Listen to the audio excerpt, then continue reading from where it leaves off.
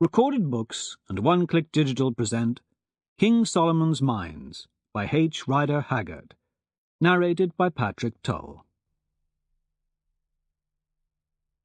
Now that this book is printed and about to be given to the world, the sense of its shortcomings, both in style and contents, weighs very heavily upon me. As regards the latter, I can only say that it does not pretend to be a full account of everything we did and saw.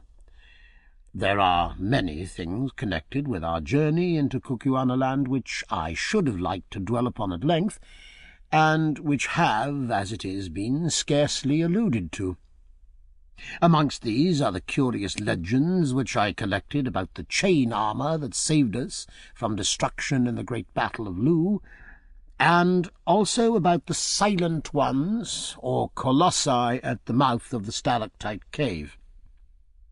Again, if I had given way to my own impulses, I should have liked to go into the differences, some of which are to my mind very suggestive, between the Zulu and Kukuana dialects. Also, a few pages might profitably have been given up to the consideration of the indigenous flora and fauna of Kukuanaland. I discovered 8 varieties of antelope, with which I was previously totally unacquainted, and many new species of plants, for the most part of the bulbous tribe.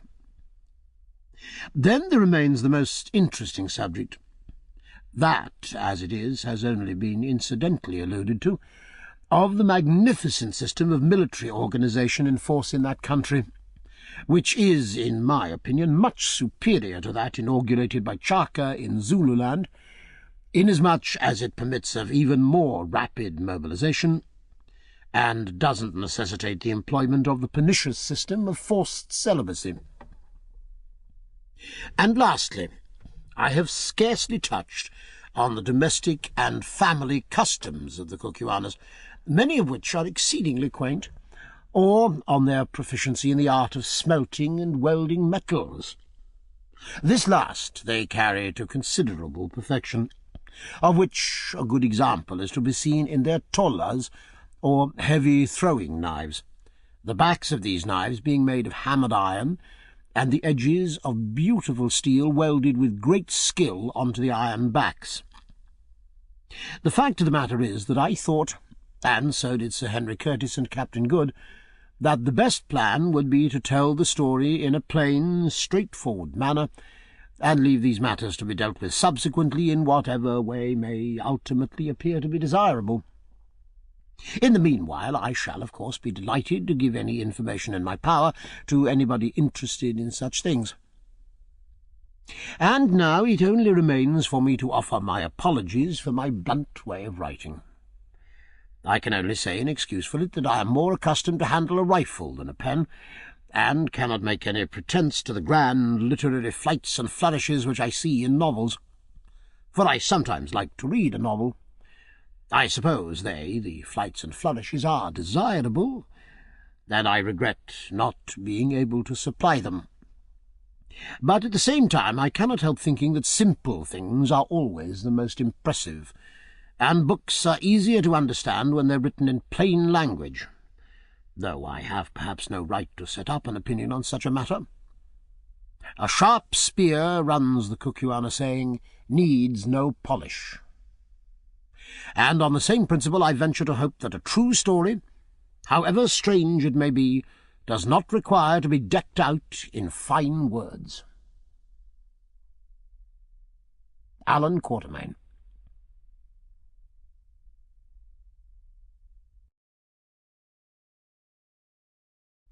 Chapter 1. I Meet Sir Henry Curtis.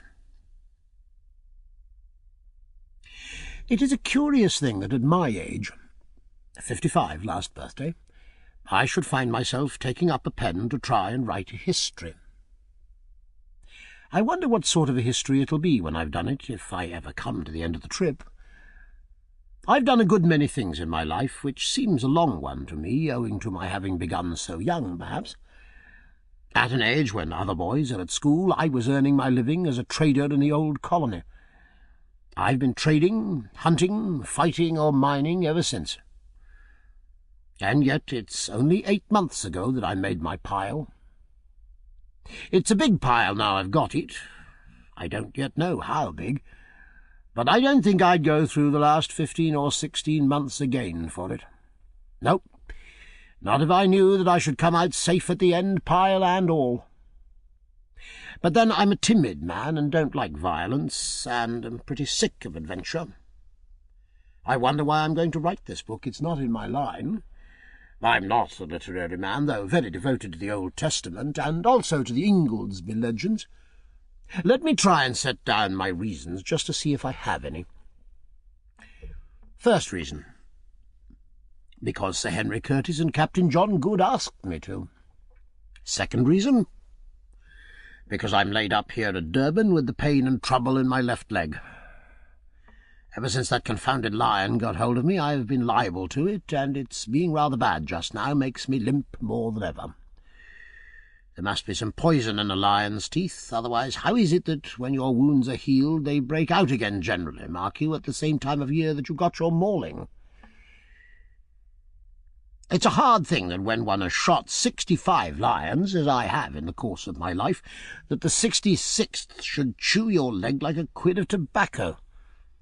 It breaks the routine of the thing, and putting other considerations aside, I'm an orderly man and don't like that. This is by the way. Third reason, because I want my boy Harry, who is over there at the hospital in London studying to become a doctor, to have something to amuse him and keep him out of mischief for a week or so. Hospital work must sometimes pall and get rather dull, for even of cutting up dead bodies there must come satiety, and as this history won't be dull, whatever else it may put a little life into things for a day or two while he's reading it. Fourth reason, and last, because I am going to tell the strangest story that I know of. It may seem a queer thing to say that, especially considering that there's no woman in it, except Folata. Stop, though. There is Gagaula, if she was a woman and not a fiend. But she was 100 at least, and therefore not marriageable, so I don't count her. At any rate, I can safely say there's not a petticoat in the whole history. Well, I'd better come to the yoke.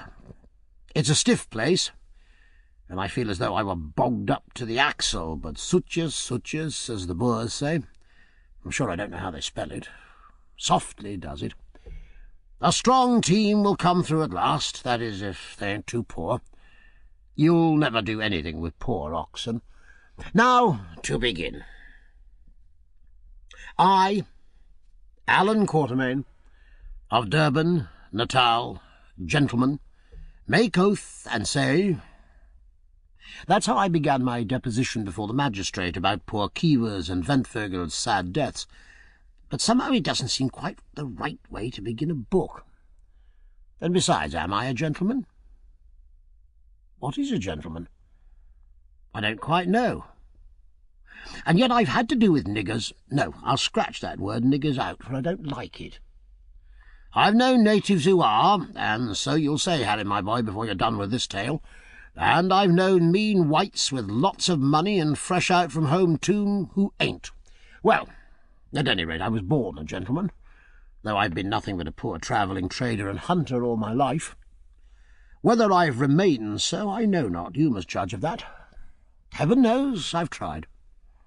I've killed many men in my time, but I have never slain wantonly or stained my hand in innocent blood, only in self-defence.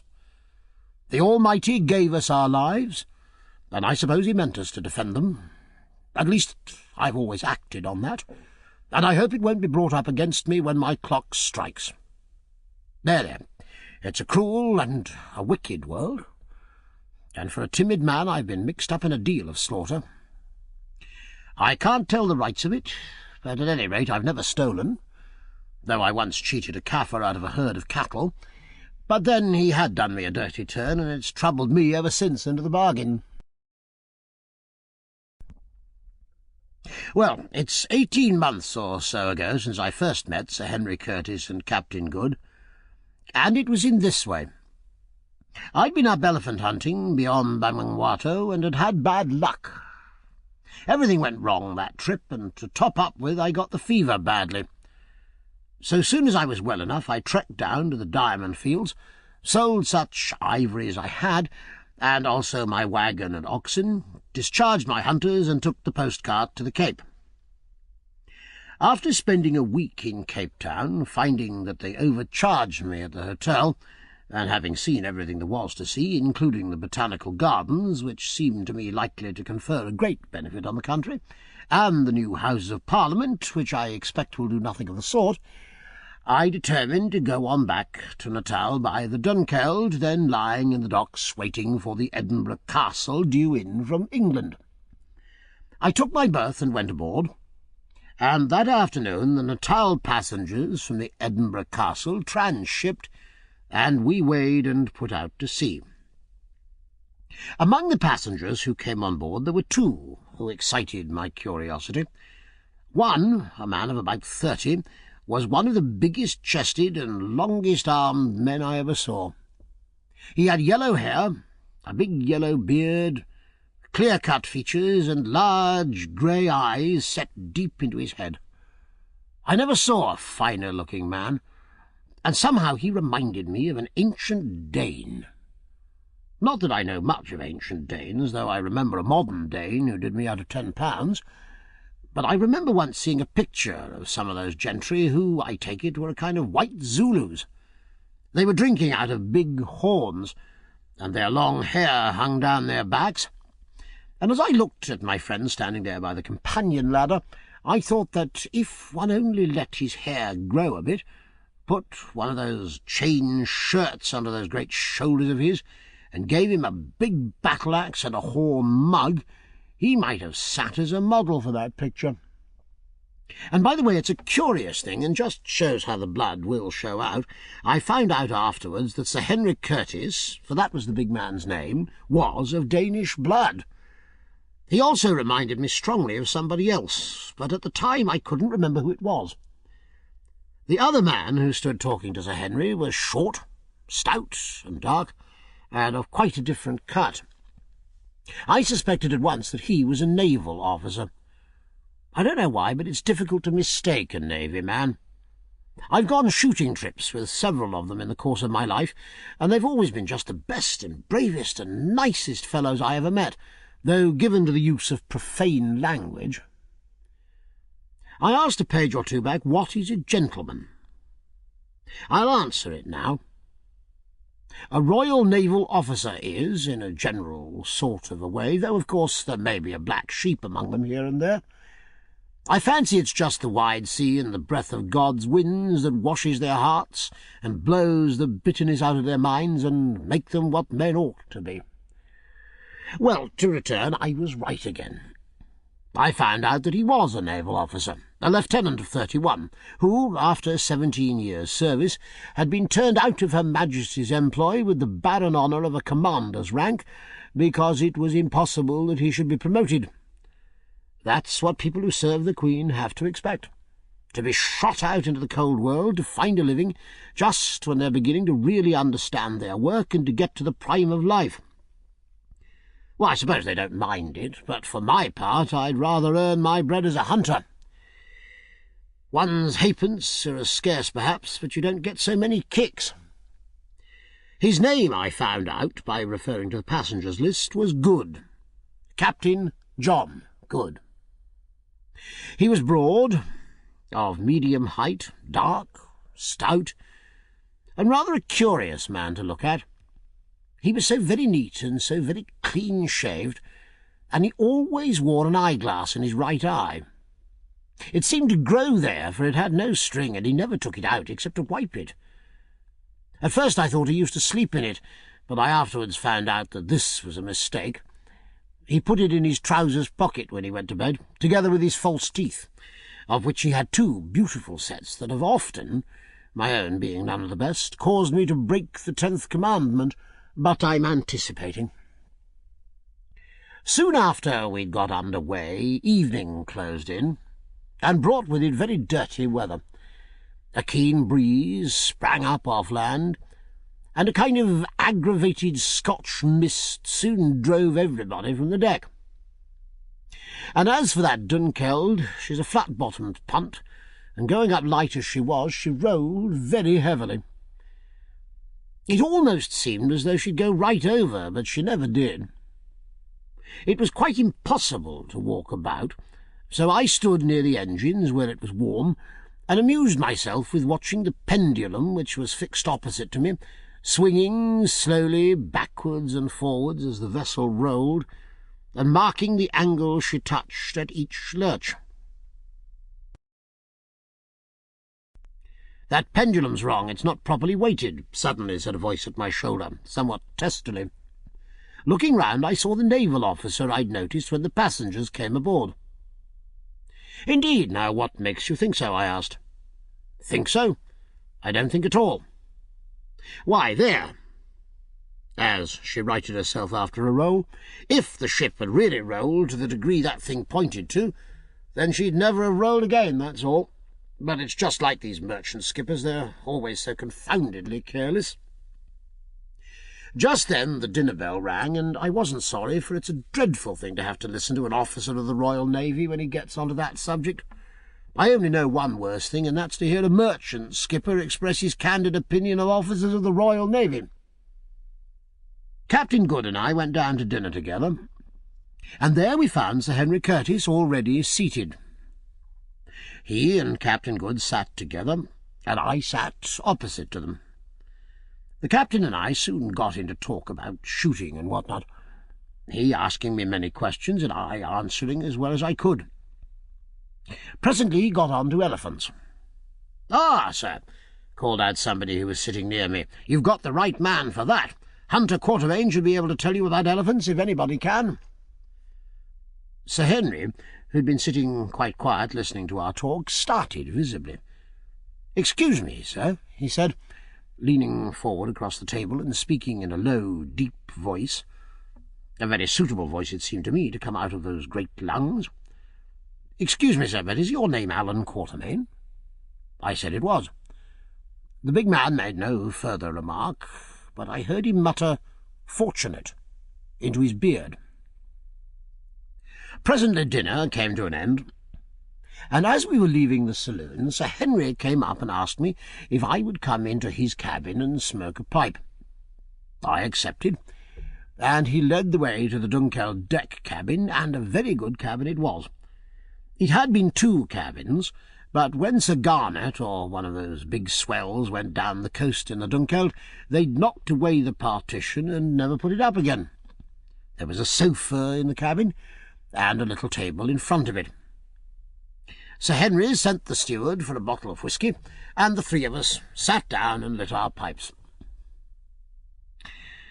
"Mr. Quatermain," said Sir Henry Curtis when the steward had brought the whisky and lit the lamp, "the year before last, about this time, you were, I believe, at a place called Bamangwato, to the north of the Transvaal." "I was," I answered, rather surprised that this gentleman should be so well acquainted with my movements, which were not, so far as I was aware, considered of general interest. "You were trading there, were you not?" put in Captain Good in his quick way. "I was. I took up a wagon load of goods and made a camp outside the settlement and stopped till I'd sold them." Sir Henry was sitting opposite to me in a Madeira chair, his arms leaning on the table. He now looked up, fixing his large grey eyes full upon my face. There was a curious anxiety in them, I thought. "Did you happen to meet a man called Neville there?" "Oh, yes, he outspanned alongside of me for a fortnight to rest his oxen before going on to the interior. I had a letter from a lawyer a few months back asking me if I knew what had become of him, which I answered to the best of my ability at the time." "Yes," said Sir Henry. "Your letter was forwarded to me. You said in it that the gentleman called Neville left Bamangwato in the beginning of May in a wagon with a driver, a foreloper, and a Kaffir hunter called Jim, announcing his intention of trekking, if possible, as far as Inyati, the extreme trading post in the Matabele country, where he would sell his wagon and proceed on foot. You also said that he did sell his wagon, for 6 months afterwards you saw the wagon in the possession of a Portuguese trader, who told you that he had bought it at Inyati from a white man whose name he'd forgotten, and that the white man, with a native servant, had started off for the interior on a shooting trip, he believed. Yes. Then came a pause. "Mr. Quatermain," said Sir Henry suddenly, "I suppose you know or can guess nothing more of the reasons of Mr. Neville's journey to the northward, or as to what point that journey was directed?" "I heard something," I answered, and stopped. The subject was one which I did not care to discuss. Sir Henry and Captain Good looked at each other, and Captain Good nodded. "Mr. Quatermain," said the former, "I'm going to tell you a story, and ask your advice, and perhaps your assistance. The agent who forwarded me your letter told me that I might implicitly rely upon it, as you were, he said, well known and universally respected in Natal, and especially noted for your discretion." I bowed and drank some whisky and water to hide my confusion, for I'm a modest man, and Sir Henry went on. "Mr. Neville was my brother." "Oh," I said, starting, for now I knew who Sir Henry had reminded me of when I first saw him. His brother was a much smaller man and had a dark beard, but now I thought of it, he possessed eyes of the same shade of grey and with the same keen look in them, and the features, too, were not unlike. "He was," went on Sir Henry, "my only and younger brother, and till 5 years ago I do not suppose we were ever a month away from each other. But just about 5 years ago a misfortune befell us, as sometimes does happen in families. We had quarrelled bitterly, and I behaved very unjustly to my brother in my anger." Here Captain Good nodded his head vigorously to himself. The ship gave a big roll just then, so that the looking-glass, which was fixed opposite us to starboard, was for a moment nearly over our heads, and as I was sitting with my hands in my pockets and staring upwards, I could see him nodding like anything.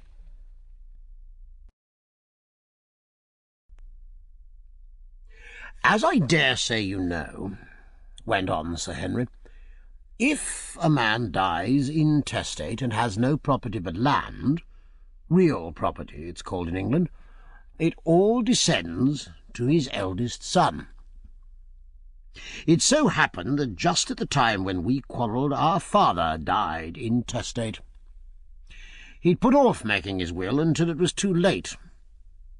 The result was that my brother, who'd not been brought up to any profession, was left without a penny.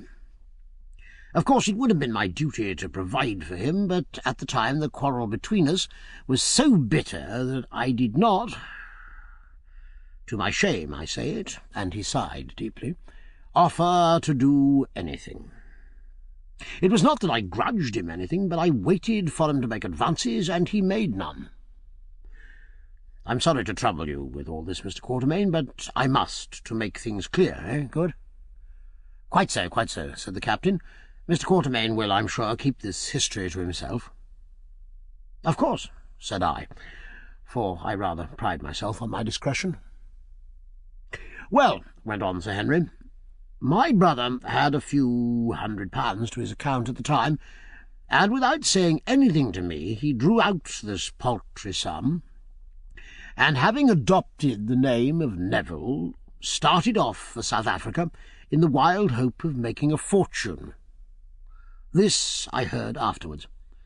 Some 3 years passed, and I heard nothing of my brother, though I wrote several times. Doubtless the letters never reached him. But as time went on, I grew more and more troubled about him. I found out, Mr. Quatermain, that blood is thicker than water. "That's true," said I, thinking of my boy Harry. "I found out, Mr. Quatermain, that I would have given half my fortune to know that my brother George, the only relation I have, was safe and well, and that I should see him again." "But you never did, Curtis," jerked out Captain Good, glancing at the big man's face. "Well, Mr. Quatermain, as time went on, I became more and more anxious to find out if my brother was alive or dead, and if alive, to get him home again. I set inquiries on foot, and your letter was one of the results. So far as it went, it was satisfactory, for it showed that till lately George was alive, but it didn't go far enough. So, to cut a long story short, I made up my mind to come out and look for him myself, and Captain Good was so kind as to come with me." "Yes," said the captain, "nothing else to do, you see. Turned out by my lords of the Admiralty to starve on half pay. And now, perhaps, sir, you will tell us what you know or have heard of the gentleman called Neville."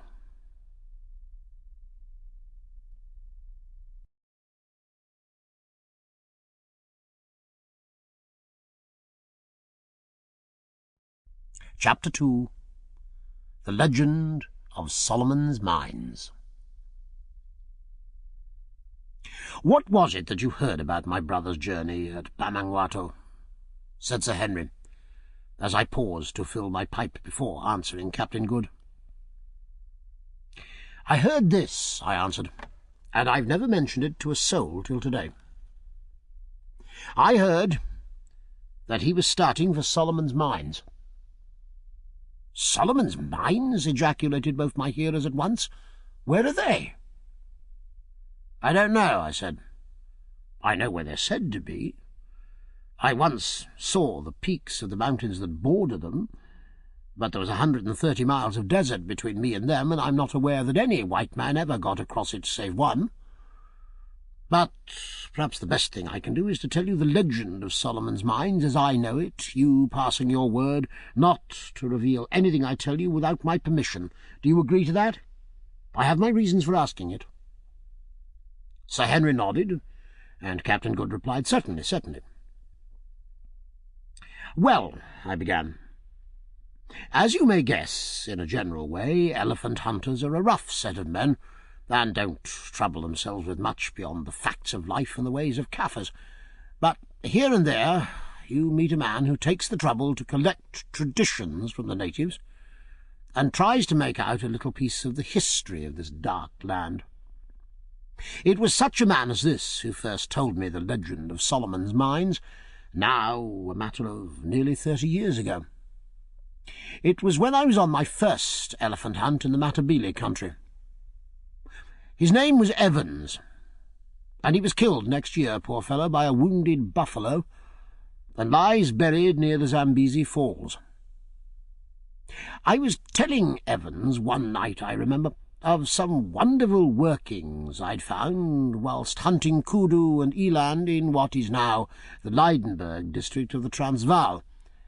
I see they've come across these workings again lately in prospecting for gold, but I knew of them years ago.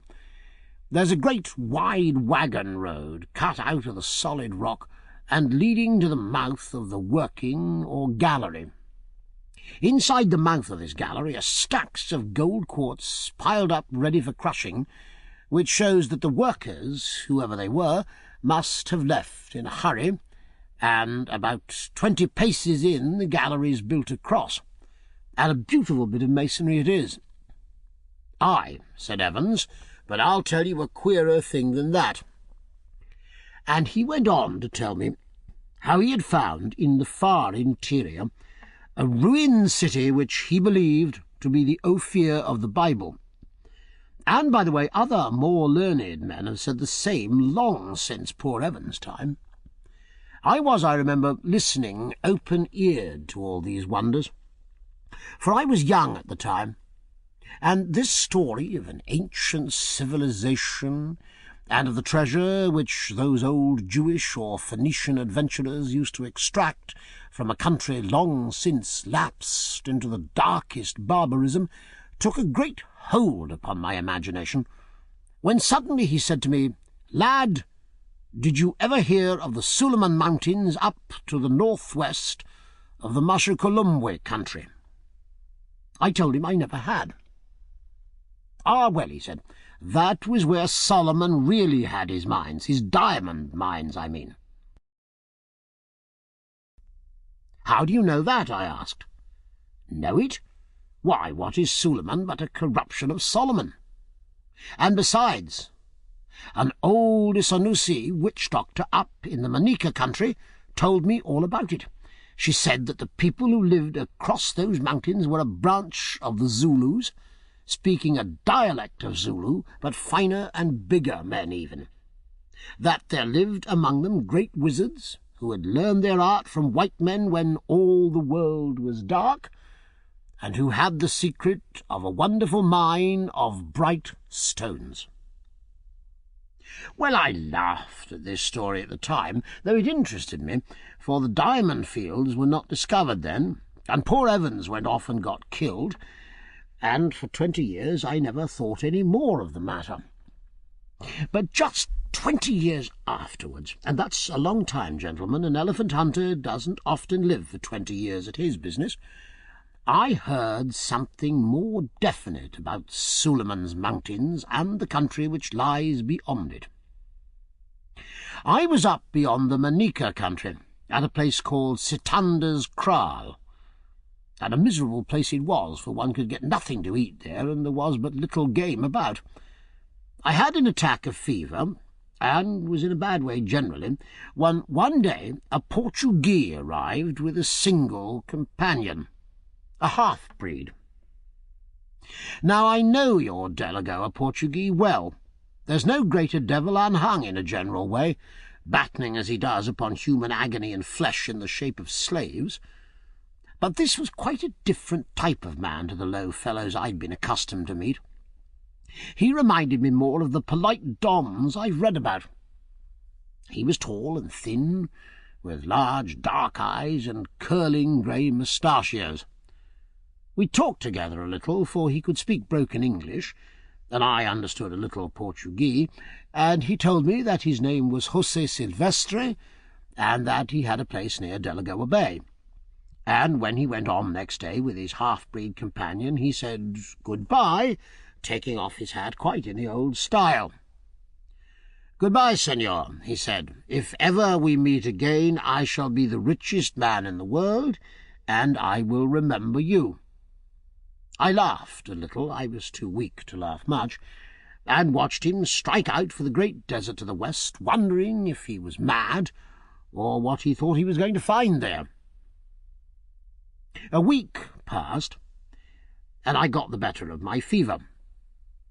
One evening I was sitting on the ground in front of the little tent I had with me, chewing the last leg of a miserable fowl I'd bought from a native for a bit of cloth worth 20 fowls, and staring at the hot red sun sinking down into the desert, when suddenly I saw a figure, apparently that of a European, for it wore a coat, on the slope of the rising ground opposite to me, about 300 yards away. The figure crept along on its hands and knees, then it got up and staggered along a few yards on its legs, only to fall and crawl along again. Seeing that it must be somebody in distress, I sent one of my hunters to help him, and presently he arrived, and who do you suppose it turned out to be? José Silvestre, of course, said Captain Good. Yes, José Silvestre, or rather his skeleton in a little skin. His face was bright yellow with bilious fever, and his large dark eyes stood nearly out of his head, for all his flesh had gone. There was nothing but yellow, parchment-like skin, white hair, and the gaunt bones sticking up beneath. "Water! For the sake of Christ, water!" he moaned. I saw that his lips were cracked, and his tongue, which protruded between them, swollen and blackish. I gave him water with a little milk in it, and he drank it in great gulps, 2 quarts or more, without stopping. I wouldn't let him have any more. Then the fever took him again, and he fell down and began to rave about Suleiman's mountains and the diamonds and the desert. I took him into the tent and did what I could for him, which was little enough, but I saw how it must end. About 11 o'clock he got quieter, and I lay down for a little rest and went to sleep. At dawn I woke again, and saw him in the half-light sitting up, a strange, gaunt form, and gazing out towards the desert. Presently the first ray of the sun shot right across the wide plain before us till it reached the far-away crest of one of the tallest of the Suleiman Mountains, more than 100 miles away. "There it is!" cried the dying man in Portuguese, stretching out his long, thin arm. "But I shall never reach it, never. No one will ever reach it." Suddenly he paused, and seemed to take a resolution. "Friend," he said, turning towards me, "are you there?" My eyes grow dark. "Yes," I said, "yes. Lie down now and rest." "Aye," he answered, "I shall rest soon. I have time to rest, all eternity. Listen, I am dying. You have been good to me. I will give you the paper. Perhaps you will get there if you can live through the desert which has killed my poor servant and me." Then he groped in his shirt and brought out what I thought was a Boer tobacco pouch of the skin of the Swartwetpens, the sable antelope. It was fastened with a little strip of hide, what we call a rimpi, and this he tried to untie, but could not. He handed it to me. "Untie it," he said.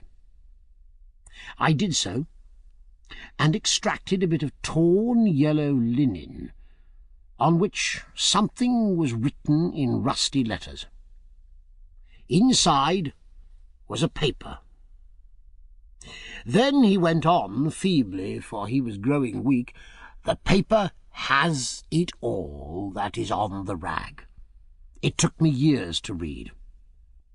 Listen, my ancestor, a political refugee from Lisbon, and one of the first Portuguese who landed on these shores, wrote that when he was dying on those mountains which no white foot ever pressed before or since. His name was José da Silvestra, and he lived 300 years ago. His slave, who waited for him on this side the mountains, found him dead and brought the writing home to Delagoa. It has been in the family ever since, but none have cared to read it till at last I did, and I have lost my life over it, but another may succeed and become the richest man in the world. The richest man in the world. Only give it to no one. Go yourself." Then he began to wander again, and in an hour it was all over. God rest him. He died very quietly, and I buried him deep with big boulders on his breast, so I do not think that the jackals could have dug him up. And then I came away. "Aye, but the document," said Sir Henry in a tone of deep interest. "Yes, the document. What was in it?" added the captain. "Well, gentlemen, if you like, I'll tell you. I have never showed it to anybody yet except my dear wife, who is dead, and she thought it was all nonsense, and a drunken old Portuguese trader who translated it for me and had forgotten all about it next morning. The original rag is at my home in Durban, together with poor Dom José's translation, but I have the English rendering in my pocket-book and a facsimile of the map, if it can be called a map. Here it is. I, José da Silvestra, who am now dying of hunger in the little cave where no snow is on the north side of the nipple of the southernmost of the two mountains I have named Sheba's Breasts, write this in the year 1590, with a cleft bone upon a remnant of my raiment, my blood being the ink. If my slave should find it when he comes, and should bring it to Delagoa, let my friend, name illegible, bring the matter to the knowledge of the king, that he may send an army which, if they live through the desert and the mountains, and can overcome the brave Kukuanes and their devilish arts, to which end many priests should be brought, will make him the richest king since Solomon. With my own eyes have I seen the countless diamonds stored in Solomon's treasure chamber behind the White Death. But through the treachery of Gagul the witch-finder I might bring naught away, scarcely my life. Let him who comes follow the map, and climb the snow of Sheba's left breast, till he comes to the nipple, on the north side of which is the great road Solomon made, from whence 3 days' journey to the king's place. Let him kill Gagul. Pray for my soul. Farewell, José da Silvestre. When I'd finished reading the above, and shown the copy of the map, drawn by the dying hand of the old Dom with his blood for ink, there followed a silence of astonishment. "Well," said Captain Good, "I've been round the world twice and put in at most ports, but may I be hung if I ever heard a yarn like that out of a story-book, or in it either, for the matter of that." "It's a queer story, Mr. Quatermain," said Sir Henry. "I suppose you're not hoaxing us. It is, I know, sometimes thought allowable to take a greenhorn in." "If you think that, Sir Henry," I said, much put out, and pocketing my paper, for I do not like to be thought one of those silly fellows who consider it witty to tell lies, and who are for ever boasting to newcomers of extraordinary hunting adventures which never happened, "why, there is an end of the matter," and I rose to go. Sir Henry laid his large hand upon my shoulder. "Sit down, Mr. Quatermain," he said. "I beg your pardon. I see very well you do not wish to deceive us, but the story sounded so extraordinary that I could hardly believe it."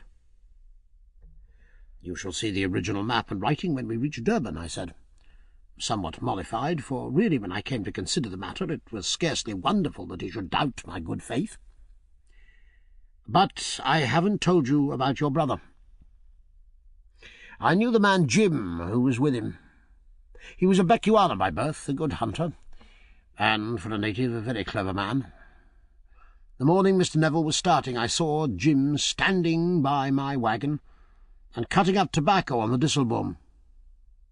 'Jim,' said I, 'where are you off to this trip? Is it elephants?' 'No, boss,' he answered, 'we are after something worth more than ivory.' 'And what might that be?' I said, for I was curious. 'Is it gold?' 'No, boss, something worth more than gold.' And he grinned. I didn't ask any more questions, for I didn't like to lower my dignity by seeming curious, but I was puzzled.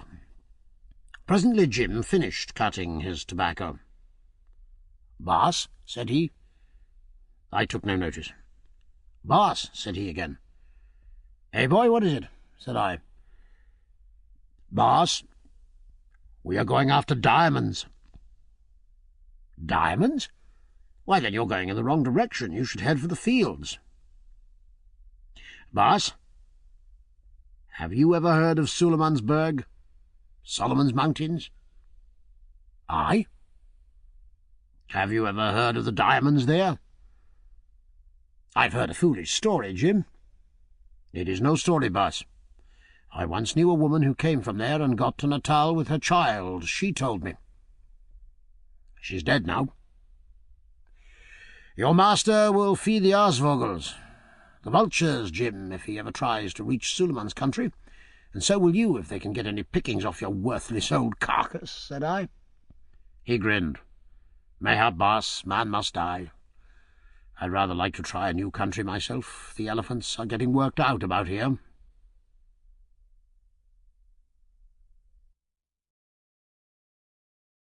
"'Ah, my boy,' I said, 'you wait till the pale old man Death gets a grip of your yellow throat, and then we'll hear what sort of a tune you sing."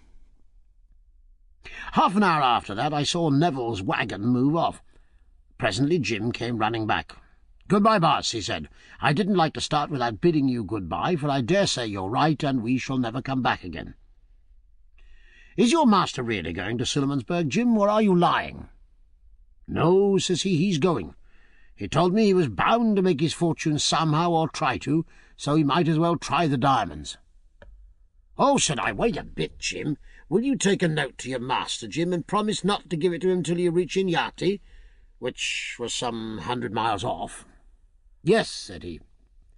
So I took a scrap of paper and wrote on it, "Let him who comes climb the snow of Sheba's left breast till he comes to the nipple on the north side of which is Solomon's great road." "Now, Jim," I said, "when you give this to your master, tell him he'd better follow the advice implicitly.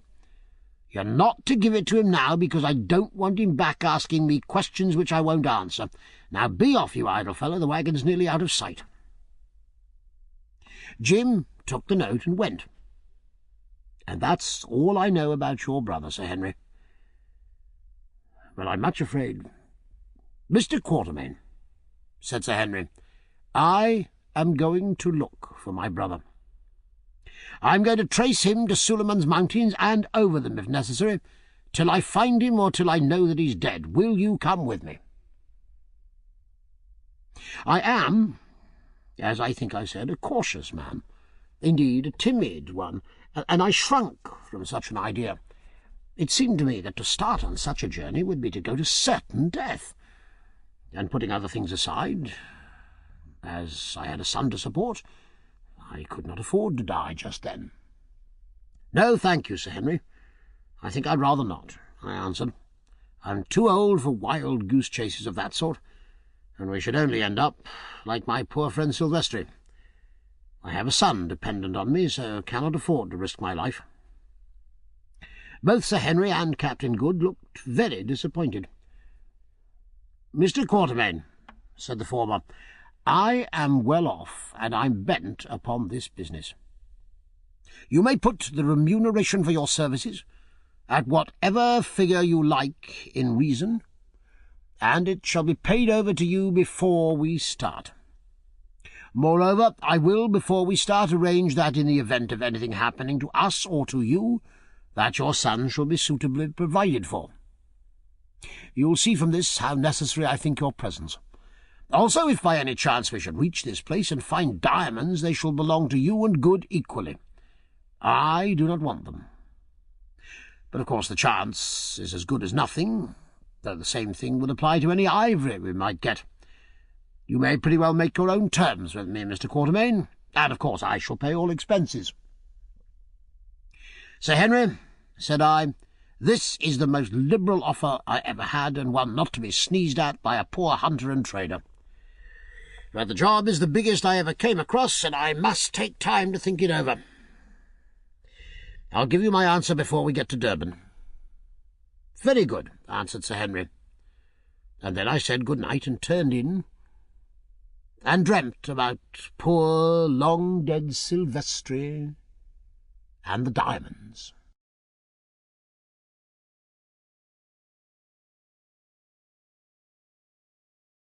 Chapter 3. Umbopa enters our service. It takes from 4 to 5 days, according to the vessel and the state of the weather, to run up from the Cape to Durban. Sometimes, if the landing is bad at East London, where they've not yet got that wonderful harbour they talk so much of, and sink such a mint of money in, one is delayed for 24 hours before the cargo boats can get out to take the goods off. But on this occasion we had not to wait at all, for there were no breakers on the bar to speak of, and the tugs came out at once with their long strings of ugly, flat-bottomed boats, into which the goods were bundled with a crash. It didn't matter what they were, over they went slap-bang, whether they were china or woolen goods, they met with the same treatment.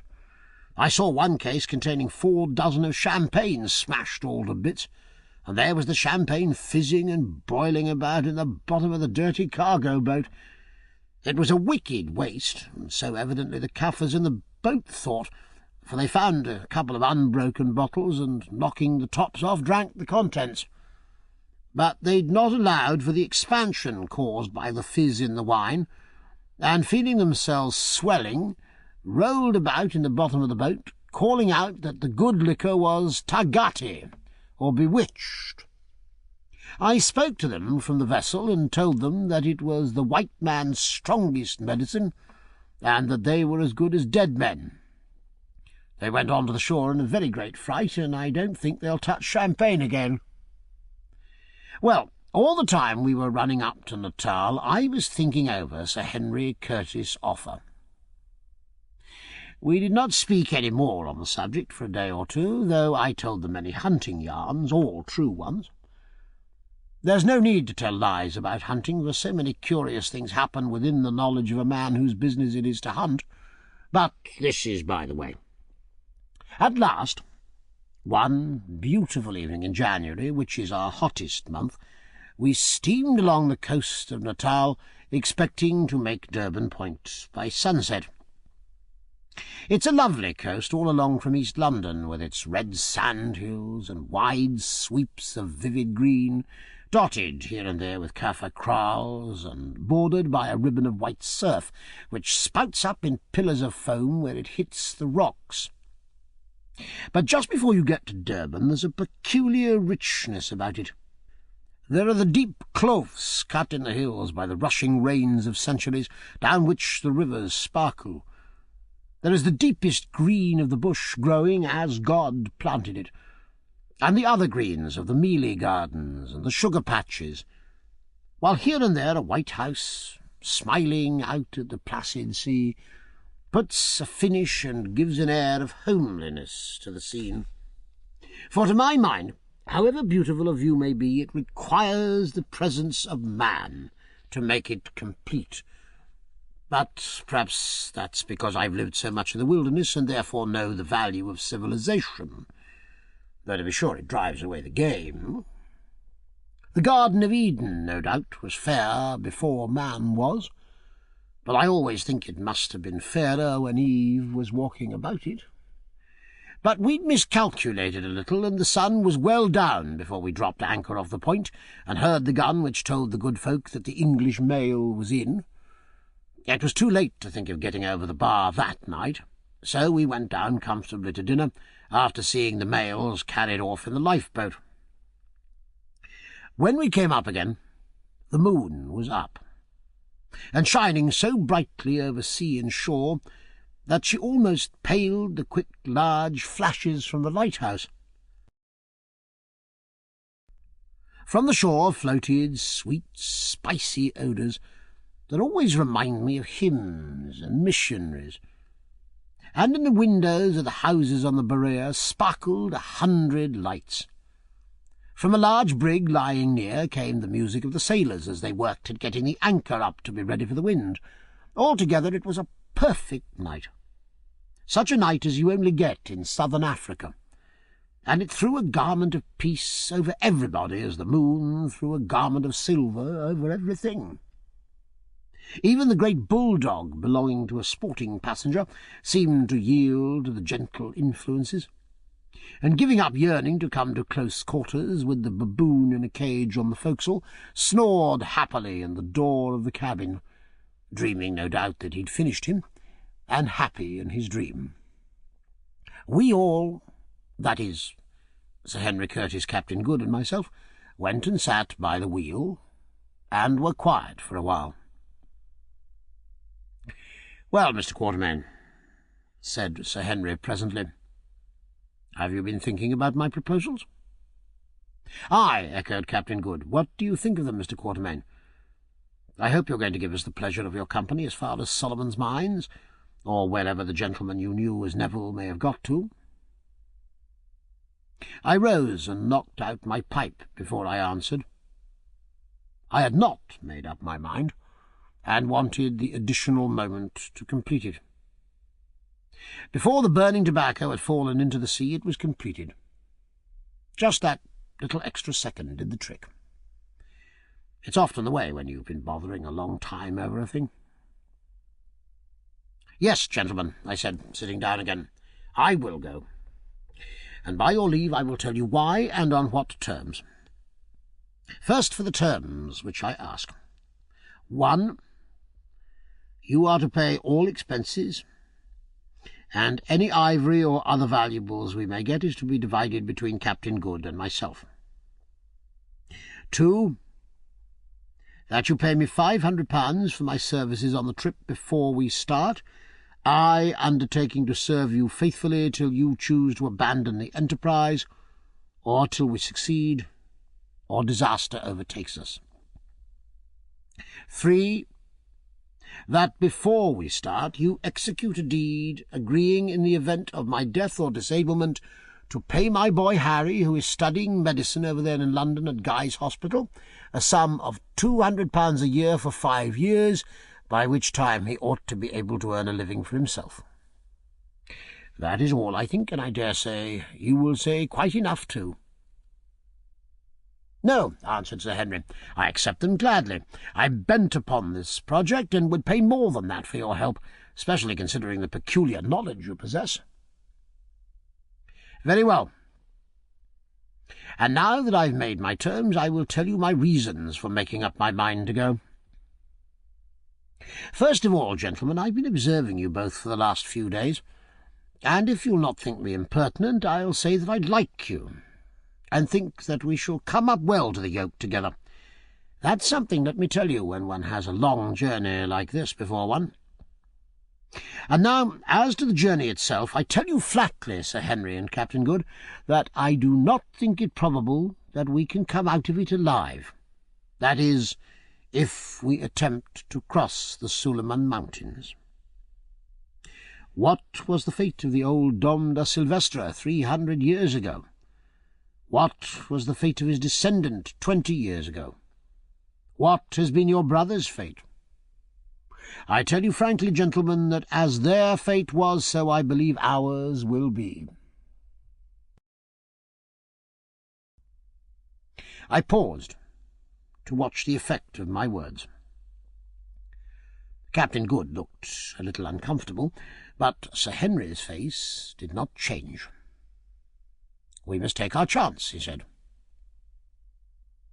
"You may perhaps wonder," I went on, "why, if I think this, I, who am, as I told you, a timid man, should undertake such a journey.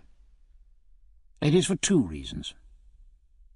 First, I am a fatalist, and believe that my time is appointed to come quite independently of my own movements, and that if I am to go to Suleiman's Mountains to be killed, I shall go there and shall be killed there. God Almighty no doubt knows his mind about me, so I need not trouble on that point. Secondly, I am a poor man. For nearly 40 years I've hunted and traded, but I have never made more than a living. Well, gentlemen, I don't know if you're aware that the average life of an elephant hunter from the time he takes to the trade is from 4 to 5 years. So you see, I've lived through about 7 generations of my class, and I should think that my time cannot be far off anyway. Now, if anything were to happen to me in the ordinary course of business, by the time my debts were paid there'd be nothing left to support my son Harry whilst he was getting in the way of earning a living, whereas now he would be provided for 5 years. There's the whole affair in a nutshell." "Mr. Quatermain," said Sir Henry, who had been giving me the most serious attention, "your motives for undertaking an enterprise which you believe can only end in disaster reflect a great deal of credit on you. Whether or not you're right, time and the event, of course, alone can show, but whether you're right or wrong, I may as well tell you at once that I'm going through with it to the end, sweet or bitter. If we're going to be knocked on the head, all I have to say is that I hope we shall get a little shooting first, eh, Good?" "Yes, yes," put in the captain. "We have all 3 of us been accustomed to face danger, and hold our lives in our hands in various ways, so it's no good turning back now. And now I vote we go down to the saloon and take an observation, just for luck, you know. And we did, through the bottom of a tumbler. Next day we went ashore, and I put Sir Henry and Captain Good up at the little shanty I have on the Berea, and which I call my home. There are only 3 rooms and a kitchen in it, and it is built of green brick with a galvanized iron roof. But there's a good garden with the best loquat trees in it that I know, and some nice young mangoes, of which I hope great things. The curator of the Botanical Gardens gave them to me. It's looked after by an old hunter of mine named Jack, whose thigh was so badly broken by a buffalo cow in the Sikukunis country that he'll never hunt again. But he can potter about and garden, being a Griqua by birth. You can never get your Zulu to take much interest in gardening. It's a peaceful art, and peaceful arts are not in his line. Sir Henry and Good slept in a tent pitched in my little grove of orange trees at the end of the garden, for there was no room for them in the house, and what with the smell of the bloom and the sight of the green and golden fruit, for in Durban you'll see all 3 on the tree together, I dare say it's a pleasant place enough, for we have few mosquitoes here, unless there happens to come an unusually heavy rain. Well, to get on, for unless I do, you'll be tired of my story before ever we fetch up at Suleiman's Mountains. Having once made up my mind to go, I set about making the necessary preparations. First, I got the deed from Sir Henry, providing for my boy in case of accidents. There was some little difficulty about getting this legally executed, as Sir Henry was a stranger here, and the property to be charged was over the water, but it was ultimately got over with the help of a lawyer, who charged £20 for the job, a price that I thought outrageous. Then I got my cheque for £500. Having paid this tribute to my bump of caution, I bought a waggon and a span of oxen on Sir Henry's behalf, and beauties they were. It was a 22-foot waggon with iron axles, very strong, very light, and built throughout of stink wood. It was not quite a new one, having been to the diamond fields and back, but in my opinion it was all the better for that, for one could see that the wood was well seasoned. If anything's going to give in a waggon, or if there's green wood in it, it'll show out on the first trip. It was what we call a half-tented waggon. That is to say, it was only covered in over the after 12 feet, leaving all the front part free for the necessaries we had to carry with us. In this after part was a hide cartle or bed on which 2 people could sleep, also racks for rifles and many other little conveniences. I gave £125 for it, and think it was cheap at the price. Then I bought a beautiful team of 20 salted Zulu oxen, which I'd had my eye on for a year or 2. 16 oxen are the usual number for a team, but I had 4 extra to allow for casualties. These Zulu oxen are small and light, not more than half the size of the Afrikander oxen, which are generally used for transport purposes, but they will live where the Afrikanders will starve, and with a light load will make 5 miles a day better going, being quicker and not so liable to get footsore. What is more, this lot were thoroughly salted, that is, they'd worked all over South Africa, and so had become proof, comparatively speaking, against red water, which so frequently destroys whole teams of oxen when they get on to strange veldt or grass country. As for lung-sick, which is a dreadful form of pneumonia very prevalent in this country, they'd all been inoculated against it. This is done by cutting a slit in the tail of an ox and binding in a piece of the diseased lung of an animal which has died of the sickness. The result is that the ox sickens, takes the disease in a mild form, which causes its tail to drop off, as a rule about a foot from the root, and becomes proof against future attacks. It seems cruel to rob the animal of his tail, especially in a country where there are so many flies, but it's better to sacrifice the tail and keep the ox than to lose both tail and ox, for a tail without an ox isn't much good except to dust with.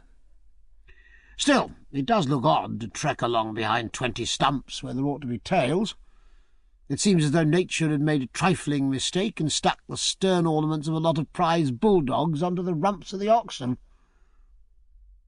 Next came the question of provisioning and medicines, one which required the most careful consideration, for what one had to do was to avoid lumbering the waggon up and yet take everything absolutely necessary. Fortunately, it turned out that Good was a bit of a doctor, having at some period in his previous career managed to pass through a course of medical and surgical instruction, which he had more or less kept up. He was not, of course, qualified, but he knew more about it than many a man who could write M.D. after his name, as we found out afterwards, and he had a splendid travelling medicine chest and a set of instruments. Whilst we were at Durban, he cut off a Kaffir's big toe in a way which it was a pleasure to see. But he was quite flabbergasted when the Kaffir, who had sat stolidly watching the operation, asked him to put on another, saying that a white one would do at a pinch. There remained, when these questions were satisfactorily settled, two further important points for consideration, namely that of arms and that of servants. As to the arms, I cannot do better than put down a list of those we finally decided on from among the ample store that Sir Henry had brought with him from England and those which I had. I copy it from my pocket-book, where I made the entry at the time. 3 heavy breech-loading double-8 elephant guns, weighing about 15 pounds each, with a charge of 11 drachms of black powder. 2 of these were by a well-known London firm, most excellent makers, but I do not know by whom mine, which was not so highly finished, was made. I'd used it on several trips and shot a good many elephants with it, and it had always proved a most superior weapon, thoroughly to be relied on. 3 double-point 500 expresses, constructed to carry a charge of 6 drachms, sweet weapons and admirable for medium-sized game such as eland or sable antelope, or for men, especially in an open country and with the semi-hollow bullet. 1 double No. 12 central fire keeper shotgun, full choke both barrels. This gun proved of the greatest service to us afterwards in shooting game for the pot. 3 Winchester repeating rifles, not carbines, spare guns. 3 single-action Colt's revolvers with the heavier pattern of cartridge. This was our total armament. And the reader will doubtless observe that the weapons of each class were of the same make and calibre, so that the cartridges were interchangeable, a very important point.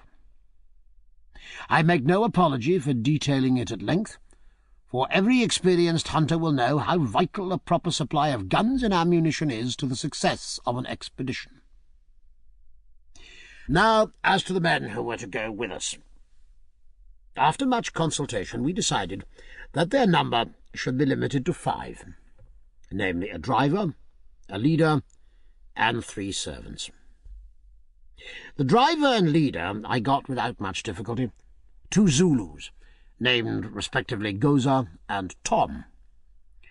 But the servants were a more difficult matter. It was necessary that they should be thoroughly trustworthy and brave men, as in a business of this sort our lives might depend upon their conduct. At last I secured 2.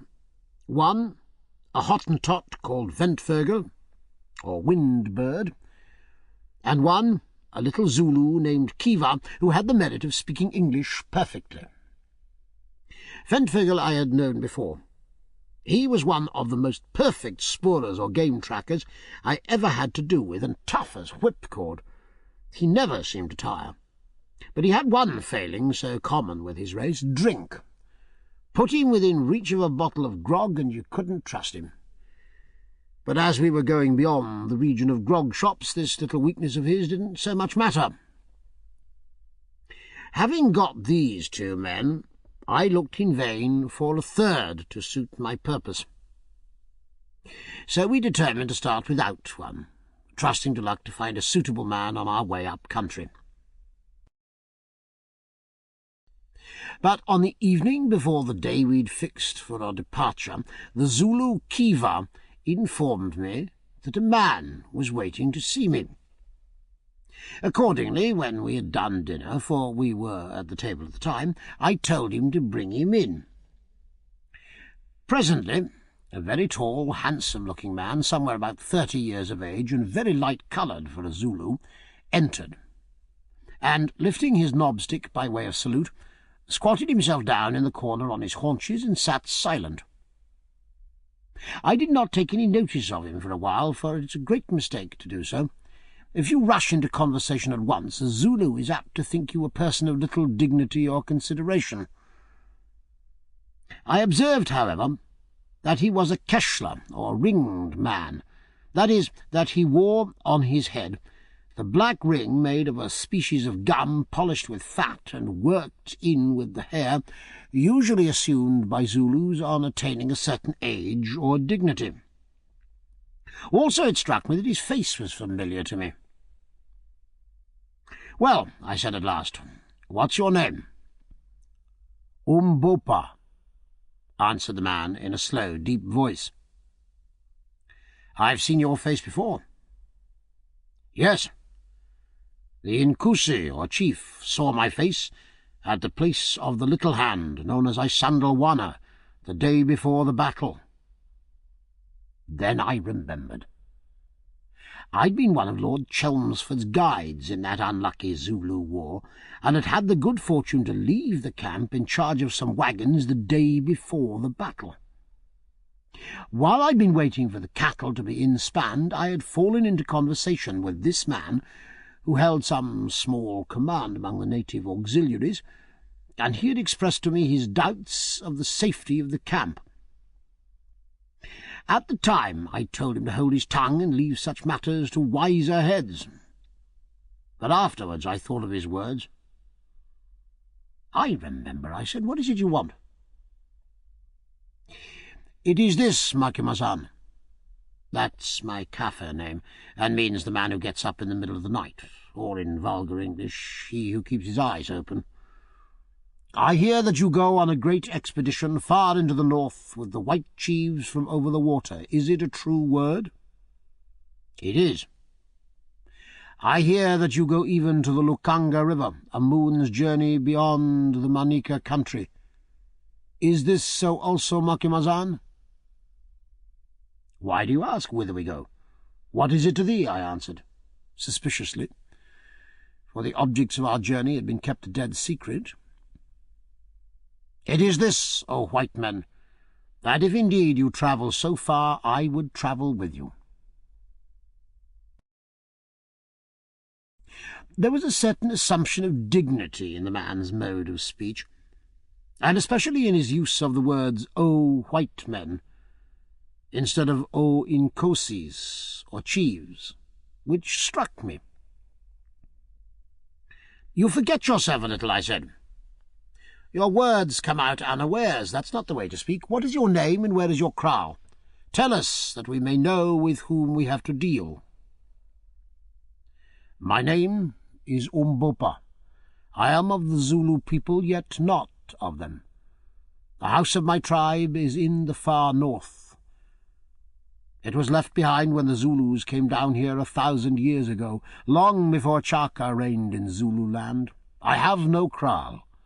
I have wandered for many years. I came from the north as a child to Zululand. I was Ketawayo's man in the Unkombakosi regiment. I ran away from Zululand and came to Natal because I wanted to see the white man's ways. Then I served against Ketawayo in the war. Since then I have been working in Natal. Now I am tired and would go north again. Here is not my place. I want no money, but I am a brave man, and am worth my place and meat.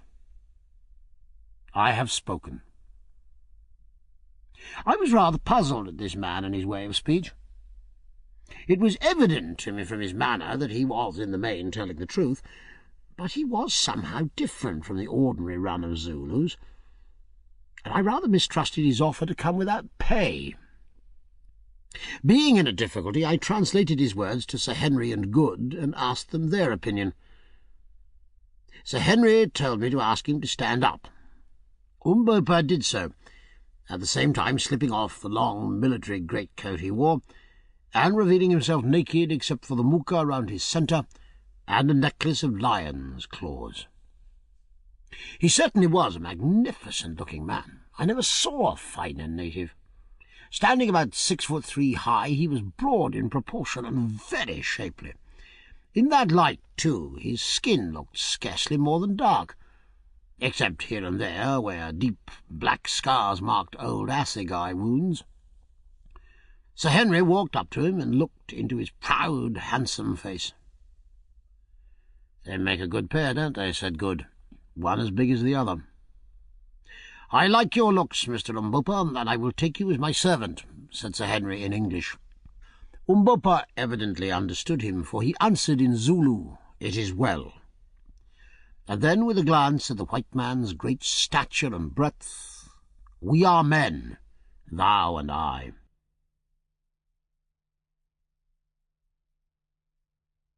This ends Disc 1, King Solomon's Mines, Disc 2.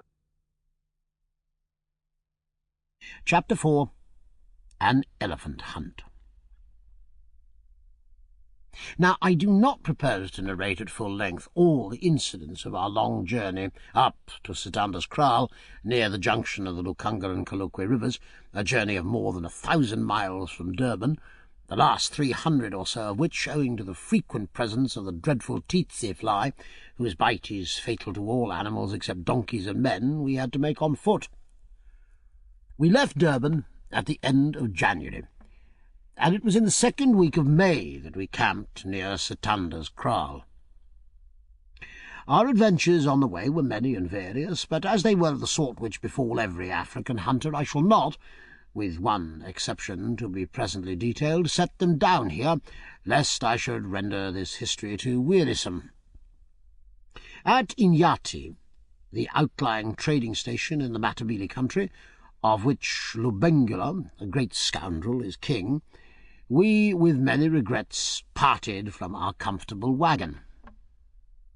Only 12 oxen remained to us out of the beautiful span of 20 which I had bought at Durban. 1 we had lost from the bite of a cobra, 3 had perished from poverty and the want of water, 1 had been lost, and the other 3 had died from eating the poisonous herb called tulip. 5 more sickened from this cause, but we managed to cure them with doses of an infusion made by boiling down the tulip leaves. If administered in time, this is a very effective antidote. The waggon and oxen we left in the immediate charge of Goza and Tom, the driver and leader, both of them trustworthy boys, requesting a worthy Scotch missionary who lived in this wild place to keep an eye to it. Then, accompanied by Umbopa, Kiva, Ventvegel, and half a dozen bearers whom we hired on the spot, we started off on foot upon our wild quest. I remember we were all a little silent on the occasion of that departure, and I think that each of us was wondering if we should ever see that waggon again. For my part, I never expected to. For a while we tramped on in silence, till Umbopa, who was marching in front, broke into a Zulu chant about how some brave men, tired of life and the tameness of things, started off into a great wilderness to find new things or die, and how, lo and behold, when they had got far into the wilderness, they found it was not a wilderness at all, but a beautiful place full of young wives and fat cattle, of game to hunt and enemies to kill. Then we all laughed and took it for a good omen. He was a cheerful savage, was Umbopa, in a dignified sort of way, when he'd not got one of his fits of brooding, and had a wonderful knack of keeping one's spirits up. We all got very fond of him. And now for the one adventure I am going to treat myself to, for I do dearly love a hunting yarn. About a fortnight's march from Inyati, we came across a peculiarly beautiful bit of fairly watered wooded country. The cliffs in the hills were covered with dense bush, idoro bush, as the natives call it, and in some places with the Wacht den Becker, wait a little, thorn, and there were great quantities of the beautiful macabell tree, laden with refreshing yellow fruit with enormous stones. This tree is the elephant's favourite food. And there were not wanting signs that the great brutes were about, for not only was their spoor frequent, but in many places the trees were broken down and even uprooted. The elephant's a destructive feeder. One evening, after a long day's march, we came to a spot of peculiar loveliness. At the foot of a bush-clad hill was a dry riverbed, in which, however, were to be found pools of crystal water, all trodden round with the hoofprints of game. Facing this hill was a park-like plain, where grew clumps of flat-topped mimosa, varied with occasional glossy-leaved macabells, and all round was the great sea of pathless, silent bush. As we emerged into this riverbed path, we suddenly started a troop of tall giraffes, who galloped, or rather sailed off with their strange gait, their tails screwed up over their backs, and their hooves rattling like castanets. They were about 300 yards from us, and therefore practically out of shot, but Good, who was walking ahead and had an express loaded with solid ball in his hand, couldn't resist, but upped gun and let drive at the last a young cow. By some extraordinary chance, the ball struck it full on the back of the neck, shattering the spinal column, and that giraffe went rolling head over heels just like a rabbit. I never saw a more curious thing. "Curse it," said Good, for I'm sorry to say he had a habit of using strong language when excited. Contracted, no doubt, in the course of his nautical career. "Curse it! I've killed him." "Oh, Bourgoin!" ejaculated the Kaffirs. "Oh, oh!" They called Good Bourgoin, or glass-eye, because of his eyeglass. "Oh, Bourgoin!" re-echoed Sir Henry and I. And from that day Good's reputation as a marvellous shot was established, at any rate among the Kaffirs. Really, he was a bad one, but whenever he missed we overlooked it for the sake of that giraffe. Having set some of the boys to cut off the best of the giraffe meat, we went to build a skerm near one of the pools about 100 yards to the right of it. This is done by cutting a quantity of thorn bushes and laying them in the shape of a circular hedge. Then the space enclosed is smoothed, and dry tambouki grass, if obtainable, is made into a bed in the centre, and a fire or fires lighted. By the time the skerm was finished, the moon was coming up, and our dinner of giraffe steaks and roasted marrow bones was ready. How we enjoyed those marrow bones, though it was rather a job to crack them. I know no greater luxury than giraffe marrow, unless it's elephant's heart, and we had that on the morrow. We ate our simple meal, pausing at times to thank Good for his wonderful shot, by the light of the full moon, and then we began to smoke and yarn, and a curious picture we must have made squatted there round the fire.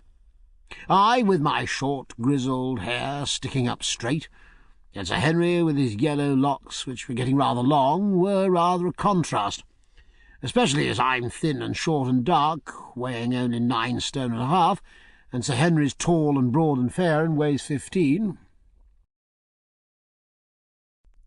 But perhaps the most curious-looking of the three, taking all the circumstances of the case into consideration, was Captain John Good, R.N. There he sat upon a leather bag, looking just as though he'd come in from a comfortable day's shooting in a civilized country, absolutely clean, tidy, and well-dressed. He had on a shooting suit of brown tweed with a hat to match and neat gaiters. He was, as usual, beautifully shaved. His eyeglass and his false teeth appeared to be in perfect order, and altogether he was the neatest man I ever had to do with in the wilderness. He even had on a collar, of which he had a supply made of white gutta-percha. "You see, they weigh so little," he said to me innocently when I expressed my astonishment at the fact. "I always like to look like a gentleman."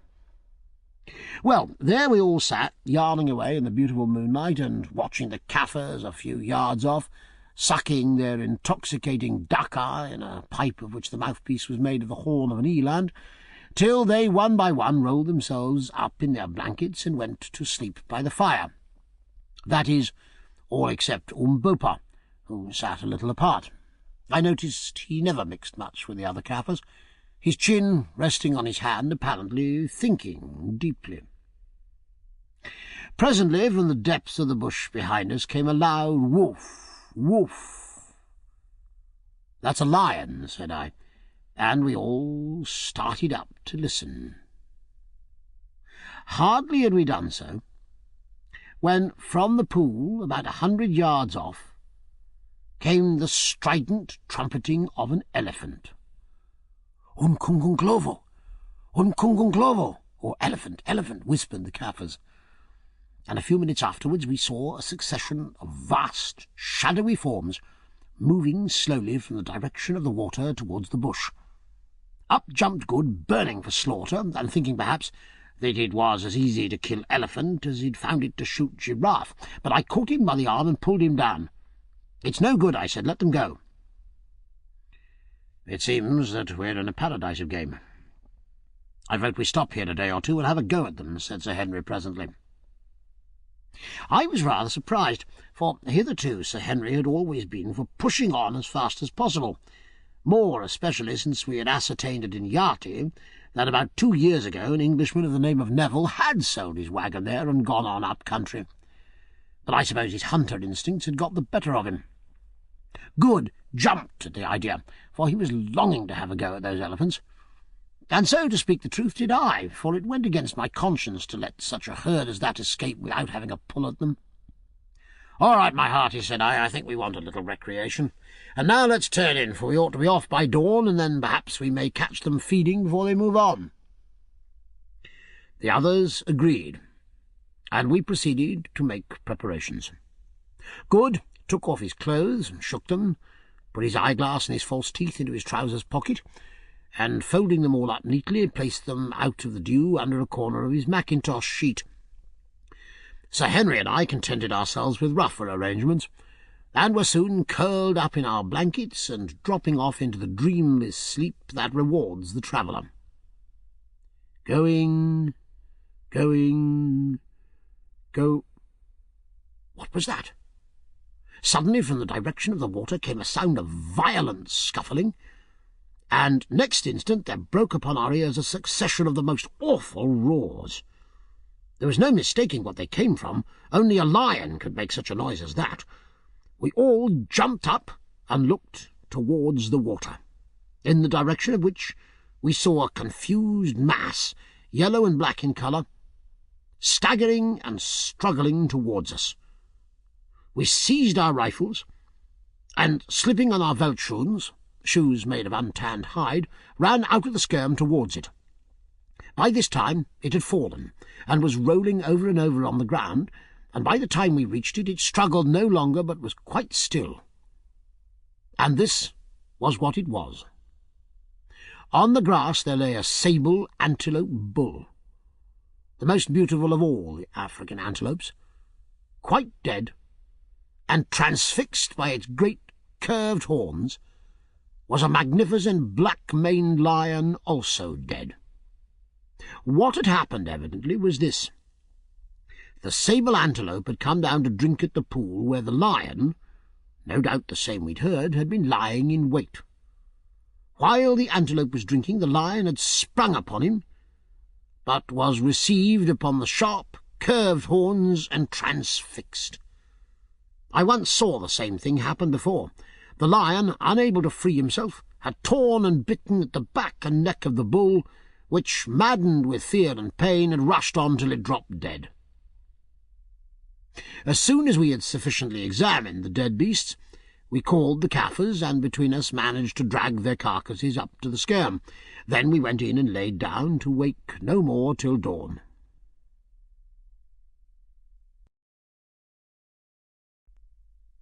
With the first light we were up, and making ready for the fray. We took with us the 3 8-bore rifles, a good supply of ammunition, and our large water bottles filled with weak cold tea, which I have always found the best stuff to shoot on. After swallowing a little breakfast, we started, Umbopa, Kiva, and Venfogel accompanying us.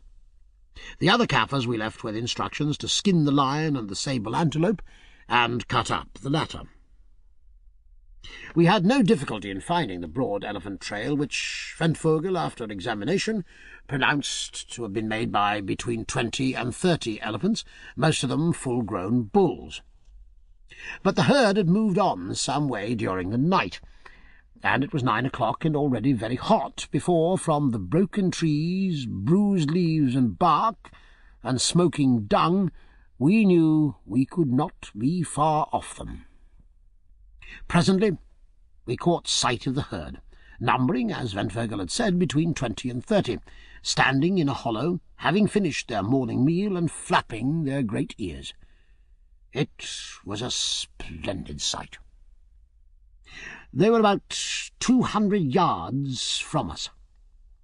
Taking a handful of dry grass, I threw it into the air to see how the wind was, for if once they winded us, I knew they'd be off before we could get a shot. Finding that, if anything, it blew from the elephants to us, we crept steadily on, and thanks to the cover managed to get within 40 yards or so of the great brutes. Just in front of us, and broadside on, stood 3 splendid bulls, one of them with enormous tusks. I whispered to the others that I would take the middle one. Sir Henry covered the one to the left, and Good, the bull with the big tusks. "Now," I whispered. Boom, boom, boom went the 3 heavy rifles, and down went Sir Henry's elephant, dead as a hammer shot right through the heart. Mine fell onto its knees, and I thought he was going to die, but in another moment he was up and off, tearing along straight past me. As he went, I gave him the second barrel in the ribs, and this brought him down in good earnest. Hastily slipping in 2 fresh cartridges, I ran close up to him, and a ball through the brain put an end to the poor brute's struggles. Then I turned to see how Good had fared with the big bull, which I'd heard screaming with rage and pain as I gave mine its quietus. On reaching the captain, I found him in a great state of excitement. It appeared that on receiving the bullet, the bull had turned and come straight for his assailant, who had barely time to get out of his way, and then charged blindly on past him in the direction of our encampment. Meanwhile, the herd had crashed off in wild alarm in the other direction. For a while we debated whether to go after the wounded bull or follow the herd, and finally decided for the latter alternative, and departed thinking that we had seen the last of those big tusks. I've often wished that we had. It was easy work to follow the elephants, for they'd left a trail like a carriage road behind them, crushing down the thick bush in their furious flight as though it were tambouki grass. But to come up with them was another matter, and we'd struggled on under a broiling sun for over 2 hours before we found them. They were, with the exception of one bull, standing together, and I could see from their unquiet way and the manner in which they kept lifting their trunks to test the air that they were on the lookout for mischief. The solitary bull stood 50 yards or so this side of the herd, over which he was evidently keeping sentry, and about 60 yards from us. Thinking that he would see or wind us, and that it would probably start them all off again if we tried to get nearer, especially as the ground was rather open, we all aimed at this bull, and at my whispered word fired. All 3 shots took effect, and down he went dead. Again the herd started on, but, unfortunately for them, about 100 yards farther on was a nullah, or dried water track, with steep banks, a place very much resembling the one the Prince Imperial was killed in Zululand. Into this the elephants plunged, and when we reached the edge we found them struggling in wild confusion to get up the other bank, and filling the air with their screams and trumpeting as they pushed one another aside in their selfish panic, just like so many human beings. Now was our opportunity, and firing away as quick as we could load, we killed 5 of the poor beasts, and no doubt should have bagged the whole herd, had they not suddenly given up their attempts to climb the bank and rushed headlong down the nullah. We were too tired to follow them, and perhaps also a little sick of slaughter, 8 elephants being a pretty good bag for one day. So, after we'd rested a little, and the Kaffirs had cut out the hearts of 2 of the dead elephants for supper, we started homewards, very well pleased with ourselves, having made up our minds to send the bearers on the morrow to chop out the tusks. Shortly after we'd passed the spot where Good had wounded the patriarchal bull, we came across a herd of eland, but didn't shoot at them, as we had already plenty of meat. They trotted past us, and then stopped behind a little patch of bush about 100 yards away, and wheeled round to look at us. As Good was anxious to get a near view of them, never having seen an eland close, he handed his rifle to Umbopa, and, followed by Kiva, strolled up to the patch of bush. We sat down and waited for him, not sorry of the excuse for a little rest. The sun was just going down in its reddest glory, and Sir Henry and I were admiring the lovely scene, when suddenly we heard an elephant scream, and saw its huge and charging form, with uplifted trunk and tail silhouetted against the great red globe of the sun. Next second we saw something else, and that was Good and Kiva tearing back towards us with the wounded bull, for it was he, charging after them. For a moment we didn't dare to fire, though it would have been little use if we had at that distance, for fear of hitting one of them. And the next, a dreadful thing happened. Good fell a victim to his passion for civilized dress. Had he consented to discard his trousers and gaiters as we had, and hunt in a flannel shirt and a pair of veldschoons, it would have been all right. But as it was, his trousers cumbered him in that desperate race, and presently, when he was about 60 yards from us, his boot, polished by the dry grass, slipped, and down he went on his face right in front of the elephant. We gave a gasp, for we knew he must die, and ran as hard as we could towards him. In 3 seconds it had ended, but not as we thought. Kiva, the Zulu boy, had seen his master fall, and, brave lad that he was, had turned and flung his assegai straight into the elephant's face. It stuck in his trunk. With a scream of pain, the brute seized the poor Zulu, hurled him to the earth, and, placing his huge foot under his body about the middle, twined his trunk round his upper part and tore him in 2. We rushed up mad with horror, and fired again and again, and presently the elephant fell upon the fragments of the Zulu. As for Good, he got up and wrung his hands over the brave man who had given his life to save him, and myself, though an old hand, I felt a lump in my throat. Umbopa stood and contemplated the huge dead elephant, and the mangled remains of poor Kiva. "Ah, well," he said presently, "he is dead, but he died like a man."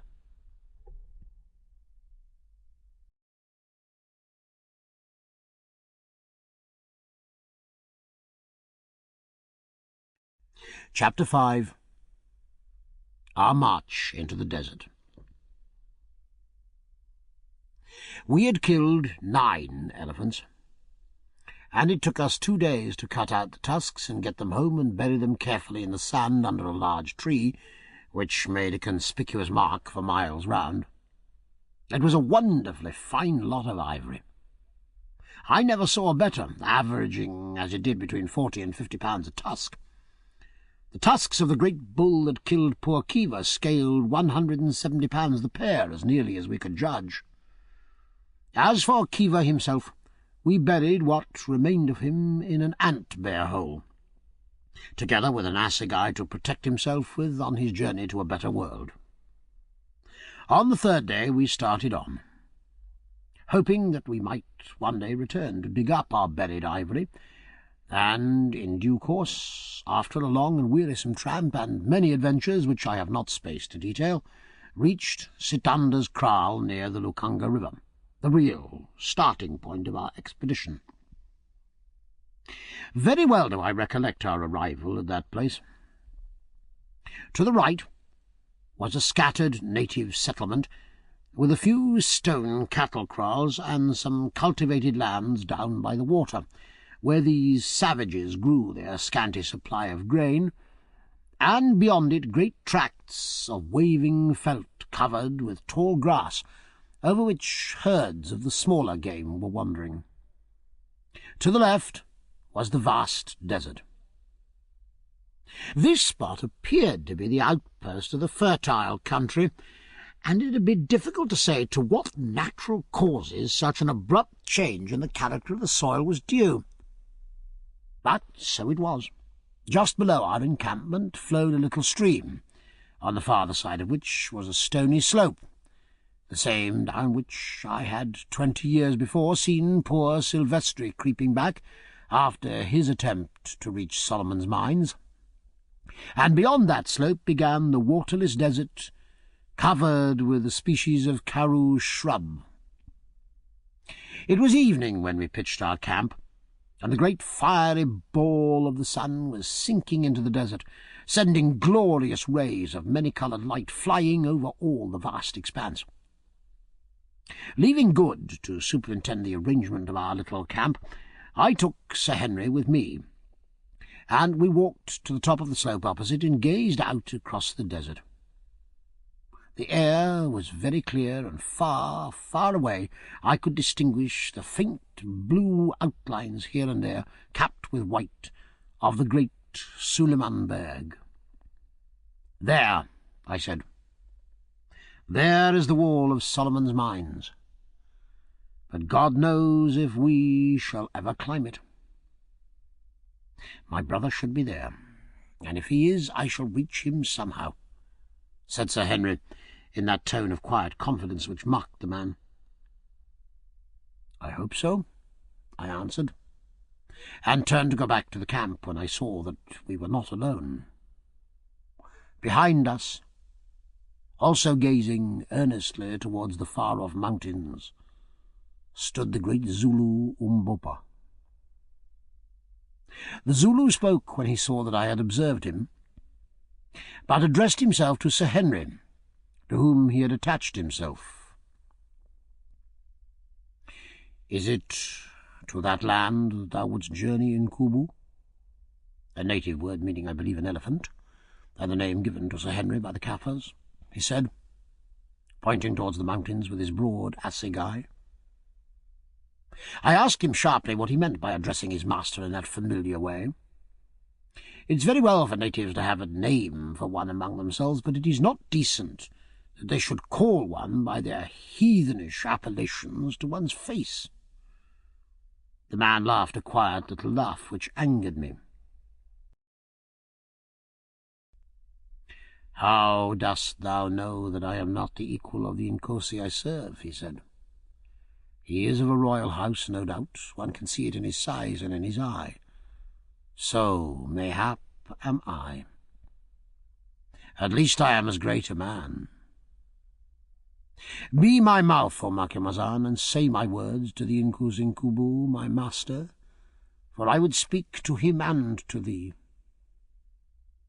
I was angry with the man, for I am not accustomed to be talked to in that way by Kaffirs, but somehow he impressed me. And besides, I was curious to know what he had to say. So I translated, expressing my opinion at the same time that he was an impudent fellow, and that his swagger was outrageous. "Yes, Umbopa," answered Sir Henry, "I would journey there. The desert is wide, and there is no water.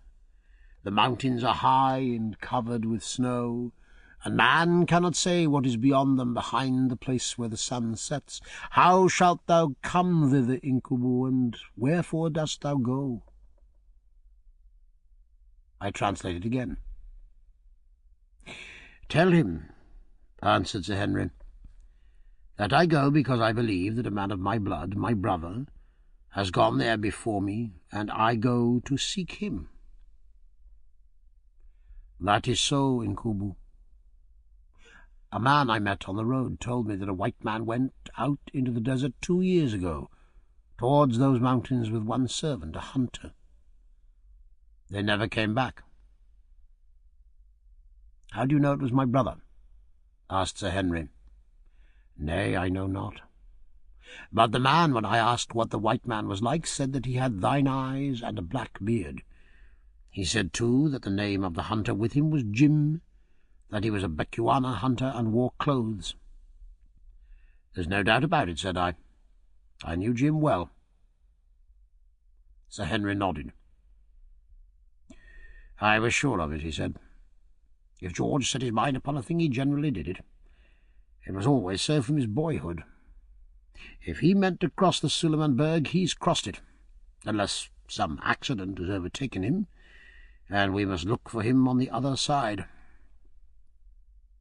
Umbopa understood English, though he rarely spoke it. It is a far journey in Kubu, he put in, and I translated his remark.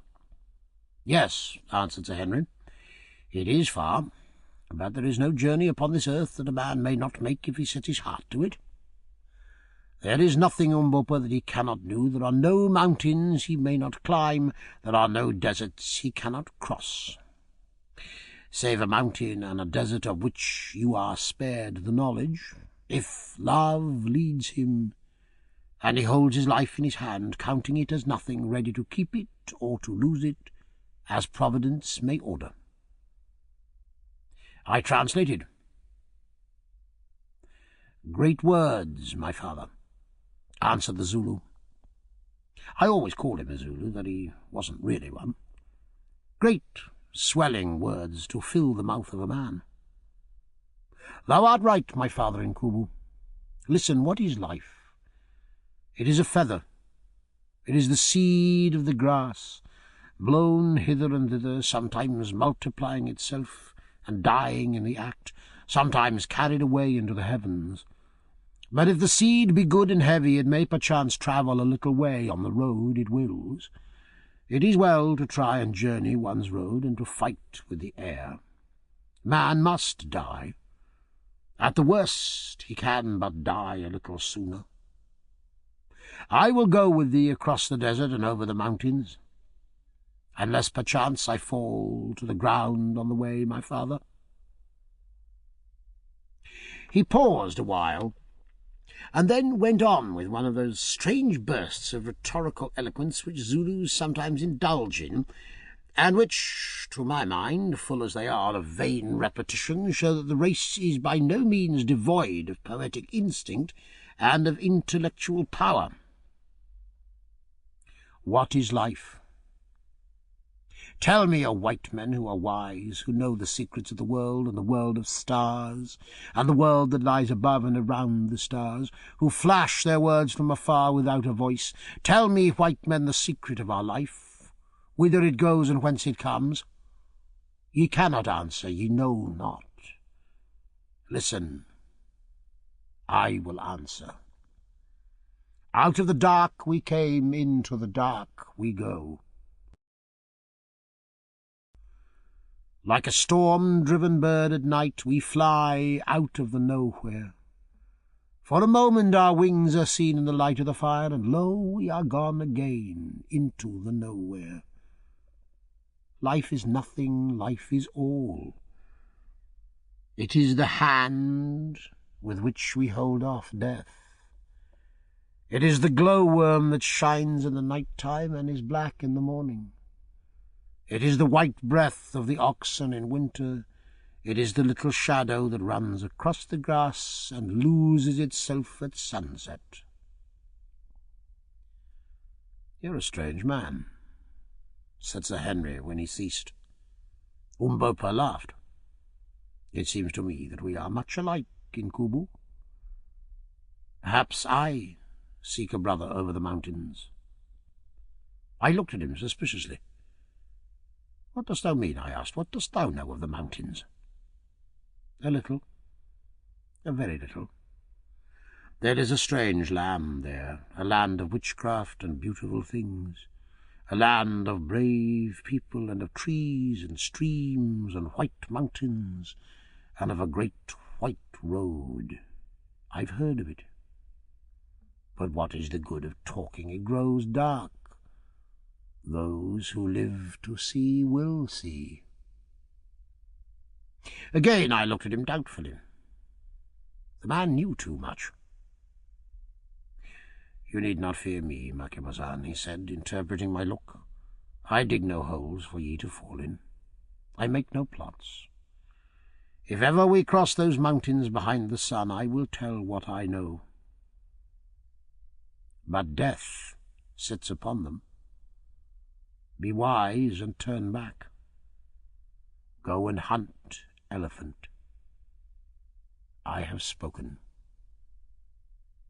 And without another word he lifted his spear in salutation and returned towards the camp, where shortly afterwards we found him cleaning a gun like any other Kaffir. "That is an odd man," said Sir Henry. "Yes," answered I, "too odd by half. I don't like his little ways. He knows something and won't speak out. I suppose there's no use quarrelling with him. We're in for a curious trip, and a mysterious Zulu won't make much difference one way or another." Next day we made our arrangements for starting. Of course it was impossible to drag our heavy elephant rifles and other kit with us across the desert, so, dismissing our bearers, we made an arrangement with an old native who had a kraal close by to take care of them till we returned. It went to my heart to leave such things as those sweet tools to the tender mercies of an old thief, of a savage whose greedy eyes I could see gloating over them. But I took some precautions. First of all, I loaded all the rifles and informed him that if he touched them they would go off. He instantly tried the experiment with my 8-bore, and it did go off and blew a hole right through one of his oxen, which were just then being driven up to the kraal, to say nothing of knocking him head over heels with the recoil. He got up, considerably startled, and not at all pleased at the loss of the ox, which he had the impudence to ask me to pay for, and nothing would induce him to touch them again. "Put the live devils up there in the thatch," he said, "out of the way, or they'll kill us all." Then I told him that if, when we came back, one of the things was missing, I would kill him and all his people by witchcraft, and if we died and he tried to steal the things, I'd come and haunt him, and turn his cattle mad and his milk sour till life was a weariness, and make the devils in the guns come out and talk to him in a way he wouldn't like, and generally gave him a good idea of judgment to come. After that, he swore he'd look after them as though they were his father's spirit. He was a very superstitious old Kaffir and a great villain. Having thus disposed of our superfluous gear, we arranged the kit, we 5, Sir Henry, Good, myself, Umbopa, and the Hottentot Ventfurgle, were to take with us on our journey. It was small enough, but do what we would, we couldn't get it down under about 40 pounds a man. This is what it consisted of: the 3 express rifles and 200 rounds of ammunition, the 2 Winchester repeating rifles for Umbopa and Ventfurgle, with 200 rounds of cartridge, 3 Colt revolvers and 60 rounds of cartridge, 5 Cochrane's water bottles, each holding 4 pints, 5 blankets, 25 pounds weight of biltong, which is sun-dried game flesh, 10 pounds weight of best mixed beads for gifts, a selection of medicine, including an ounce of quinine and 1 or 2 small surgical instruments, our knives, a few sundries such as a compass, matches, a pocket filter, tobacco, a trowel, a bottle of brandy, and the clothes we stood in. This was our total equipment, a small one indeed for such a venture, but we dared not attempt to carry more. As it was, that load was a heavy one per man to travel across the burning desert with, for in such places every additional ounce tells upon one. But try as we would, we couldn't see our way to reducing it. There was nothing but what was absolutely necessary. With great difficulty, and by the promise of a present of a good hunting knife each, I succeeded in persuading 3 wretched natives from the village to come with us for the first stage, 20 miles, and to carry each a large gourd holding a gallon of water. My object was to enable us to refill our water bottles after the first night's march, for we determined to start in the cool of the night. I gave out to these natives that we were going to shoot ostriches, with which the desert abounded. They jabbered and shrugged their shoulders and said we were mad and should perish of thirst, which I must say seemed very probable, but being desirous of obtaining the knives, which were almost unknown treasures up there, they consented to come, having probably reflected that, after all, our subsequent extinction would be no affair of theirs. All next day we rested and slept, and at sunset ate a hearty meal of fresh beef washed down with tea. The last, as Good sadly remarked, we were likely to drink for many a long day. Then, having made our final preparations, we lay down and waited for the moon to rise. At last, about 9 o'clock, up she came in all her chastened glory, flooding the wild country with silver light, and throwing a weird sheen on the vast expanse of rolling desert before us, which looked as solemn and quiet and as alien to man as the star-studded firmament above. We rose up, and in a few minutes were ready. And yet we hesitated a little, as human nature is prone to hesitate on the threshold of an irrevocable step. We 3 white men stood there by ourselves. Umbopa, assegai in hand and the rifle across his shoulders, a few paces ahead of us, looked out fixedly across the desert. The 3 hired natives, with the gourds of water, and Ventvögel, were gathered in a little knot behind. "Gentlemen," said Sir Henry presently, in his low, deep voice, "we are going on about as strange a journey as men can make in this world. It's very doubtful if we can succeed in it. But we are 3 men who will stand together for good or for evil to the last. And now, before we start, let us, for a moment, pray to the power who shapes the destinies of men, and who ages since has marked out our paths, that it may please him to direct our steps in accordance with his will." Taking off his hat, he, for the space of a minute or so, covered his face with his hands, and Good and I did likewise. I do not say that I'm a first-rate praying man, few hunters are, but as for Sir Henry, I never heard him speak like that before, and only once since, though deep down in his heart I believe he's very religious. Good, too, is pious, though very apt to swear. Anyhow, I do not think I ever, excepting on one single occasion, put in a better prayer in my life than I did during that minute. And somehow I felt the happier for it. Our future was so completely unknown, and I think the unknown and the awful always bring a man nearer to his Maker. "And now," said Sir Henry, "trek." So we started. We had nothing to guide ourselves by except the distant mountains and old José de Silvestra's chart, which, considering that it was drawn by a dying and half-distraught man on a fragment of linen 3 centuries ago, was not a very satisfactory sort of thing to work on. Still, such as it was, our sole hope of success depended on it. If we failed in finding that pool of bad water which the old Dom marked as being situated in the middle of the desert, about 60 miles from our starting point, and as far from the mountains, we must, in all probability, perish miserably of thirst. And to my mind the chances of our finding it in that great sea of sand and karoo scrub seemed almost infinitesimal. Even supposing da Silvestra had marked it right, what was there to prevent its having been generations ago dried up by the sun, or trampled in by game, or filled with the drifting sand?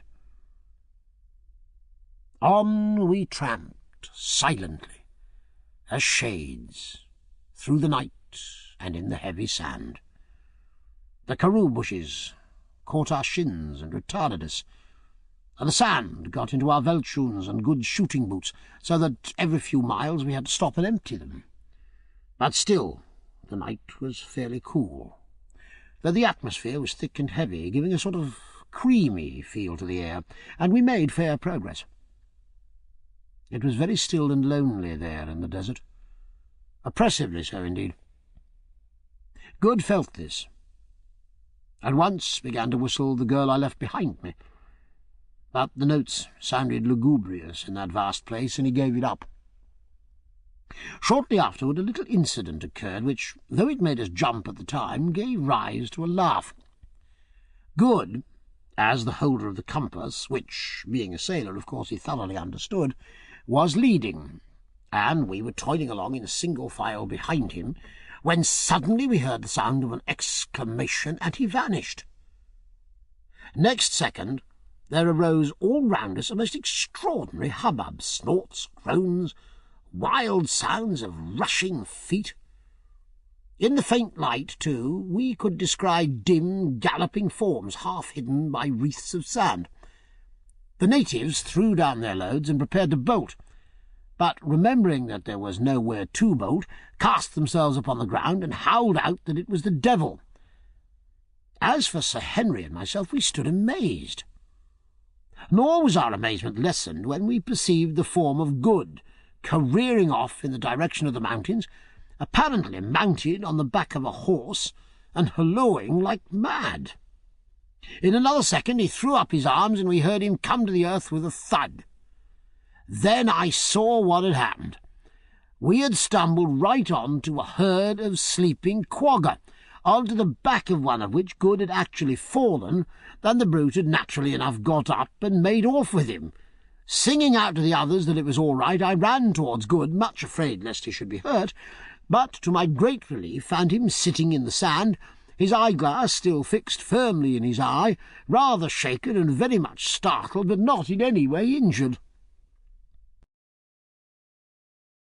After this we travelled on without any further misadventure till after 1 o'clock, when we called a halt, and having drunk a little water, not much, for water was precious, and rested for half an hour, started on again.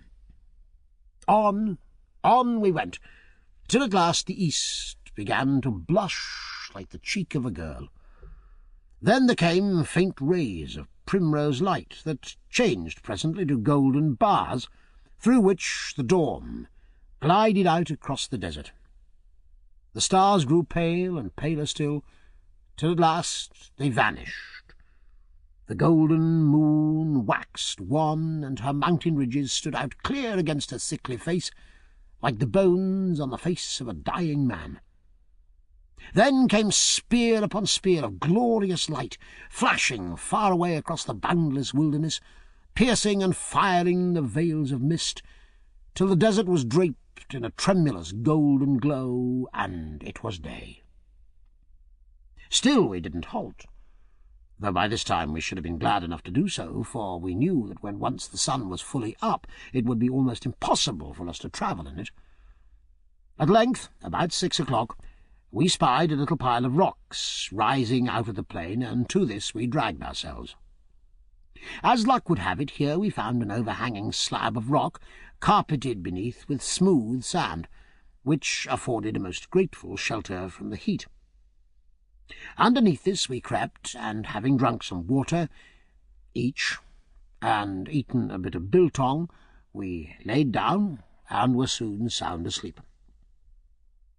It was 3 o'clock in the afternoon before we woke, to find our 3 bearers preparing to return. They had already had enough of the desert, and no number of knives would have tempted them to come a step farther.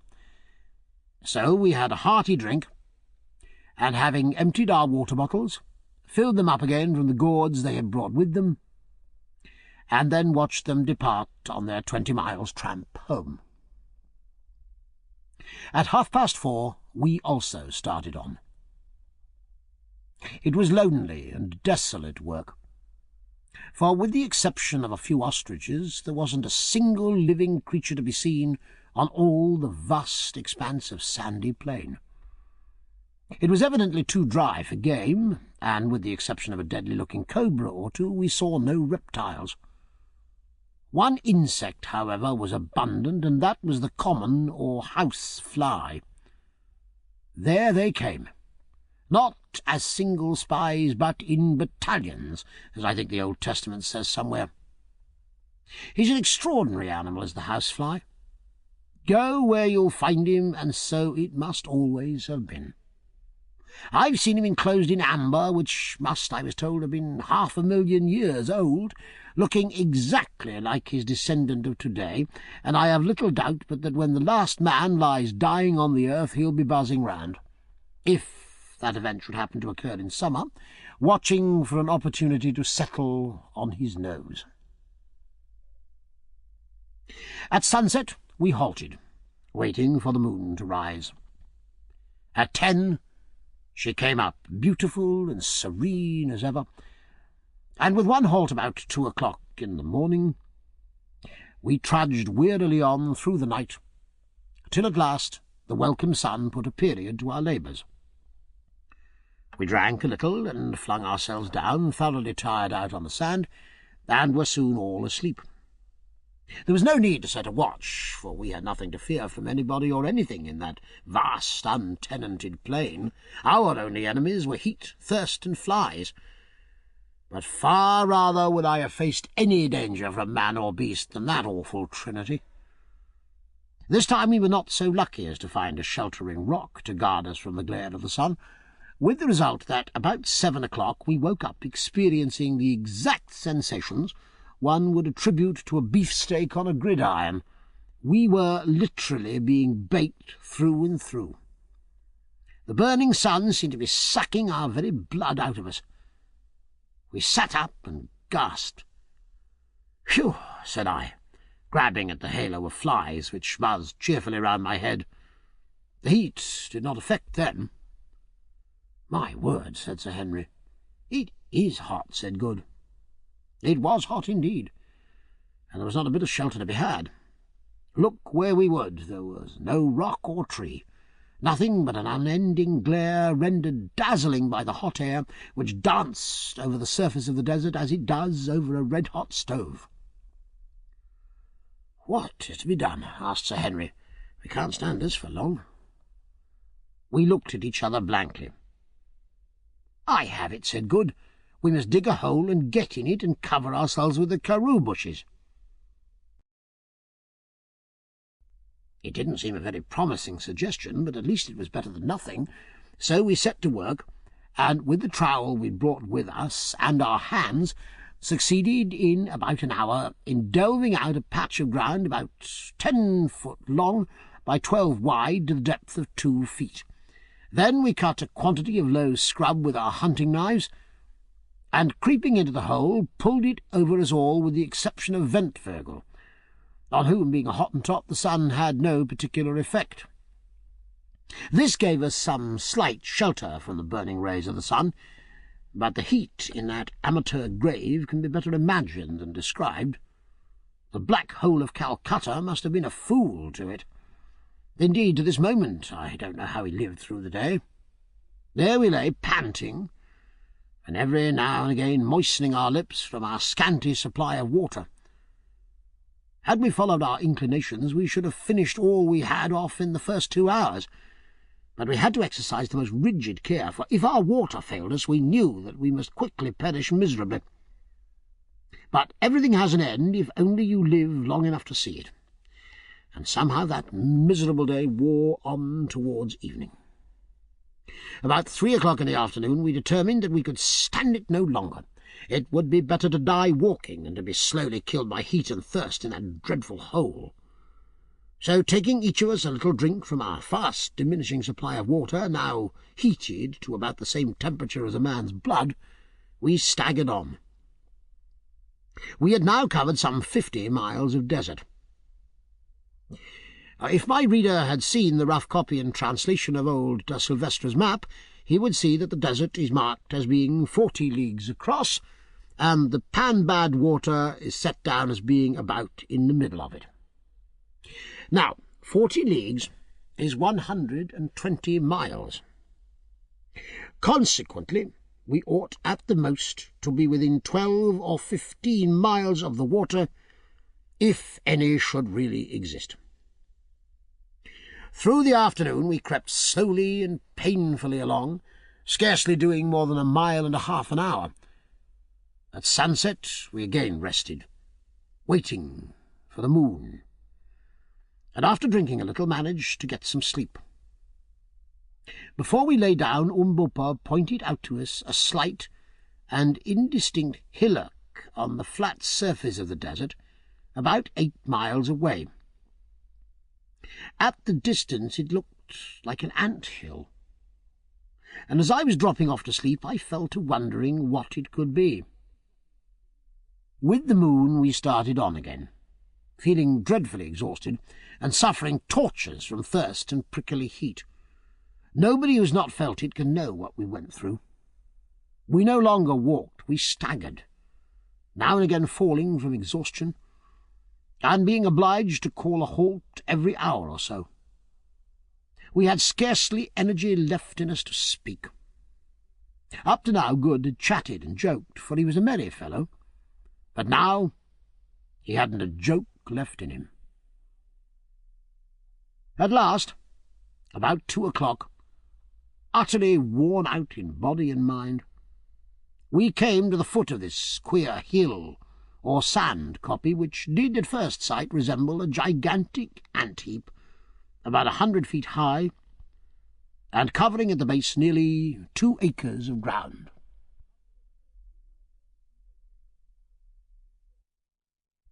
Here we halted, and driven by our desperate thirst, sucked down our last drops of water. We had but half a pint ahead, and we could each have drunk a gallon. Then we lay down. Just as I was dropping off to sleep, I heard Umbopa remark to himself in Zulu, "If we cannot find water, we shall all be dead before the moon rises tomorrow." I shuddered, hot as it was. The near prospect of such an awful death is not pleasant. But even the thought of it couldn't keep me from sleeping.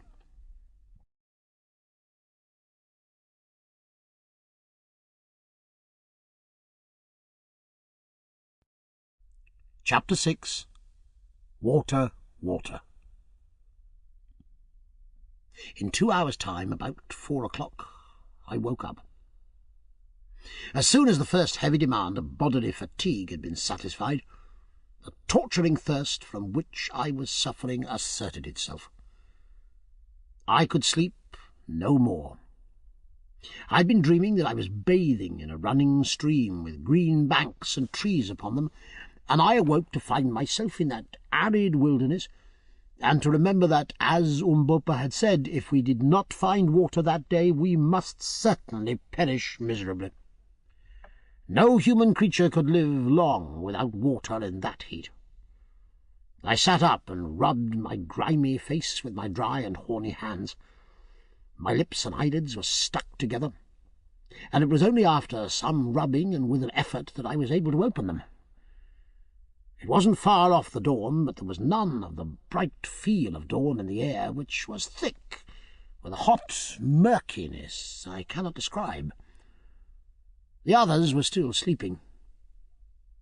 Presently it began to grow light enough to read, so I drew out a little pocket copy of the Inglesby Legends I'd brought with me, and read the Jackdaw of Rheims.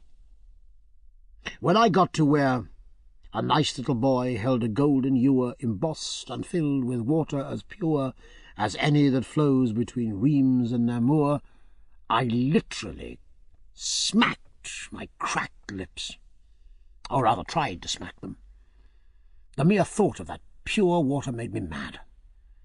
If the cardinal had been there with his bell, book, and candle, I would have whipped in and drank his water up, yes, even if he'd already filled it with the suds of soap worthy of washing the hands of the Pope.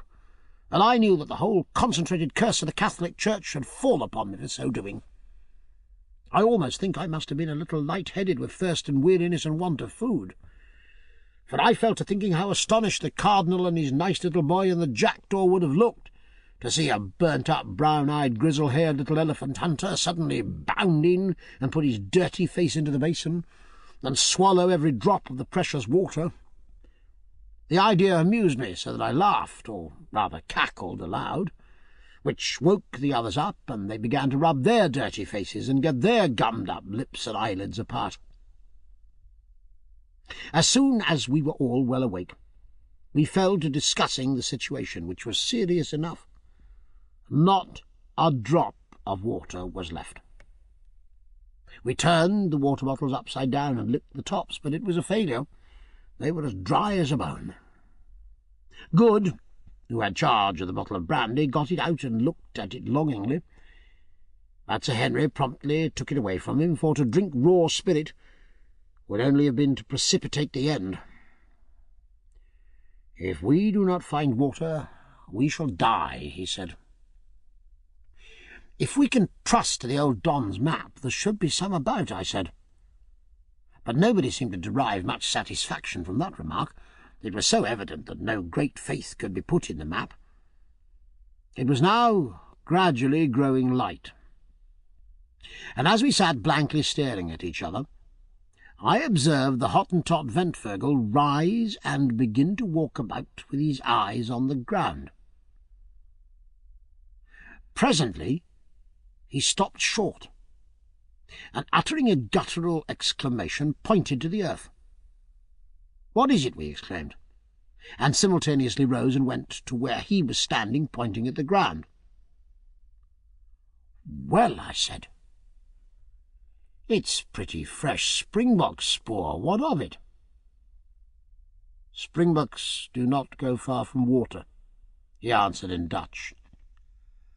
"No," I answered, "I forgot, and thank God for it." This little discovery put new life into us. It's wonderful how, when one is in a desperate position, one catches at the slightest hope and feels almost happy in it. On a dark night a single star is better than nothing.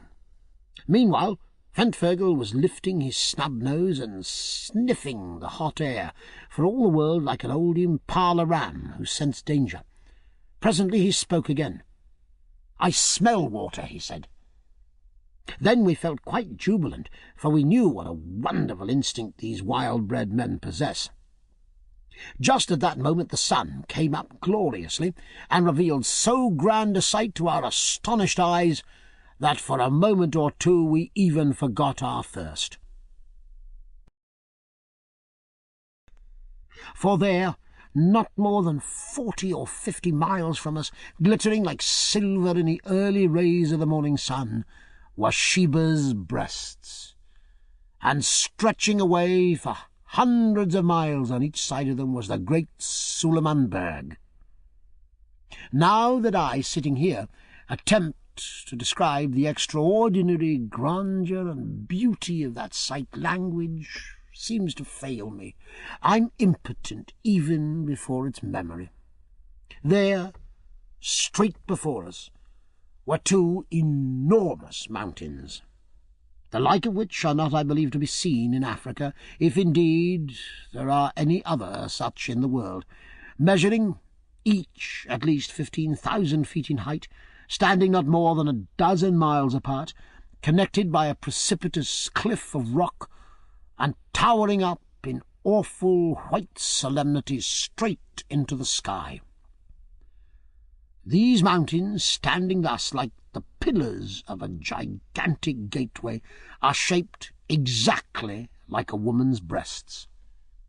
Their bases swelled gently up from the plain, looking at that distance perfectly round and smooth, and on the top of each was a vast, round hillock, covered with snow, exactly corresponding to the nipple on the female breast. The stretch of cliff which connected them appeared to be some 1,000 feet in height, and perfectly precipitous, and on each side of them, as far as the eye could see, extended similar lines of cliff, broken only here and there by flat, table-topped mountains, something like the world-famed one at Cape Town, a formation, by the way, very common in Africa. To describe the grandeur of the whole view is beyond my powers.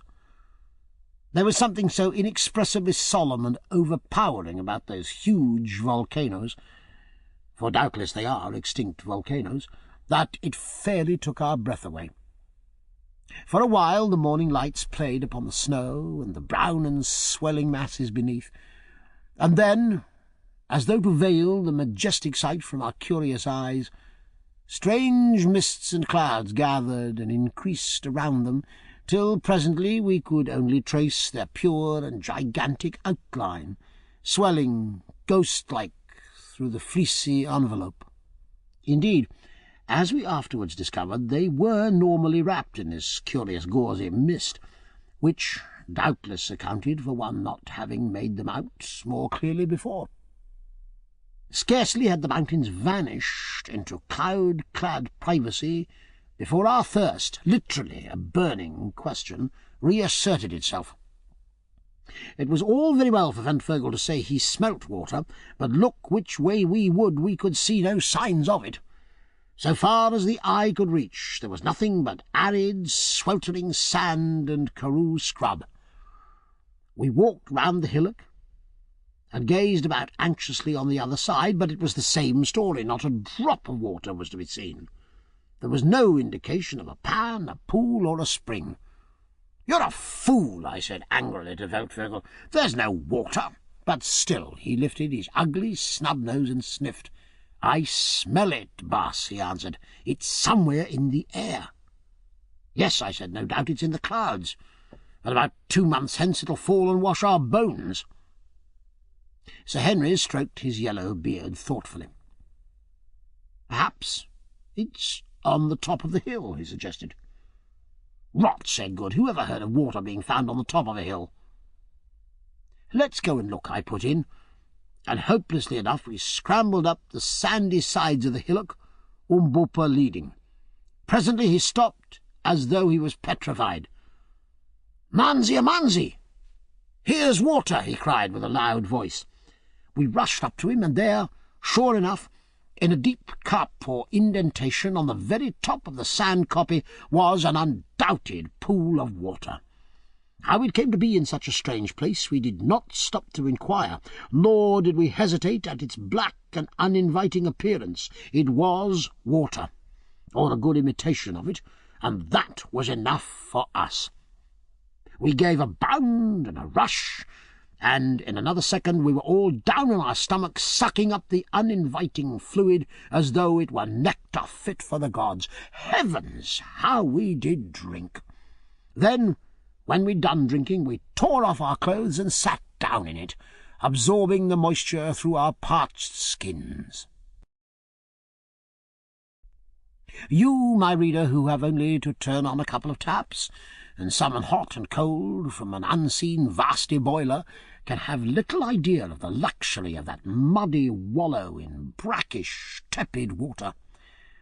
After a while we arose from it, refreshed indeed, and fell to on our biltong, of which we had scarcely been able to touch a mouthful for 24 hours, and eat our fill. Then we smoked a pipe, and lay down by the side of that blessed pool under the overhanging shadow of the bank, and slept till midday. All that day we rested there by the water, thanking our stars that we'd been lucky enough to find it, bad as it was, and not forgetting to render a due share of gratitude to the shade of the long-departed Da Silvestra, who had corked it down so accurately on the tail of his shirt. The wonderful thing to us was that it should have lasted so long, and the only way that I can account for it is by the supposition that it is fed by some spring deep down in the sand. Having filled both ourselves and our water bottles as full as possible, in far better spirits we started off again with the moon. That night we covered nearly 25 miles, but, needless to say, found no more water, though we were lucky enough on the following day to get a little shade behind some ant-heaps.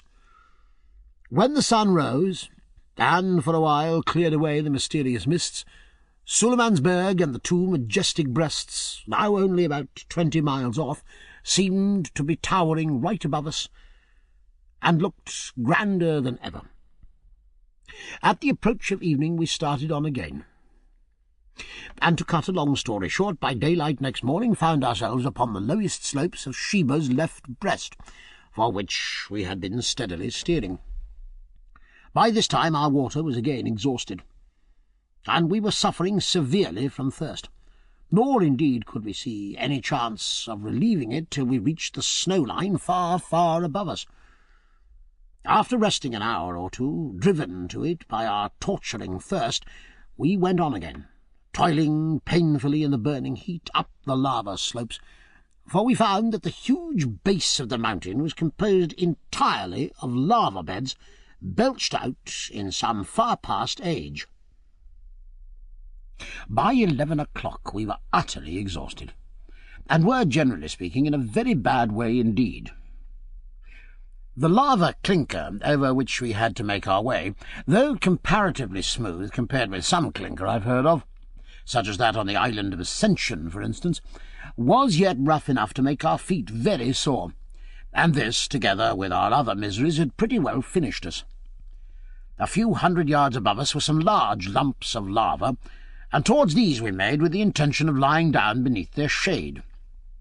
We reached them, and to our surprise, so far as we had a capacity for surprise left in us, on a little plateau or ridge close by, we saw that the lava was covered with a dense green growth.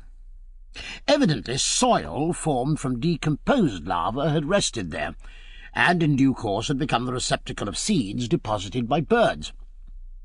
But we didn't take much further interest in the green growth, for one cannot live on grass like Nebuchadnezzar. That requires a special dispensation of Providence and peculiar digestive organs. So we sat down under the rocks and groaned, and I, for one, heartily wished that we'd never started on this fool's errand. As we were sitting there, I saw Umbopa get up and hobble off towards the patch of green, and a few minutes afterwards, to my great astonishment, I perceived that usually uncommonly dignified individual dancing and shouting like a maniac, and waving something green. Off we all scrambled towards him as fast as our wearied limbs would carry us, hoping that he'd found water.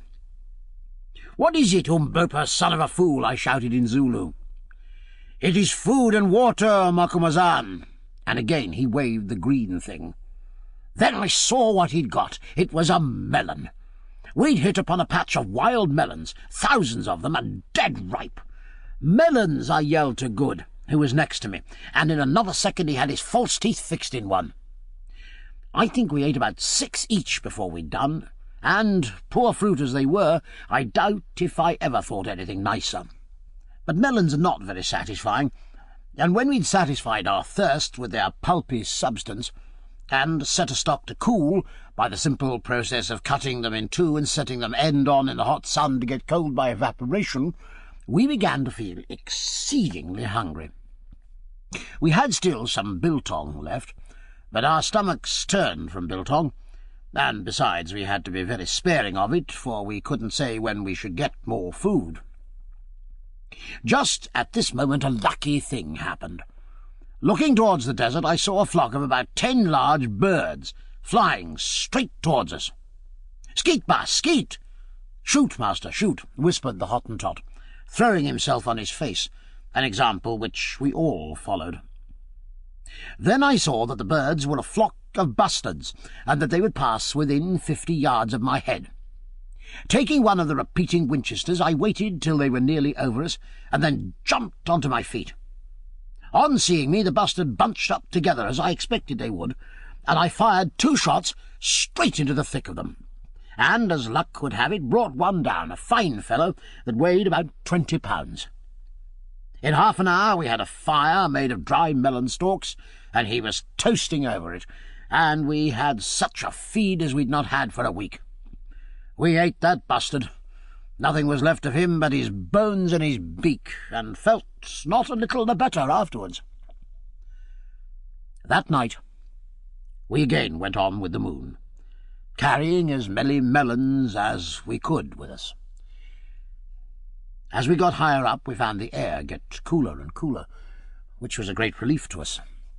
And at dawn, so far as we could judge, were not more than about a dozen miles from the snow line. Here we found more melons, so had no longer any anxiety about water, for we knew that we should soon get plenty of snow. But the ascent had now become very precipitous, and we made but slow progress, not more than a mile an hour. Also, that night we ate our last morsel of biltong. As yet, with the exception of the bustard, we had seen no living thing on the mountain, nor had we come across a single spring or stream of water, which struck us as very odd considering all the snow above us, which must, we thought, melt sometimes. But, as we afterwards discovered, owing to some cause which it is quite beyond my power to explain, all the streams flowed down upon the north side of the mountains. We now began to grow very anxious about food. We had escaped death by thirst, but it seemed probable that it was only to die of hunger. The events of the next 3 miserable days are best described by copying the entries made at the time in my notebook. 21st of May. Started 11 a.m., finding the atmosphere quite cold enough to travel by day, carrying some watermelons with us. Struggled on all day, but saw no more melons, having evidently passed out of their district. Saw no game of any sort. Halted for the night at sundown, having had no food for many hours. Suffered much during the night from cold. The 22nd. Started at sunrise again, feeling very faint and weak. Only made 5 miles all day. Found some patches of snow, of which we ate, but nothing else. Camped at night under the edge of a great plateau. Cold bitter. Drank a little brandy each, and huddled ourselves together, each wrapped up in our blanket to keep ourselves alive. Are now suffering frightfully from starvation and weariness. Thought that Ventvögel would have died during the night.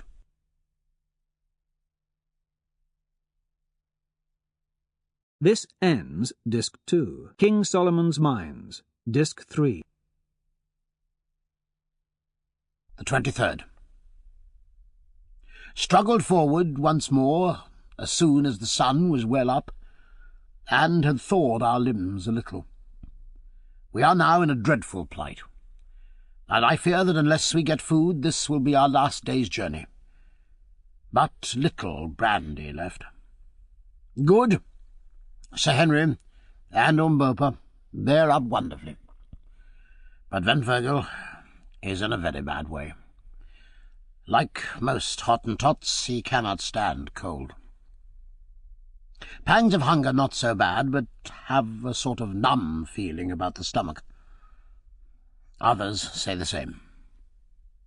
We're now on a level with the precipitous chain or wall of lava connecting the 2 breasts, and the view is glorious.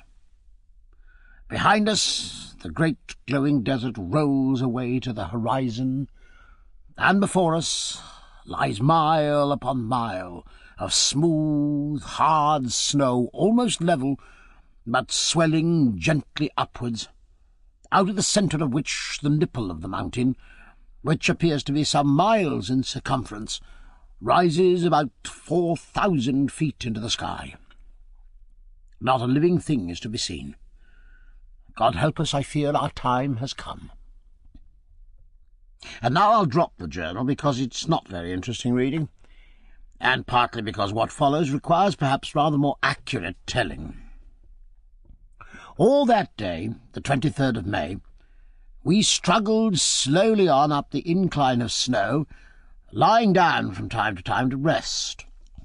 A strange, gaunt crew we must have looked, as, laden as we were, we dragged our weary feet over the dazzling plain, glaring round us with hungry eyes. Not that there was much use in glaring, for there was nothing to eat. We didn't do more than 7 miles that day. Just before sunset we found ourselves right under the nipple of Sheba's left breast, which towered up thousands of feet into the air above us, a vast, smooth hillock of frozen snow. Bad as we felt, we could not but appreciate the wonderful scene, made even more wonderful by the flying rays of light from the setting sun, which here and there stained the snow blood-red and crowned the towering mass above us with a diadem of glory. "I say," gasped Good presently, "we ought to be somewhere near the cave the old gentleman wrote about." "Yes," said I, "if there is a cave." "Come, Quatermain," groaned Sir Henry, "don't talk like that. I have every faith in the Dom. Remember the water. We shall find the place soon. If we don't find it before dark, we're dead men. That's all about it," was my consolatory reply.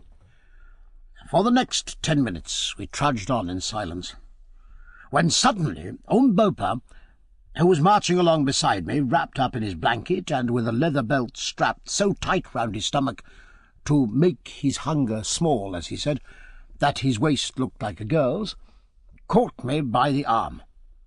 "Look," he said, pointing towards the springing slope of the nipple. I followed his glance, and perceived some 200 yards from us what appeared to be a hole in the snow. "It is the cave," said Umbopa. We made the best of our way to the spot, and found sure enough that the hole was the mouth of a cave, no doubt the same as that of which Da Silvestra wrote.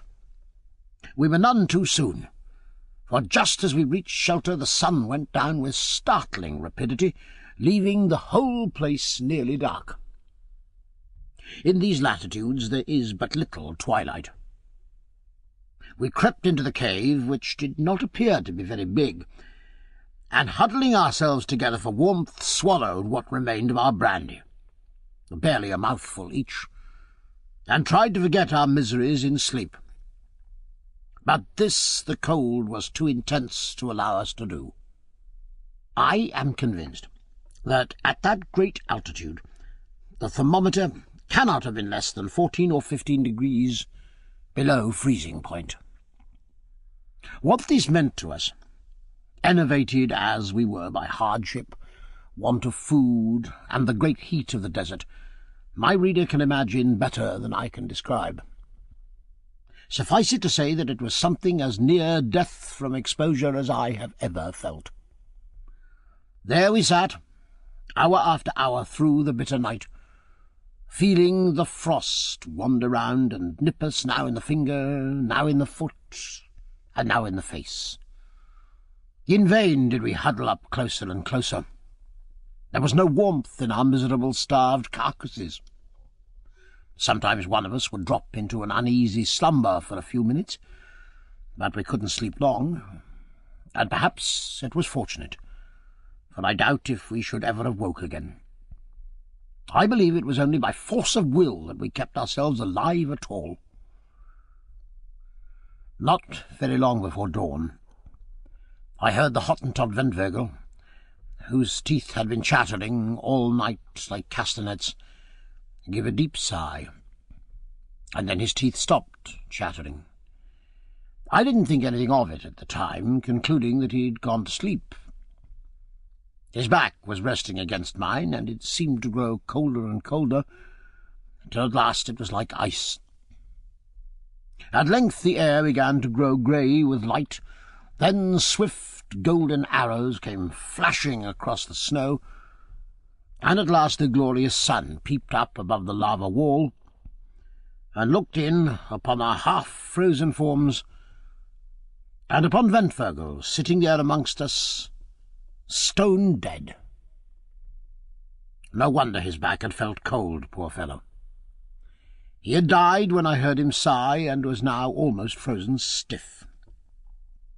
Shocked beyond measure, we dragged ourselves from the corpse. Strange the horror we all have of the companionship of a dead body, and left it still sitting there with its arms clasped round its knees. By this time the sunlight was pouring its cold rays, for here they were cold, straight in at the mouth of the cave. Suddenly I heard an exclamation of fear from someone, and turned my head down the cave. And this was what I saw. Sitting at the end of it, for it was not more than 20 feet long, was another form, of which the head rested on the chest and the long arms hung down. I stared at it, and saw that it too was a dead man, and what was more, a white man. The others saw it too, and the sight proved too much for our shattered nerves. One and all we scrambled out of the cave as fast as our half-frozen limbs would allow.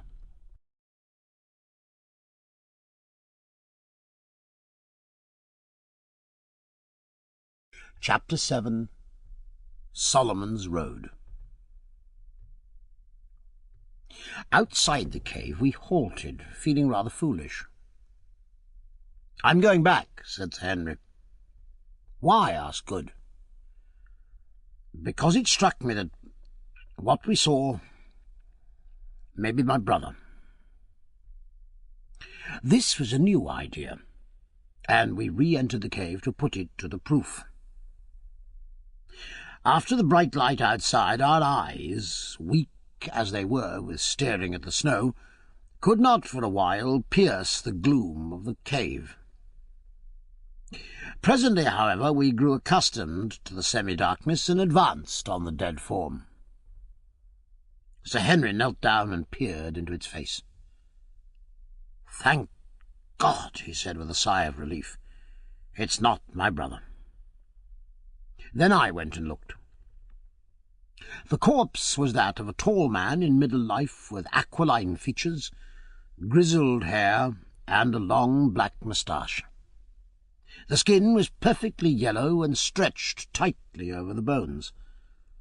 Its clothing, with the exception of what seemed to be the remains of a woolen pair of hose, had been removed, leaving the skeleton-like frame naked. Round the neck hung a yellow ivory crucifix. The corpse was frozen perfectly stiff. "Who on earth can it be?" said I. "Can't you guess?" asked Good. I shook my head. "Why, the old Dom. Jose da Silvestre, of course. Who else?" "Impossible!" I gasped. "He died 300 years ago."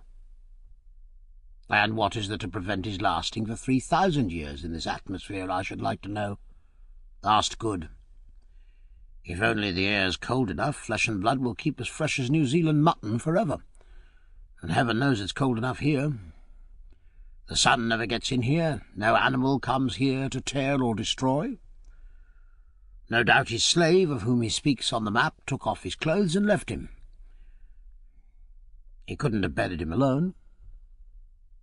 Look here," he went on, stooping down and picking up a queer-shaped bone scraped at the end into a sharp point. "Here's the cleft bone that he used to draw the map with." We gazed astonished for a moment, forgetting our own miseries in this extraordinary and, as it seemed to us, semi-miraculous sight. "Aye," said Sir Henry, "and here's where he got his ink from." And he pointed to a small wound on the dead man's left arm. Did ever man see such a thing before? There was no longer any doubt about the matter, which, I confess for my own part, perfectly appalled me. There he sat, the dead man whose directions, written some 10 generations ago, had led us to this spot. There, in my own hand, was the rude pen with which he had written them, and there round his neck was the crucifix his dying lips had kissed. Gazing at him, my imagination could reconstruct the whole scene, the traveller dying of cold and starvation, and yet striving to convey the great secret he discovered to the world, the awful loneliness of his death, of which the evidence sat before us. It even seemed to me that I could trace in his strongly marked features a likeness to those of my poor friend Silvestre, his descendant, who had died 20 years ago in my arms. But perhaps that was fancy. At any rate, there he sat, a sad memento of the fate that so often overtakes those who would penetrate into the unknown. And there, probably, he will still sit, crowned with the dread majesty of death for centuries yet unborn, to startle the eyes of wanderers like ourselves, if any such should ever come again to invade his loneliness. The thing overpowered us, already nearly done to death as we were with cold and hunger. "Let us go," said Sir Henry in a low voice. "Stay. We'll give him a companion." And lifting up the dead body of the Hottentot Ventvirgel, he placed it near that of the old Dom. Then he stooped down, and with a jerk broke the rotten string of the crucifix round his neck, for his fingers were too cold to attempt to unfasten it. I believe that he still has it. I took the pen, and it is before me as I write. Sometimes I sign my name with it. Then, leaving these two, the proud white man of a past age, and the poor Hottentot, to keep their eternal vigil in the midst of the eternal snows, we crept out of the cave into the welcome sunshine, and resumed our path, wondering in our hearts how many hours it would be before we were even as they are. When we'd gone about half a mile, we came to the edge of the plateau, for the nipple of the mountain didn't rise out of its exact centre, though from the desert side it seemed to do so. What lay below us we could not see, for the landscape was wreathed in billows of morning mist. Presently, however, the higher layers of mist cleared a little, and revealed some 500 yards beneath us, at the end of a long slope of snow, a patch of green grass, through which a stream was running. Nor was this all. By the stream, basking in the morning sun, stood and lay a group of from 10 to 15 large antelopes. At that distance we could not see what they were. The sight filled us with an unreasoning joy. There was food in plenty if only we could get it. But the question was how to get it. The beasts were fully 600 yards off, a very long shot, and one not to be depended on when one's life hung on the results. Rapidly we discussed the advisability of trying to stalk the game, but finally reluctantly dismissed it. To begin with, the wind was not favourable, and further, we should be certain to be perceived, however careful we were, against the blinding background of snow which we should be obliged to traverse. "Well, we must have a try from where we are," said Sir Henry. "Which shall it be, Quartermain, the repeating rifles or the expresses?" Here again was a question.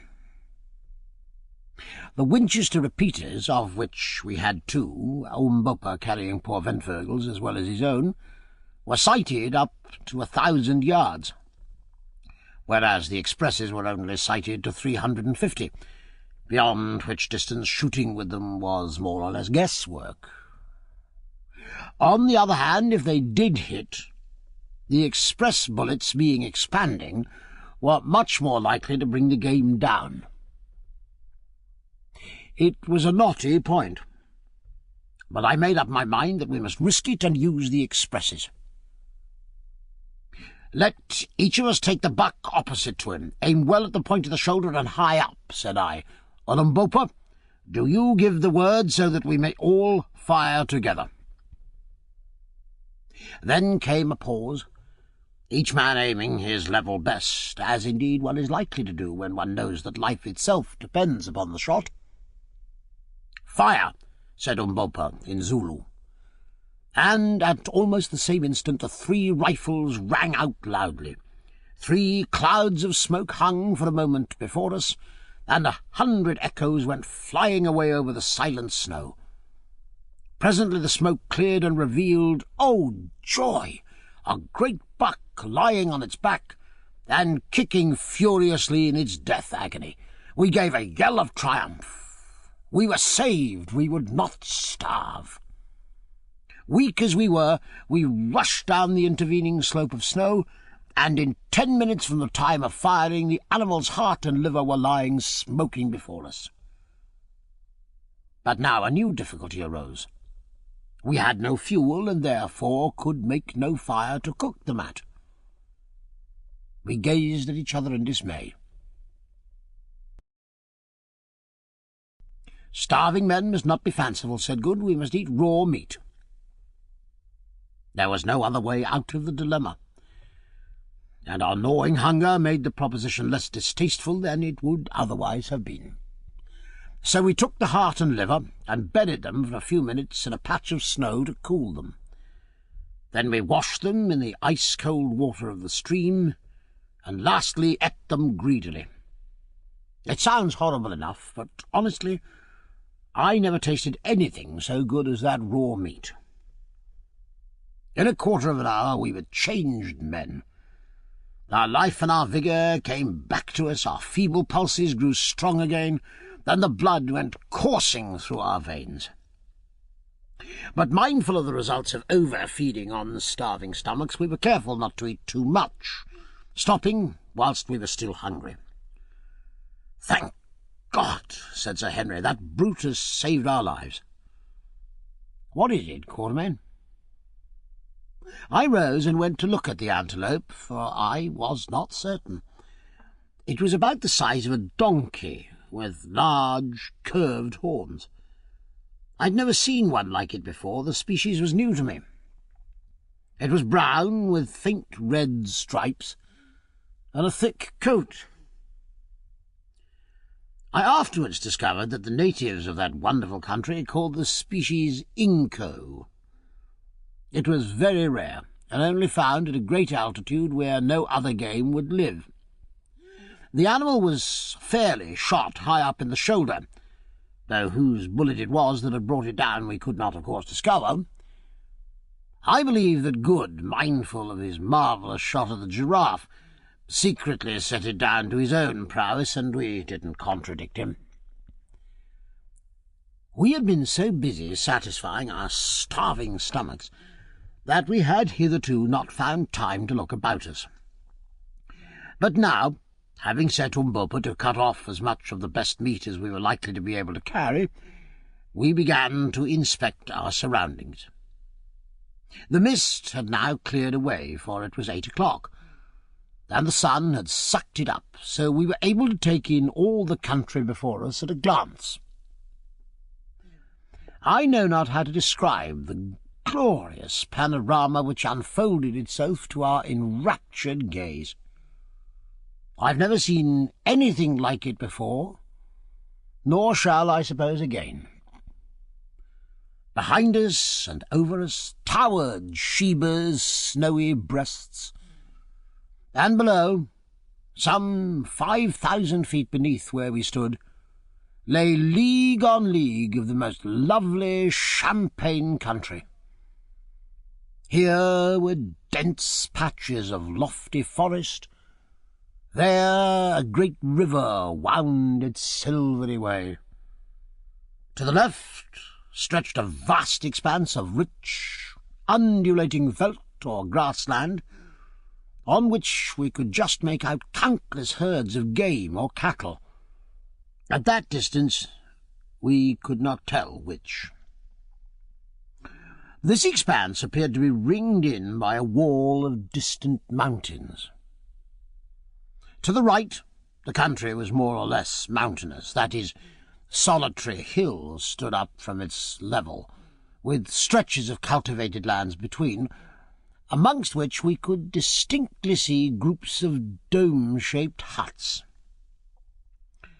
The landscape lay before us like a map, in which rivers flashed like silver snakes, and Alp-like peaks, crowned with wildly twisted snow wreaths, rose in solemn grandeur whilst over all was the glad sunlight and the wide breadth of nature's happy life.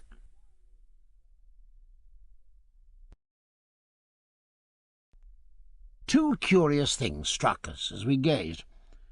First, that the country before us must lie at least 5,000 feet higher than the desert we crossed, and secondly, that all the rivers flowed from south to north. As we had painful reason to know, there was no water at all on the southern side of the vast range on which we stood, but on the northern side were many streams, most of which appeared to unite with the great river we could trace, winding away farther than we could follow it. We sat down for a while and gazed in silence at this wonderful view.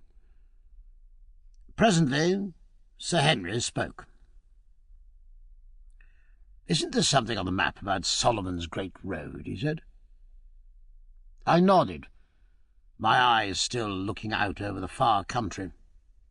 "Well, look, there it is," and he pointed a little to our right. Good and I looked accordingly, and there, winding away towards the plain, was what appeared to be a wide turnpike road. We had not seen it at first, because it, on reaching the plain, turned behind some broken country. We didn't say anything, at least not much. We were beginning to lose the sense of wonder. Somehow it did not seem particularly unnatural that we should find a sort of Roman road in this strange land. We accepted the fact, that was all. "Well," said Good, "it must be quite near us if we cut off to the right. Hadn't we better be making a start?" This was sound advice, and so soon as we'd washed our faces and hands in the stream, we acted on it. For a mile or so we made our way over boulders and across patches of snow, till suddenly, on reaching the top of the little rise, there lay the road at our feet. It was a splendid road, cut out of the solid rock, at least 50 feet wide, and apparently well kept. But the odd thing about it was that it seemed to begin there. We walked down and stood on it, but one single 100 paces behind us, in the direction of Sheba's Breasts, it vanished, the whole surface of the mountain being strewn with boulders interspersed with patches of snow. "What do you make of that, Quatermain?" asked Sir Henry. I shook my head. I could make nothing of it. "I have it," said Good. "The road no doubt ran right over the range and across the desert the other side, but the sand of the desert has covered it up, and above us it's been obliterated by some volcanic eruption of molten lava." This seemed a good suggestion. At any rate, we accepted it and proceeded down the mountain. It was a very different business travelling along downhill on that magnificent pathway with full stomachs to what it had been travelling uphill over the snow, quite starved and almost frozen. Indeed, had it not been for melancholy recollections of poor Ventfergel's sad fate, and of that grim cave where he kept company with the old Dom, we should have been positively cheerful, notwithstanding the sense of unknown dangers before us. Every mile we walked, the atmosphere grew softer and balmier, and the country before us shone with a yet more luminous beauty.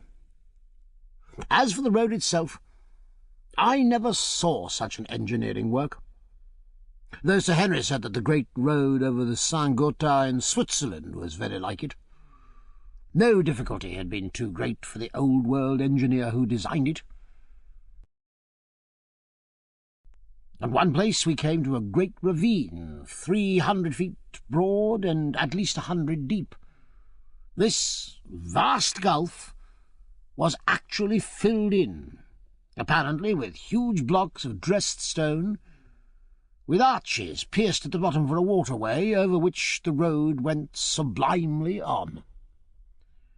At another place it was cut in zigzags out of the side of a precipice 500 feet deep, and in a third it tunnelled right through the base of an intervening ridge a space of 30 yards or more.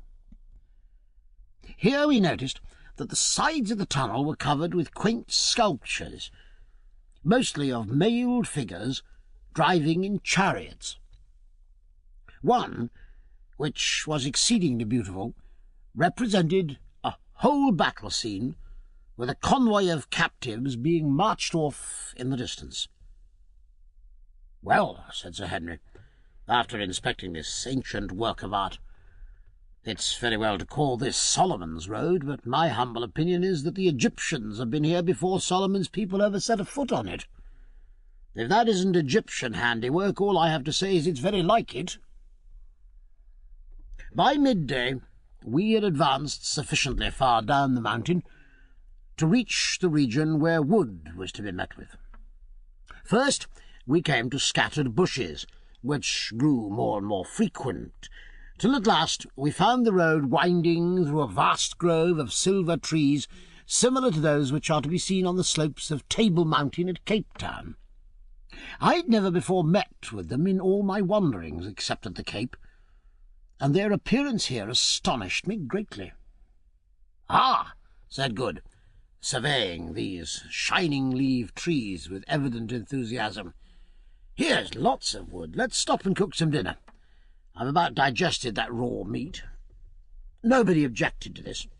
So, leaving the road, we made our way to a stream, which was babbling away not far off, and soon had a goodly fire of dry boughs blazing. Cutting off some substantial hunks from the flesh of the inco which we'd brought with us, we proceeded to toast them on the end of sharp sticks, as one sees the Kaffirs do, and ate them with relish. After filling ourselves, we lit our pipes and gave ourselves up to enjoyment, which, compared to the hardships we'd recently undergone, seemed almost heavenly.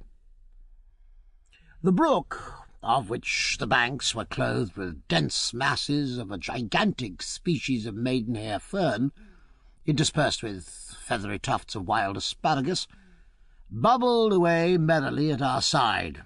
The soft air murmured through the leaves of the silver trees, doves cooed around, and bright-winged birds flashed like living gems from bough to bough. It was like paradise. The magic of the place, combined with the overwhelming sense of dangers left behind and of the promised land reached at last, seemed to charm us into silence.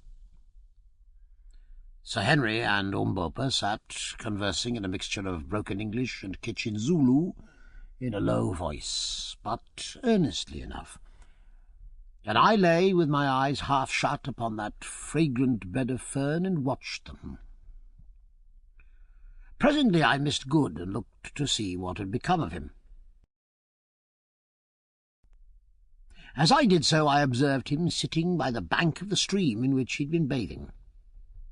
He had nothing on but his flannel shirt, and his natural habits of extreme neatness having reasserted themselves, was actively employed in making a most elaborate toilet.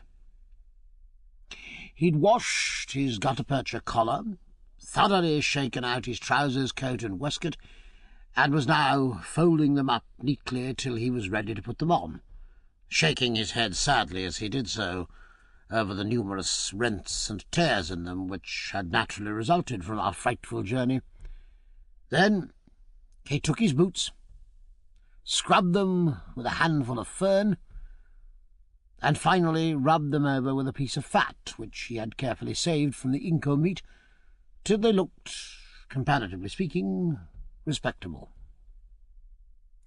Having inspected them judiciously through his eyeglass, he put them on and began a fresh operation. From a little bag he carried he produced a pocket comb, in which was fixed a tiny looking-glass, and in this he surveyed himself. Apparently he was not satisfied, for he proceeded to do his hair with great care. Then came a pause while he again contemplated the effect. Still it was not satisfactory. He felt his chin, on which was now the accumulated scrub of a 10 days' beard. Surely, thought I, he's not going to try and shave. But so it was. Taking the piece of fat with which he greased his boots, he washed it carefully in the stream.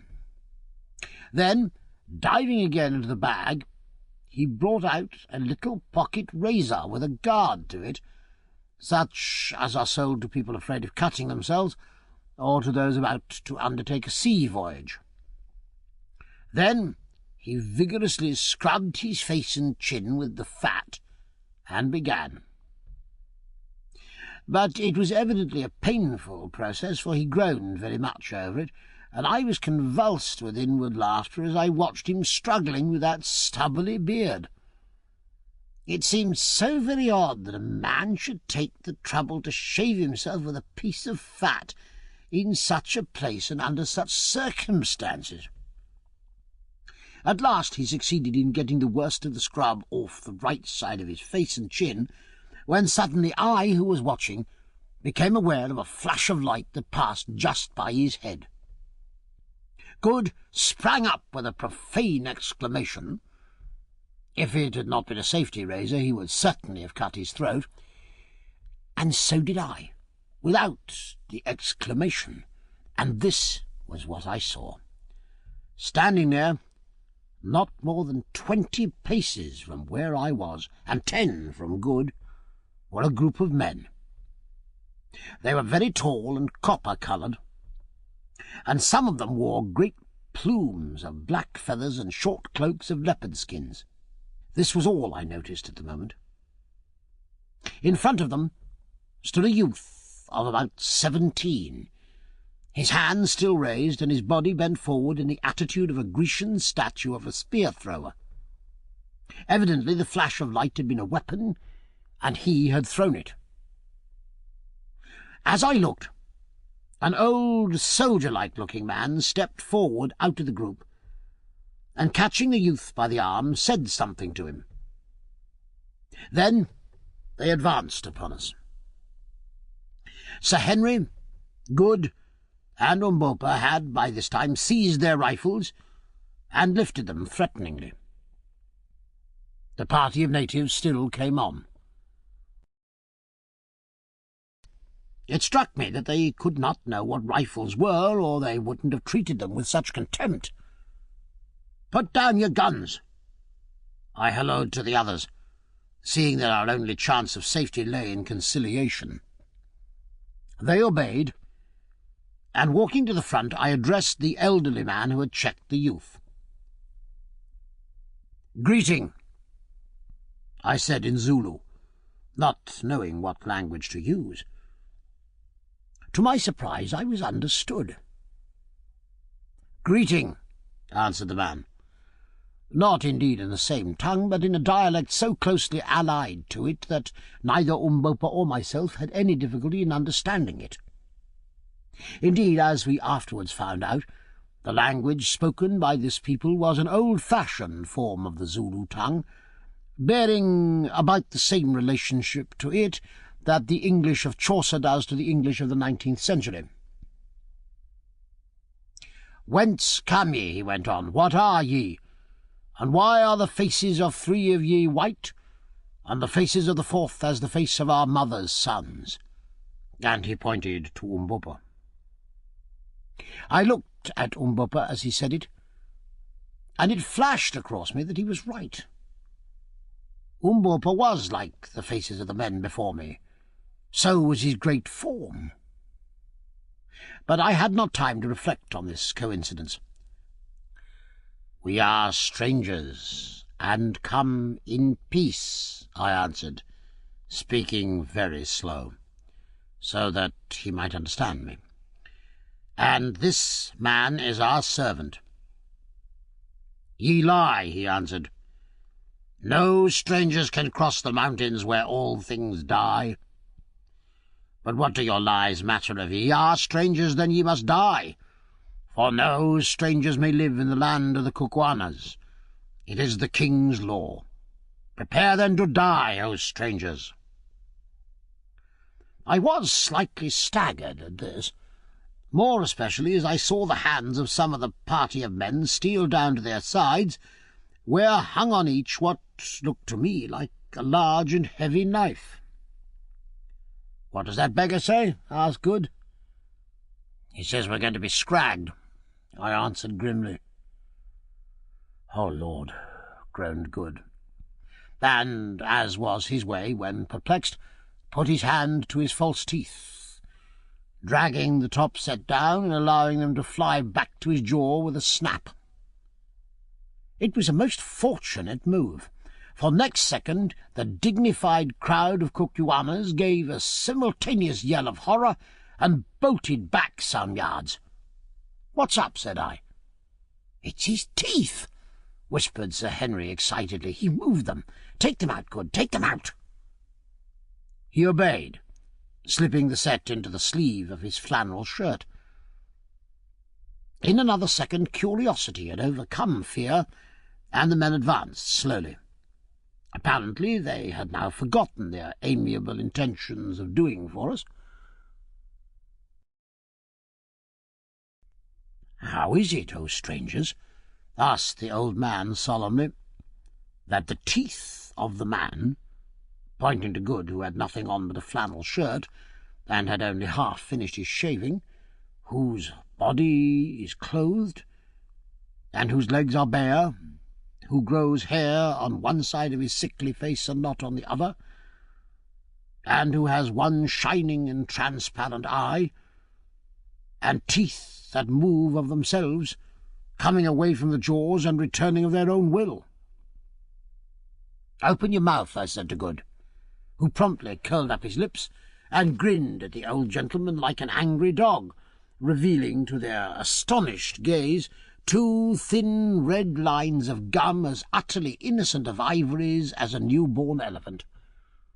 His audience gasped. "Where are his teeth?" they shouted. "With our eyes we saw them." Turning his head slowly, and with a gesture of ineffable contempt, Good swept his hand across his mouth. Then he grinned again, and lo, there were 2 rows of lovely teeth. The young man who had flung the knife threw himself down on the grass and gave vent to a prolonged howl of terror. And as for the old gentleman, his knees knocked together with fear. "I see that ye are spirits," he said falteringly. "Did ever man born of woman have hair on one side of his face and not on the other, or a round and transparent eye, or teeth which moved and melted away and grew again? Pardon us, O my lords." Here was luck indeed, and, needless to say, I jumped at the chance. "It is granted," I said, with an imperial smile. "Nay, ye shall know the truth. We come from another world, though we are men such as ye. We come," I went on, "from the biggest star that shines at night." "Oh, oh!" groaned the chorus of astonished aborigines. "Yes," I went on, "we do indeed." And I again smiled benignly as I uttered that amazing lie. "We come to stay with you a little while and bless you by our sojourn. You will see, O friends, that I have prepared myself by learning your language." "It is so, it is so," said the chorus. "Only, my lord," put in the old gentleman, "thou hast learned it very badly." I cast an indignant glance at him, and he quailed.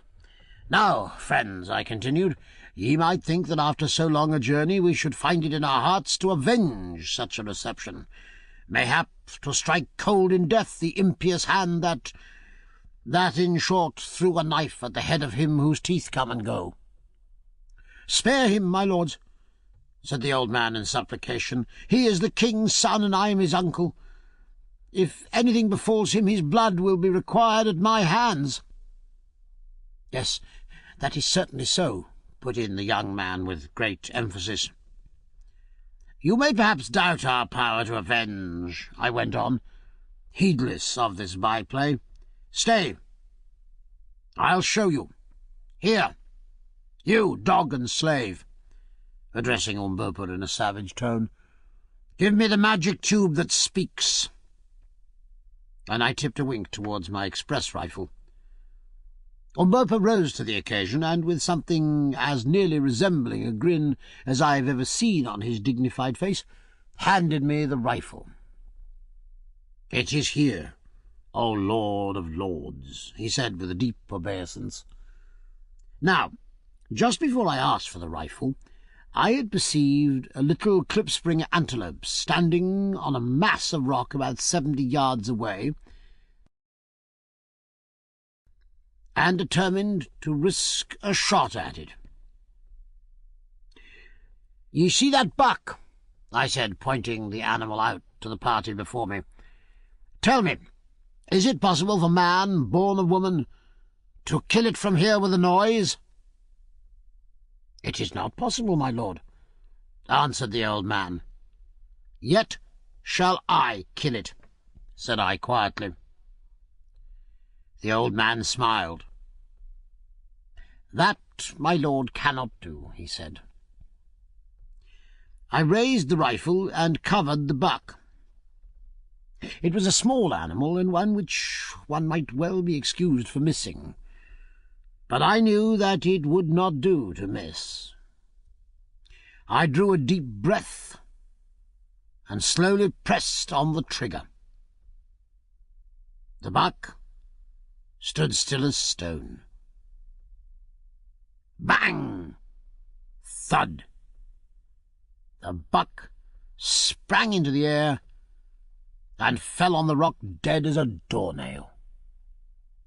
A groan of terror burst from the group before us. "If ye want meat," I remarked coolly, "go fetch that buck." The old man made a sign, and one of his followers departed, and presently returned, bearing the klipspringer. I noticed with satisfaction that I had hit it fairly behind the shoulder. They gathered round the poor creature's body, gazing at the bullet hole in consternation. "Ye see," I said, "I do not speak empty words." There was no answer. "If ye yet doubt our power," I went on, "let one of ye go stand upon that rock, that I may make him as this buck." None of them seemed at all inclined to take the hint, until at last the king's son spoke. "It is well said. Do thou, my uncle, go stand upon the rock. It is but a buck that the magic has killed. Surely it cannot kill a man." The old gentleman didn't seem to take the suggestion in good part. Indeed, he seemed hurt. "No, no," he ejaculated hastily. "My old eyes have seen enough. These are wizards indeed. Let us bring them to the king. Yet, if any should wish a further proof, let him stand upon the rock, that the magic tube may speak with him." There was a most general and hasty expression of dissent. "Let not good magic be wasted on our poor bodies," said one. "We are satisfied. All the witchcraft of our people cannot show the like of this." "It is so," remarked the old gentleman in a tone of intense relief. "Without any doubt it is so. Listen, children of the stars, children of the shining eye and the movable teeth, who roar out in thunder and slay from afar. I am Infadus, son of Kafa, once king of the Kukwana people. This youth is Scraga." "He nearly scragged me," murmured Good. "Scraga, son of Twala, the great king. Twala, husband of 1,000 wives, chief and lord paramount of the Kukwanas, keeper of the great road, terror of his enemies, student of the black arts, leader of 100,000 warriors, Twala the one-eyed, the black, the terrible." "So," said I, superciliously. "Lead us, then, to Twala. We do not talk with low people and underlings." "It is well, my lords, we will lead you. But the way is long. We are hunting 3 days' journey from the place of the king. But let my lords have patience, and we will lead them." "It is well," I said carelessly. "All time is before us, for we do not die." "We are ready. Lead on. But Infadus, and thou, Scragga, beware. Play us no tricks. Make for us no snares. For before your brains of mud have thought of them, we shall know them and avenge them. The light from the transparent eye of him with the bare legs and the half-haired face, good, shall destroy you and go through your land. His vanishing teeth shall fix themselves fast in you and eat you up, you and your wives and children. The magic tubes shall talk with you loudly and make you as sieves. Beware!" This magnificent address did not fail of its effect. Indeed, it was hardly needed, so deeply were our friends already impressed with our powers. The old man made a deep obeisance and murmured the word "Coom, coom," which I afterwards discovered was their royal salute, corresponding to the bayet of the Zulus, and, turning, addressed his followers. These at once proceeded to lay hold of all our goods and chattels in order to bear them for us, excepting only the guns, which they would on no account touch. They even seized Good's clothes, which were, as the reader may remember, neatly folded up beside him. He at once made a dive for them, and a loud altercation ensued. "Let not my lord of the transparent eye and the melting teeth touch them," said the old man. "Surely slaves shall carry the things." "But I want to put him on," roared Good in nervous English. Umbopa translated. "Nay, my lord," put in Infadus, "would my lord cover up his beautiful white legs?" Although he was so dark, Good had a singularly white skin, "from the eyes of his servants? Have we offended my lord that he should do such a thing?" Here I nearly exploded with laughing, and meanwhile one of the men started on with the garments. "Damn it," roared Good, "that black villain's got my trousers!" "Look here, Good," said Sir Henry, "you've appeared in this country in a certain character, and you must live up to it. It'll never do for you to put your trousers on again. Henceforth you must live in a flannel shirt, a pair of boots, and an eyeglass." "Yes," I said, "and with whiskers on one side of your face and not the other. If you change any of these things, they'll think that we're impostors. I'm very sorry for you, but seriously, you must do it. If once they begin to suspect us, our lives will not be worth a brass farthing." "Do you really think so?" said Good gloomily. "I do indeed. Your beautiful white legs and your eyeglass are now the feature of our party, and as Sir Henry says, you must live up to them. Be thankful you've got your boots on and that the air is warm." Good sighed and said no more, but it took him a fortnight to get accustomed to his attire.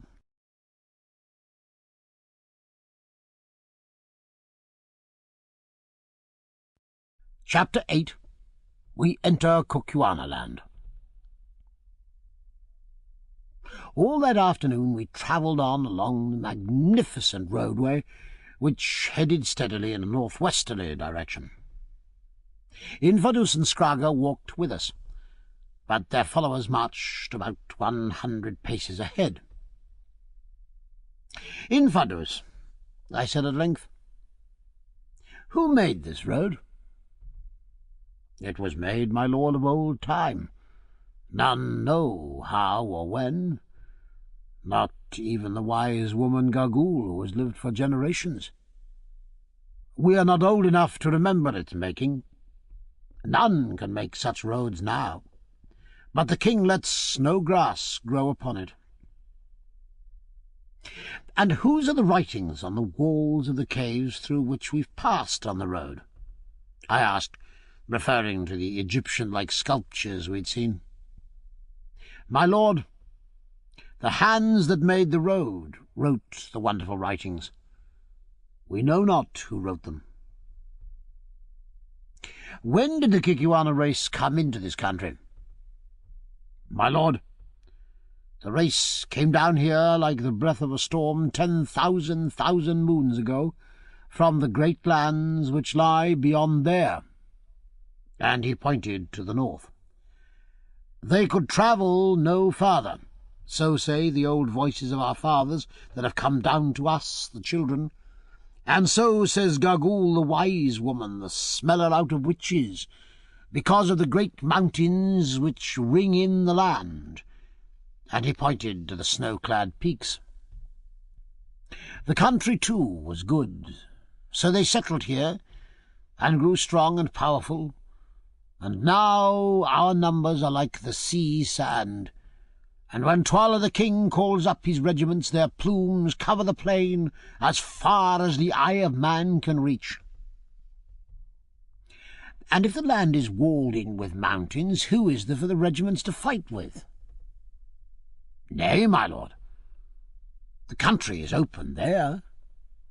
And again he pointed towards the north. "And now and again warriors sweep down upon us in clouds from a land we know not, and we slay them. It is the third part of the life of a man since there was a war. Many thousands died in it, but we destroyed those who came to eat us up. So since then there has been no war." "Your warriors must grow weary of resting on their spears." "My lord, there was one war just after we destroyed the people that came down upon us, but it was a civil war, dog eat dog." "How was that?" "My lord, the king, my half-brother, had a brother born at the same birth and of the same woman. It is not our custom, my lord, to let twins live. The weakest must always die. But the mother of the king hid away the weakest child, which was born the last, for her heart yearned over it. And the child is Twala the king. I am his younger brother, born of another wife." "Well?" "My lord, Kafa, our father, died when we came to manhood, and my brother Imotu was made king in his place, and for a space reigned and had a son by his favourite wife. When the babe was 3 years old, just after the Great War, during which no man could sow or reap, a famine came upon the land, and the people murmured because of the famine, and looked round like a starved lion for something to rend. Then it was that Gagul, the wise and terrible woman who does not die, proclaimed to the people, saying, 'The king Imotu is no king.' And at the time Imotu was sick with a wound and lay in his hut, not able to move. Then Gagul went into a hut and led out Twala, my half-brother, and the twin brother of the king, whom she had hidden since he was born, among the caves and rocks, and stripping the muka or waistcloth off his loins, showed the people of the Kukwanas the mark of the sacred snake coiled round his waist, wherewith the eldest son of the king is marked at birth, and cried out loud, 'Behold your king, whom I have saved for you even to this day.' And the people, being mad with hunger and altogether bereft of reason and the knowledge of truth, cried out, 'The king, the king!' But I knew that it was not so, for Imotu, my brother, was the elder of the twins, and was the lawful king. And just as the tumult was at its height, Imotu the king, though he was very sick, came crawling from his hut, holding his wife by the hand, and followed by his little son Ignosi, the lightning. 'What is this noise?' he cried. 'Why cry ye, the king, the king?'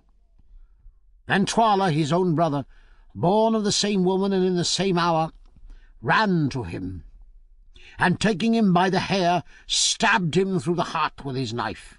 And the people, being fickle and ever ready to worship the rising sun, clapped their hands and cried, "Twala is king! Now we know that Twala is king!" And what became of his wife and her son Ignosi? Did Twala kill them too? Nay, my lord. When she saw that her lord was dead, she seized the child with a cry and ran away. 2 days afterwards she came to a kraal very hungry, and none would give her milk or food now that her lord the king was dead, for all men hate the unfortunate. But at nightfall a little child, a girl, crept out and brought her to eat.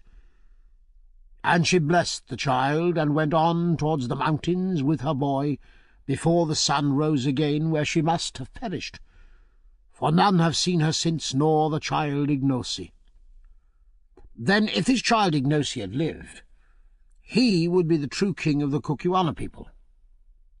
That is so, my lord. The sacred snake is round his middle. If he lives, he is the king. But alas, he is long dead. See, my lord, and he pointed to a vast collection of huts surrounded with a fence, which was in its turn surrounded by a great ditch that lay on the plain beneath us. That is the kraal where the wife of Imotu was last seen with the child Ignosi. It is there that we shall sleep tonight, if indeed, he added doubtfully, my lords sleep at all upon this earth. When we're among the Kukuanas, my good friend Infidus, we do as the Kukuanas do, I said, majestically. And I turned round suddenly to address Good, who was tramping along sullenly behind, his mind fully occupied with unsatisfactory attempts to keep his flannel shirt from flapping up in the evening breeze, and to my astonishment butted into Umbopa, who was walking along immediately behind me, and had very evidently been listening with the greatest interest to my conversation with Infidus. The expression on his face was most curious, and gave the idea of a man who was struggling with partial success to bring something long forgotten back into his mind. All this while we had been pressing on at a good rate towards the undulating plain beneath. The mountains we had crossed now loomed high above us, and Sheba's breasts were modestly veiled in diaphanous wreaths of mist. As we went on, the country grew more and more lovely. The vegetation was luxuriant without being tropical. The sun was bright and warm, but not burning, and a gracious breeze blew softly along the odorous slopes of the mountains. And indeed this new land was little less than an earthly paradise, in beauty, in natural wealth, and in climate I have never seen its like. The Transvaal is a fine country, but it is nothing to Kukuanaland. So soon as we started, Infidus had dispatched a runner on to warn the people of the kraal, which, by the way, was in his military command, of our arrival. This man had departed at an extraordinary speed, which Infidus had informed me he would keep up all the way, as running was an exercise much practised among his people. The result of this message now became apparent. When we got within 2 miles of the kraal, we could see that company after company of men were issuing from its gates and marching towards us. Sir Henry laid his hand upon my arm and remarked that it looked as though we were going to meet with a warm reception. Something in his tone attracted Infidus' attention. "Let not my lords be afraid," he said hastily, "for in my breast there dwells no guile. This regiment is one under my command, and comes out by my orders to greet you." I nodded easily, though I was not quite easy in my mind. About 1/2 mile from the gates of the kraal was a long stretch of rising ground, sloping gently upwards from the road, and on this the companies formed up. It was a splendid sight to see them, each company about 300 strong, charging swiftly up the slope with flashing spears and waving plumes, and taking their appointed place. By the time we came to the slope, 12 such companies, all in all 3,600 men, had passed out and taken up their positions along the road. Presently we came to the first company, and were able to gaze in astonishment on the most magnificent set of men I've ever seen. They were all men of mature age, mostly veterans of about 40, and not one of them was under 6 feet in height, whilst many were 6 feet 3 or 4. They wore upon their heads heavy black plumes of sacabrois feathers, like those which adorned our guides. Round their waists, and also beneath the right knee, were bound circlets of white ox-tails, and in their left hands were round shields about 20 inches across. These shields were very curious. The framework consisted of an iron plate beaten out thin, over which was stretched milk-white ox-hide. The weapons that each man bore were simple but most effective, consisting of a short and very heavy 2-edged spear with a wooden shaft, the blade being about 6 inches across at the widest part. These spears were not used for throwing, but, like the Zulu bangwan or stabbing assegai, were for close quarters only when the wound inflicted by them was terrible. In addition to these bangwans, each man also carried 3 large and heavy knives, each knife weighing about 2 pounds. One knife was fixed in the ox-tail girdle, and the other 2 at the back of the round shield. These knives, which are called tolas by the Kukuanas, take the place of the throwing assegai of the Zulus. A Kukuana warrior can throw them with great accuracy at a distance of 50 yards, and it is their custom on charging to hurl a volley of them at the enemy as they come to close quarters. Each company stood like a collection of bronze statues till we were opposite to it, when, at a signal given by its commanding officer, who, distinguished by a leopard-skin cloak, stood some paces in front, every spear was raised into the air, and from 300 throats sprang forth with a sudden roar the royal salute of Coom.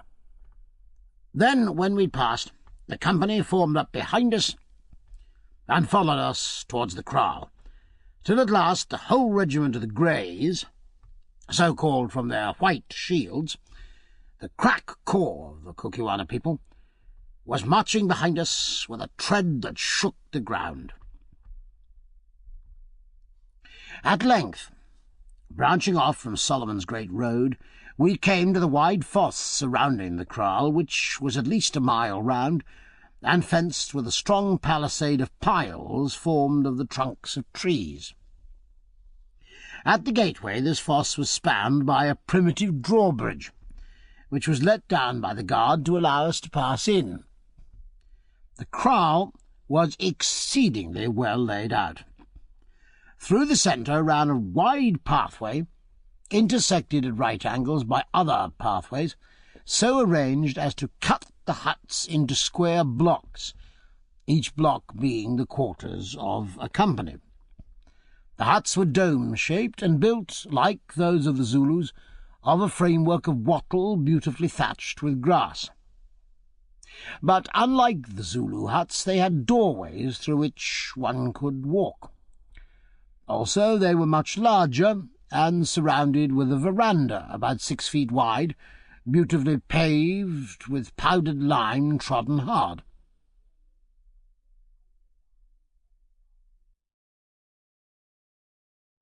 All along each side of the wide pathway that pierced the kraal were ranged hundreds of women, brought out by curiosity to look at us.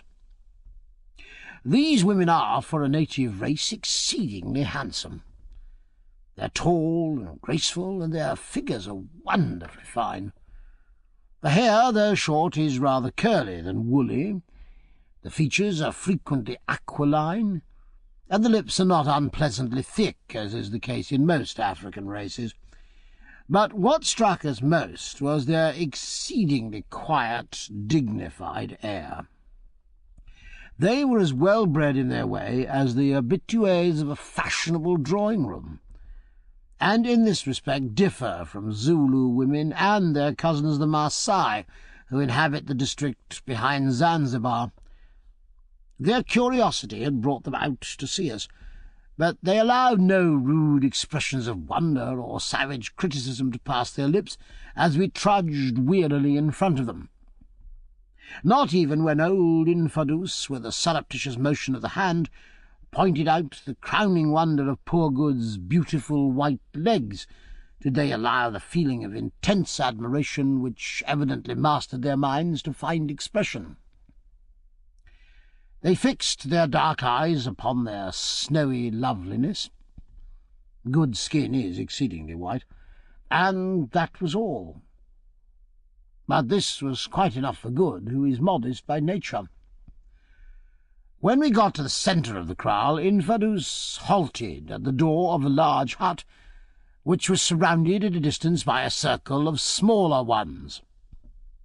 "Enter, sons of the stars," he said, in a magniloquent voice, "and deign to rest awhile in our humble habitations. A little food shall be brought to you, so that ye shall have no need to draw your belts tight from hunger. Some honey and some milk, and an ox or two and a few sheep. Not much, my lords, but still a little food." "It is good," said I. "Infadus, we are weary with travelling through realms of air. Now let us rest." Accordingly we entered into the hut, which we found amply prepared for our comfort. Couches of tanned skins were spread for us to rest on, and water was placed for us to wash in. Presently we heard a shouting outside, and stepping to the door, saw a line of damsels bearing milk and roasted mealies and honey in a pot. Behind these were some youths driving a fat young ox. We received the gifts, and then one of the young men took the knife from his girdle and dexterously cut the ox's throat. In 10 minutes it was dead, skinned, and cut up. The best of the meat was then cut off for us, and the rest I, in the name of our party, presented to the warriors round us, who took it off and distributed the white men's gift. Umbopa set to work, with the assistance of an extremely prepossessing young woman, to boil our portion in a large earthenware pot over a fire which was built outside the hut, and when it was nearly ready we sent a message to Infadus and asked him and Scragga the king's son to join us. Presently they came, and sitting down upon little stools, of which there were several about the hut, for the Kukuanas do not in general squat upon their haunches like the Zulus, helped us to get through our dinner. The old gentleman was most affable and polite, but it struck us that the young one regarded us with suspicion. He had, together with the rest of the party, been overawed by our white appearance and by our magic properties, but it seemed to me that, on discovering that we ate, drank, and slept like other mortals, his awe was beginning to wear off and be replaced by a sullen suspicion, which made us feel rather uncomfortable. In the course of our meal, Sir Henry suggested to me that it might be well to try and discover if our hosts knew anything of his brother's fate, or if they had ever seen or heard of him. But on the whole I thought it would be wiser to say nothing of the matter at that time. After supper we filled our pipes and lit them, a proceeding which filled Infadus and Scragga with astonishment. The Kukuanas were evidently unacquainted with the divine uses of tobacco smoke. The herb was grown among them extensively, but, like the Zulus, they only used it for snuff, and quite failed to identify it in its new form. Presently I asked Infidus when we were to proceed on our journey, and was delighted to learn that preparations had been made for us to leave on the following morning, messengers having already left to inform Twala the king of our coming. It appeared that Twala was at his principal place, known as Loo, making ready for the great annual feast which was held in the first week of June. At this gathering, all the regiments, with the exception of certain detachments left behind for garrison purposes, were brought up and paraded before the king. And the great annual witch hunt, of which more by and by, was held. We were to start at dawn, and Infidus, who was to accompany us, expected that we should, unless we were detained by accident or by swollen rivers, reach Loo on the night of the second day. When they had given us this information, our visitors bade us good night, and having arranged to watch, turn and turn about, 3 of us flung ourselves down and slept the sweet sleep of the weary, whilst the 4th sat up on the lookout for possible treachery.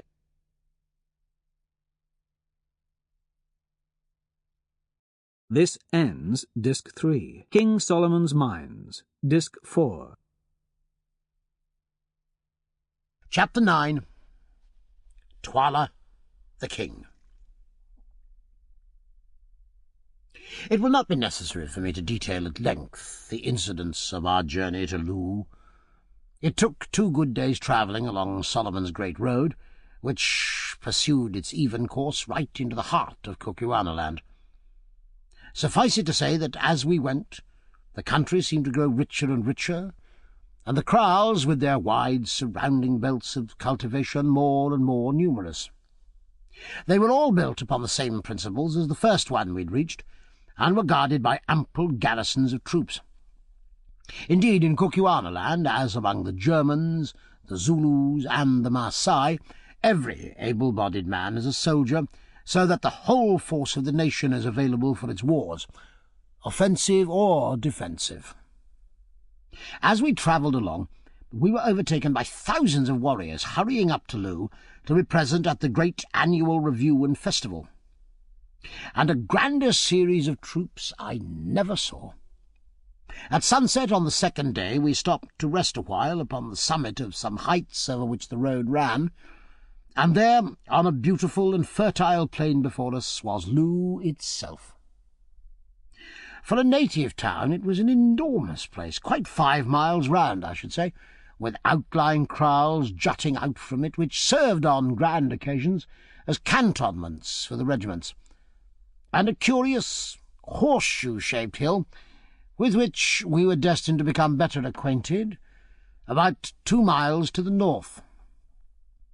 It was beautifully situated, and through the centre of the kraal, dividing it into 2 portions, ran a river, which appeared to be bridged at several places, the same perhaps that we'd seen from the slopes of Sheba's Breast.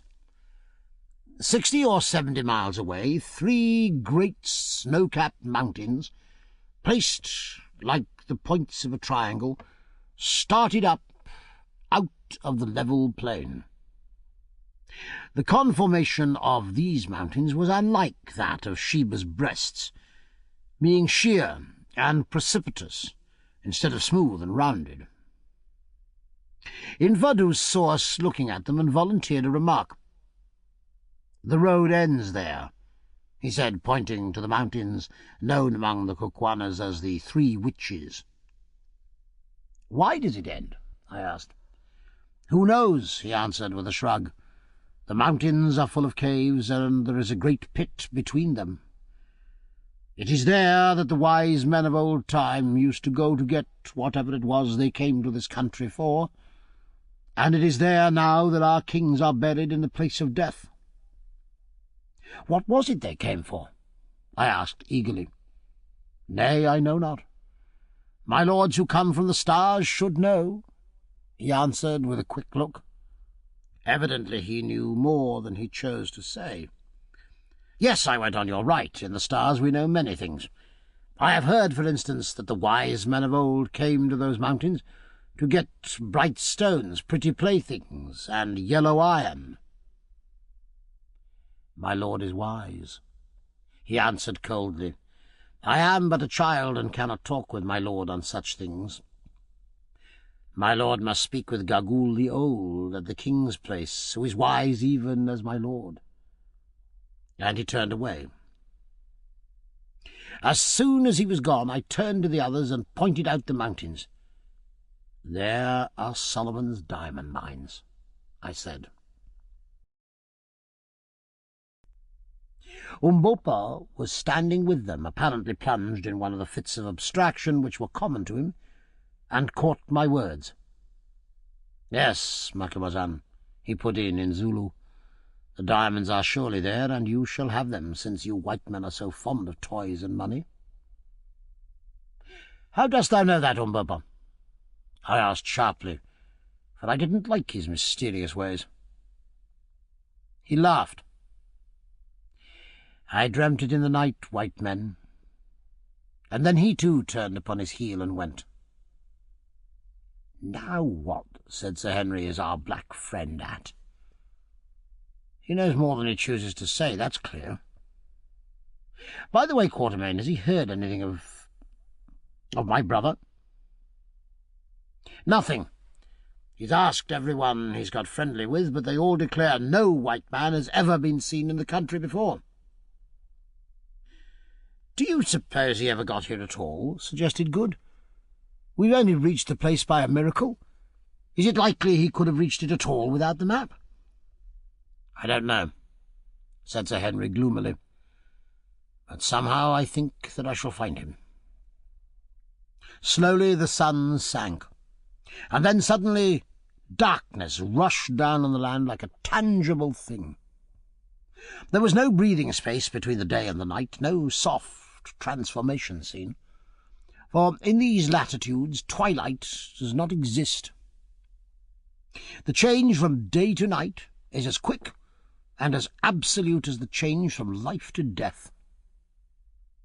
The sun sank, and the world was wreathed in shadows, but not for long, for see, in the east there is a glow, then a bent edge of silver light, and at last the full bow of the crescent moon peeps above the plain and shoots its gleaming arrows far and wide, filling the earth with a faint refulgence, as the glow of a good man's deeds shines for a while upon his little world after his sun has set, lighting the faint-hearted travellers who follow on towards a fuller dawn. We stood and watched the lovely sight, whilst the stars grew pale before this chastened majesty, and felt our hearts lifted up in the presence of a beauty we could not realize, much less describe. Mine has been a rough life, my reader, but there are a few things I'm thankful to have lived for, and one of them is to have seen that moon rise over Kukuanaland. Presently our meditations were broken in upon by our polite friend Infadus. If my lords are rested, we will journey on to Loo, where a hut is made ready for my lords tonight. The moon is now bright, so that we shall not fall on the way. We assented, and in an hour's time were at the outskirts of the town, of which the extent, mapped out as it was by thousands of campfires, appeared absolutely endless. Indeed, Good, who is always fond of a bad joke, christened it Unlimited Loo. Presently we came to a moat with a drawbridge, where we were met by the rattling of arms and the hoarse challenge of a sentry. Infadus gave some password that I could not catch, which was met with a salute, and we passed on through the central street of the great grass city. After nearly half an hour's tramp past endless lines of huts, Infadus at last halted at the gate of a little group of huts which surrounded a small courtyard of powdered limestone, and informed us that these were to be our poor quarters. We entered, and found that a hut had been assigned to each of us. These huts were superior to any which we had yet seen, and in each was a most comfortable bed made of tanned skins spread upon mattresses of aromatic grass. Food, too, was ready for us, and as soon as we had washed ourselves with water, which stood ready in earthenware jars, some young women of handsome appearance brought us roasted meat and mealy cobs, daintily served on wooden platters, and presented it to us with deep obeisances. We ate and drank, and then the beds having, by our request, been all moved into one hut, a precaution at which the amiable young ladies smiled, we flung ourselves down to sleep, thoroughly wearied out with our long journey. When we woke, it was to find that the sun was high in the heavens, and that the female attendants, who did not seem to be troubled by any false shame, were already standing inside the hut, having been ordered to attend and help us to make ready. "Make ready, indeed," growled Good. "When one has only a flannel shirt and a pair of boots, that doesn't take long. I wish you'd asked them for my trousers." I asked accordingly, but was informed that these sacred relics had already been taken to the king, who would see us in the forenoon. Having, somewhat to their astonishment and disappointment, requested the young ladies to step outside, we proceeded to make the best toilet that the circumstances admitted of. Good even went the length of again shaving the right side of his face. The left, on which now appeared a very fair crop of whiskers, we impressed upon him he must on no account touch. As for ourselves, we were contented with a good wash and combing our hair. Sir Henry's yellow locks were now almost down to his shoulders, and he looked more like an ancient Dane than ever, while my grizzled scrub was fully an inch long instead of half an inch, which, in a general way, I considered my maximum length.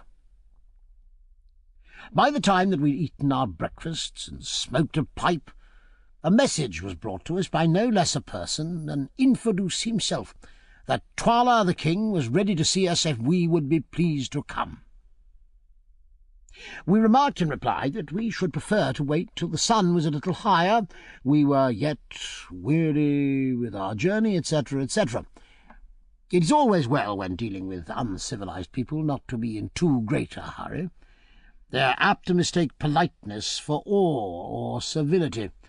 So, although we were quite as anxious to see Twala as Twala could be to see us, we sat down and waited for an hour, employing the interval in preparing such presents as our slender stock of goods permitted, namely the Winchester rifle, which had been used by poor Ventfergal, and some beads. The rifle and ammunition we determined to present to His Royal Highness, and the beads were for his wives and courtiers.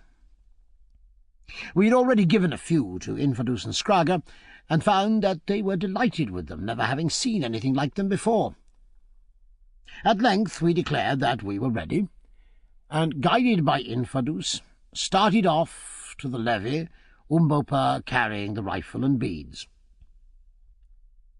After walking a few 100 yards, we came to an enclosure, something like that which surrounded the huts that had been allotted to us, only 50 times as big. It could not have been less than 6 or 7 acres in extent. All round the outside fence was a row of huts which were the habitations of the king's wives. Exactly opposite the gateway, on the further side of the open space, was a very large hut, which stood by itself, in which His Majesty resided. All the rest was open ground. That is to say, it would have been open had it not been filled by company after company of warriors, who were mustered there to the number of 7,000 or 8,000. These men stood still as statues as we advanced through them, and it would be impossible to give an idea of the grandeur of the spectacle which they presented, in their waving plumes, their glancing spears, and iron-backed ox-hide shields. The space in front of the large hut was empty, but before it were placed several stools. On 3 of these, at a sign from Infidus, we seated ourselves, Umbopa standing behind us. As for Infidus, he took up a position by the door of the hut. So we waited for 10 minutes or more in the midst of a dead silence, but conscious that we were the object of the concentrated gaze of some 8,000 pairs of eyes. It was a somewhat trying ordeal, but we carried it off as best we could. At length the door of the hut opened, and a gigantic figure with a splendid tiger-skin kaross flung over its shoulders stepped out, followed by the boy Scragga and what appeared to us to be a withered-up monkey wrapped in a fur cloak. The figure seated itself upon a stool. Scragga took his stand behind it, and the withered-up monkey crept on all fours into the shade of the hut and squatted down. Still there was silence. Then the gigantic figure slipped off the kaross and stood up before us, a truly alarming spectacle. It was that of an enormous man with the most entirely repulsive countenance we had ever beheld. The lips were as thick as a negro's, the nose was flat, it had but one gleaming black eye, for the other was represented by a hollow in the face, and its whole expression was cruel and sensual to a degree. From the large head rose a magnificent plume of white ostrich feathers. The body was clad in a shirt of shining chain armour, whilst round the waist and right knee was the usual garnish of white ox-tails. In the right hand was a huge spear. Round the neck was a thick torque of gold, and bound under the forehead was a single and enormous uncut diamond. Still there was silence, but not for long. Presently the figure, whom we rightly guessed to be the king, raised the great spear in its hand. Instantly 8,000 spears were raised in answer, and from 8,000 throats rang out the royal salute of Coom. 3 times this was repeated, and each time the earth shook with the noise that can only be compared to the deepest notes of thunder. "Be humble, O people," piped out a thin voice which seemed to come from the monkey in the shade. "It is the king." "It is the king," boomed out 8,000 throats in answer. "Be humble, O people, it is the king." Then there was silence again. Dead silence.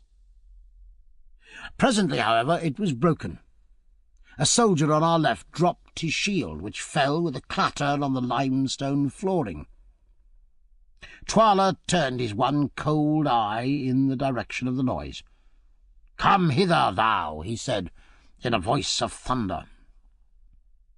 A fine young man stepped out of the ranks and stood before him. "It was thy shield that fell, thou awkward dog. Wilt thou make me a reproach in the eyes of strangers from the stars? What hast thou to say?" And then we saw the poor fellow turn pale under his dusky skin. "It was by chance, O calf of the black cow," he murmured. "Then it is a chance for which thou must pay. Thou hast made me foolish. Prepare for death." "I am the king's ox," was the low answer. "Scragga," roared the king, "let me see how thou canst use thy spear. Kill me this awkward dog." Scragga stepped forward with an ill-favoured grin and lifted his spear. The poor victim covered his eyes with his hand and stood still. As for us, we were petrified with horror. Once, twice, he waved the spear, and then struck, God, right home. The spear stood out a foot behind the soldier's back. He flung up his hands and dropped dead. From the multitude around rose something like a murmur. It rolled round and round and died away. The tragedy was finished. There lay the corpse, and we had not yet realized that it had been enacted. Sir Henry sprang up and swore a great oath, then, overpowered by the sense of silence, sat down again. "The thrust was a good one," said the king. "Take him away." 4 men stepped out of the ranks, and, lifting the body of the murdered man, carried it away. "Cover up the bloodstains, cover them up," piped out the thin voice from the monkey-like figure. "The king's word is spoken, the king's doom is done." Thereupon a girl came forward from behind the hut, bearing a jar filled with powdered lime, which she scattered over the red mark, blotting it from sight. Sir Henry, meanwhile, was boiling with rage at what had happened. Indeed, it was with difficulty that we could keep him still. "Sit down, for heaven's sake," I whispered. "Our lives depend on it." He yielded and remained quiet. Twyla sat still until the traces of the tragedy had been removed. Then he addressed us. "White people," he said, "who come hither whence I know not, and why I know not, greeting. "Greeting, Twyla, king of the Kukuanas," I answered. "White people, whence come ye, and what seek ye?" "We come from the stars, ask us not how. We come to see this land." "Ye come from far to see a little thing. And that man with ye," pointing to Umbopa, "does he too come from the stars?" "Even so. There are people of thy colour in the heavens above. But ask not of matters too high for thee, Twyla the king." "Ye speak with a loud voice, people of the stars," Twyla answered in a tone which I scarcely liked. "Remember that the stars are far off, and ye are here. How if I make ye as him whom they bear away?" I laughed out loud, though there was little laughter in my heart. "O king," I said, "be careful. Walk warily over hot stones, lest thou shouldst burn thy feet. Hold the spear by the handle, lest thou should cut thy hands. Touch but one hair of our heads, and destruction shall come upon thee. What, have not these," pointing to Infidus and Scragga, who, young villain that he was employed in cleaning the blood off the soldier off his spear, "told thee what manner of man we are? Hast thou ever seen the like of us?" And I pointed to Good, feeling quite sure that he'd never seen anybody before who looked in the least like him as he then appeared. "It is true, I have not," said the king. "Have they not told thee how we strike with death from afar?" I went on. "They have told me, but I believe them not. Let me see you kill. Kill me a man among those who stand yonder," and he pointed to the opposite side of the kraal, "and I will believe." "Nay," I answered, "we shed no blood of man except in just punishment. But if thou wilt see, bid thy servants drive in an ox through the kraal gates, and before he has run 20 paces I will strike him dead." "Nay," laughed the king, "kill me a man, and I'll believe." "Good, O king, so be it," I answered coolly. "Do thou walk across the open space, and before thy feet reach the gate thou shalt be dead. Or, if thou wilt not, send thy son Scragga, whom at that moment it would have given me much pleasure to shoot. On hearing this suggestion, Scragger gave a sort of howl and bolted into the hut. Twala frowned majestically. The suggestion did not please him. "Let a young ox be driven in," he said. Two men at once departed, running swiftly. "Now, Sir Henry," I said, "do you shoot. I want to show this ruffian that I'm not the only magician of the party." Sir Henry accordingly took the express and made ready. "I hope I shall make a good shot," he groaned. "You must," I answered. "If you miss with the first barrel, let him have the second. Sight for 150 yards, and wait till the beast turns broadside on." Then came a pause, till presently we caught sight of an ox running straight for the kraal gate. It came on through the gate, and then, catching sight of the vast concourse of people, stopped stupidly, turned round, and bellowed. "Now's your time," I whispered. Up went the rifle. Bang! Thud! And the ox was kicking on his back, shot in the ribs. The semi-hollow bullet had done its work well, and a sigh of astonishment went up from the assembled thousands. I turned coolly round. "Have I lied, O king?" "Nay, white man, it is a truth," was the somewhat awed answer. "Listen, Twala," I went on. "Thou hast seen. Now know we come in peace, not in war. See here," and I held up the Winchester repeater. "Here is a hollow staff that shall enable you to kill even as we kill. Only this charm I lay upon it: thou shalt kill no man with it. If thou liftest it against a man, it shall kill thee.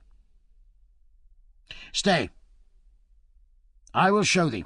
Bid a man step 40 paces and place the shaft of a spear in the ground, so that the flat blade looks towards us." In a few seconds it was done. "Now see, I will break the spear." Taking a careful sight, I fired. The bullet struck the flat of the spear and broke the blade into fragments. Again the sigh of astonishment went up. "Now, Twala," handing him the rifle, "this magic tube we give to thee, and by I will show thee how to use it. But beware how thou usest the magic of the stars against a man of earth." And I handed him the rifle. He took it very gingerly and laid it down at his feet. As he did so, I observed the wizened, monkey-like figure creeping up from the shadow of the hut. It crept on all fours, but when it reached the place where the king sat, it rose upon its feet, and throwing the furry covering off its face, revealed a most extraordinary and weird countenance. It was, apparently, that of a woman of great age, so shrunken that in size it was no larger than that of a year-old child, and was made up of a collection of deep yellow wrinkles.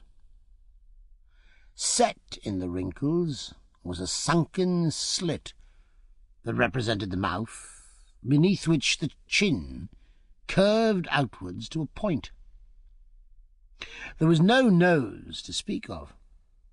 Indeed, the whole countenance might have been taken for that of a sun-dried corpse, had it not been for a pair of large black eyes, still full of fire and intelligence, which gleamed and played under the snow-white eyebrows, and the projecting parchment-coloured skull like jewels in a charnel house.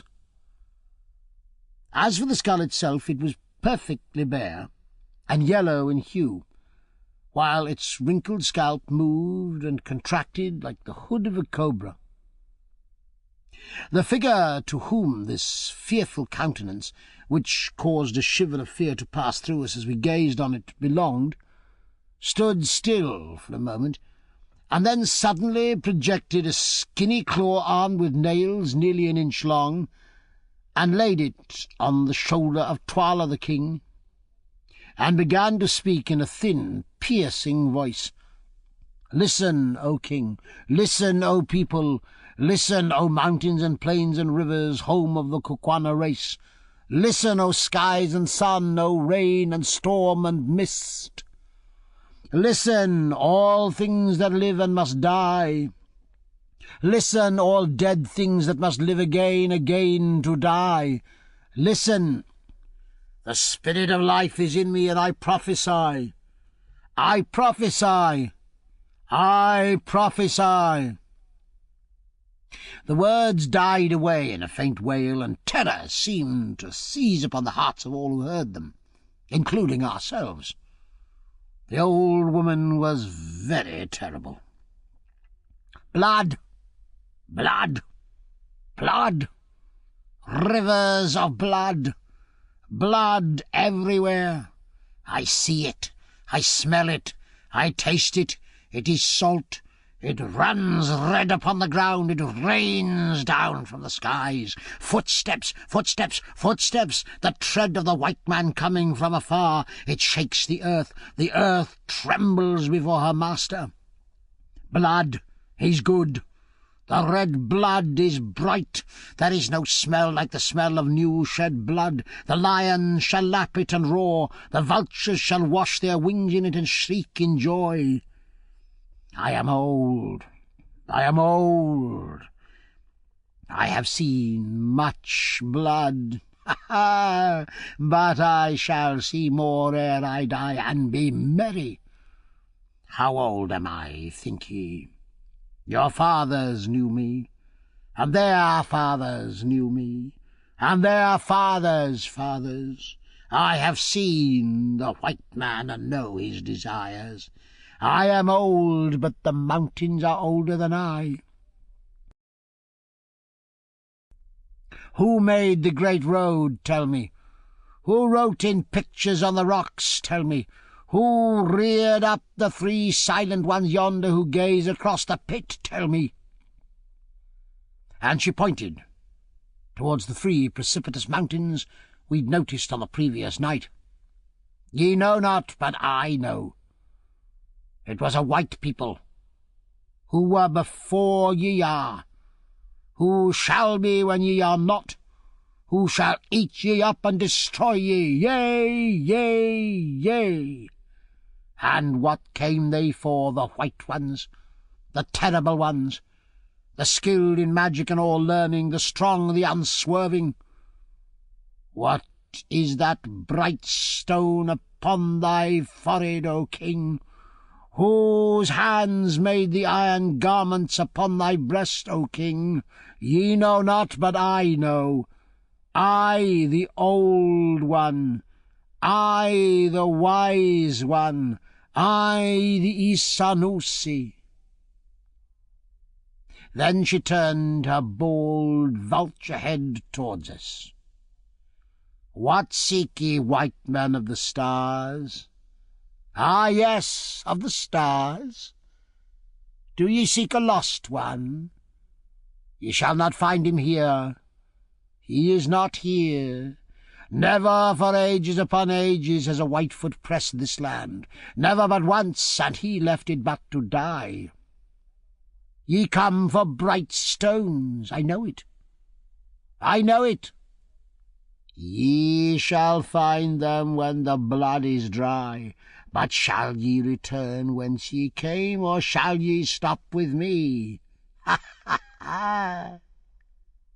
And thou with dark skin and a proud bearing, pointing a skinny finger at Umbopa, who art thou, and what seekest thou? Not stones that shine, not yellow metal that gleams, that thou leavest to white men from the stars. Methinks I know thee. Methinks I can smell the smell of the blood in thy veins. Strip off the girdle." Here the features of this extraordinary creature became convulsed, and she fell to the ground, foaming in an epileptic fit, and was carried off into the hut. The king rose up trembling and waved his hand. Instantly the regiments began to file off, and in 10 minutes, save for ourselves, the king, and a few attendants, the great space was left clear. "White people," he said, "it passes in my mind to kill ye. Gagool has spoken strange words. What say ye?" I laughed. "Be careful, O king, we're not easy to slay. Thou hast seen the fate of the ox. Wouldst thou be as the ox?" The king frowned. "It is not well to threaten a king." "We threaten not. We speak what is true. Try to kill us, O king, and learn." The great man put his hand to his forehead. "Go in peace," he said at length. "Tonight is the great dance. Ye shall see it.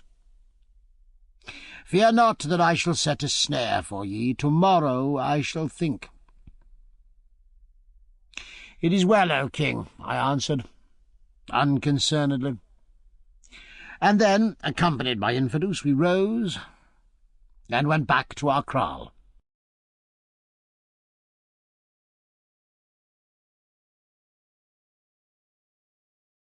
Chapter 10.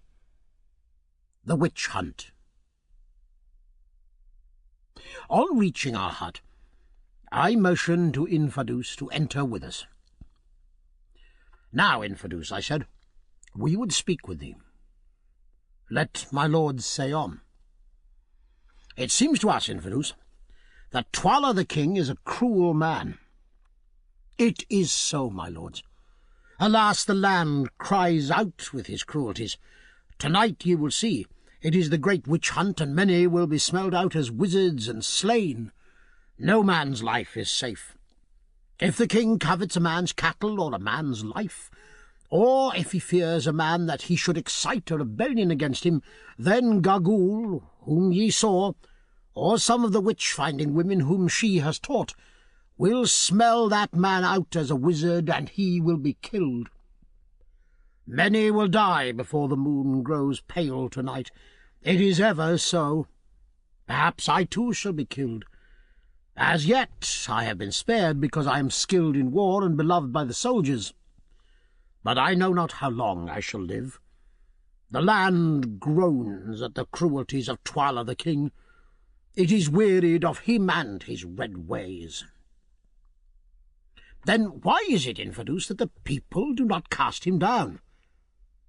"Nay, my lords, he is the king, and if he were killed, Skraga would reign in his place, and the heart of Skraga is blacker than the heart of Twala his father.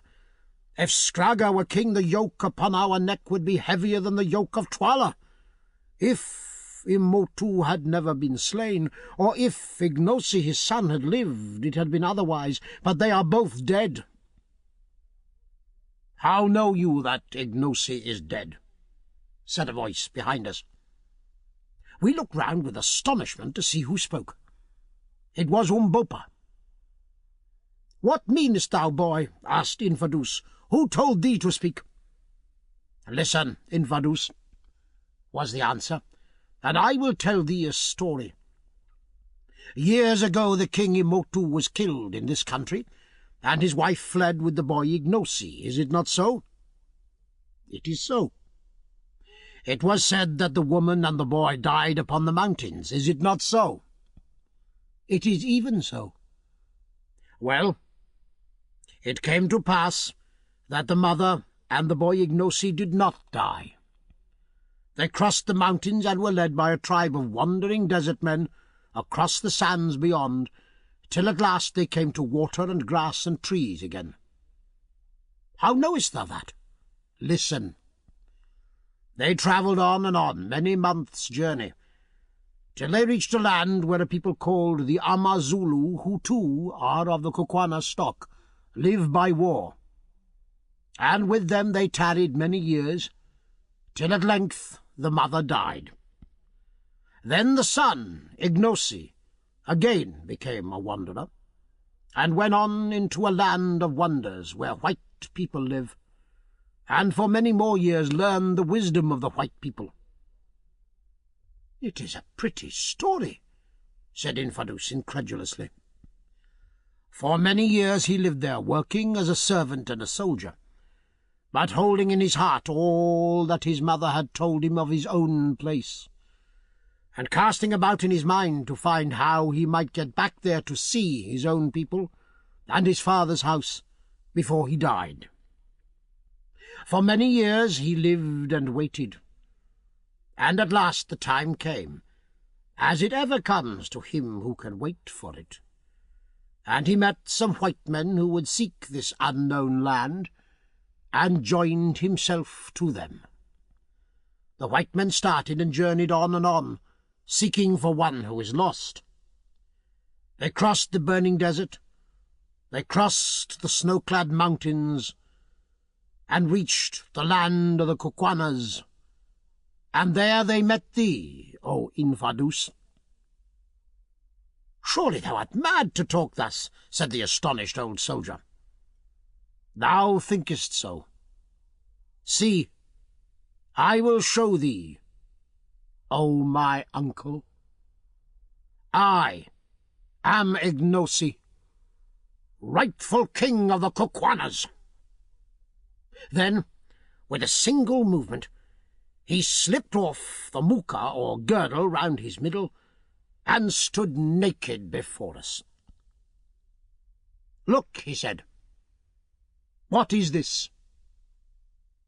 And he pointed to the mark of a great snake tattooed in blue round his middle, its tail disappearing in its open mouth just above where the thighs are set into the body.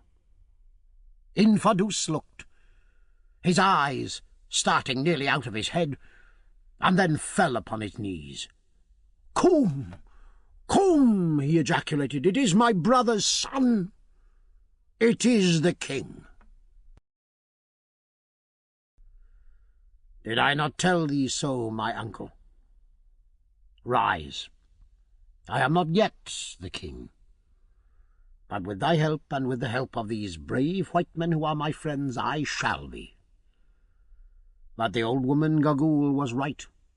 The land shall run with blood first, and hers shall run with it. For she killed my father with her words, and drove my mother forth. And now, Infadus, choose thou.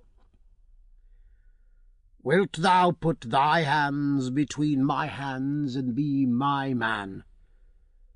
Wilt thou share the dangers that lie before me, and help me to overthrow this tyrant and murderer? Or wilt thou not? Choose thou." The old man put his hand to his head and thought. Then he rose, and advancing to where Umbopa, or rather Ignosi, stood, knelt before him and took his hand. "Ignosi, rightful king of the Kukwanas, I put my hand between thy hands, and am thy man till death. When thou wast a babe, I dandled thee upon my knee. Now shall my old arm strike for thee and freedom." "It is well, Infadus. If I conquer, thou shalt be the greatest man in the kingdom after the king. If I fail, thou canst only die, and death is not far off for thee. Rise, my uncle. And ye, white men, will ye help me? What have I to offer ye? The white stones, if I conquer and can find them, ye shall have as many as ye can carry hence. Will that suffice ye?" I translated this remark. "Tell him," answered Sir Henry, "that he mistakes an Englishman.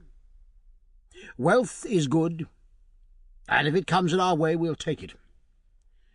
But a gentleman does not sell himself for wealth. But speaking for myself, I say this.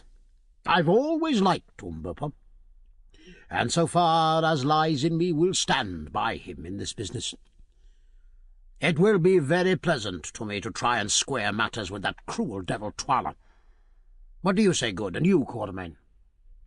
"Well," said Good, to adopt the language of hyperbole, in which all these people seem to indulge, "you can tell him that a row is surely good, and warms the cockles of the heart, and that so far as I'm concerned I'm his boy. My only stipulation is that he allows me to wear trousers." I translated these answers. "It is well, my friends," said Ignosi, late Umberpa. "And what say you, Macumazahn? Art thou with me too, old hunter, cleverer than a wounded buffalo?" I thought a while and scratched my head. "Umberpa, or Ignosi," I said, "I don't like revolutions. I'm a man of peace and a bit of a coward." Here Umberpa smiled. "But, on the other hand, I stick to my friends, Ignosi. You've stuck to us and played the part of a man, and I'll stick to you. But mind you, I'm a trader, and have to make my living. So I accept your offer about those diamonds in case we should ever be in a position to avail ourselves of it. Another thing. We came, as you know, to look for Incubu's, Sir Henry's, lost brother. You must help us to find him." "That will I do," answered Ignosi. "Stay, Infadus, by the sign of the snake round my middle, tell me the truth. Has any white man, to thy knowledge, set his foot within the land?" "None, O Ignosi." "If any white man had been seen or heard of, wouldst thou have known it?" "I should certainly have known." "Thou hearest, Incubu," said Ignosi to Sir Henry. "He has not been here." "Well, well," said Sir Henry with a sigh, "there it is. I suppose he never got here. Poor fellow. Poor fellow. So it's all been for nothing. God's will be done." "Now for business," I put in, anxious to escape from a painful subject. "It's very well to be a king by right divine, Ignosi, but how dost thou purpose to become a king indeed?" "Nay, I know not." "Infadus, hast thou a plan?" "Ignosi, son of the lightning," answered his uncle, "to-night is the great dance and witch hunt. Many will be smelt out and perish, and in the hearts of many others there will be grief and anguish and anger against the King Twala. When the dance is over, then will I speak to some of the great chiefs, who, in turn, if I can win them over, shall speak to their regiments. I shall speak to the chiefs softly at first, and bring them to see that thou art indeed the king, and I think that by tomorrow's light thou shalt have 20,000 spears at thy command. But now must I go and think and hear and make ready. After the dance is done, I will, if I am yet alive, and we are all alive, meet thee here, and we will talk. At the best there will be war." At this moment our conference was interrupted by the cry that messengers had come from the king. Advancing to the door of the hut, we ordered that they should be admitted, and presently 3 men entered, each bearing a shining shirt of chain armour and a magnificent battle-axe. "The gifts of my lord the king to the white men from the stars," exclaimed a herald who came with them. "We thank the king," I answered. "Withdraw." The men went, and we examined the armour with great interest. It was the most beautiful chain-work we'd ever seen. A whole coat fell together so closely it formed a mass of links scarcely too big to be covered with both hands. "Do you make these things in this country, Infidus?" I asked. "They're very beautiful." "Nay, my lord, they come down to us from our forefathers. We know not who made them, and there are but few left. None but those of royal blood may wear them. They are magic coats through which no spear can pass. He who wears them is well nigh safe in the battle. The king is well pleased or much afraid, or he would not have sent them. Wear them tonight, my lords." The rest of the day we spent quietly resting and talking over the situation, which was sufficiently exciting.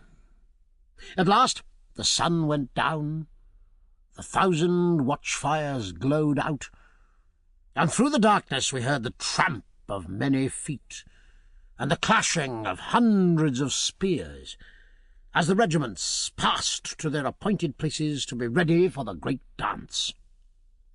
About 10, the full moon came up in splendour, and as we stood watching her ascent, Infidus arrived, clad in full war toggery, and accompanied by a guard of 20 men to escort us to the dance. We had already, as he recommended, donned the shirts of chain armour which the king had sent us, putting them on under our ordinary clothing, and finding to our surprise that they were neither very heavy nor uncomfortable.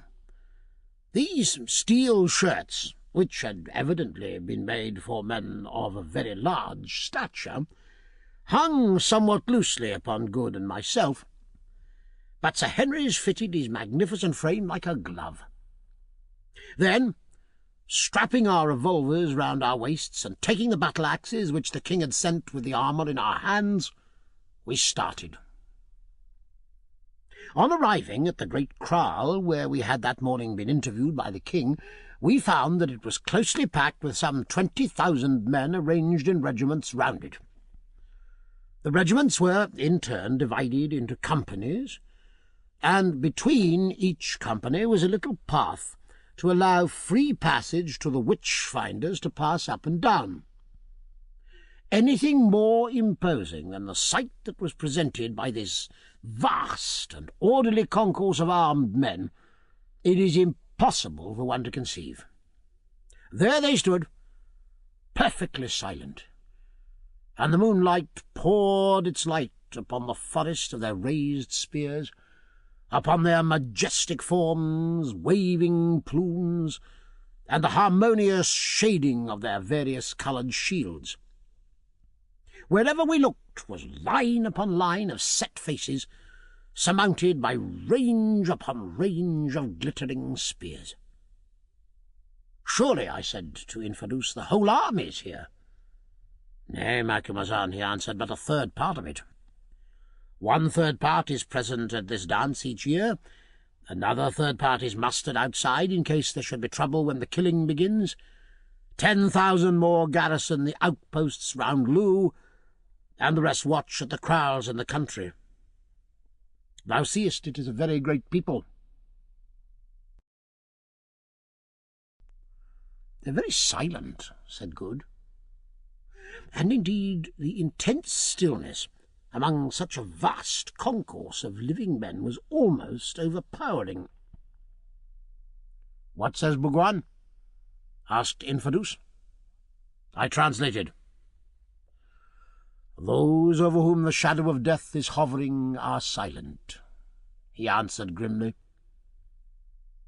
"Will many be killed?" "Very many."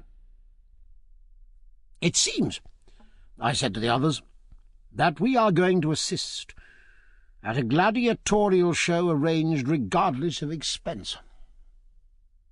Sir Henry shivered, and Good said that he wished that we could get out of it. "Tell me," I asked Infidus, "are we in danger?" "I know not, my lords, I trust not. But do not seem afraid.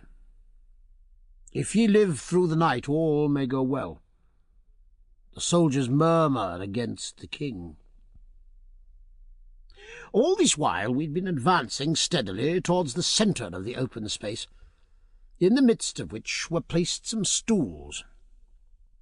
As we proceeded, we perceived another small party coming from the direction of the royal hut. It's the king, Twala, and Scragga his son, and Gagul the old, and see, with them are those who slay. And he pointed to a little group of about a dozen gigantic and savage-looking men, armed with spears in one hand and heavy kerries in the other. The king seated himself upon the centre stool, Gagul crouched at his feet, and the others stood behind. "Greeting, white lords," he cried, as we came up. "Be seated, waste not the precious time. The night is all too short for the deeds that must be done. Ye come in a good hour, and shall see a glorious show. Look round, white lords, look round." And he rolled his one wicked eye from regiment to regiment. "Can the stars show ye such a sight as this? See how they shake in their wickedness, all those who have evil in their hearts and fear the judgment of heaven above." "Begin! Begin!" cried out Gagul in her thin, piercing voice. "The hyenas are hungry, they howl for food. Begin! Begin!" Then, for a moment, there was intense stillness, made horrible by a presage of what was to come. The king lifted his spear, and suddenly 20,000 feet were raised as though they belonged to one man, and brought down with a stamp upon the earth. This was repeated 3 times, causing the solid ground to shake and tremble. Then, from a far point of the circle, a solitary voice began a wailing song, of which the refrain ran something as follows: "What is the lot of man born of woman?" Back came the answer, rolling out from every throat in that vast company: "Death." Gradually, however, the song was taken up by company after company, till the whole armed multitude were singing it, and I could no longer follow the words, except in so far as they appeared to represent various phases of human passions, fears, and joys. Now it seemed to be a love song, now a majestic, swelling war chant, and last of all a death dirge, ending suddenly in one heart-breaking wail that went echoing and rolling away in a volume of blood-curdling sound. Again the silence fell upon the place, and again it was broken by the king lifting up his hand. Instantly there was a pattering of feet, and from out of the masses of the warriors strange and awful figures came running towards us. As they drew near, we saw that they were those of women, most of them aged, for their white hair, ornamented with small bladders taken from fish, streamed out behind them. Their faces were painted in stripes of white and yellow. Down their backs hung snakeskins, and round their waists rattled circlets of human bones, while each held in her shriveled hand a small forked wand. In all, there were 10 of them.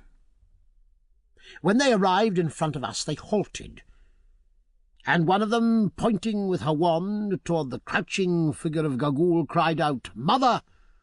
Old mother, we are here!" "Good, good, good!" piped out that aged iniquity. "Are your eyes keen, Isanusis, ye seers in dark places?" "Mother, they are keen." "Good, good, good!"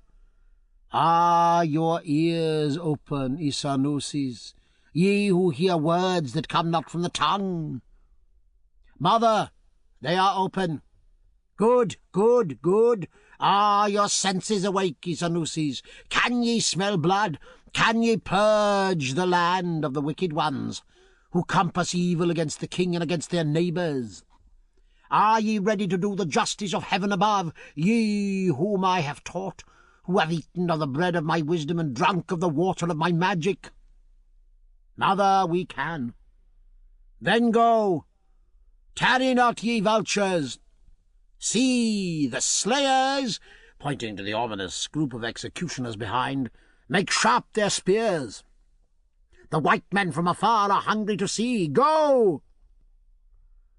With a wild yell, the weird party broke away in every direction, like fragments from a shell, and the dry bones round their waists, rattling as they ran, made direct for various points of the dense human circle. We could not watch them all, so fixed our eyes upon the Isanusi nearest us. When she came within a few paces of the warriors, she halted and began to dance wildly, turning round and round with an almost incredible rapidity, and shrieking out sentences such as, "I smell him, the evildoer! He is near, he who poisoned his mother! I hear the thoughts of him who thought evil of the king!" Quicker and quicker she danced, till she lashed herself into such a frenzy of excitement that the foam flew in flecks from her gnashing jaws, her eyes seemed to start from her head, and her flesh to quiver visibly. Suddenly she stopped dead and stiffened all over, like a pointer dog when he scents game, and then, with outstretched wand, began to creep stealthily towards the soldiers before her. It seemed to us that as she came their stoicism gave way, and they shrank from her. As for ourselves, we followed her movements with a horrible fascination. Presently, still creeping and crouching like a dog, she was before them. Then she stopped and pointed, and then again crept on a pace or two. Suddenly the end came. With a shriek, she sprang in and touched a tall warrior with a forked wand. Instantly, two of his comrades, those standing immediately next to him, seized the doomed man, each by one arm, and advanced with him towards the king. He did not resist, but we saw that he dragged his limbs as though they were paralyzed, and his fingers, from which the spear had fallen, were limp as those of a man newly dead. As he came, two of the villainous executioners stepped forward to meet him. Presently they met, and the executioners turned round towards the king as though for orders. "Kill," said the king. "Kill," squeaked Gagool. "Kill," re-echoed Scraga with a hollow chuckle. Almost before the words were uttered, the horrible deed was done. One man had driven his spear into the victim's heart, and to make assurance doubly sure, the other had dashed out his brains with his great club. "One," counted Twala the king, just like a black Madame Defarge, as Good said, and the body was dragged a few paces away and stretched out. Hardly was this done before another poor wretch was brought up, like an ox to the slaughter. This time we could see from the leopard-skin cloak that the man was a person of rank.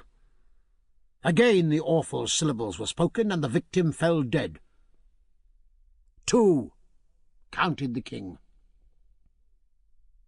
And so the deadly game went on, till some 100 bodies were stretched in rows behind us. I've heard of the gladiatorial shows of the Caesars, and of the Spanish bullfights, but I take the liberty of doubting if they were either of them half as horrible as this Kukuana witch hunt. Gladiatorial shows and Spanish bullfights at any rate contributed to the public amusement, which certainly was not the case here. The most confirmed sensation-monger would fight shy of sensation if he knew that it was well on the cards that he would in his own proper person be the subject of the next event. Once we rose and tried to remonstrate, but were sternly repressed by Twala. "Let the law take its course, white men. These dogs are magicians and evildoers. It is well that they should die," was the only answer vouchsafed to us. About midnight there was a pause. The witch-finders gathered themselves together, apparently exhausted with their bloody work, and we thought that the whole performance was done with. But it was not so. For presently, to our surprise, the old woman Gagool rose from her crouching position, and, supporting herself with a stick, staggered off into the empty space. It was an extraordinary sight to see this frightful, vulture-headed old creature, bent nearly double with extreme age, gather strength by degrees, till at last she rushed about almost as actively as her ill-omened pupils. To and fro she ran, chanting to herself, till suddenly she made a dash at a tall man standing in front of one of the regiments, and touched him. As she did so, a sort of groan went up from the regiment, which he evidently commanded. But all the same, 2 of its members seized him and brought him up for execution. We afterwards learned that he was a man of great wealth and importance, being indeed a cousin of the king's. He was slain, and the king counted 103. Then Gagool again sprang to and fro, gradually drawing nearer and nearer to ourselves. "Hang me if I don't believe she's going to try her games on us," ejaculated Good in horror. "Nonsense," said Sir Henry. As for myself, as I saw that old fiend dancing nearer and nearer, my heart positively sank into my boots. I glanced behind us at the long rows of corpses and shivered. Nearer and nearer waltzed Gagool, looking for all the world like an animated crooked stick, her horrid eyes gleaming and glowing with a most unholy lustre. Nearer she came, and nearer yet, every pair of eyes in that vast assemblage watching her movements with intense anxiety. At last she stood still and pointed. "Which is it to be?" asked Sir Henry to himself. In a moment all doubts were set at rest, for the old woman had rushed in and touched Umbopa, alias Ignosi, on the shoulder. "I smelt him out," she shrieked. "Kill him! Kill him! He is full of evil! Kill him, the stranger, before blood flows for him! Slay him, O king!" There was a pause, which I instantly took advantage of. "O king," I called out, rising from my seat, "this man is the servant of thy guests. He is their dog. Whoever sheds the blood of our dog sheds our blood. By the sacred law of hospitality, I claim protection for him. Gagool, mother of the witch-doctors, has smelt him out. He must die, white men," was the sullen answer. "Nay, he shall not die," I replied. "He who tries to touch him shall die indeed." "Seize him!" roared Twala to the executioners, who stood around red to the eyes with the blood of their victims. They advanced towards us and then hesitated.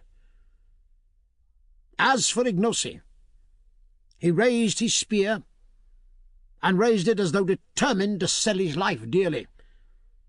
"Stand back, ye dogs," I shouted, "if ye would see tomorrow's light. Touch one hair of his head and your king dies." And I covered Twala with my revolver. Sir Henry and Good also drew their pistols, Sir Henry pointing his at the leading executioner who was advancing to carry out the sentence, and Good taking a deliberate aim at Gagool. Twala winced perceptibly as my barrel came in a line with his broad chest. "Well," I said, "what is it to be, Twala?" Then he spoke. "Put away your magic tubes," he said. "You have adjured me in the name of hospitality, and for that reason, but not from fear of what ye can do, I spare him. Go in peace." "It is well," I answered unconcernedly. "We're weary of slaughter and would sleep. Is the dance ended?" "It is ended," Twala answered sulkily. "Let these dogs," pointing to the long rows of corpses, "be flung out to the hyenas and the vultures." And he lifted his spear. Instantly the regiments began, in perfect silence, to defile off through the kraal gateway, a fatigue party only remaining behind to drag away the corpses of those who had been sacrificed. Then we too rose, and making our salaam to His Majesty, which he hardly deigned to acknowledge, departed to our kraal. "Well," said Sir Henry as we sat down, having first lit a lamp of the sort used by the Gokuanas, of which the wick is made of the fibre of a species of palm leaf and the oil of clarified hippopotamus fat. "Well, I feel uncommonly inclined to be sick. If I had any doubts about helping Umbopa to rebel against that infernal blackguard," put in Good, "they're gone now. It was as much as I could do to sit still while that slaughter was going on. I tried to keep my eyes shut, but they would open just at the wrong time. I wonder where Infidus is. Umbopa, my friend, you ought to be grateful to us. Your skin came near to having an air hole made in it." "I am grateful, Bugwan," was Umbopa's answer when I had translated, "and I shall not forget. As for Infidus, he will be here by and by. We must wait." So we lit our pipes and waited.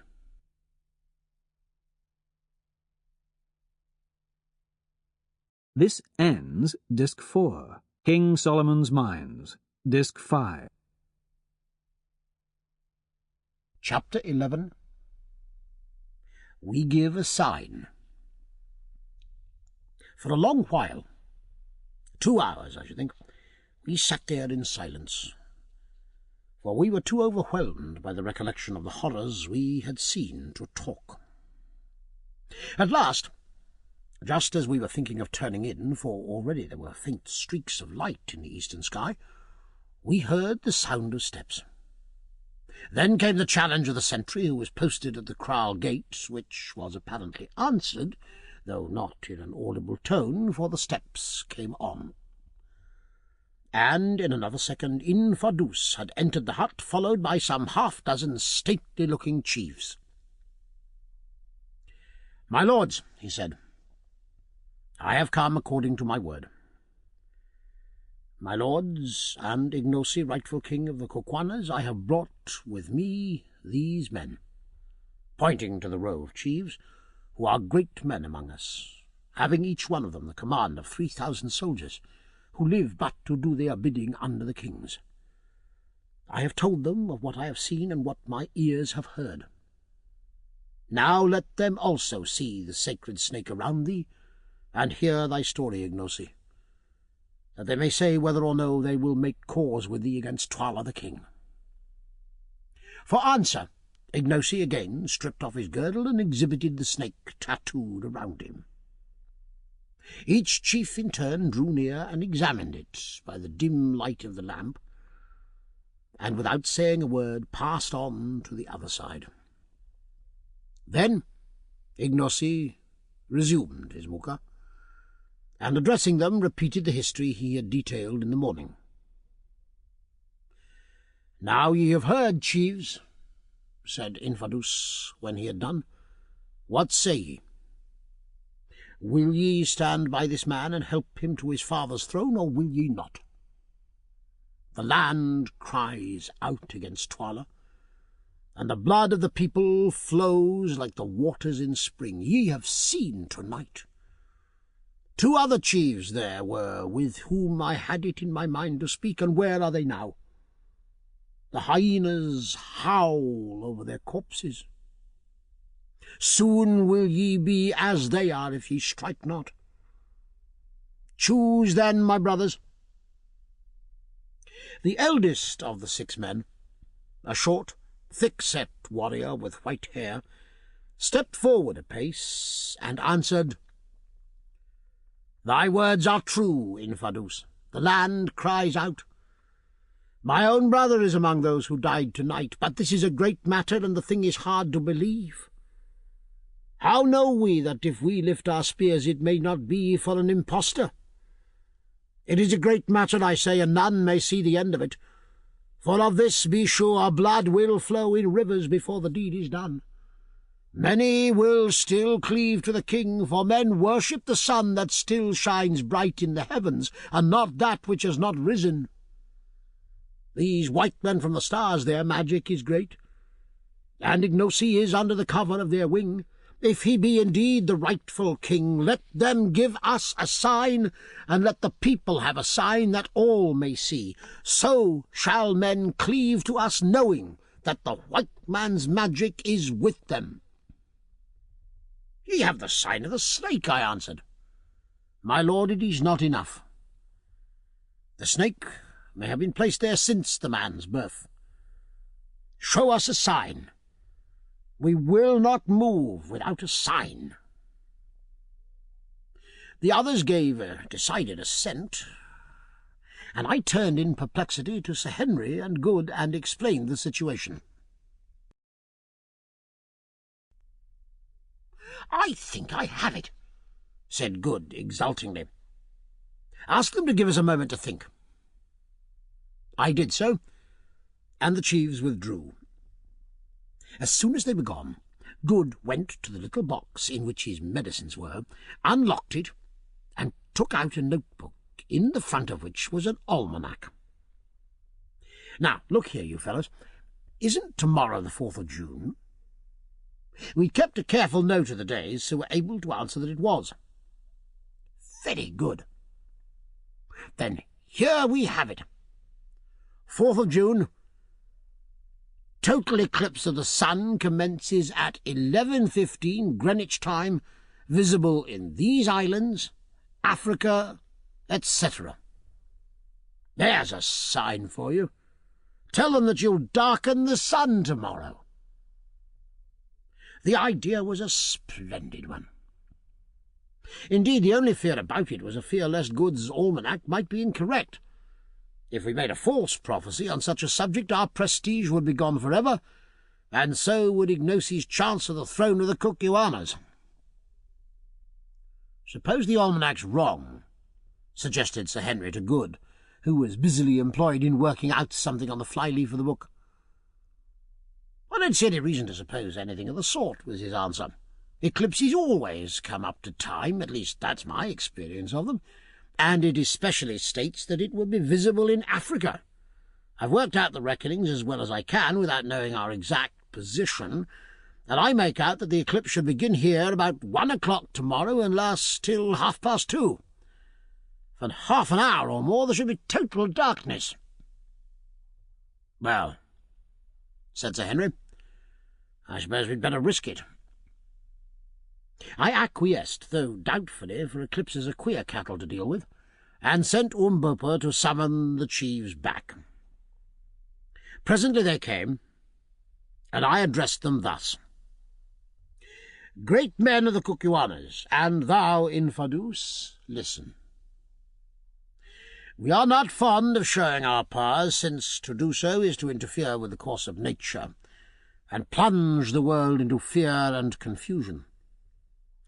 But as this matter is a great one, and as we are angered against the king because of the slaughter we've seen, and because of the act of the Isanusi Gagool, who would have put our friend Ignosi to death, we have determined to do so, and to give such a sign as all men may see. Come hither. And I led them to the door of the hut, and pointed to the fiery ball of the rising sun.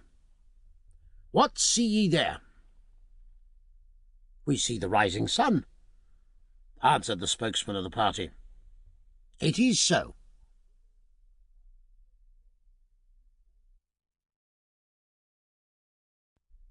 Now, tell me, can any mortal man put out that sun so that night comes down on the land at midday? The chief laughed a little. No, my lord, that no man can do. The sun is stronger than man who looks on him. Ye say so. Yet I tell you that this day, 1 hour after midday, will we put out that sun for a space of an hour, and darkness shall cover the earth, and it shall be for a sign that we are indeed men of honour, and that Ignosi is indeed king of the Cocuanas. If we do this thing, will it satisfy ye? Yea, my lords, answered the old chief with a smile, which was reflected on the faces of his companions. If ye do this thing, we will be satisfied indeed. It shall be done. We three, Incubu the elephant, Bugwan the clear-eyed, and Macumazan who watches in the night, have said it, and it shall be done. Dost thou hear, Infadus? I hear, my lord. But it is a wonderful thing that ye promise to put out the sun, the father of all things, who shines for ever. Yet shall we do it, Infadus? It is well, my lords. Today, a little after midday, will Twala send for my lords to witness the girls' dance. And 1 hour after the dance begins, shall the girl whom Twala thinks the fairest be killed by Scragga, the king's son, as a sacrifice to the silent stone ones who sit and keep watch by the mountains yonder. And he pointed to the 3 strange-looking peaks, where Solomon's road was supposed to end. Then let my lords darken the sun and save the maiden's life, and the people will indeed believe. Aye, said the old chief, still smiling a little, the people will believe indeed. 2 miles from Loo, went on Infadus, there is a hill curved like the new moon, a stronghold, where my regiment and 3 other regiments which these men command are stationed. This morning we will make a plan whereby other regiments, 2 or 3, may be moved there also. Then, if my lords can indeed darken the sun, in the darkness, I will take my lords by the hand and lead them out of Loo to this place, where they shall be safe, and thence can we make war upon Twala the king. It is good, said I. Now, leave us to sleep a while and make ready our magic. Infadus rose, and having saluted us, departed with the chiefs. My friends, said Ignosi as soon as they were gone, can ye indeed do this wonderful thing, or were ye speaking empty words to the men? We believe that we can do it, Umbobo. Ignosi, I mean. It is strange, he answered, and had ye not been Englishmen, I would not have believed it. But English gentlemen tell no lies. If we live through the matter, be sure I will repay ye. Ignosi, said Sir Henry, promise me one thing.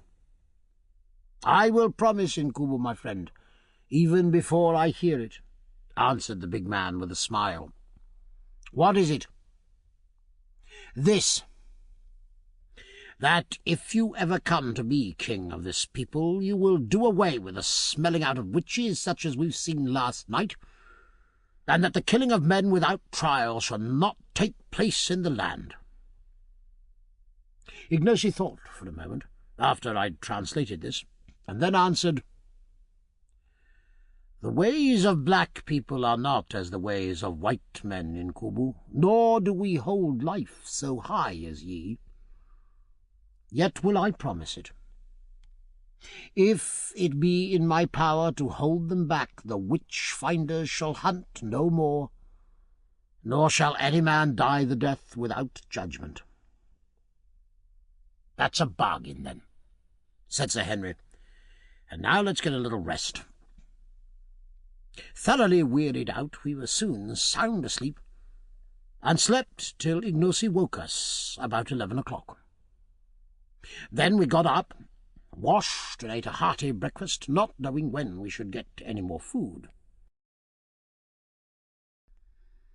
After that we went outside the hut and stared at the sun, which we were distressed to observe presented a remarkably healthy appearance, without a sign of an eclipse anywhere about it.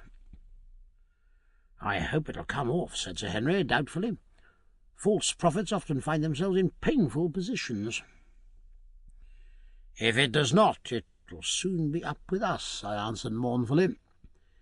"For so sure as we're living men, some of those chiefs will tell the whole story to the king, and then there'll be another sort of eclipse, and one that we shall not like." Returning to the hut, we dressed ourselves, putting on the mail shirts which the king had sent us as before. Scarcely had we done so when a messenger came from Twala to bid us to the great annual dance of girls, which was about to be celebrated.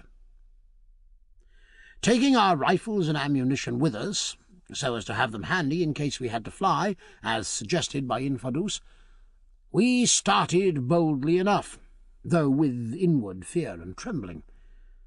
The great space in front of the king's kraal presented a very different appearance from what it had done on the previous evening.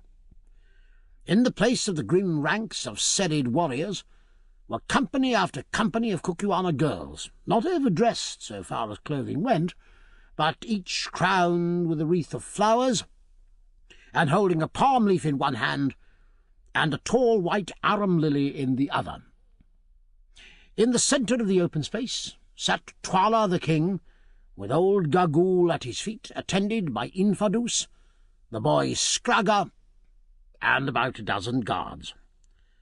There were also present about a score of chiefs, amongst whom I recognised most of our friends of the night before. Twala greeted us with much apparent cordiality, though I saw him fix his one eye viciously on Umbopa. "Welcome, white men from the stars," he said. "This is a different sight from what your eyes gazed on by the light of last night's moon, but it is not so good a sight. Girls are pleasant, and were it not for such as these," and he pointed round him, "we should none of us be here today, but men are better. Kisses and the tender words of women are sweet, but the sound of the clashing of men's spears and the smell of men's blood are sweeter far.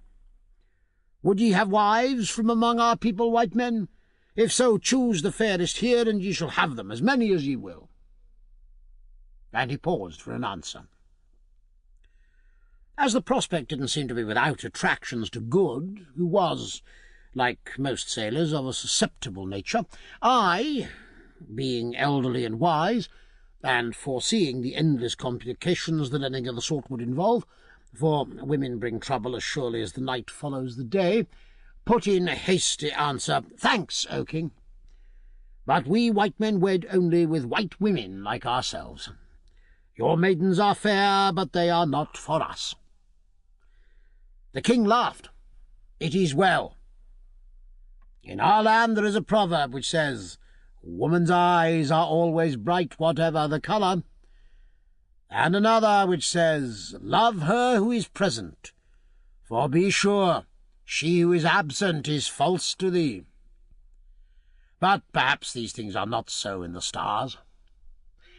In a land where men are white, all things are possible. So be it, white men, the girls will not go begging. Welcome again, and welcome too, thou black one. If Gagool here had had her way, thou wouldst have been stiff and cold now. It is lucky that thou too camest from the stars. Ha-ha! I can kill thee before thou killest me, O king," was Ignacy's calm answer, "and thou shalt be stiff before my limbs cease to bend." Twala started. "Thou speakst boldly, boy," he replied angrily. "Presume not too far." "He may well be bold in whose lips are truth. The truth is a sharp spear which flies home and fails not. It is a message from the stars, O king." Twala scowled, and his one eye gleamed fiercely. but he said nothing more. "Let the dance begin," he cried, and next second the flower-crowned girls sprang forward in companies, singing a sweet song and waving the delicate palms and white flowers. On they danced, now whirling round and round, now meeting in mimic warfare, swaying, eddying here and there, coming forward, falling back, in an ordered confusion delightful to witness. At last they paused, and a beautiful young woman sprang out of the ranks and began to pirouette in front of us with a grace and vigour which would have put most ballet girls to shame. At length she fell back exhausted, and another took her place, then another and another. But none of them, either in grace, skill, or personal attractions, came up to the first. At length the king lifted his hand. "Which think ye the fairest, white men?" he asked. "The first," said I, unthinkingly. Next second I regretted it, for I remembered that Infadoos had said that the fairest woman was offered as a sacrifice. "Then is my mind as your minds, and my eyes as your eyes. She is the fairest, and a sorry thing it is for her, for she must die." "I must die," piped out Gagool, casting a glance from her quick eyes in the direction of the poor girl, who, as yet ignorant of the awful fate in store for her, was standing some 20 yards off in front of a company of girls, engaged in nervously picking a flower from her wreath to pieces, petal by petal. "Why, O king," said I, restraining my indignation with difficulty, "the girl's danced well and pleased us. She's fair, too. It would be hard to reward her with death." Twala laughed as he answered, "It is our custom, and the figures who sit in stone yonder," and he pointed towards the 3 distant peaks, "must have their due. Did I fail to put the fairest girl to death today, misfortune would fall upon me and my house. Thus runs the prophecy of my people.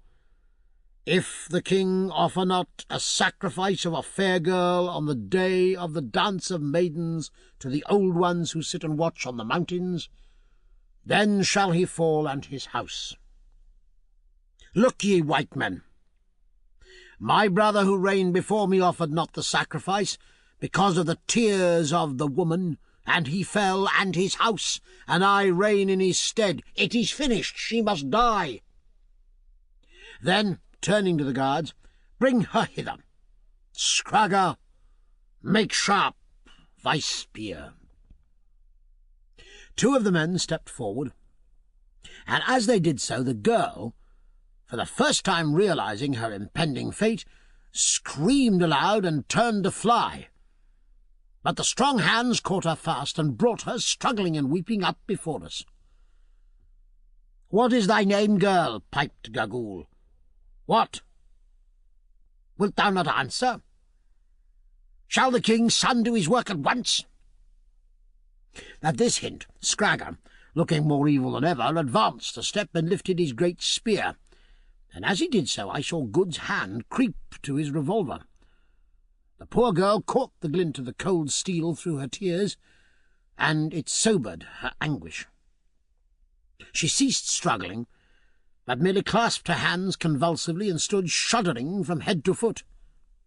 "See!" cried Scragga in high glee. "She shrinks from the sight of my little plaything even before she's tasted it." And he tapped the broad blade of the spear. "If ever I get the chance, you shall pay for that, you young hound," I heard Good mutter beneath his breath.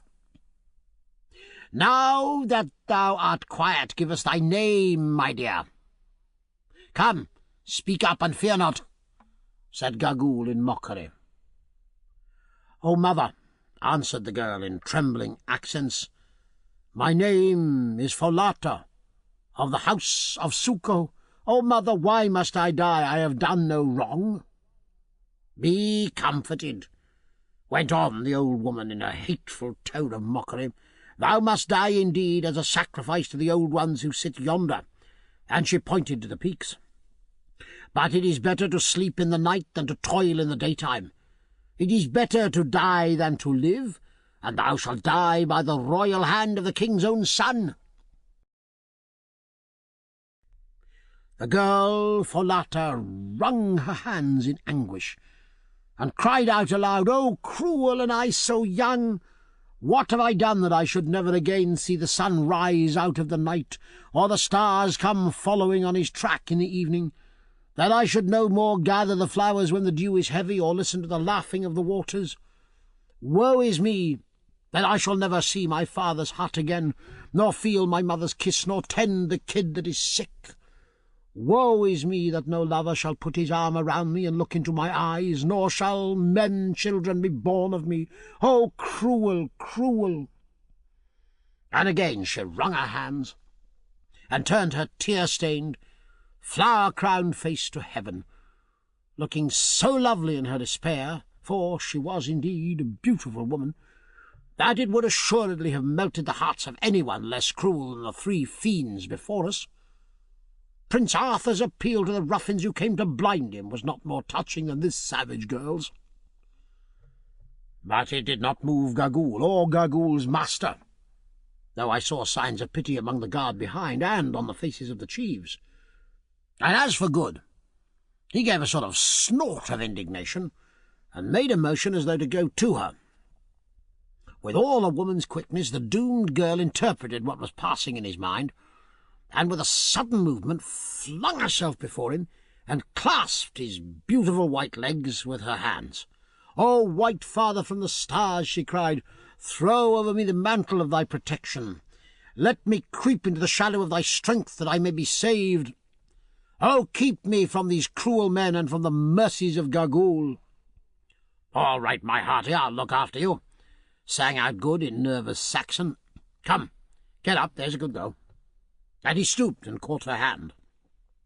Twala turned and motioned to his son, who advanced with his spear lifted.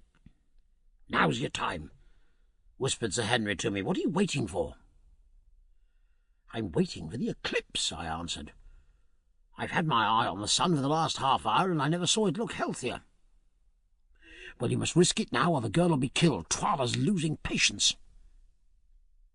Recognizing the force of the argument, having cast one more despairing look at the bright face of the sun, for never did the most ardent astronomer with a theory to prove await a celestial event with such anxiety, I stepped, with all the dignity I could command, between the prostrate girl and the advancing spear of Scragga. "King," I said, "this shall not be. We will not tolerate such a thing. Let the girl go in safety." Twala rose from his seat in his wrath and astonishment, and from the chiefs and serried ranks of girls who had slowly closed up upon us in anticipation of the tragedy, came a murmur of amazement. "Shall not be? Thou white dog who yaps at the lion in his cave? Shall not be? Art thou mad? Be careful lest this chicken's fate overtakes thee and those with thee. How canst thou prevent it? Who art thou that thou standest between me and my will? Withdraw, I say. Scragga, kill her. Ho, guards! Seize these men." At his cry, armed men came running swiftly from behind the hut, where they'd evidently been placed beforehand. Sir Henry, Good, and Umbopa ranged themselves alongside of me, and lifted their rifles. "Stop!" I shouted boldly, though at the moment my heart was in my boots. "Stop! We, the white men from the stars, say that it shall not be. Come but one pace nearer, and we will put out the sun and plunge the land in darkness. Ye shall taste of our magic." My threat produced an effect. The men halted, and Scragga stood still before us, his spear lifted. "Hear him! Hear him!" piped Gagul. "Hear the liar who says he will put out the sun like a lamp. Let him do it, and the girl shall be spared. Yes, let him do it, or die with the girl, he and those with him." I glanced up at the sun, and to my intense joy and relief saw that we had made no mistake. On the edge of its brilliant surface was a faint rim of shadow. I lifted my hand solemnly towards the sky, an example which Sir Henry and Good followed, and quoted a line or two of the Ingoldsby Legends at it in the most impressive tones I could command. Sir Henry followed suit with a verse out of the Old Testament, whilst Good addressed the King of Day in a volume of the most classical bad language that he could think of. Slowly the dark rim crept on over the blazing surface, and as it did so, I heard a deep gasp of fear rise from the multitude around. "Look, O King! Look, Gagool! Look, chiefs and people and women, and see if the white men from the stars keep their word, or if they be but empty liars. The sun grows dark before your eyes. Soon there will be night, aye, night in the noontime. Ye have asked for a sign, it is given to ye. Grow dark, O sun. Withdraw thy light, thou bright one. Bring the proud heart to the dust, and eat up the world with shadows." A groan of terror rose from the onlookers. Some stood petrified with fear. Others threw themselves upon their knees and cried out. As for the king, he sat still and turned pale beneath his dusky skin. Only Gagool kept her courage. "It will pass," she cried. "I've seen the like before. No man can put out the sun. Lose not heart. Sit still. The shadow will pass."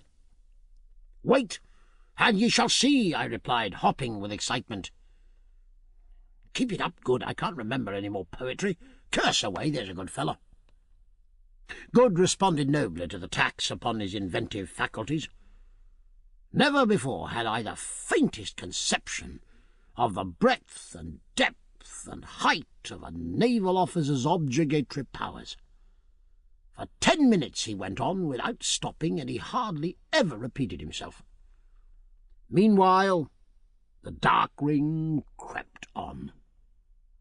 Strange and unholy shadows encroached upon the sunlight. An ominous quiet filled the place. The birds chirped out frightened notes, and then were still. Only the cocks began to crow. On, yet on, crept the ring of darkness. It was now more than half over the reddening orb. The air grew thick and dusky. On, yet on, till we could scarcely see the fierce faces of the group before us.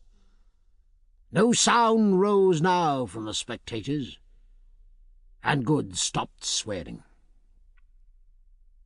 "The sun is dying! The wizards have killed the sun!" yelled out the boy Scragga at last. "We shall all die in the dark." And animated by fear or fury or both, he lifted his spear and drove it with all his force at Sir Henry's broad chest. But he'd forgotten the mail shirts that the king had given us, and which we wore beneath our clothing.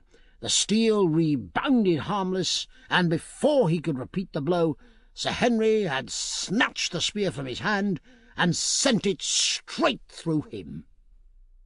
He dropped dead. At the sight, and driven mad with fear at the gathering gloom, the companies of girls broke up in wild confusion and ran screeching for the gateways. Nor did the panic stop there.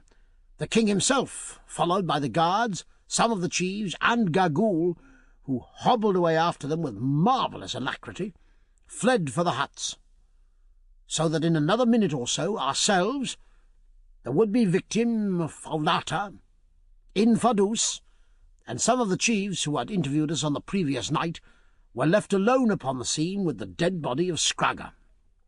"Now, chiefs," I said, "we've given you the sign. If ye are satisfied, let us fly swiftly to the place ye spoke of. The charm cannot now be stopped. It will work for an hour. Let us take advantage of the darkness." "Come," said Infidus, turning to go, an example which was followed by the awed chiefs, ourselves, and the girl Folato, whom Good took by the hand. Before we reached the gate of the kraal, the sun went out altogether. Holding each other by the hand, we stumbled on through the darkness.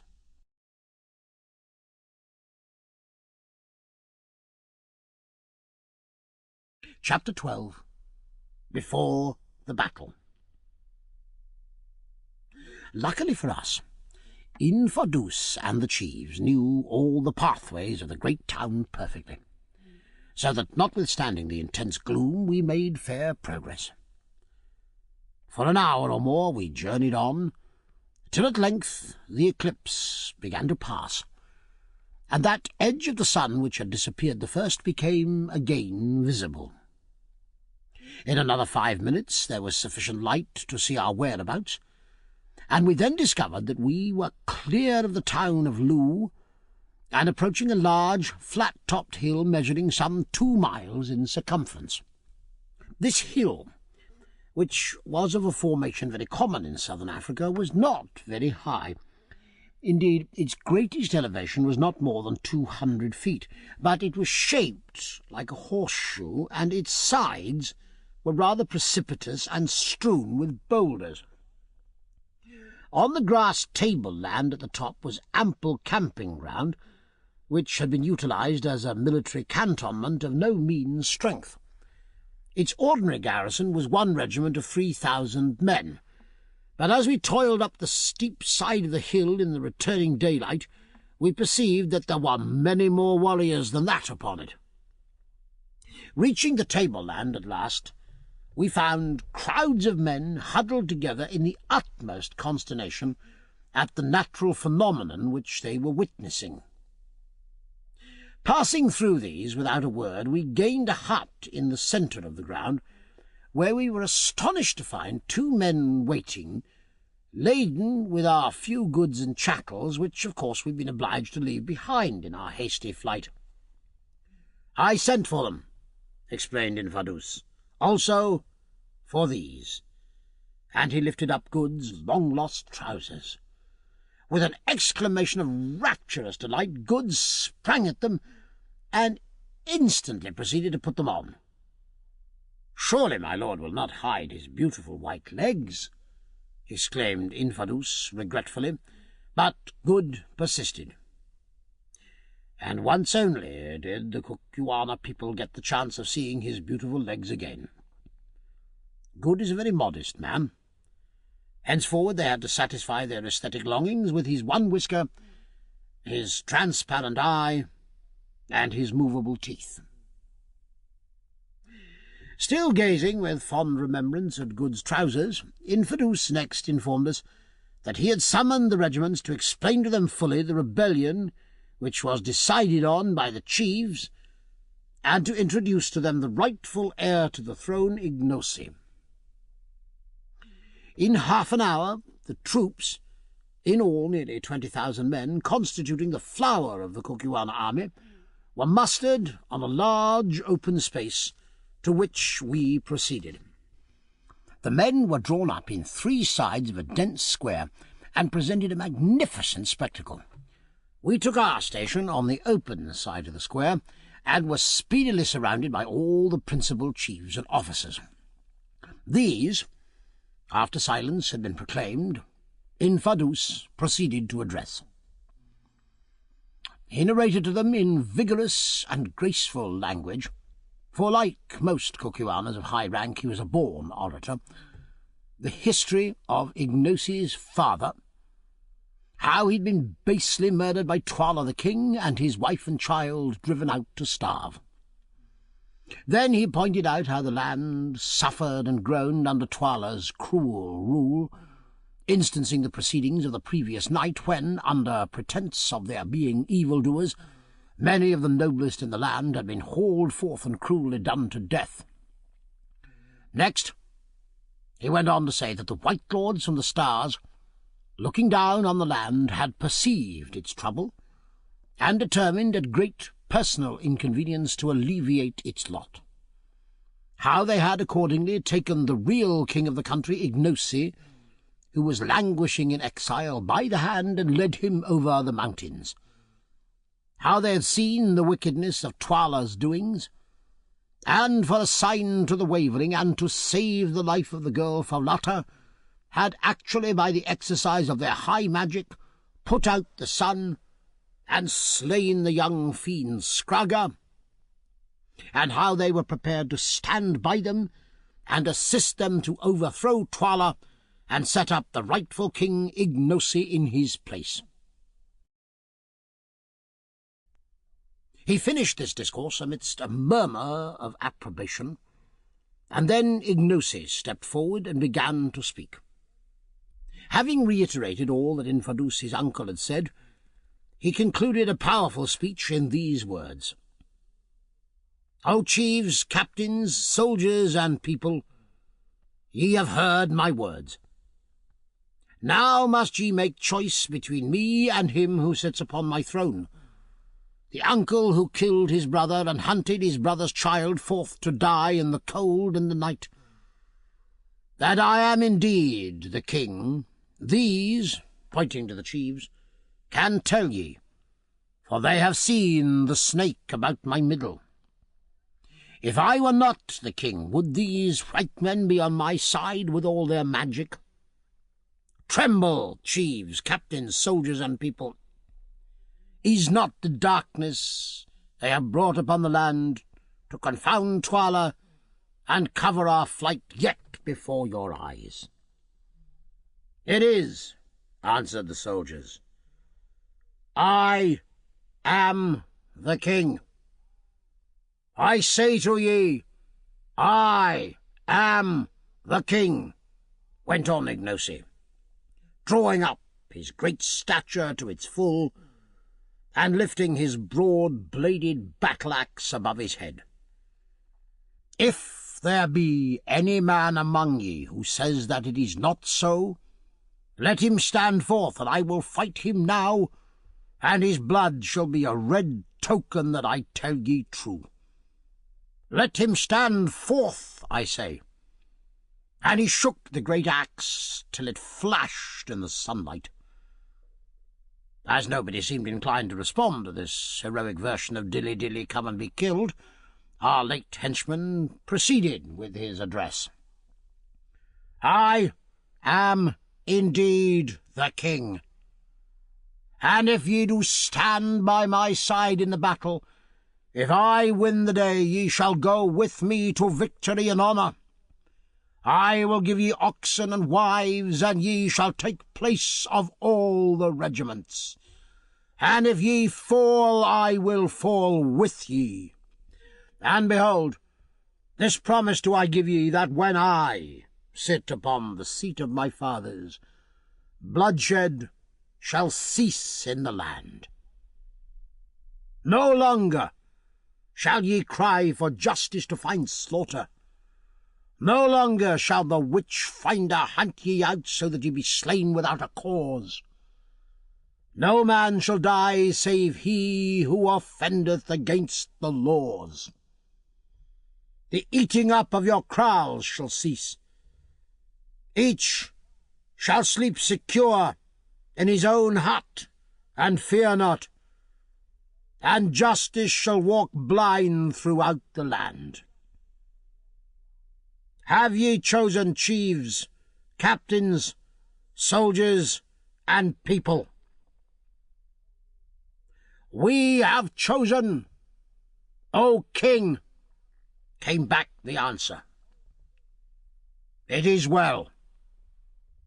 Turn your heads, and see how Twala's messengers go forth from the great town east and west, and north and south, to gather a mighty army to slay me and ye, and these my friends and my protectors. Tomorrow, or perchance the next day, will he come with all who are faithful to him.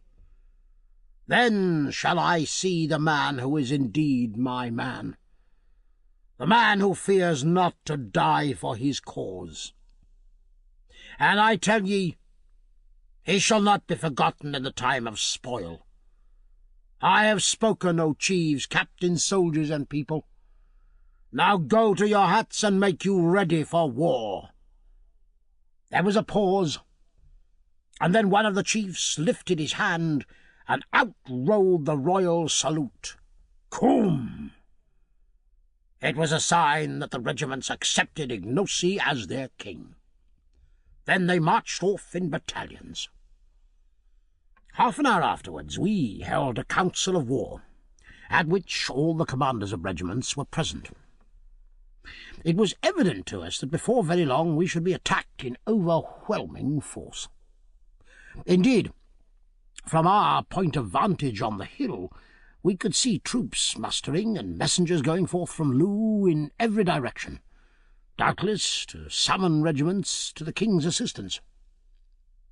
We had on our side about 20,000 men, composed of 7 of the best regiments in the country. Twala had, so Infadoos and the chiefs calculated, at least 30 to 35,000, on whom he could rely, at present assembled in Loo, and they thought that by midday on the morrow he would be able to gather another 5,000 or more to his aid. It was, of course, possible that some of his troops would desert and come over to us, but it was not a contingency that could be reckoned on. Meanwhile, it was clear that active preparations were being made to subdue us. Already strong bodies of armed men were patrolling round and round the foot of the hill, and there were other signs of a coming attack.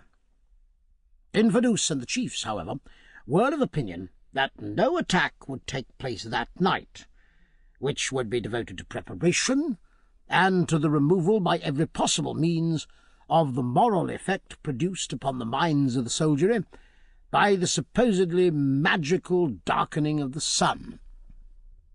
The attack would be on the morrow, they said, and they proved to be right.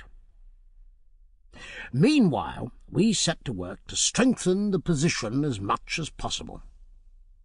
Nearly the entire force was turned out, and in the 2 hours which yet remained to sundown, wonders were done. The paths up the hill, which was rather a sanitarium than a fortress, being used generally as the camping place of regiments suffering from recent service in unhealthy portions of the country, were carefully blocked with masses of stones, and every other possible approach was made as impregnable as time would allow. Piles of boulders were collected at various spots to be rolled down upon an advancing enemy. Stations were appointed to the different regiments, and every other preparation which our joint ingenuity could suggest was taken. Just before sundown we perceived a small company of men advancing towards us from the direction of Loo, one of whom bore a palm leaf in his hand, as a sign that he came as a herald. As he came, Ignosi, Infadoos, 1 or 2 chiefs, and ourselves went down to the foot of the mountain to meet him. He was a gallant-looking fellow with a regulation leopard-skin cloak. "Greeting," he cried as he came near.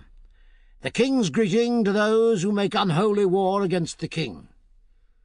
The lion's greeting to the jackals who snarl around his heels." "Speak," I said. "These are the king's words. Surrender to the king's mercy ere a worse thing befall ye. Already the shoulder has been torn from the black bull, and the king drives him bleeding about the camp." "What are Twala's terms?" I asked for curiosity. "His terms are merciful, worthy of a great king. These are the words of Twala, the one-eyed, the mighty, the husband of 1,000 wives, lord of the Kukwanas, keeper of the great road, Solomon's road, beloved of the strange ones who sit in silence at the mountains yonder, the 3 witches, calf of the black cow, elephant whose tread shakes the earth, terror of the evildoer, ostrich whose feet devour the desert, huge one, black one, wise one, king from generation to generation. These are the words of Twala. I will have mercy and be satisfied with a little blood. 1 in every 10 shall die, the rest shall go free. But the white man in Kubu who slew Skraga my son, and the black man his servant who pretends to my throne, and in Vadus my brother who brews rebellion against me, these shall die by torture as an offering to the Silent Ones. Such are the merciful words of Twala. After consulting with the others a little, I answered him in a loud voice so that the soldiers might hear, thus: Go back, thou dog, to Twala who sent thee, and say that we, Ignosi, veritable king of the Kukuanas, Inkubu, Bugwan, and Makumazan, the wise white ones from the stars who make dark the sun, Infadus of the royal house, and the chiefs, captains, and people here gathered, make answer and say that we will not surrender. That before the sun has twice gone down, Twala's corpse shall stiffen at Twala's gate, and Ignosi, whose father Twala slew, shall reign in his stead.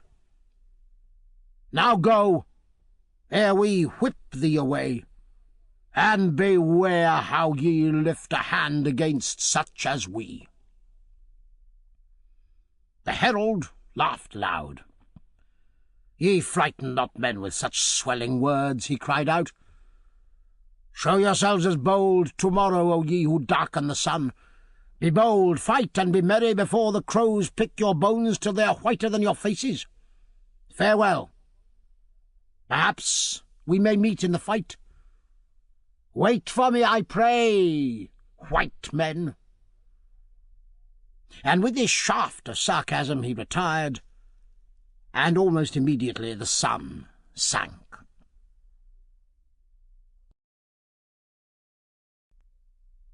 That night was a busy one for us, for as far as was possible by the moonlight, all preparations for the morrow's fight were continued. Messengers were constantly coming and going from the place where we sat in council. At last, about an hour after midnight, everything that could be done was done, and the camp, save for the occasional challenge of a sentry, sank into sleep. Sir Henry and I, accompanied by Ignosi and one of the chiefs, descended the hill and made the round of the outposts. As we went, suddenly from all sorts of unexpected places, spears gleamed out in the moonlight, only to vanish again as we uttered the password. It was clear to us that none was sleeping at their posts. Then we returned, picking our way through thousands of sleeping warriors, many of whom were taking their last earthly rest. The moonlight flickered along their spears, and played upon their features and made them ghastly. The chilly night wind tossed their tall and hearse-like plumes. There they lay in wild confusion, with arms outstretched and twisted limbs, their stern, stalwart forms looking weird and unhuman in the moonlight. "How many of these do you suppose will be alive at this time tomorrow?" asked Sir Henry. I shook my head and looked again at the sleeping men, and to my tired and yet excited imagination, it seemed as though death had already touched them. My mind's eye singled out those who were sealed to slaughter, and there rushed in upon my heart a great sense of the mystery of human life, and an overwhelming sorrow at its futility and sadness. Tonight these thousands slept their healthy sleep. Tomorrow they, and many others with them, ourselves perhaps among them, would be stiffening in the cold. Their wives would be widows, their children fatherless, and their place know them no more for ever. Only the old moon would shine serenely on. The night wind would stir the grasses, and the wide earth would take its happy rest, even as it did eons before these were, and will do eons after they've been forgotten. Yet man dies not, whilst the world, at once his mother and his monument, remains. His name is forgotten indeed, but the breath he breathed yet stirs the pine-tops on the mountains. The sound of the words he spoke yet echoes on through space. The thoughts his brain gave birth to, we have inherited today. His passions are our cause of life. The joys and sorrows that he felt are our familiar friends. The end from which he fled aghast will surely overtake us also. Truly the universe is full of ghosts, not sheeted churchyard spectres, but the inextinguishable and immortal elements of life, which, having once been, can never die, though they blend and change again forever. All sorts of reflections of this sort passed through my mind. For as I get older, I regret to say that a detestable habit of thinking seems to be getting a hold of me. While I stood and stared at those grim yet fantastic lines of warriors, sleeping, as their saying goes, upon their spears. "Curtis," I said to Sir Henry, "I am in a condition of pitiable funk." Sir Henry stroked his yellow beard and laughed as he answered, "I've heard you make that sort of remark before, Quatermain." "Well, I mean it now. Do you know, I very much doubt if one of us will be alive tomorrow night. We shall be attacked in overwhelming force, and it's exceedingly doubtful if we can hold this place. We'll give a good account of some of them at any rate. Look here, Quatermain. The business is a nasty one, and one with which, properly speaking, we ought not to be mixed up, but we are in for it, so we must make the best of it. Speaking personally, I'd rather be killed fighting than any other way. And now that there seems little chance of my finding my poor brother, it makes the idea easier to me. But fortune favours the brave, and we may succeed.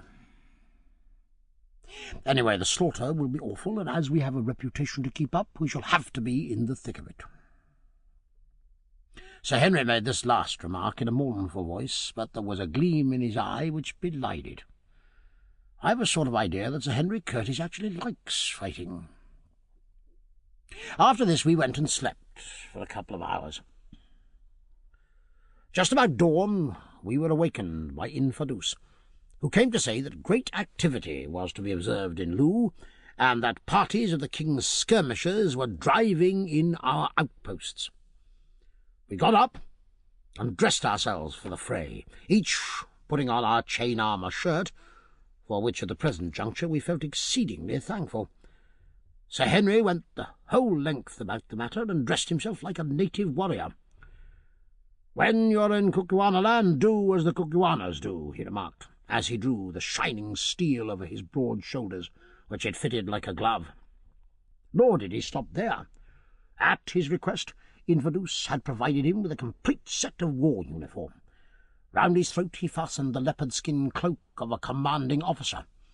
On his brows he bound the plume of black ostrich feathers, worn only by generals of high rank, and round his centre a magnificent mukar of white ox-tails. A pair of sandals, a leglet of goat's hair, a heavy battle-axe with a rhinoceros horn handle, a round iron shield covered with white oxhide, and the regulation number of tolas or throwing knives made up his equipment, to which, however, he added his revolver. The dress was no doubt a savage one, but I'm bound to say I never saw a finer sight than Sir Henry Curtis presented in this guise. It showed off his magnificent physique to the greatest advantage, and when Ignosi arrived presently, arrayed in similar costume, I thought to myself that I never before saw two such splendid men. As for Good and myself, the chain armour didn't suit us nearly so well. To begin with, Good insisted upon keeping on his trousers, and a stout, short gentleman with an eyeglass and one half of his face shaved, arrayed in a mail shirt carefully tucked into a very seedy pair of corduroys, looks more striking than imposing. As for myself, my chain shirt being too big for me, I put it on over all my clothes, which caused it to bulge out in a somewhat ungainly fashion. I discarded my trousers, however, determined to go into battle with bare legs, in order to be the lighter in case it became necessary to retire quickly, retaining only my veldschoons. This, a spear, a shield, which I didn't know how to use, a couple of tollers, a revolver, and a huge plume, which I pinned into the top of my shooting hat in order to give a bloodthirsty finish to my appearance, completed my modest equipment. In addition to all these articles, of course, we had our rifles, but as ammunition was scarce, and they would be useless in case of a charge, we had arranged to have them carried behind us by bearers.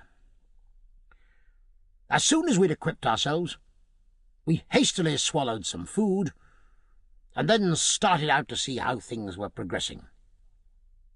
At one point in the tableland of the mountain there was a little copy of brown stone, which served for the double purpose of headquarters and a conning tower. Here we found Infidus, surrounded by his own regiment, the Greys, which was undoubtedly the finest in the Kukuana army, and the same which we had first seen at the outlying kraal. This regiment, now 3,500 strong, was being held in reserve, and the men were lying down on the grass in companies, and watching the king's forces creep out of Loo in long, ant-like columns. There seemed to be no end to these columns, 3 in all, and each numbering at least 11,000 or 12,000 men.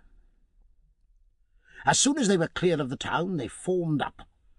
Then one body marched off to the right, one to the left, and the third came slowly on towards us. "Ah," said Infidus, "they're going to attack us on 3 sides at once." This was rather serious news, for as our position on the top of the mountain, which was at least 1.5 miles in circumference, was an extended one, it was important to us to concentrate our comparatively small defending force as much as possible. But as it was impossible for us to dictate in what way we should be attacked, we had to make the best of it, and accordingly sent orders to the various regiments to prepare to receive the separate onslaughts.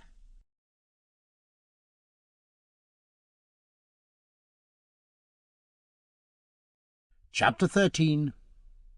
The Attack. Slowly, and without the slightest appearance of haste or excitement, the 3 columns crept on. When within about 500 yards of us, the main or centre column halted at the root of a tongue of open plain which ran up into the hill to enable the other two to circumvent our position, which was shaped more or less in the form of a horseshoe, the 2 points being towards the town of Loo, their object being, no doubt, that the threefold assault should be delivered simultaneously. "Oh, for a gatling!" groaned Good as he contemplated the serried phalanxes beneath us. "I'd clear the plain in 20 minutes. We've not got one, so it's no use yearning for it. But suppose you try a shot, Quatermain. See how near you can go to that tall fellow who appears to be in command. 2 to 1 you miss him, and an even sovereign to be honestly paid if ever we get out of this that you don't drop the ball within 10 yards. This piqued me, so, loading the express with solid ball, I waited till my friend walked some 10 yards out from his force in order to get a better view of our position, accompanied only by an orderly, and then, lying down and resting the express upon a rock, I covered him. The rifle, like all expresses, was only sighted to 350 yards, so to allow for the drop in trajectory, I took him halfway down the neck, which ought, I calculated, to find him in the chest. He stood quite still and gave me every opportunity. But whether it was the excitement, or the wind, or the fact of the man being a long shot, I don't know, but this was what happened. Getting dead on, as I thought, a fine sight, I pressed, and when the puff of smoke had cleared away, I, to my disgust, saw my man standing unharmed, whilst his orderly, who was at least 3 paces to the left, was stretched upon the ground, apparently dead. Turning swiftly, the officer I'd aimed at began to run towards his force in evident alarm. "Bravo, Quatermain!" sang out Good. "You frightened him." This made me very angry, for if possible to avoid it, I hate to miss in public. When one can only do one thing well, one likes to keep up one's reputation in that thing. Moved quite out of myself at my failure, I did a rash thing. Rapidly covering the general as he ran, I let drive with the second barrel. The poor man threw up his arms and fell forward onto his face. This time I'd made no mistake, and I say it as a proof of how little we think of others when our own pride or reputation are in question. I was brute enough to feel delighted at the sight. The regiments who had seen the feat cheered wildly at this exhibition of the white man's magic, which they took as an omen of success, while the force to which the general had belonged, which indeed, as we afterwards ascertained, he had commanded, began to fall back in confusion. Sir Henry and Good now took up their rifles and began to fire, the latter industriously browning the dense mass before him with a Winchester repeater, and I also had another shot or two, with the result that, so far as we could judge, we put some 8 or 10 men hors de combat before they got out of range. Just as we stopped firing, there came an ominous roar from our far right, then a similar roar from our left. The 2 other divisions were engaging us. At the sound, the mass of men before us opened out a little and came on towards the hill up the spit of bare grassland at a slow trot, singing a deep-throated song as they advanced. We kept up a steady fire from our rifles as they came, Ignocia joining in occasionally, and accounted for several men, but of course produced no more effect upon that mighty rush of armed humanity than he who throws pebbles does on the advancing wave. On they came, with a shout and the clashing of spears. Now they were driving in the outposts we'd placed among the rocks at the foot of the hill. After that, the advance was a little slower. For though as yet we'd offered no serious opposition, the attacking force had to come uphill, and came slowly to save their breath. Our first line of defence was about halfway up the side, our second 50 yards farther back, while our third occupied the edge of the plain. On they came, shouting their war cry, "Twala! Twala! Chele! Chele! Twala! Twala! Smite! Smite!" "Ignosi! Ignosi! Chele! Chele!" answered our people. They were quite close now, and the tollers, or throwing knives, began to flash backwards and forwards. And now, with an awful yell, the battle closed in. To and fro swayed the mass of struggling warriors, men falling thick as leaves in an autumn wind. But before long the superior weight of the attacking force began to tell, and our first line of defence was slowly pressed back till it merged into the second. Here the struggle was very fierce, but again our people were driven back and up, till at length, within 20 minutes of the commencement of the fight, our third line came into action. But by this time the assailants were much exhausted, and had besides lost many men killed and wounded, and to break through that third impenetrable hedge of spears proved beyond their powers.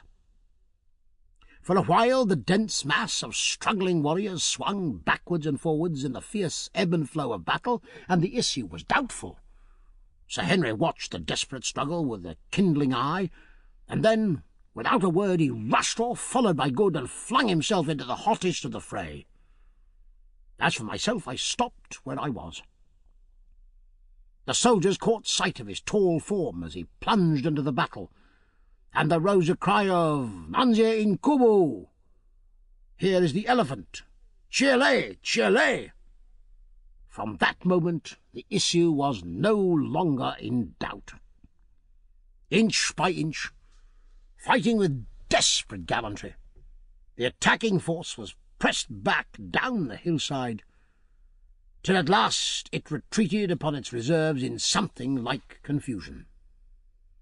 At that moment, too, a messenger arrived to say that the left attack had been repulsed, and I was just beginning to congratulate myself that the affair was over for the present, when, to our horror, we perceived our men who had been engaged in the right defence being driven towards us across the plain, followed by swarms of the enemy who had evidently succeeded at this point. Ignosi, who was standing by me, took in the situation at a glance, and issued a rapid order. Instantly the reserve regiment round us, the Greys, extended itself. Again Ignosi gave a word of command, which was taken up and repeated by the captains, and in another second, to my intense disgust, I found myself involved in a furious onslaught upon the advancing foe.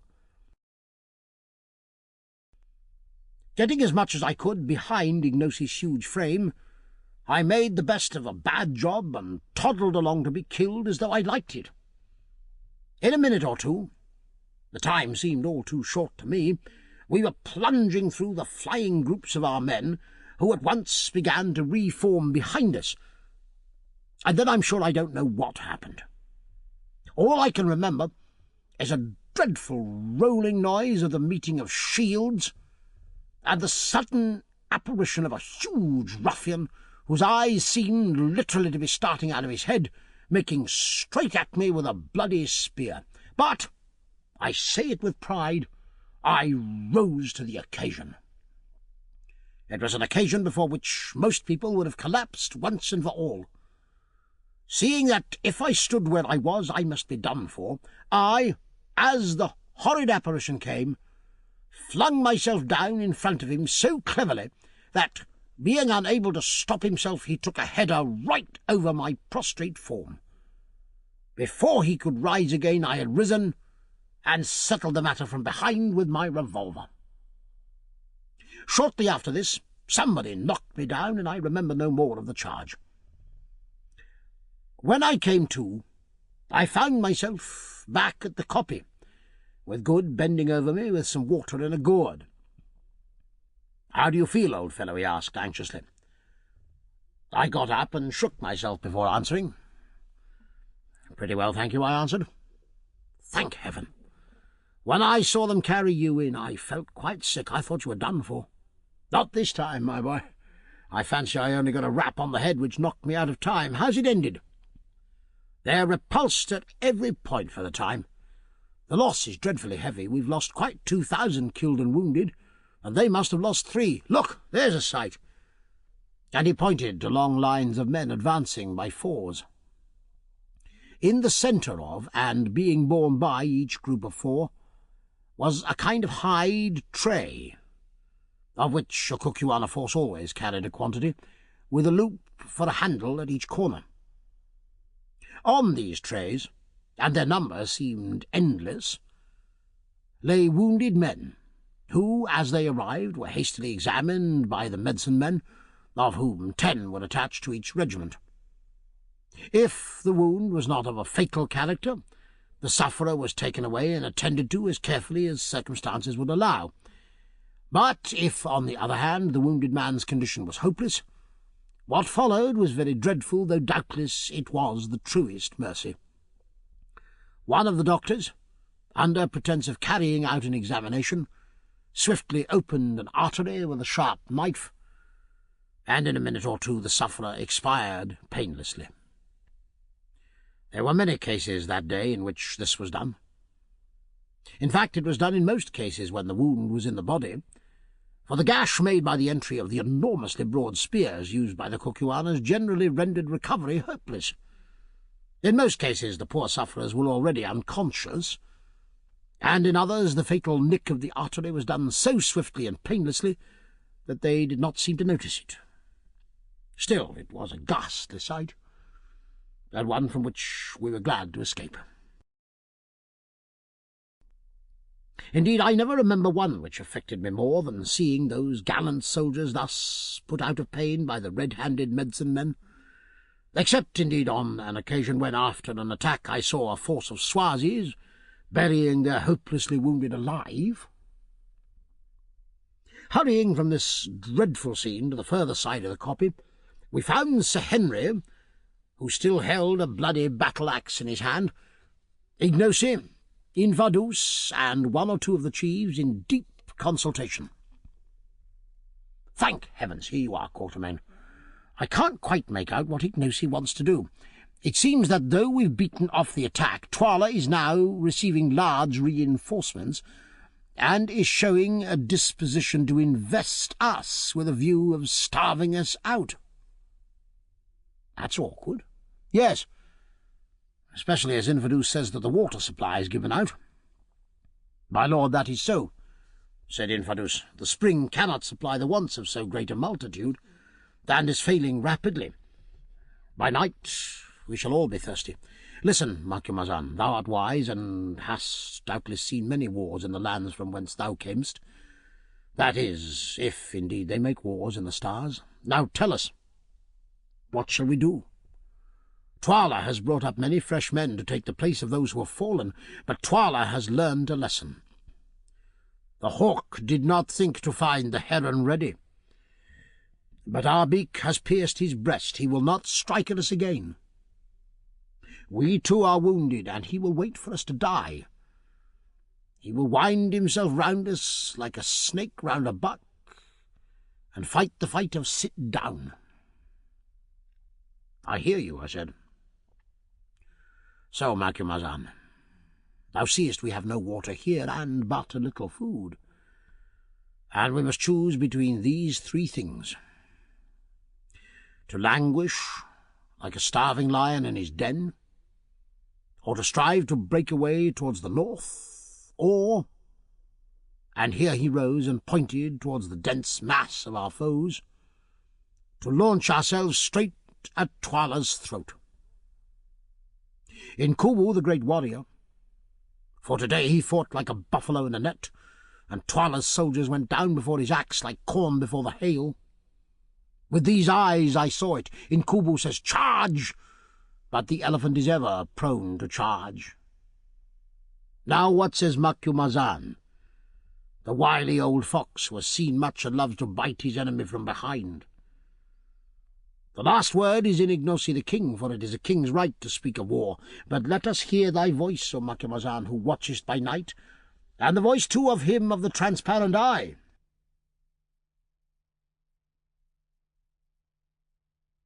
This ends Disc 5. King Solomon's Mines, Disc 6. What sayest thou, Ignosi? I asked.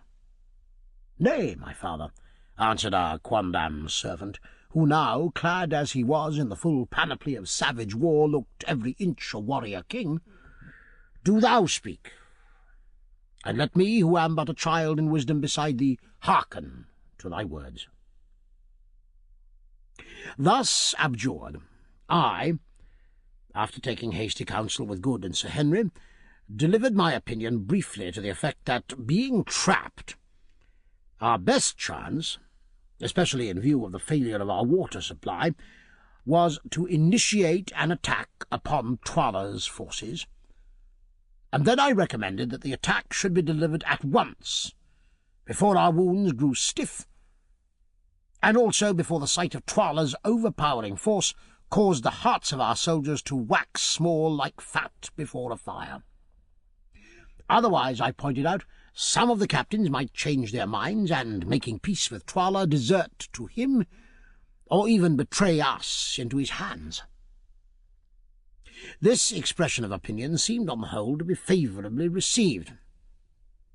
Indeed, among the Kukuanas my utterances met with a respect which has never been accorded to them before or since. But the real decision as to our course lay with Ignosi, who, since he had been recognized as rightful king, could exercise the almost unbounded rights of sovereignty, including, of course, the final decision on matters of generalship. And it was to him that all eyes were now turned. At length, after a pause, during which he appeared to be thinking deeply, he spoke. In Kubu, Macumazahn and Bugwan, brave white men and my friends. In Fadus, my uncle and chiefs, my heart is fixed. I will strike at Twala this day, and set my fortunes on the blow, I and my life and your lives also. Listen.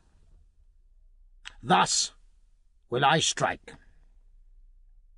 Ye see how the hill curves round like the half-moon, and how the plain runs like a green tongue towards us within the curve?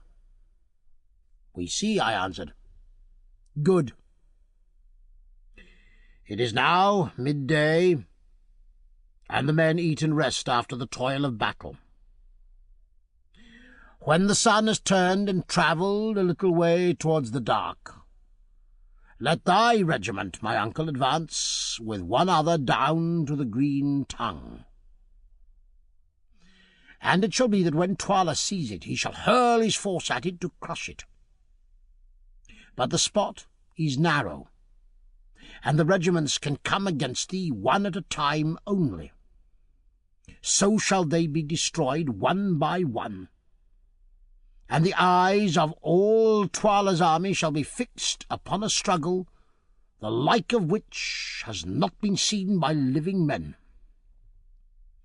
And with thee, my uncle, shall go in Kubu, my friend, that when Twala sees his battle-axe flashing in the first rank of the greys, his heart may grow faint. And I will come with the second regiment, that which follows thee, so that if ye are destroyed, as it may happen, there may yet be a king left to fight for. And with me shall come Macumazahn the Wise. It is well, O king, said Infadus, apparently contemplating the certainty of the complete annihilation of his regiment with perfect calmness. Truly these Kukuanas are a wonderful people. Death has no terrors for them when it is incurred in the course of duty. And whilst the eyes of the multitude of Twala's regiments are thus fixed upon the fight, went on Ignosi, behold, 1/3 of the men who are left alive to us, that is about 6,000, shall creep along the right horn of the hill and fall upon the left flank of Twala's forces, and 1/3 shall creep along the left horn and fall upon Twala's right flank.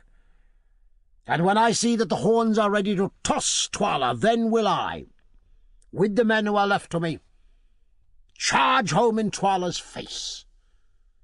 And if fortune goes with us, the day will be ours, and before night drives her horses from the mountains to the mountains, we shall sit in peace at Loo.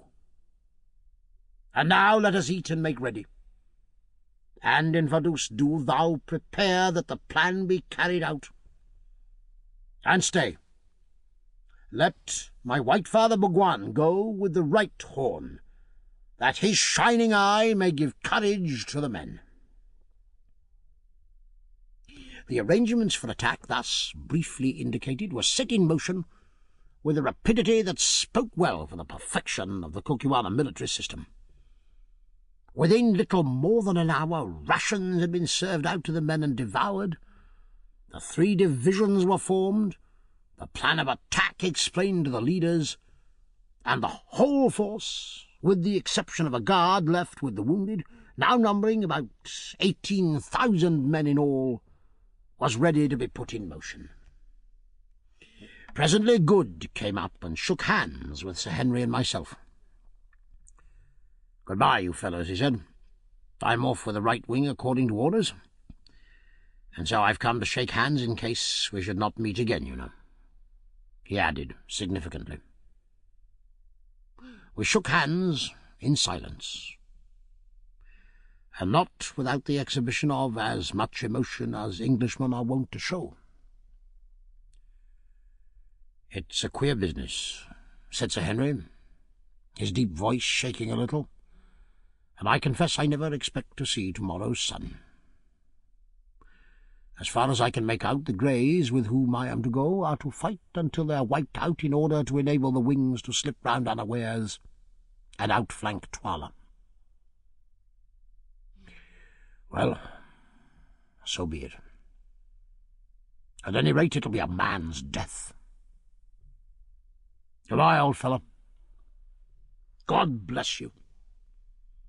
I hope you'll pull through and live to collar the diamonds. But if you do, take my advice and don't have anything more to do with pretenders." In another second, Good had wrung us both by the hand and gone. And then Infadus came up and led off Sir Henry to his place in the forefront of the Greys, whilst, with many misgivings, I departed with Ignosi to my station in the 2nd attacking regiment.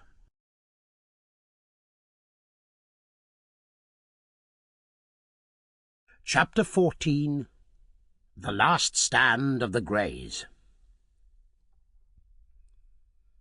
In a few more minutes, the regiments destined to carry out the flanking movements had tramped off in silence, keeping carefully under the lee of the rising ground in order to conceal the movement from the keen eyes of Twala's scouts. Half an hour or more was allowed to elapse between the setting out of the horns, or wings of the army, before any movement was made by the Greys and the supporting regiment known as the Buffaloes, which formed its chest, and which were destined to bear the brunt of the battle. Both of these regiments were almost perfectly fresh, and of full strength, the Greys having been in reserve in the morning, and having lost but a small number of men in sweeping back that part of the attack which had proved successful in breaking the line of defence, on the occasion when I charged with them and got knocked silly for my pains. As for the Buffaloes, they had formed the 3rd line of defence on the left, and, as the attacking force at that point had not succeeded in breaking through the 2nd, had scarcely come into action at all. Infidus, who was a wary old general and knew the absolute importance of keeping up the spirits of his men on the eve of such a desperate encounter, employed the pause in addressing his own regiment, the Greys, in poetical language, in explaining to them the honour that they were receiving in being put thus in the forefront of the battle, and in having the great white warrior from the stars to fight with them in their ranks, and in promising large rewards of cattle and promotion to all who survived in the event of Ignosi's arms being successful. I looked down the long lines of waving black plumes and stern faces beneath them, and sighed to think that within 1 short hour most, if not all, of those magnificent veteran warriors, not a man of whom was under 40 years of age, would be laid dead or dying in the dust. It could not be otherwise. They were being condemned, with that wise recklessness of human life that marks the great general, and often saves his forces and attains his ends to certain slaughter, in order to give the cause and the remainder of the army a chance of success. They were foredoomed to die, and they knew it. It was to be their task to engage regiment after regiment of Twala's army on the narrow strip of green beneath us, till they were exterminated, or till the wings found a favourable opportunity for their onslaught. And yet they never hesitated, nor could I detect a sign of fear upon the face of a single warrior. There they were, going to certain death, about to quit the blessed light of day for ever, and yet able to contemplate their doom without a tremor. I could not even at that moment help contrasting their state of mind with my own, which was far from comfortable, and breathing a sigh of envy and admiration. Never before had I seen such an absolute devotion to the idea of duty, and such a complete indifference to its bitter fruits. "Behold your king," ended old Infidus, pointing to Ignosi. "Go fight and fall for him, as is the duty of brave men, and cursed and shameful for ever be the name of him who shrinks from death for his king, or who turns his back to his enemy. Behold your king, chiefs, captains, and soldiers. Now do your homage to the sacred snake, and then follow on, that Incubu and I may show ye the road to the heart of Twala's forces." There was a moment's pause. Then suddenly there rose from the serried phalanxes before us a murmur, like the distant whisper of the sea, caused by the gentle tapping of the handles of 6,000 spears against their holders' shields. Slowly it swelled, till its growing volume deepened and widened into a roar of rolling noise that echoed like thunder against the mountains, and filled the air with heavy waves of sound. Then it decreased, and slowly died away into nothing, and suddenly out crashed the royal salute. Ignosi, I thought to myself, might well be a proud man that day, for no Roman emperor ever had such a salutation from gladiators about to die. Ignosi acknowledged this magnificent act of homage by lifting his battle-axe, and then the Greys filed off in a triple-line formation, each line containing about 1,000 fighting men, exclusive of officers.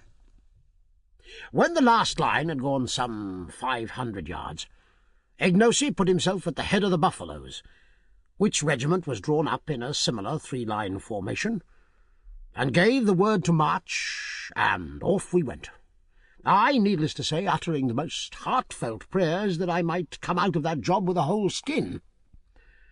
Many a queer position have I found myself in, but never before in one quite so unpleasant as the present, or one in which my chance of coming off safe was so small.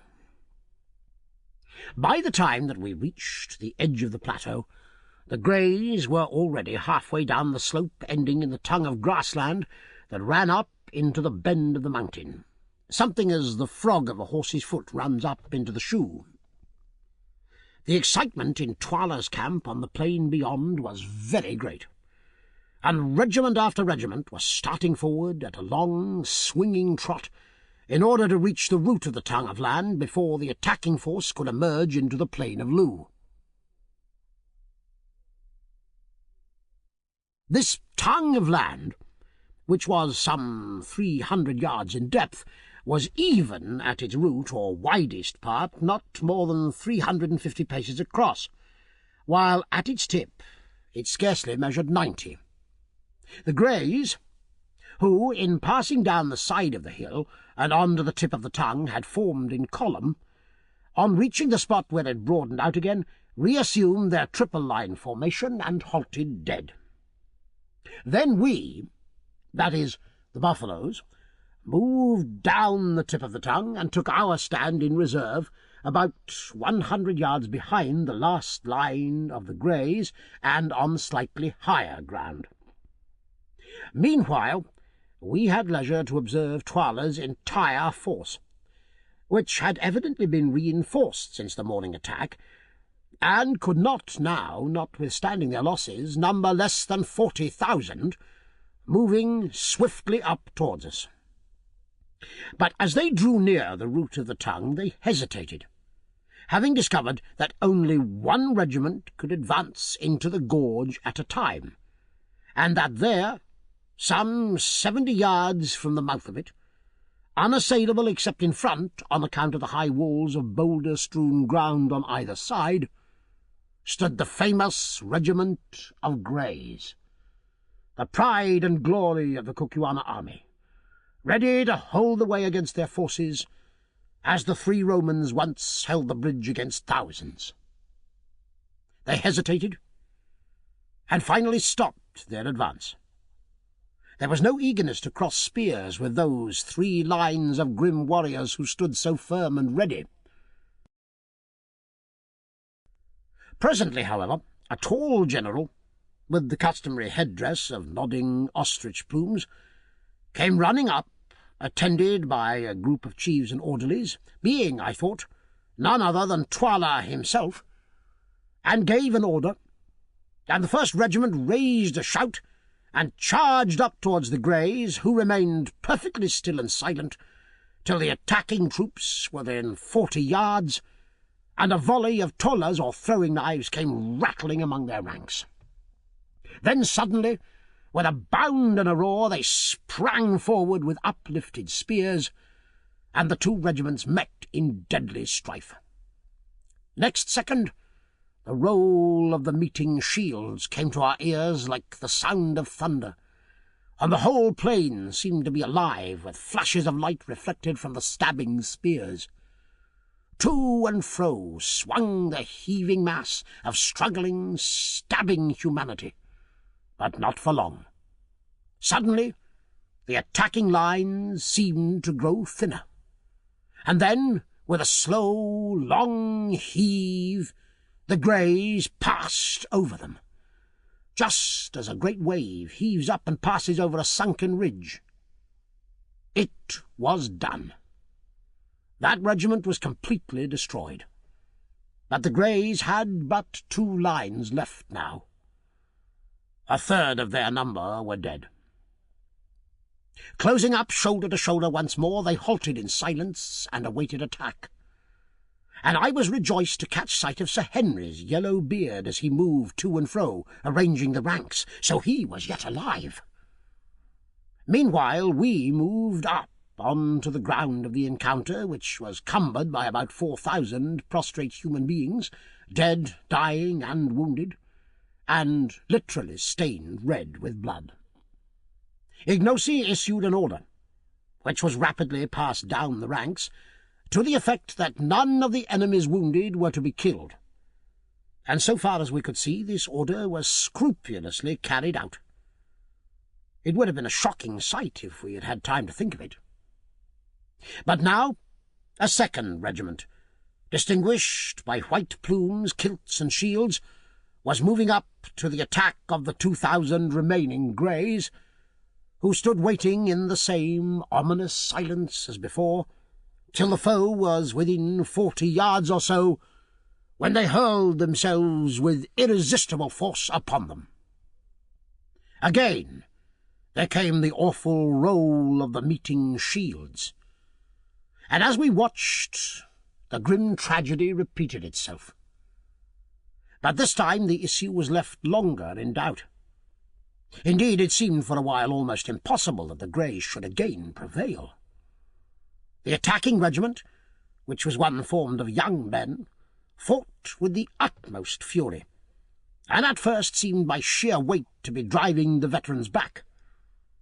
The slaughter was something awful, hundreds falling every minute, and from among the shouts of the warriors and the groans of the dying, set to the clashing music of meeting spears, came a continuous hissing undertone of "Ski! Ski!" the note of triumph of each victor as he passed his spear through and through the body of his fallen foe. But perfect discipline and steady and unchanging valour can do wonders, and one veteran soldier is worth 2 young ones, as soon became apparent in the present case.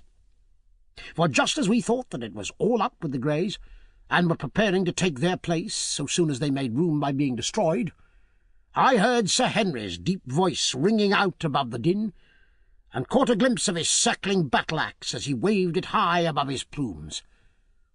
Then came a change. The Greys ceased to give. They stood still as a rock, against which the furious waves of spearmen broke again and again, only to recoil. Presently they began to move again. Forward this time.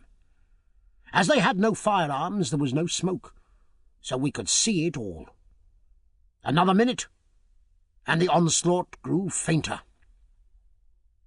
"Ah, they are men indeed, they will conquer again," called out Ignosi, who was grinding his teeth with excitement at my side. "See, it is done." Suddenly, like puffs of smoke from the mouth of a cannon, the attacking regiment broke away in flying groups, their white headdresses streaming behind them in the wind, and left their opponents victors indeed, but alas, no more a regiment.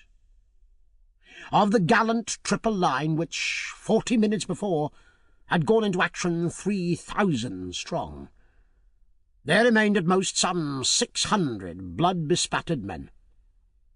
The rest were underfoot. And yet they cheered and waved their spears in triumph.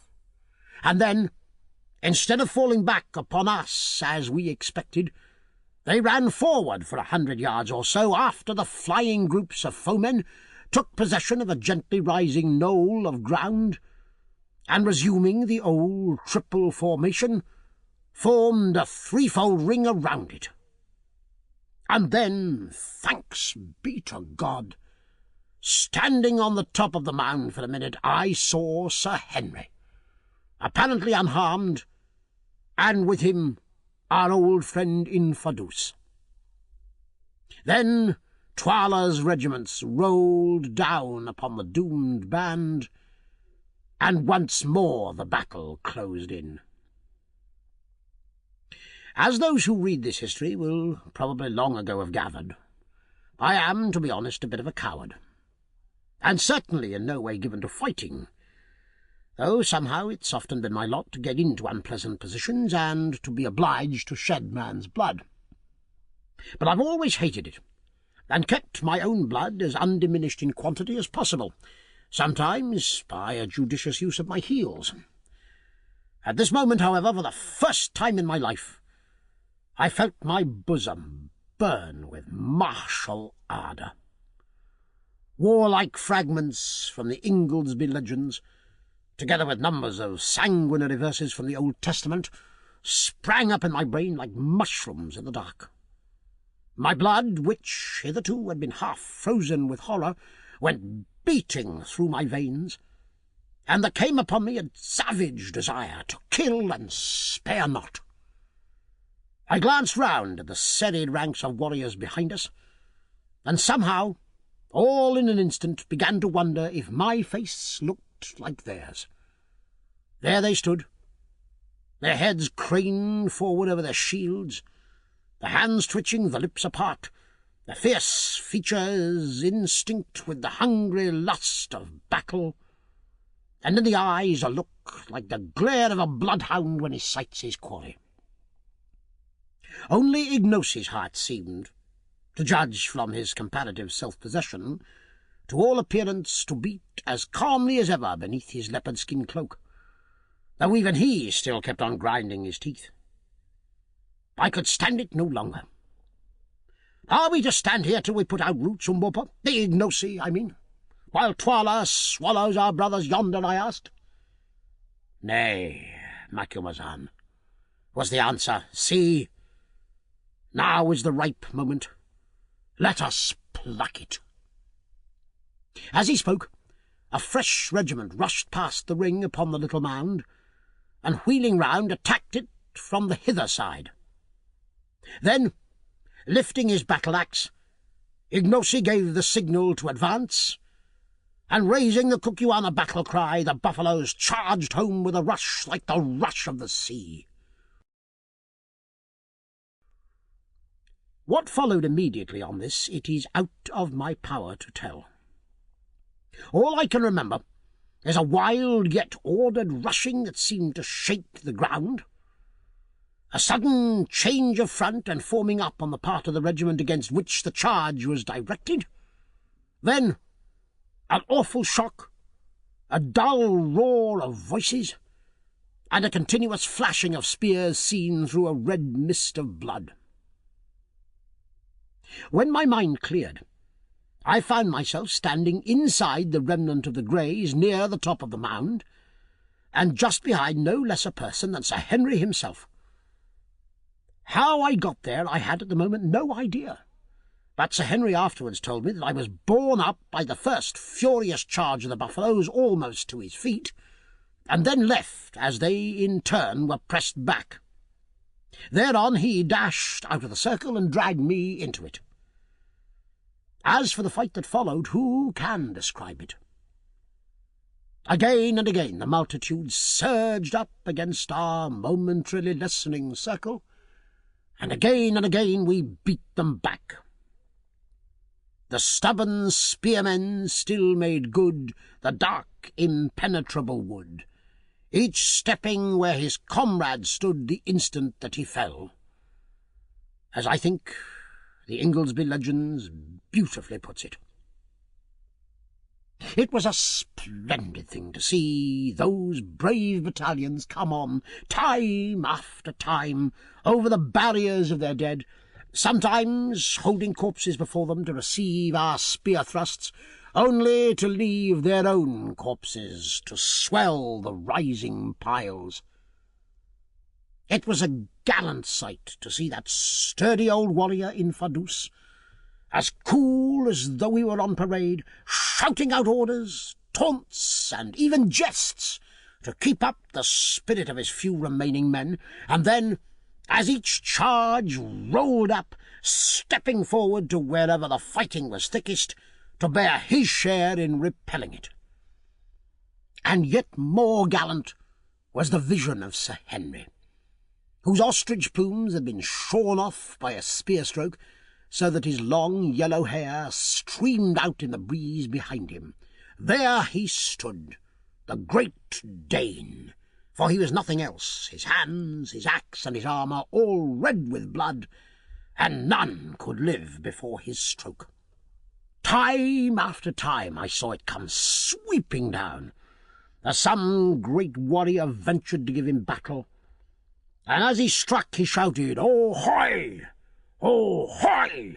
like his berserker forefathers, and the blow went crashing through shield and spear, through headdress, hair, and skull, till at last None would of their own will come near the great white wizard who killed and failed not. But suddenly there rose a cry of "Twala! Twala!" and out of the press sprang forward none other than the gigantic one-eyed king himself, also armed with battle-axe and shield and clad in chain armour. "Where art thou, Incubu, thou white man who slew Scragga my son? See if thou canst kill me," he shouted, and at the same time hurled a tola straight at Sir Henry, who fortunately saw it coming and caught it on his shield, which it transfixed, remaining wedged in the iron plate behind the hide. Then, with a cry, Twala sprang forward straight at him, and with his battle-axe struck him such a blow upon the shield that the mere force and shock of it brought Sir Henry, strong man as he was, down upon his knees. But at the time the matter went no further, for at that instant there rose from the regiments pressing round us something like a shout of dismay, and on looking up I saw the cause. To the right and to the left the plain was alive with the plumes of charging warriors. The outflanking squadrons had come to our relief. The time could not have been better chosen. All Twala's army had, as Ignosi had predicted would be the case, fixed their attention on the bloody struggle which was raging round the remnant of the Greys and the Buffaloes, who were now carrying on a battle of their own at a little distance, which 2 regiments had formed the chest of our army. It was not until the horns were about to close upon them that they dreamt of their approach. And now, before they could even assume a proper formation for defence, the outflanking impis had leapt like greyhounds on their flanks. In 5 minutes the fate of the battle was decided. Taken on both flanks, and dismayed by the awful slaughter inflicted upon them by the Greys and Buffaloes, Twala's regiments broke into flight, and soon the whole plain between us and Loo was scattered with groups of flying soldiers, making good their retreat. As for the forces that had so recently surrounded us and the Buffaloes, they melted away as though by magic, and presently we were left standing there like a rock from which the sea has retreated. But what a sight it was! Around us the dead and dying lay in heaped-up masses, and of the gallant Greys there remained alive but 95 men. More than 2,900 had fallen in this one regiment, most of them never to rise again. "Men," said Infadus calmly, as, between the intervals of binding up a wound in his arm, he surveyed what remained to him of his corps, "ye have kept up the reputation of your regiment, and this day's fighting will be spoken of by your children's children." Then he turned round and shook Sir Henry Curtis by the hand. "Thou art a great man, Incubu," he said simply. "I have lived a long life among warriors, and known many a brave one. Yet I have never seen a man like thee." At this moment the Buffaloes began to march past our position on the road to Loo, and as they did so a message was brought to us from Ignosi requesting Infadus, Sir Henry, and myself to join him. Accordingly, orders having been issued to the remaining 90 men of the Greys to employ themselves in collecting the wounded, we joined Ignosi, who informed us that he was pressing on to Loo to complete the victory by capturing Twala, if that should be possible. Before we'd gone far, we suddenly discovered the figure of Good, sitting on an ant-heap about 100 paces from us. Close beside him was the body of a Kukuana. "He must be wounded," said Sir Henry anxiously. As he made the remark, an untoward thing happened. The dead body of the Kukuana soldier, or rather what had appeared to be his dead body, suddenly sprang up, knocked Good head over heels off the ant-heap, and began to spear him. We rushed forward in terror, and as we drew near, we saw the brawny warrior making dig after dig at the prostrate Good, who at each prod jerked all his limbs into the air. Seeing us coming, the Kukuana gave one final most vicious dig, and with a shout of "Take that, wizard!" bolted off. Good didn't move, and we concluded that our poor comrade was done for. Sadly we came towards him, and were indeed astonished to find him pale and faint indeed, but with a serene smile upon his face, and his eyeglass still fixed in his eye. "Capital armour, this," he murmured, on catching sight of our faces, bending over him. "How sold he must have been!" And then he fainted. On examination we discovered that he had been seriously wounded in the leg by a tola in the course of the pursuit, but that the chain armour had prevented his last assailant's spear from doing anything more than bruise him badly. It was a merciful escape. As nothing could be done for him at the moment, he was placed on one of the wicker shields used for the wounded, and carried along with us. On arriving before the nearest gate of Loo, we found one of our regiments watching it in obedience to orders received from Ignosi. The remaining regiments were in the same way watching the other exits to the town. The officer in command of this regiment, coming up, saluted Ignosi as king, and informed him that Twala's army had taken refuge in the town, whither Twala himself had also escaped, but that he thought that they were thoroughly demoralized and would surrender. Thereupon Ignosi, after taking counsel with us, sent forward heralds to each gate, ordering the defenders to open, and promising on his royal word life and forgiveness to every soldier who laid down his arms. The message was not without its effect.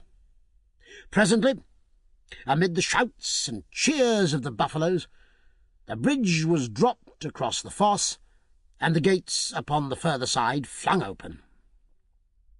Taking due precautions against treachery, we marched on into the town.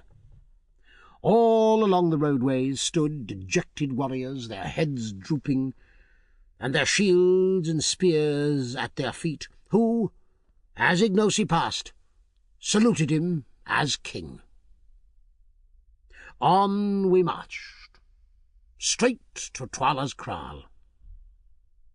When we reached the great space where a day or two previously we had seen the review and the witch hunt, we found it deserted. No, not quite deserted. For there, on the farther side, in front of his hut, sat Twala himself with but one attendant, Gagool.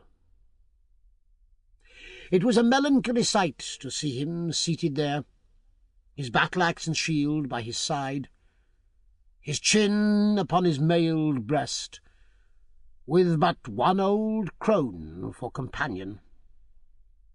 And notwithstanding his cruelties and misdeeds, a pang of compassion shot through me as I saw him thus fallen from his high estate. Not a soldier of all his armies, not a courtier out of the hundreds who had cringed round him, not even a solitary wife, remained to share his fate or halve the bitterness of his fall. Poor savage! He was learning the lesson that fate teaches to most who live long enough, that the eyes of mankind are blind to the discredited, and that he who is defenceless and fallen finds few friends and little mercy. Nor indeed in this case did he deserve any. Filing through the kraal gate, we marched straight across the open space to where the ex-king sat. When within about 50 yards, the regiment was halted, and accompanied only by a small guard, we advanced towards him, Gagool reviling us bitterly as we came. As we drew near, Twala, for the first time, lifted up his plumed head and fixed his one eye, which seemed to flash with suppressed fury almost as brightly as the great diamond bound round his forehead, upon his successful rival, Ignosi. "Hail, O king," he said with bitter mockery, "thou who hast eaten of my bread, and now by the aid of the white man's magic hast seduced my regiments and defeated mine army. Hail! What fate hast thou for me, O king?" "The fate thou gavest to my father, whose throne thou hast sat on these many years," was the stern answer. "It is well. I will show thee how to die, that thou mayest remember it against thine own time. See, the sun sinks in blood," and he pointed with his red battle-axe towards the fiery orb now going down. "It is well that my son should sink with it. And now, O king, I am ready to die. But I crave the boon of the Kukwana royal house to die fighting. Thou canst not refuse it, or even those cowards who fled today will hold thee shamed." "It is granted. Choose. With whom wilt thou fight?" "Myself I cannot fight with thee, for the king fights not except in war." Twala's sombre eye ran up and down our ranks, and I felt, as for a moment it rested on myself, that the position had developed a new horror. What if he chose to begin by fighting me? What chance should I have against a desperate savage 6'5" high and broad in proportion? I might as well commit suicide at once.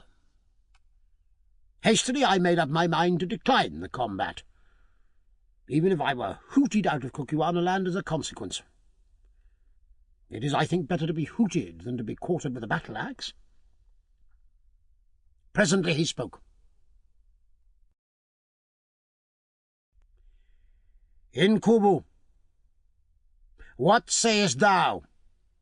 Shall we end what we began today, or shall I call thee coward, white, even to the liver?" "Nay," interposed Ignosi hastily, "thou shalt not fight with Inkubu." "Not if he is afraid," said Twala. Unfortunately, Sir Henry understood this remark, and the blood flamed up into his cheeks. "I will fight him," he said. "He shall see if I'm afraid." "For God's sake," I entreated, "don't risk your life against that of a desperate man. Anybody who saw you today will know that you're not a coward." "I will fight him," was the sullen answer. "No living man shall call me a coward. I'm ready now." And he stepped forward and lifted his axe. I wrung my hands over this absurd piece of quixotism, but if he was determined on fighting, of course I couldn't stop him. "Fight not, my white brother," said Ignosi, laying his hand affectionately on Sir Henry's arm. "Thou hast fought enough, and if aught befell thee at his hands it would cut my heart in twain." "I will fight, Ignosi," was Sir Henry's answer. "It is well, Incubu. Thou art a brave man, it will be a good fight. Behold, Twala the elephant is ready for thee." The ex-king laughed savagely and stepped forward and faced Curtis. For a moment they stood thus, and the setting sun caught their stalwart frames and clothed them both in fire. They were a well-matched pair. Then they began to circle round each other, their battle-axes raised. Suddenly Sir Henry sprang forward and struck a fearful blow at Twala, who stepped to one side. So heavy was the stroke that the striker half overbalanced himself, a circumstance of which his antagonist took a prompt advantage. Circling his heavy battle-axe round his head, he brought it down with tremendous force. My heart jumped into my mouth. I thought that the affair was already finished, but no. With a quick upward movement of the left arm, Sir Henry interposed his shield between himself and the axe, with the result that its outer edge was shorn clean off, the axe falling on his left shoulder, but not heavily enough to do any serious damage. In another second, Sir Henry got in another blow, which was also received by Twala upon his shield. Then followed blow upon blow, which were in turn either received upon the shield or avoided. The excitement grew intense.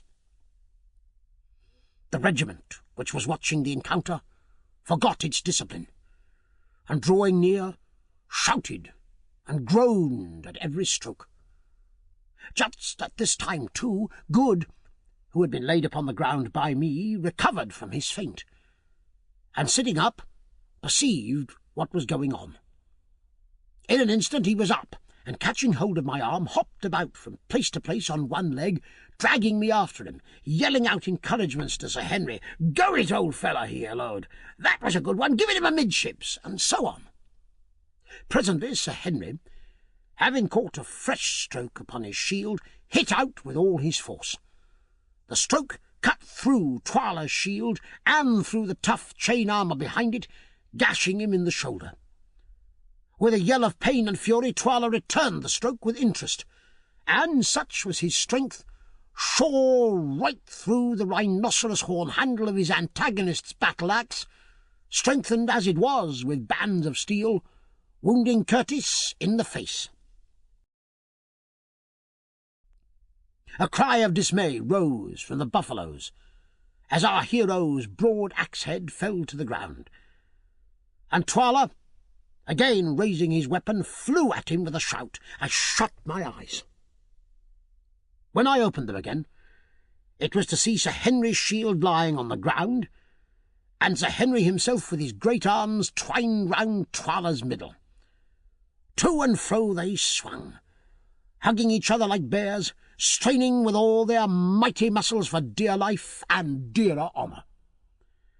With a supreme effort, Twala swung the Englishman clean off his feet, and down they came together, rolling over and over on the lime paving, Twala striking out at Curtis' head with the battle-axe, and Sir Henry trying to drive the tola he had drawn from his belt through Twala's armour. It was a mighty struggle, and an awful thing to see. "Get his axe!" yelled Good, and perhaps our champion heard him. At any rate, dropping the tola, he made a grab at the axe, which was fastened to Twala's wrist by a strip of buffalo hide, and still rolling over and over, they fought for it like wildcats, drawing their breath in heavy gasps. Suddenly the hide string burst, and then, with a great effort, Sir Henry freed himself, the weapon remaining in his grasp. Another second, and he was up upon his feet, the red blood streaming from the wound in his face, and so was Twala. Drawing the heavy tola from his belt, he staggered straight at Curtis and struck him upon the breast. The blow came home true and strong, but whoever it was made that chain armour understood his art, for it withstood the steel.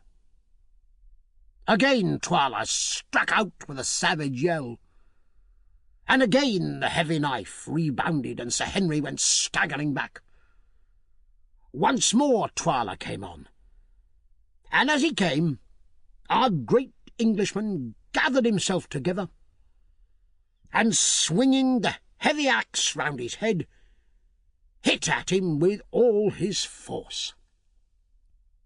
There was a shriek of excitement from 1,000 throats, and behold, Twala's head seemed to spring from his shoulders, and then fell and came rolling and bounding along the ground towards Ignosi, stopping just at his feet.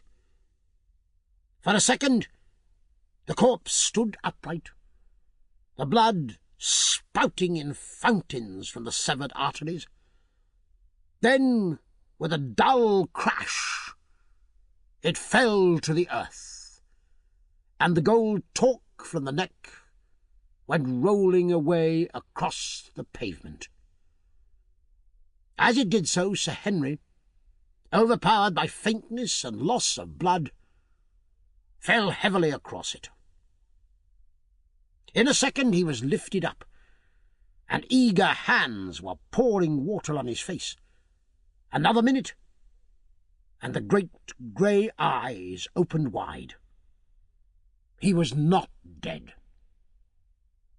Then I, just as the sun sank, stepping to where Twala's head lay in the dust, unloosed the diamond from the dead brows and handed it to Ignosi. "Take it," I said. "Lawful king of the Kukuanas." Ignosi bound the diadem upon his brows, and then, advancing, placed his foot upon the broad chest of his headless foe, and broke out into a chant, or rather a paean of victory, so beautiful, and yet so utterly savage, that I despair of being able to give an adequate idea of it.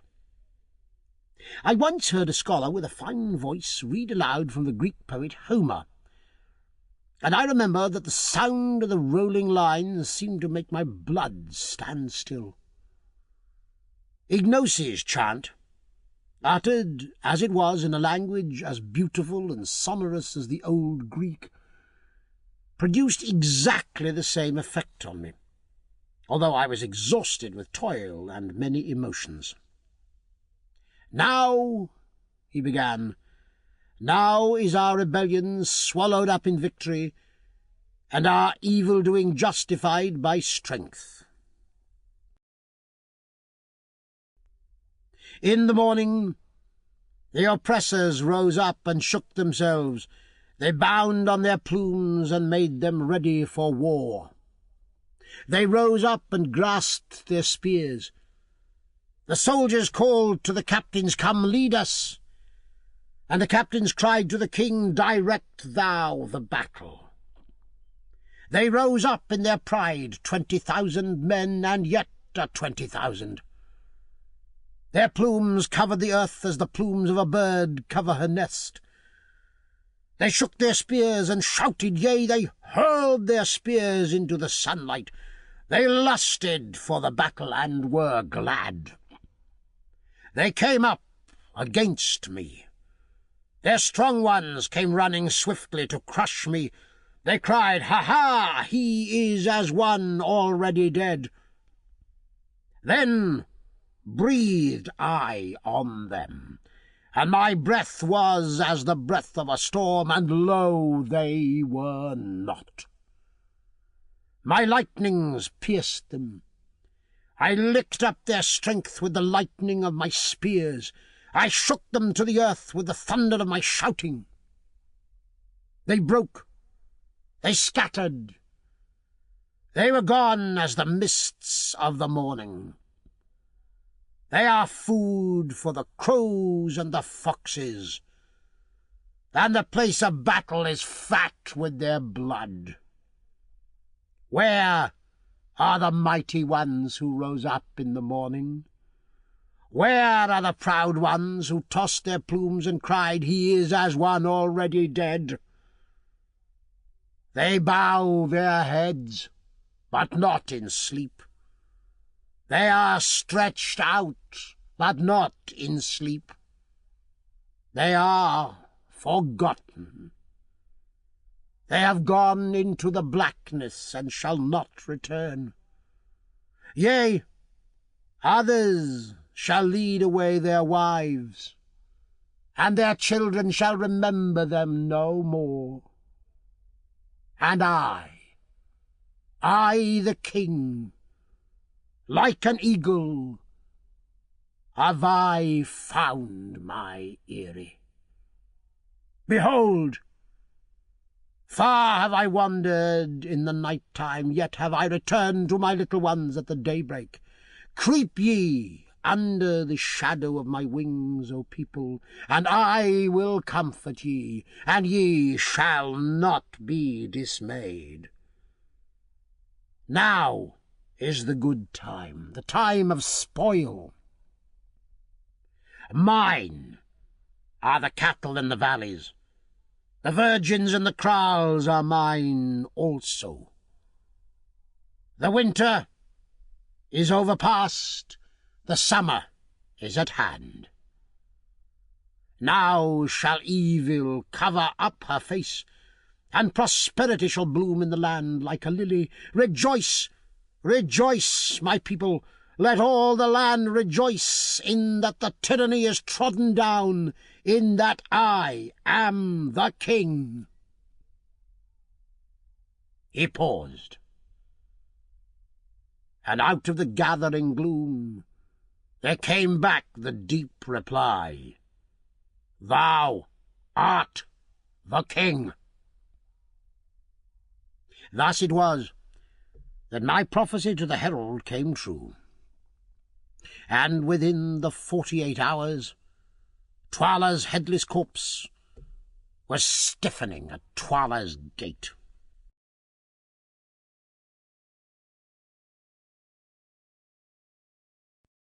Chapter 15.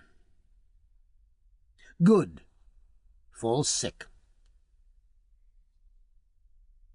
After the fight was ended, Sir Henry and Good were carried into Twala's hut, where I joined them.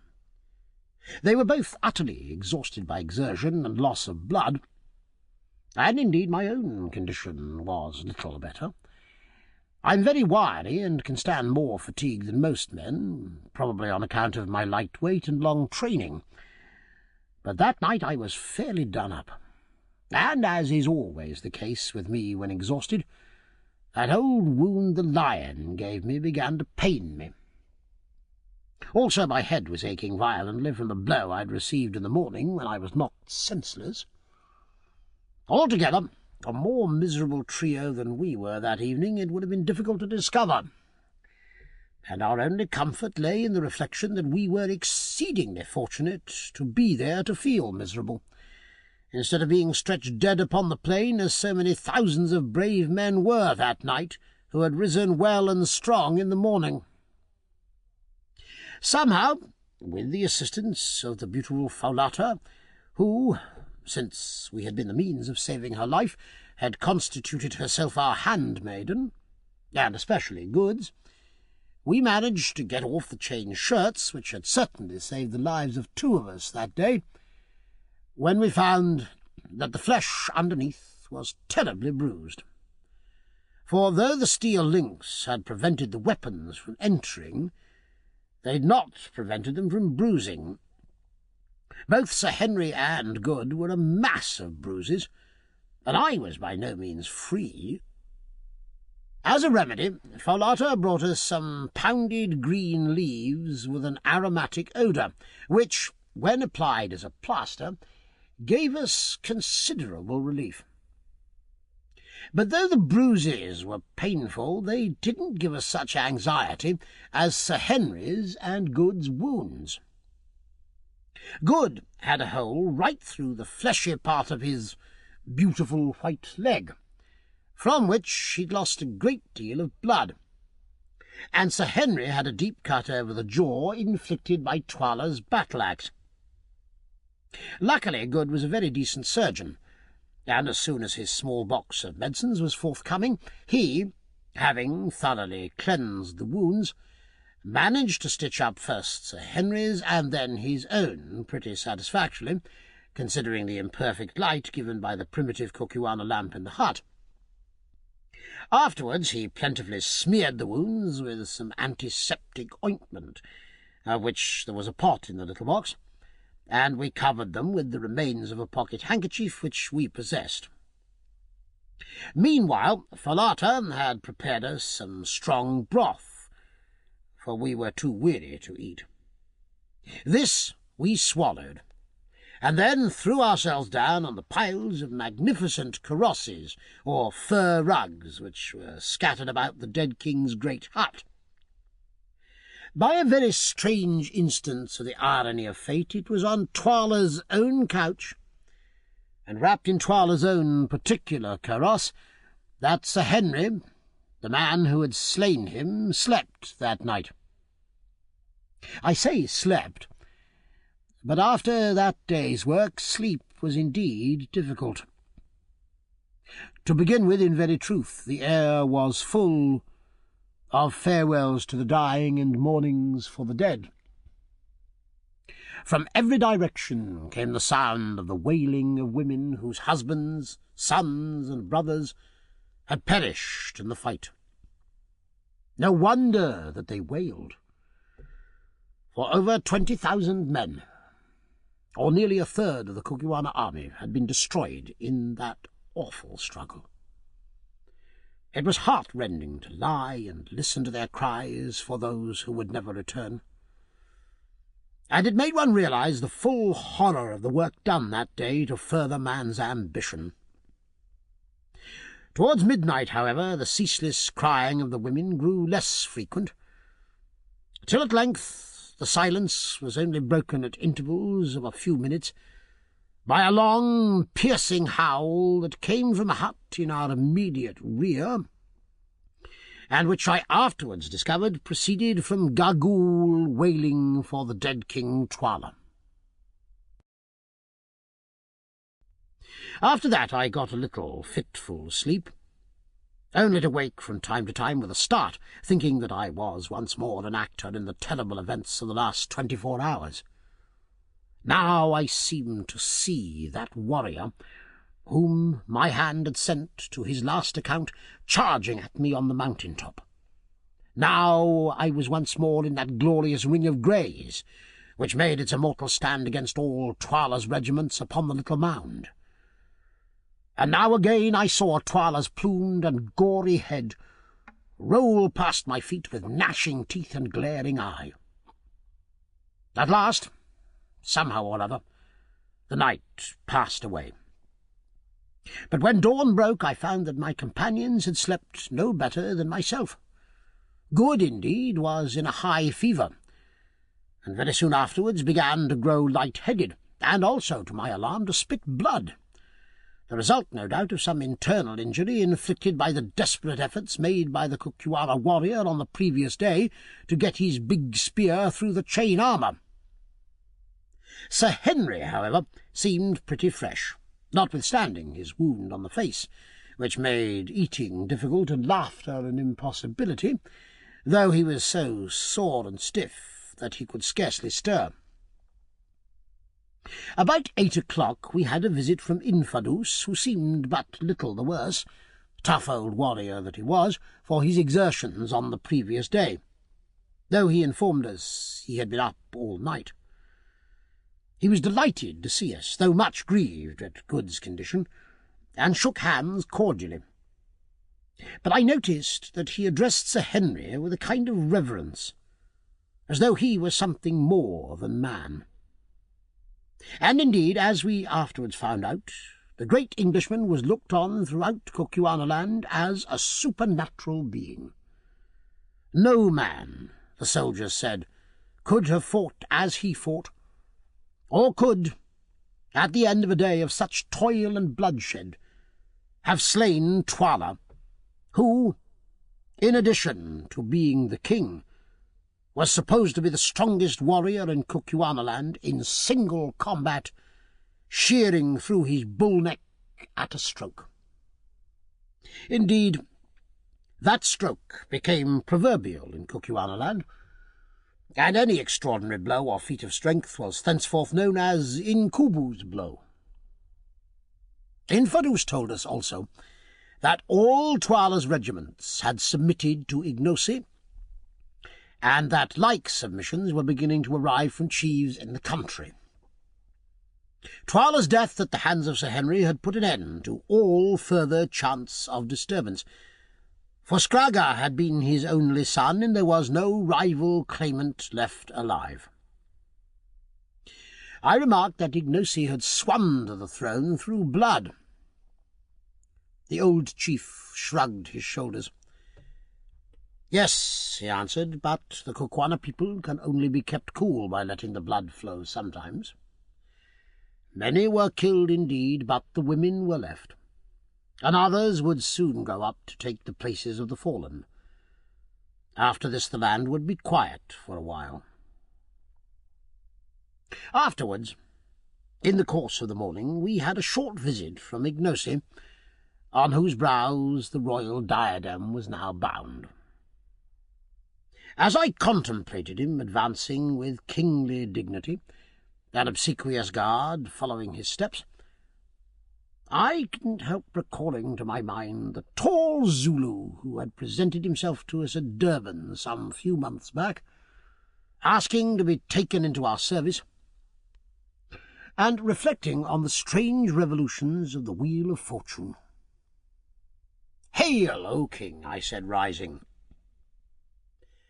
"Yes, Macumazahn, king at last by the grace of your 3 right hands," was the ready answer.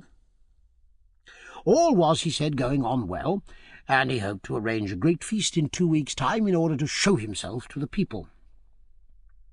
I asked him what he'd settled to do with Gagool. "She is the evil genius of the land," he answered, "and I shall kill her, and all the witch-doctors with her. She has lived so long that none can remember when she was not old, and always she it is who has trained the witch-hunters and made the land evil in the sight of the heavens above." "Yet she knows much," I replied. "It's easier to destroy knowledge, Ignosi, than to gather it." "It is so," he said thoughtfully. "She, and she only, knows the secret of the 3 witches yonder, whither the great road runs, where the kings are buried and the silent ones sit." "Yes, and the diamonds are. Forget not thy promise, Ignosi. Thou must lead us to the mines, even if thou hast to spare Gagool alive to show the way." "I will not forget, Macumazahn, and I will think on what thou sayest." After Ignosi's visit I went to see Good, and found him quite delirious. The fever from his wounds seemed to have taken a firm hold of his system, and to be complicated by an internal injury. For 4 or 5 days his condition was most critical. Indeed, I firmly believe that had it not been for Faulata's indefatigable nursing, he must have died. Women are women all the world over, whatever their colour. Yet somehow it seemed curious to watch this dusky beauty bending night and day over the fevered man's couch, and performing all the merciful errands of the sick-room as swiftly, gently, and with as fine an instinct as a trained hospital nurse. For the first night or two I tried to help her, and so did Sir Henry so soon as his stiffness allowed him to move. But she bore our interference with impatience, and finally insisted upon our leaving him to her, saying that our movements made him restless, which I think was true. Day and night she watched and tended him, giving him his only medicine, a native cooling drink made of milk, in which was infused the juice of the bulb of a species of tulip, and keeping the flies from settling on him. I can see the whole picture now as it appeared night after night by the light of our primitive lamp. Good, tossing to and fro, his features emaciated, his eyes shining large and luminous, and jabbering nonsense by the yard, and seated on the ground by his side, her back resting against the wall of the hut, the soft-eyed, shapely Cocuana beauty, her whole face, weary as it was, animated by a look of infinite compassion. Or was it something more than compassion? For 2 days we thought that he must die, and crept about with heavy hearts. Only Foulata would not believe it. "He will live," she said. For 300 yards or more around Twala's chief hut where the sufferer lay there was silence, for by the king's orders all who lived in the habitations behind it had, except Sir Henry and myself, been removed, lest any noise should come to the sick man's ears. One night, it was the 5th night of his illness, as was my habit, I went across to see how he was getting on before turning in for a few hours. I entered the hut carefully. The lamp, placed upon the floor, showed the figure of Good tossing no more but lying quite still. So it had come at last, and in the bitterness of my heart I gave something like a sob. "Shh!" came from the patch of dark shadow behind Good's head. Then, creeping closer, I saw that he was not dead, but sleeping soundly, with Foulata's taper fingers clasped tightly in his poor white hand. The crisis had passed, and he would live. He slept like that for 18 hours, and I scarcely like to say it for fear I shouldn't be believed, but during the entire period did that devoted girl sit by him, fearing that if she moved and drew away her hand it would wake him. What she must have suffered from cramp, stiffness, and weariness, to say nothing of want of food, nobody will ever know. But it is a fact that when at last he woke, she had to be carried away. Her limbs were so stiff that she could not move them. After the turn had once been taken, Good's recovery was rapid and complete. It was not till he was nearly well that Sir Henry told him of all he owed to Foulata, and when he came to the story of how she sat by his side for 18 hours, fearing lest by moving she should wake him, the honest sailor's eyes filled with tears. He turned and went straight to the hut where Foulata was preparing the midday meal. We were back on our old quarters now, taking me with him to interpret, in case he couldn't make his meaning clear to her, though I'm bound to say she understood him marvellously as a rule, considering how extremely limited was his foreign vocabulary. "Tell her," said Good, "that I owe her my life, and that I will never forget her kindness." I interpreted, and under her dark skin she actually seemed to blush. Turning to him with one of those swift and graceful motions that in her always reminded me of the flight of a wild bird, she answered softly, glancing at him with her large brown eyes, "Nay, my lord forgets. Did he not save my life? And am I not my lord's handmaiden?" It will be observed that the young lady appeared to have entirely forgotten the share which Sir Henry and myself had had in her preservation from Twyla's clutches. And that's the way of women. I remember my dear wife was just the same. I retired from that little interview sad at heart. I didn't like Miss Fowlata's soft glances, for I knew the fatal amorous propensities of sailors in general and Good in particular. There are two things in the world, as I have found it, which cannot be prevented. You cannot keep a Zulu from fighting, or a sailor from falling in love upon the slightest provocation.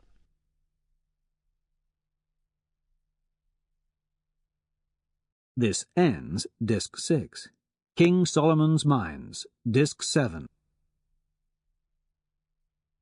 It was a few days after this last occurrence that Ignosi held his great Indaba, or council, and was formally recognized as king by the Indunas, or headmen of Kukuanaland. The spectacle was a most imposing one, including as it did a great review of troops. On this day the remaining fragment of the Greys were formally paraded, and, in the face of the army, thanked for their splendid conduct in the great battle. To each man the king made a large present of cattle, promoting them one and all to the rank of officers in the new corps of Greys, which was in process of formation. An order was also promulgated throughout the length and breadth of Kukuanaland that whilst we honoured the country with our presence, we three were to be greeted with the royal salute, to be treated with the same ceremony and respect that was by custom accorded to the king, and the power of life and death was publicly conferred upon us. Ignosi, too, in the presence of his people, reaffirmed the promises that he'd made, to the effect that no man's blood should be shed without trial, and that witch-hunting should cease in the land. When the ceremony was over, we waited upon Ignosi, and informed him that we were now anxious to investigate the mystery of the mines to which Solomon's road ran, asking him if he'd discovered anything about them. "My friends," he answered, "this have I discovered. It is there that the three great figures sit, who here are called the Silent Ones, and to whom Twyla would have offered the girl Fowlata as a sacrifice. It is there, too, in a great cave deep in the mountain, that the kings of the land are buried. There shall ye find Twyla's body, sitting with those who went before him. There, too, is a great pit, which at some time long dead men dug out, mayhap for the stones ye speak of, such as I have heard men in Natal speak of at Kimberley. There, too, in the place of death, is a secret chamber, known to none but the king and Gagool. But Twyla, who knew it, is dead, and I know it not, nor know I what is in it. But there is a legend in the land that once, many generations gone, a white man crossed the mountains, and was led by a woman to the secret chamber and shown the wealth. But before he could take it, she betrayed him, and he was driven by the king of the day back to the mountains, and since then no man has entered the chamber." "The story is surely true, Ignosi, for on the mountains we found the white man," I said. "Yes, we found him. And now I have promised ye that if ye can find that chamber, and the stones are there—" "The stone upon thy forehead proves that they are there," I put in, pointing to the great diamond I'd taken from Twyla's dead brows. "Mayhap. If they are there," he said, "ye shall have as many as ye can take hence, if indeed ye would leave me, my brothers." "First we must find the chamber," said I. "There is but one who can show it to thee, Gagool." "And if she will not?" "Then shall she die," said Ignosi sternly. "I have saved her alive but for this, Stay, she shall choose. And calling to a messenger, he ordered Gagool to be brought. In a few minutes she came, hurried along by 2 guards, whom she was cursing as she walked. "Leave her," said the king to the guards. As soon as their support was withdrawn, the withered old bundle, for she looked more like a bundle than anything else, sank into a heap onto the floor, out of which her 2 bright, wicked eyes gleamed like a snake's. "What will ye with me, Ignosi?" she piped. "Ye dare not touch me. If ye touch me, I will blast ye as ye sit. Beware of my magic." "Thy magic could not save Twala, old she-wolf, and it cannot hurt me," was the answer. "Listen, I will this of thee, that thou reveal where is the chamber, where are the shining stones." "Ha ha!" she piped. "None know but I, and I will never tell thee. The white devil shall go hence empty-handed. Thou wilt tell me. I will make thee tell me. How, O king? Thou art great, but can thy power wring the truth from a woman? It is difficult, yet will I do it. How, O king? Nay, thus. If thou tell'st not, thou shalt slowly die." "Die?" she shrieked in terror and fury. "Ye dare not touch me, man. Ye know not who I am. How old, think ye, am I? I knew your fathers, and your fathers' fathers' fathers. When the country was young, I was here. When the country grows old, I shall still be here. I cannot die unless I be killed by chance, for none dare slay me. Yet will I slay thee. See, Gagool, mother of evil, thou art so old thou canst no longer love thy life. What can life be to such a hag as thee, who hast no shape, nor form, nor hair, nor teeth, hast naught save wickedness and evil eyes? It will be mercy to slay thee, Gagool."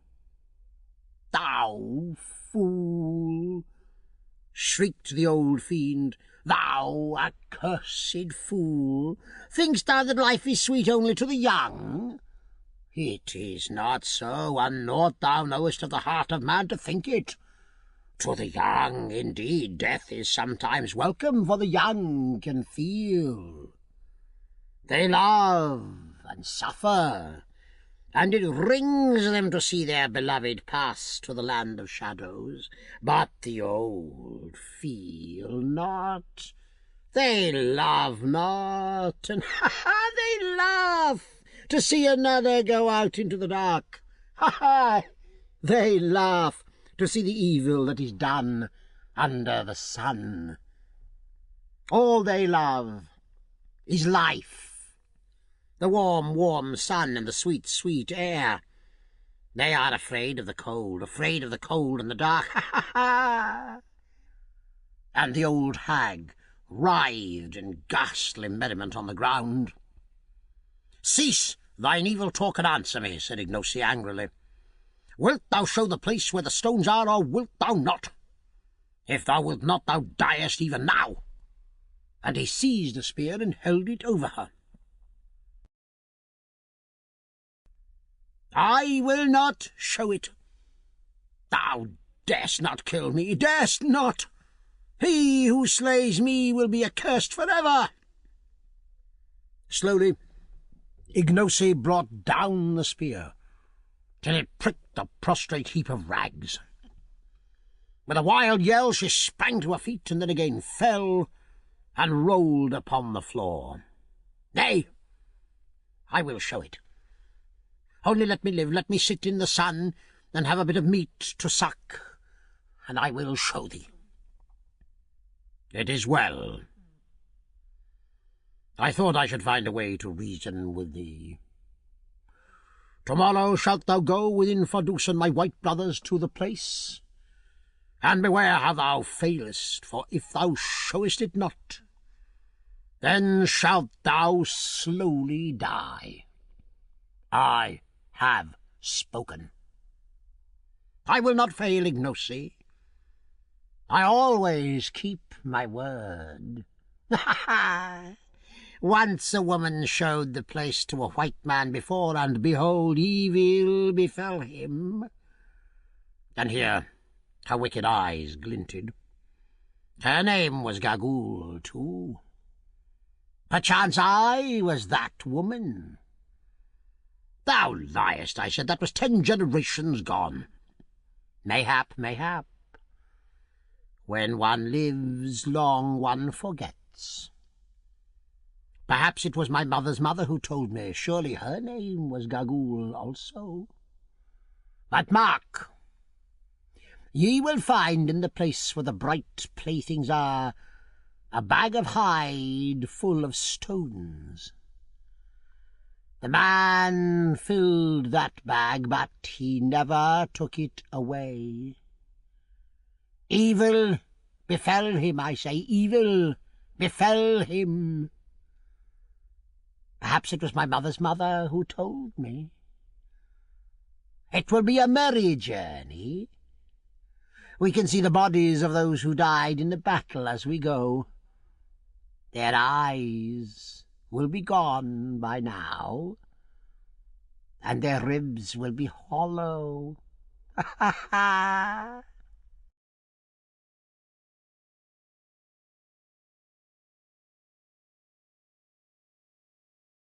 Chapter 16.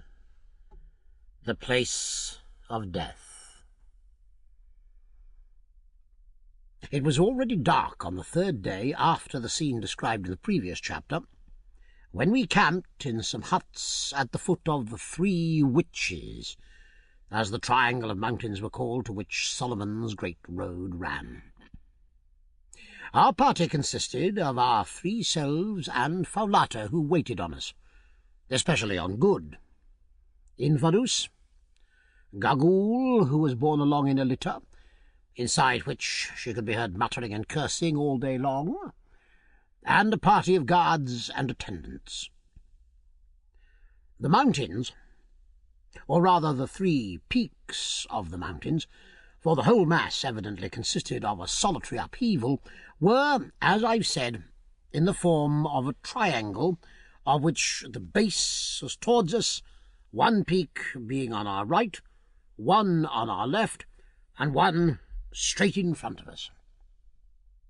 Never shall I forget the sight afforded by those 3 towering peaks in the early sunlight of the following morning. High, high above us, up into the blue air, soared their twisted snow wreaths. Beneath the snow, the peaks were purple with heaths, and so were the wild moors that ran up the slopes towards them. Straight before us, the white ribbon of Solomon's great road stretched away uphill to the foot of the centre peak, about 5 miles from us, and there stopped. It was its terminus. I'd better leave the feelings of intense excitement with which we set out on our march that morning to the imagination of those who read this history. At last we were drawing near to the wonderful mines that had been the cause of the miserable death of the old Portuguese Dom 3 centuries ago, of my poor friend, his ill-starred descendant, and also, as we feared, of George Curtis, Sir Henry's brother. Were we destined, after all that we'd gone through, to fare any better? Evil befell them, as that old fiend Gagool said. Would it also befall us? Somehow, as we were marching up that last stretch of beautiful road, I couldn't help feeling a little superstitious about the matter. And so I think did Good and Sir Henry.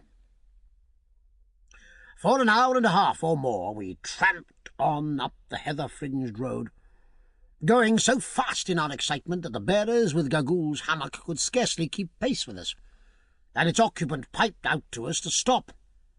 "Go more slowly, white men," she said, projecting her hideous shrivelled countenance between the curtains, and fixing her gleaming eyes upon us. "Why will ye run to meet the evil that shall befall ye, ye seekers after treasure?" And she laughed that horrible laugh, which always sent a cold shiver down my back, and which for a while quite took the enthusiasm out of us. However, on we went, till we saw before us, and between ourselves and the peak, a vast circular hole with sloping sides, 300 feet or more in depth, and quite half a mile around. "Can't you guess what this is?" I said to Sir Henry and Good, who were staring in astonishment down into the awful pit before us. They shook their heads. "Then it is clear that you have never seen the diamond mines at Kimberley. You may depend on it that this is Solomon's diamond mine. Look there," I said, pointing to the stiff blue clay which was yet to be seen among the grass and bushes which clothed the sides of the pit. "The formation is the same. I'll be bound that if we went down there, we should find pipes of soapy, brecciated rock. Look, too," and I pointed to a series of worn flat slabs of rock which were placed on a gentle slope below the level of a watercourse which had in some past age been cut out of the solid rock. "If those are not tables once used to wash the stuff, I'm a Dutchman." At the edge of this vast hole, which was the pit marked on the old Don's map, the great road branched into two and circumvented it. In many places this circumventing road was built entirely of vast blocks of stone, apparently with the object of supporting the edges of the pit and preventing falls of reef. Along this road we pressed, driven by curiosity to see what the three towering objects were which we could discern from the hither side of the great hole. As we got nearer, we perceived that they were colossi of some sort or another, and rightly conjectured that these were the three silent ones that were held in such awe by the Kukuana people. But it was not until we got quite close that we recognized the full majesty of these silent ones. There, upon huge pedestals of dark rock, sculptured in unknown characters, 20 paces between each, and looking down the road which crossed some 60 miles of plain to Loo, were 3 colossal seated forms, 2 males and 1 female, each measuring about 20 feet from the crown of the head to the pedestal. The female form, which was nude, was of great though severe beauty, but unfortunately the features were injured by centuries of exposure to the weather. Rising from each side of her head were the points of a crescent. The 2 male colossi were, on the contrary, draped, and presented a terrifying cast of features, especially the one to our right, which had the face of a devil. That to our left was serene in countenance, but the calm upon it was dreadful. It was the calm of inhuman cruelty.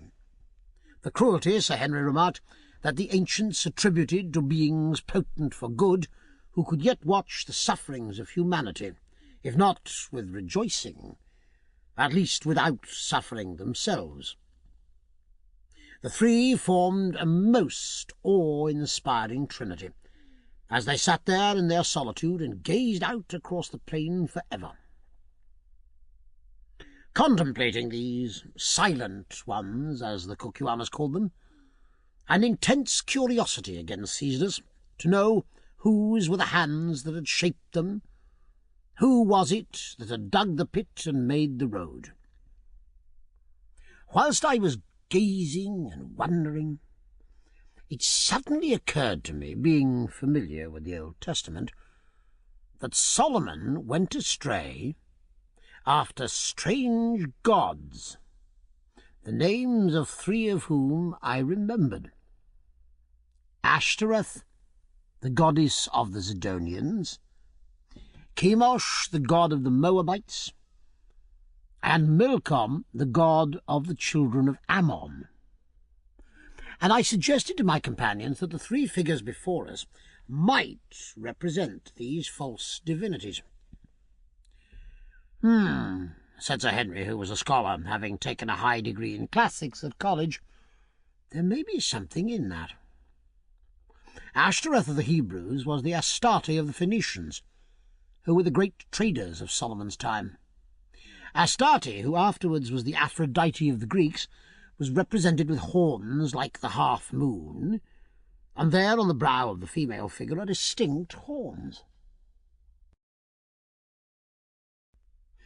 Perhaps these colossi were designed by some Phoenician official who managed the mines.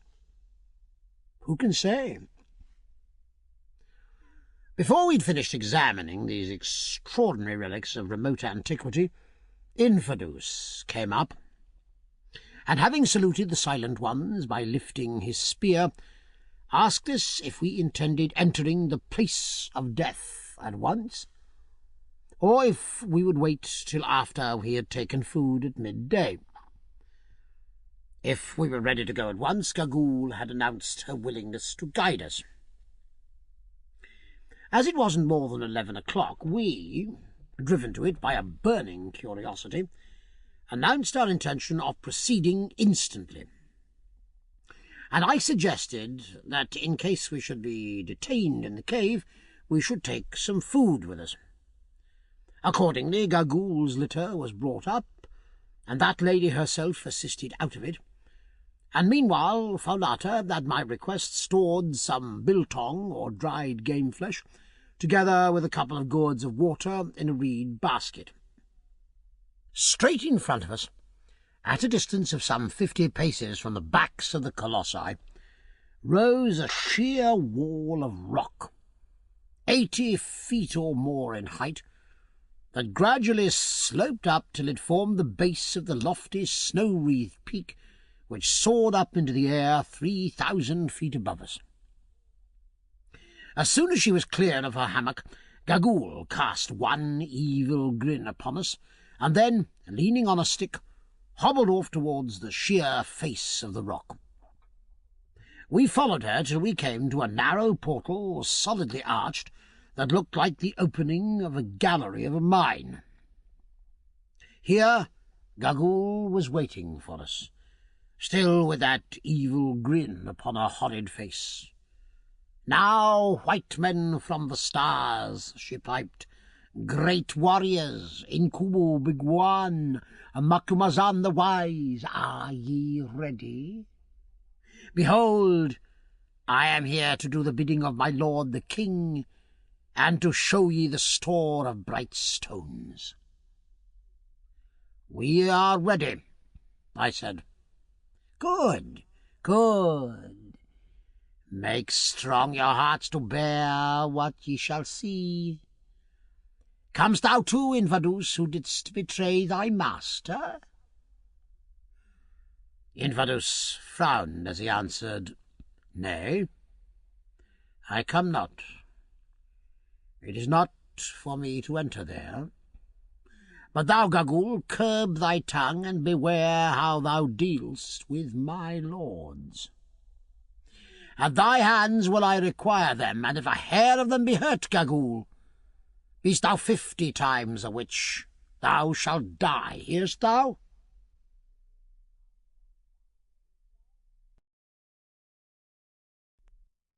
"I hear, Infidus. I know thee.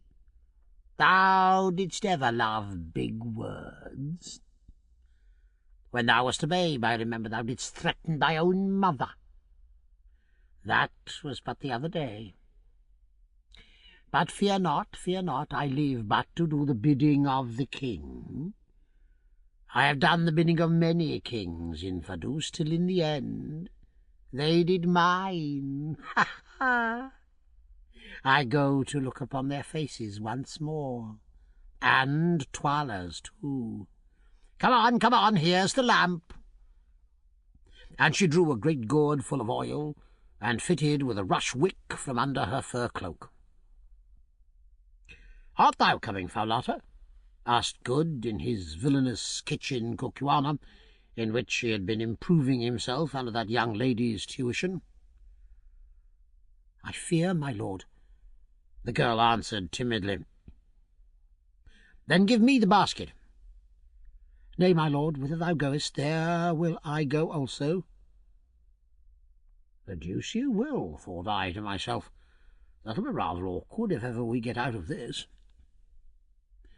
Without further ado, Gagool plunged into the passage, which was wide enough to admit of two walking abreast, and quite dark, we following her voice as she piped to us to come on, in some fear and trembling which was not allayed by the sound of a sudden rush of wings.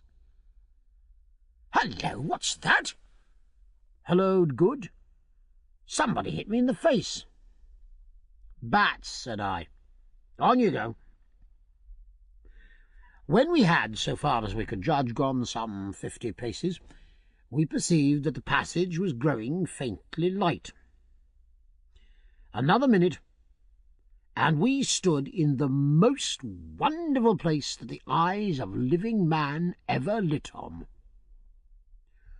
Let the reader picture to himself the hall of the vastest cathedral he ever stood in, windowless indeed, but dimly lighted from above, presumably by shafts connected with the outer air and driven in the roof, which arched away 100 feet above our head, and he will get some idea of the size of the enormous cave in which we stood, with the difference that this cathedral, designed of nature, was loftier and wider than any built by man.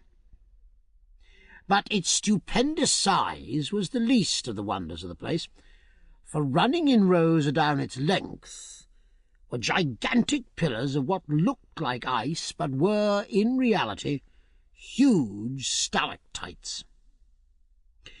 It is impossible for me to convey any idea of the overpowering beauty and grandeur of these pillars of white spar, some of which were not less than 20 feet in diameter at the base, and sprang up in lofty and yet delicate beauty sheer to the distant roof. Others, again, were in process of formation. On the rock floor there was, in these cases, what looked, Sir Henry said, exactly like a broken column in an old Grecian temple, whilst high above, depending from the roof, the point of a huge icicle could be dimly seen. And even as we gazed, we could hear the process going on, for presently, with a tiny splash, a drop of water would fall from the far-off icicle onto the column below. On some columns the drops only fell once in 2 or 3 minutes, and in these cases it would form an interesting calculation to discover how long, at that rate of dripping, it would take to form a pillar, say, 80 feet high by 10 in diameter.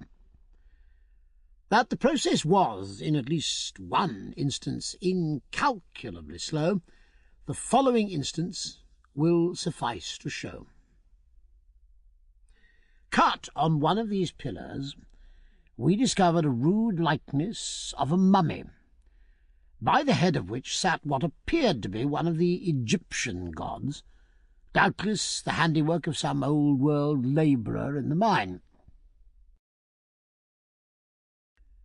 This work of art was executed at about the natural height at which an idle fellow, be he Phoenician workman or British cad, is in the habit of trying to immortalize himself at the expense of nature's masterpieces, namely about 5 feet from the ground.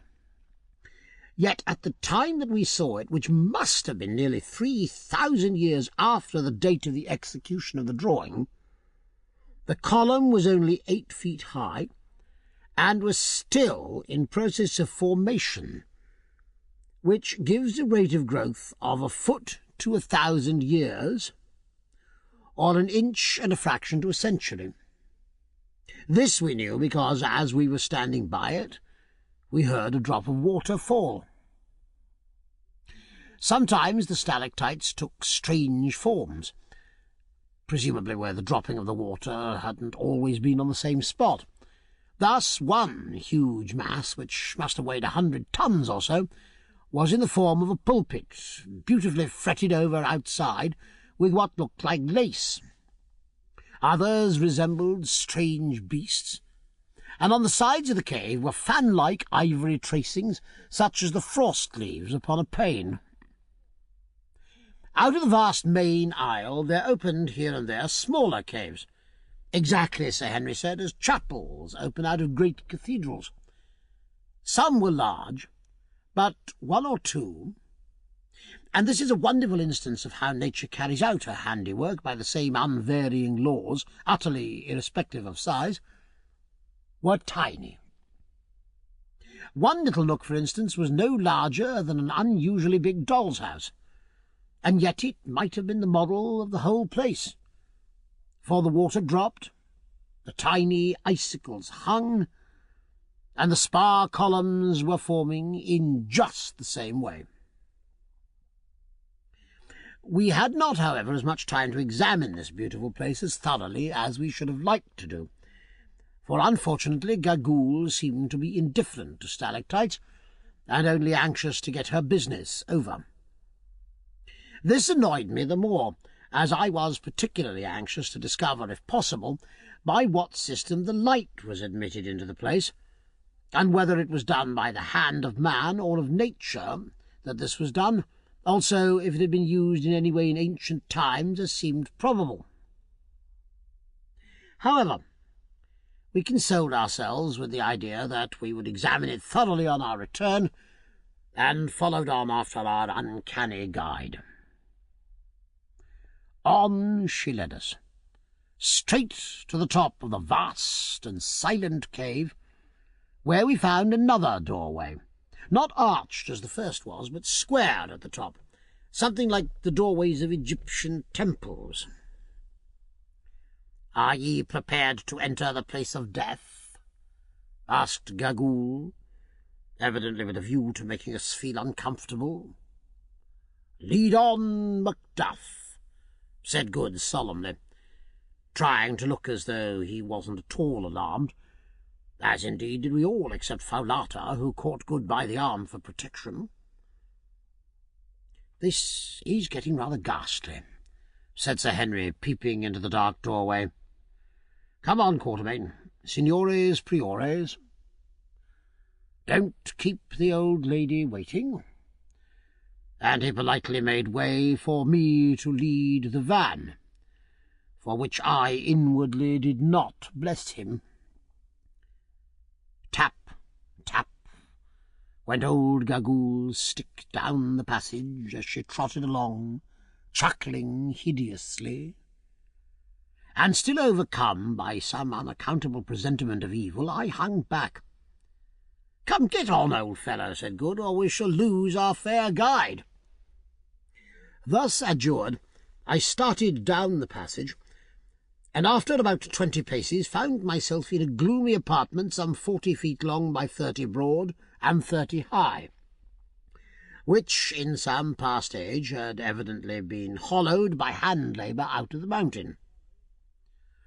This apartment was not nearly so well lighted as the vast stalactite ante-cave, and at the first glance all I could make out was a massive stone table running its length, with a colossal white figure at its head, and life-sized white figures all round it.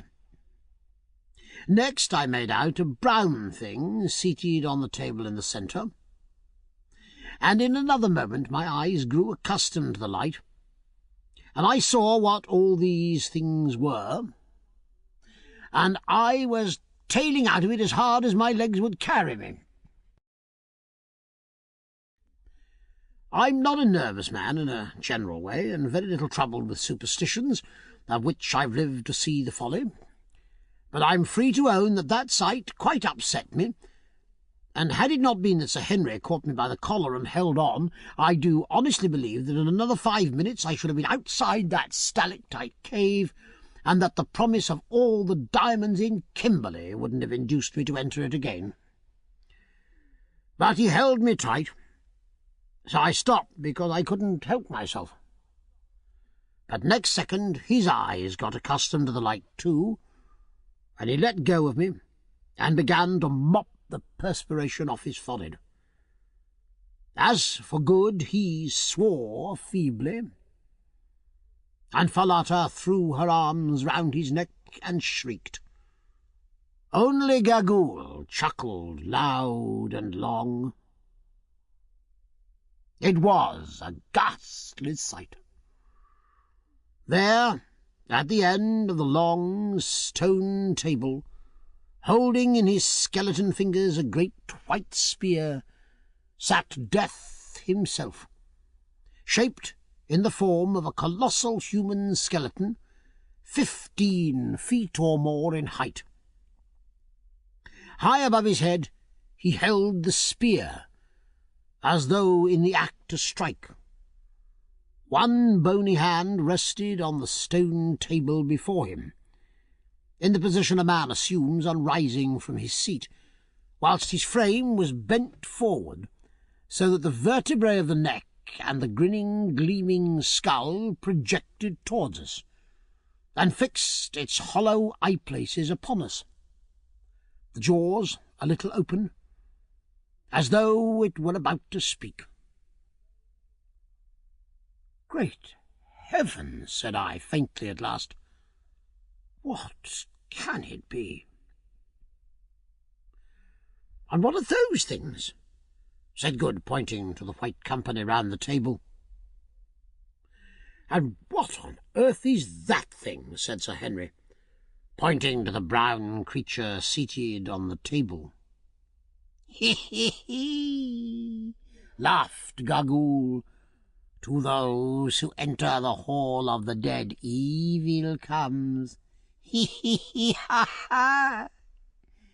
Come in, Kubu, brave in battle. Come and see him thou slewest." And the old creature caught his coat in her skinny fingers and led him away towards the table. We followed. Presently she stopped and pointed at the brown object seated on the table. Sir Henry looked and started back with an exclamation. And no wonder, for there, seated quite naked on the table, the head which Sir Henry's battle-axe had shorn from the body resting on its knees, was the gaunt corpse of Twala, last king of the Cocuanas. Yes, there. The head perched upon the knees, it sat in all its ugliness, the vertebrae projecting a full inch above the level of the shrunken flesh of the neck, for all the world like a black double of Hamilton Tige. Over the whole surface of the corpse there was gathered a thin, glassy film, which made its appearance yet more appalling, and for which we were at the moment quite unable to account, till we presently observed that from the roof of the chamber the water fell steadily, drip, drop, drip, on to the neck of the corpse, from whence it ran down over the entire surface, and finally escaped into the rock through a tiny hole in the table. Then I guessed what it was. Twala's body was being transformed into a stalactite.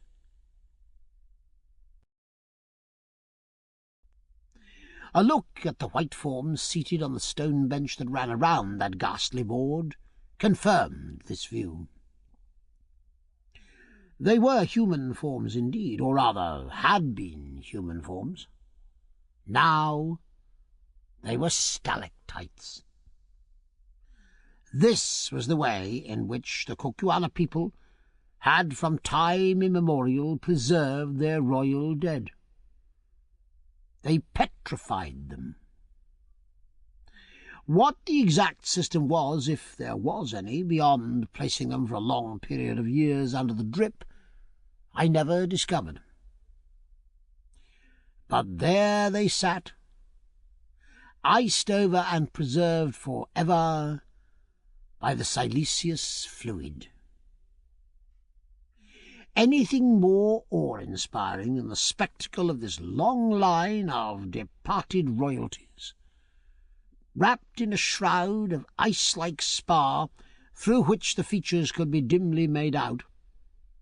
There were 27 of them, the last being Ignosi's father, and seated round that inhospitable board with Death himself for a host, it is impossible to imagine. That the practice of thus preserving their kings must have been an ancient one is evident from the number, which, allowing for an average reign of 15 years, would, supposing that every king who reigned was placed here, an improbable thing, as some are sure to have perished in battle far from home, fix the date of its commencement at 4¼ centuries back. But the colossal Death who sits at the head of the board is far older than that, and unless I'm much mistaken, owes his origin to the same artist who designed the 3 colossi. He was hewn out of a single stalactite, and, looked at as a work of art, was most admirably conceived and executed. Good, who understood anatomy, declared that, so far as he could see, the anatomical design of the skeleton was perfect down to the smallest bones. My own idea is that this terrific object was a freak of fancy on the part of some old-world sculptor, and that its presence had suggested to the Kukuanas the idea of placing their royal dead under its awful presidency. Or perhaps it was placed there to frighten away any marauders who might have designs upon the treasure-chamber beyond. I cannot say. All I can do is to describe it as it is, and the reader must form his own conclusion. Such, at any rate, was the White Death, and such were the White Dead.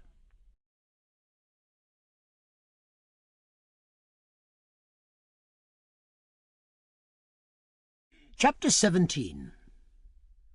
Solomon's Treasure Chamber. While we'd been engaged in getting over our fright and in examining the grisly wonders of the place, Gagool had been differently occupied. Somehow or other, for she was marvellously active when she chose, she'd scrambled under the great table and made her way to where our departed friend Twala was placed. Under the drip, to see, suggested Good, how he was pickling, or for some dark purpose of her own. Then she came hobbling back, stopping now and again to address a remark, the tenor of which I couldn't catch, to one or other of the shrouded forms, just as you or I might greet an old acquaintance. Having gone through this mysterious and horrible ceremony, she squatted herself down on the table immediately under the White Death, and began, so far as I could make out, to offer up prayers to it. The spectacle of this wicked old creature pouring out supplications, evil ones, no doubt, to the arch-enemy of mankind, was so uncanny that it caused us to hasten our inspection. "Now, Gagool," said I in a low voice. Somehow one didn't dare to speak above a whisper in that place. "Lead us to the chamber." The old creature promptly scrambled down off the table. "My lords are not afraid," she said, leering up into my face. "Lead on." "Good, my lords." And she hobbled round to the back of the Great Death. Here is the chamber. Let my lords light the lamp and enter. And she placed the gourd full of oil upon the floor, and leant herself against the side of the cave. I took out a match, of which we still had a few in a box, and lit the rush wick, and then looked for the doorway. But there was nothing before us but the solid rock. Gagool grinned. "The way is there, my lords." "Don't jest with us," I said sternly. "I jest not, my lords. See." And she pointed at the rock. As she did so, on holding up the lamp, we perceived that a mass of stone was slowly rising from the floor and vanishing into the rock above, where doubtless there was a cavity prepared to receive it. The mass was of the width of a good-sized door, about 10 feet high and not less than 5 feet thick. It must have weighed at least 20 or 30 tons, and was clearly moved upon some simple balance principle, probably the same as that upon which the opening and shutting of an ordinary modern window is arranged. How the principle was set in motion, of course, none of us saw. Gagool was careful to avoid that.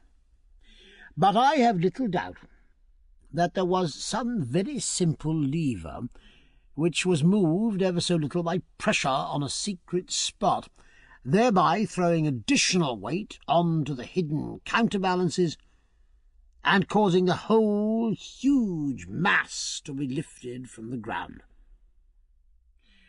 Very slowly and gently the great stone raised itself, till at last it had vanished altogether, and a dark hole presented itself to us in the place which it had filled.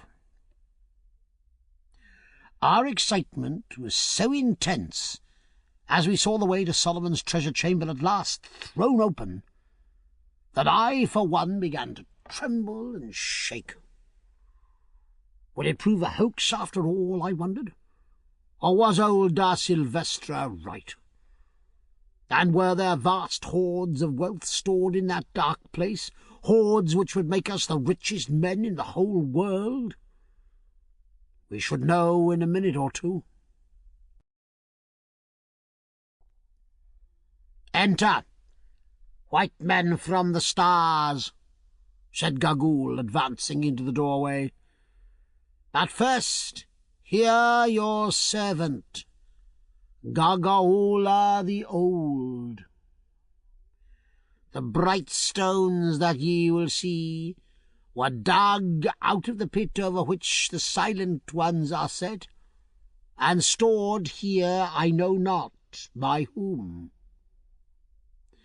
But once has this place been entered since the time that those who stored the stones departed in haste, leaving them behind. The report of the treasurer went down among the people who lived in the country from age to age, but none knew where the chamber was, nor the secret of the door. But it happened that a white man reached this country from over the mountains. Perchance he too came from the stars, and was well received of the king of the day. He it is who sits yonder." And she pointed to the 5th king at the table of the dead. "And it came to pass that he and a woman of the country who was with him came to this place, and that by chance the woman learnt the secret of the door. 1,000 years might ye search, but ye should never find it. Then the white man entered with the woman and found the stones, and filled with stones the skin of a small goat which the woman had with her to hold food. And as he was going from the chamber, he took up one more stone, a large one, and held it in his hand. Here she paused. "Well," I asked, breathless with interest as we all were, "what happened to Da Silvestra?" The old hag started at the mention of the name. "How knowest thou the dead man's name?" she asked sharply, and then, without waiting for an answer, went on, "I know what happened. But it came about that the white man was frightened, for he flung down the goatskin with the stones, and fled out with only the one stone in his hand, and that the king took. And it is the stone that thou, Macumazahn, didst take from Twala's brows." "Have none entered here since?" I asked, peering again down the dark passage. "None, my lords. Only the secret of the door hath been kept, and every king hath opened it, though he hath not entered. There is a saying that those who enter there will die within a moon, even as the white man died in the cave upon the mountain where ye found him, Macumazahn. Ha ha! Mine are true words." Our eyes met as she said it, and I turned sick and cold. How did the old hag know all these things? "Enter, my lords. If I speak truth, the goatskin with the stones will lie upon the floor, and if there is truth as to whether it is death to enter here, that will ye learn afterwards. Ha ha ha!" And she hobbled through the doorway, bearing the light with her. But I confess that once more I hesitated about following. "Oh, confound it all," said Good. "Here goes. I'm not going to be frightened by that old devil." And followed by Faulata, who, however, evidently did not at all like the job, for she was shivering with fear, he plunged into the passage after Gagool, an example which we quickly followed. A few yards down the passage, in the narrow way hewn out of the living rock, Gagool had paused and was waiting for us. "See, my lords," she said, holding the light before her, "those who stored the treasure here fled in haste, and bethought them to guard against any who should find the secret of the door, but had not the time." And she pointed to large square blocks of stone, which had, to the height of 2 courses, about 2 foot 3, been placed across the passage with a view to walling it up.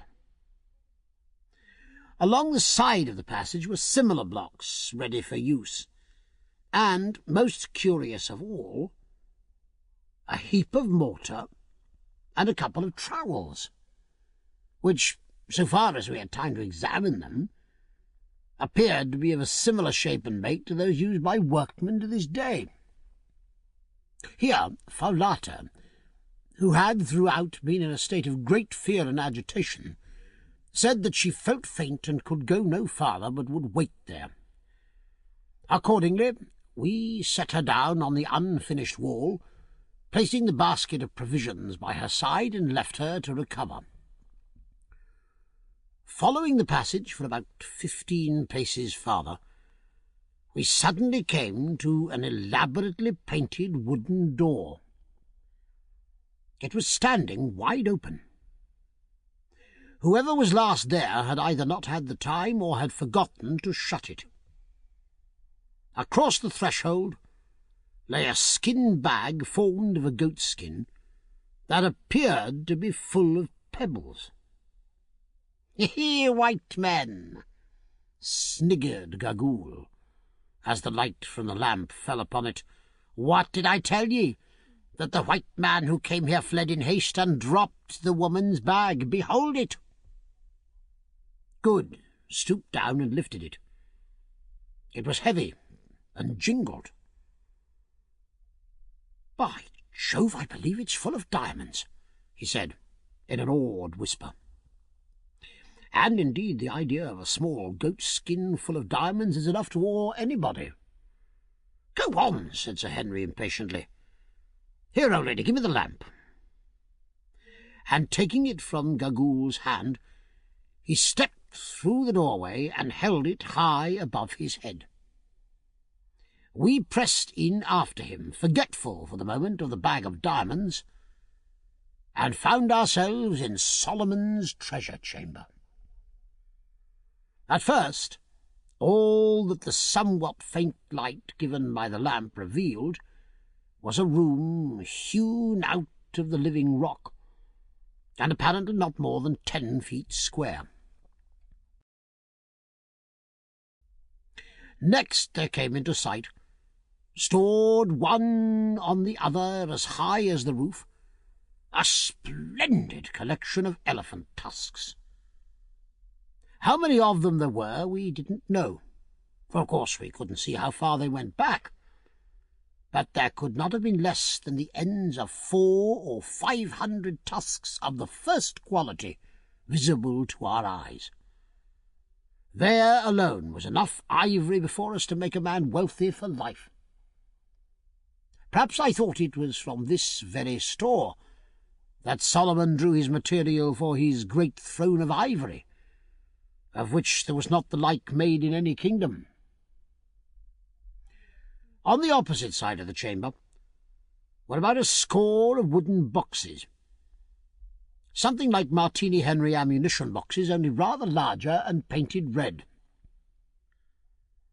"There are the diamonds," cried I. "Bring the light." Sir Henry did so, holding it close to the top box, of which the lid, rendered rotten by time even in that dry place, appeared to have been smashed in, probably by Dar Sylvester himself.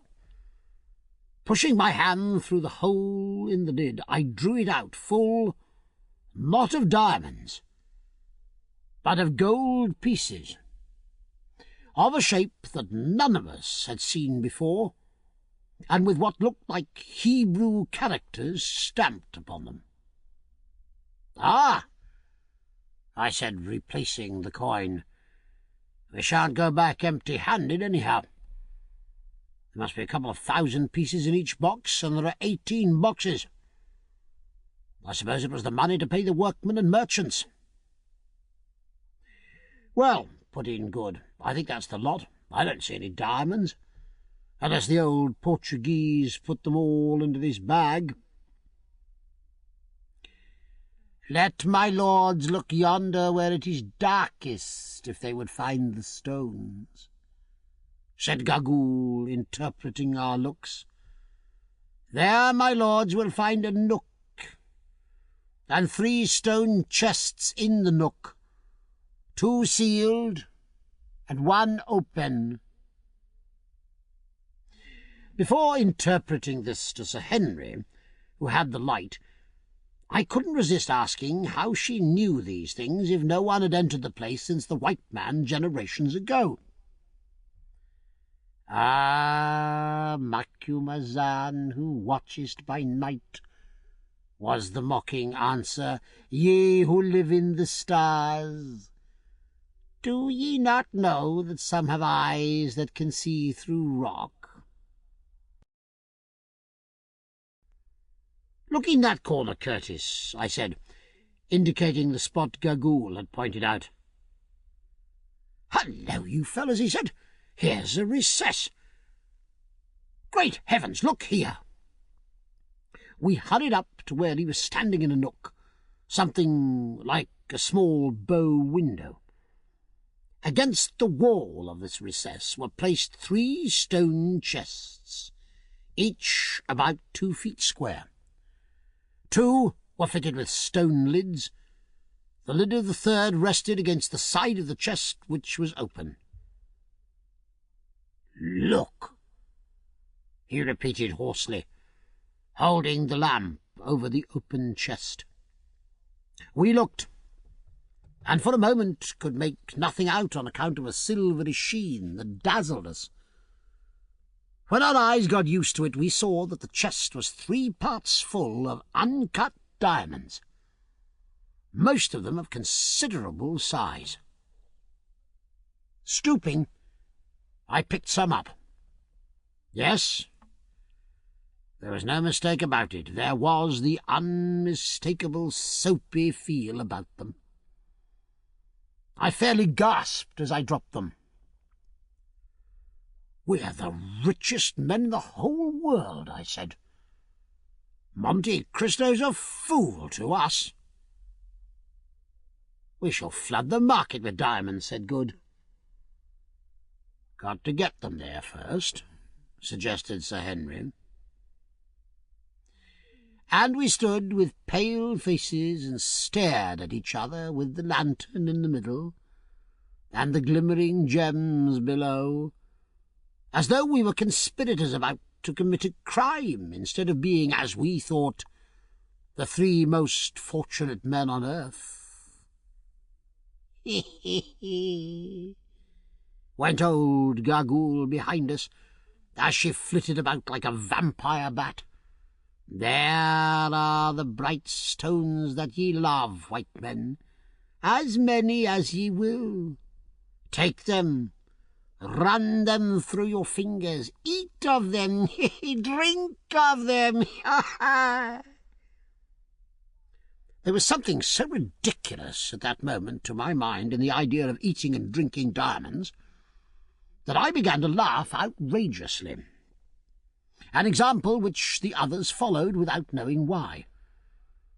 There we stood and shrieked with laughter over the gems which were ours, which had been found for us thousands of years ago by the patient delvers in the great hole yonder, and stored for us by Solomon's long-dead overseer, whose name perchance was written in the characters stamped on the faded wax that yet adhered to the lids of the chest.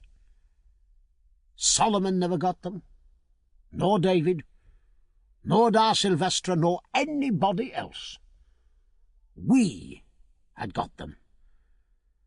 There before us were millions of pounds worth of diamonds and thousands of pounds worth of gold and ivory, only waiting to be taken away.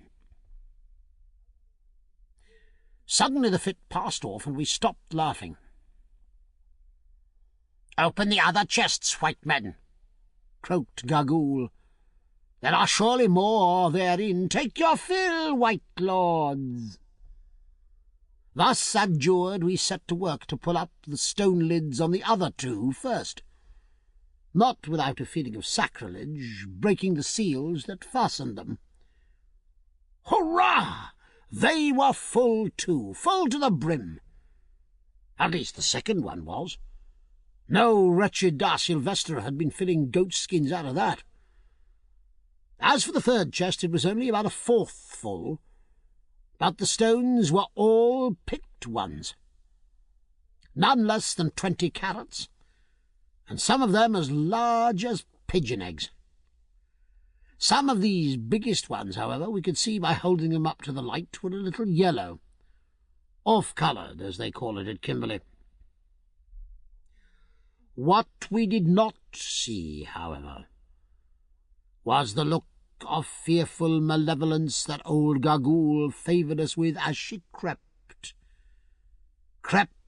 like a snake, out of the treasure chamber and down the passage towards the massive door of solid rock.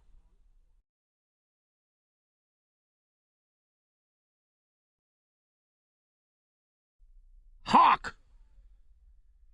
Cry upon cry comes ringing up the vaulted path. It is Faulata's voice.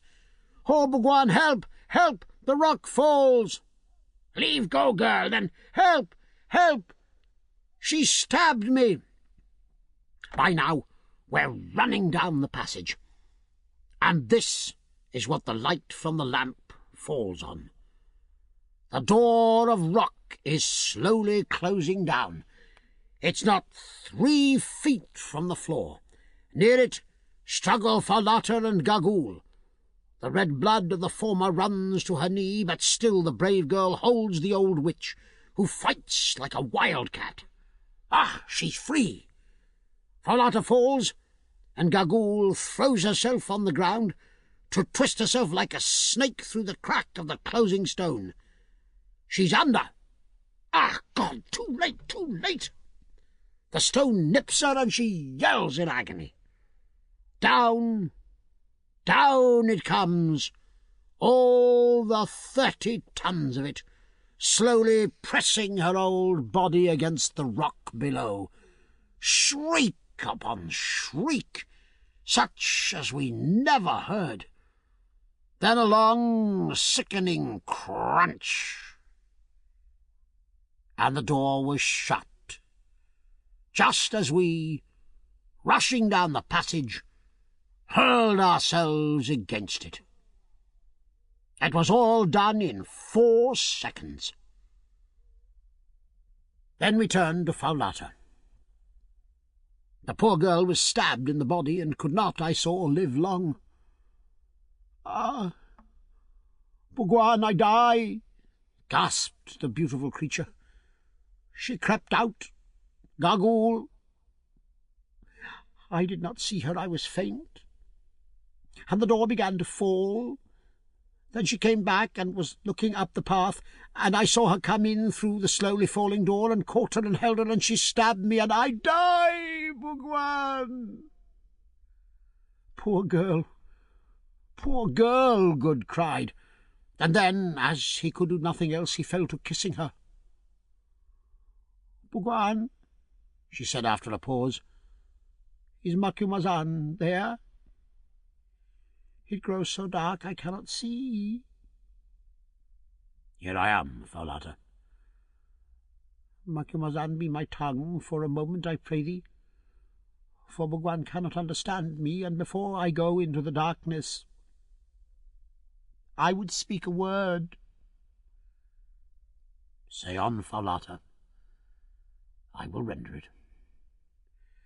Say to my lord Bhagwan that I love him, and that I am glad to die because I know that he cannot cumber his life with such as me, for the sun cannot mate with the darkness, nor the white with the black. Say that at times I have felt as though there were a bird in my bosom, which would one day fly hence and sing elsewhere. Even now, though I cannot lift my hand, and my brain grows cold, I do not feel as though my heart were dying. It is so full of love that could live 1,000 years and yet be young. Say that if I live again, mayhap I shall see him in the stars, and that I will search them all, though perchance I should there still be black, and he would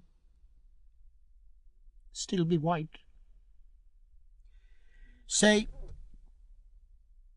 nay, Macumazahn, say no more.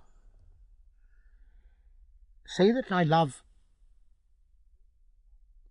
Oh, hold me closer, Bhagwan. I cannot feel thine arms. Oh, oh. She's dead. She's dead, said Good, rising in grief, the tears running down his honest face.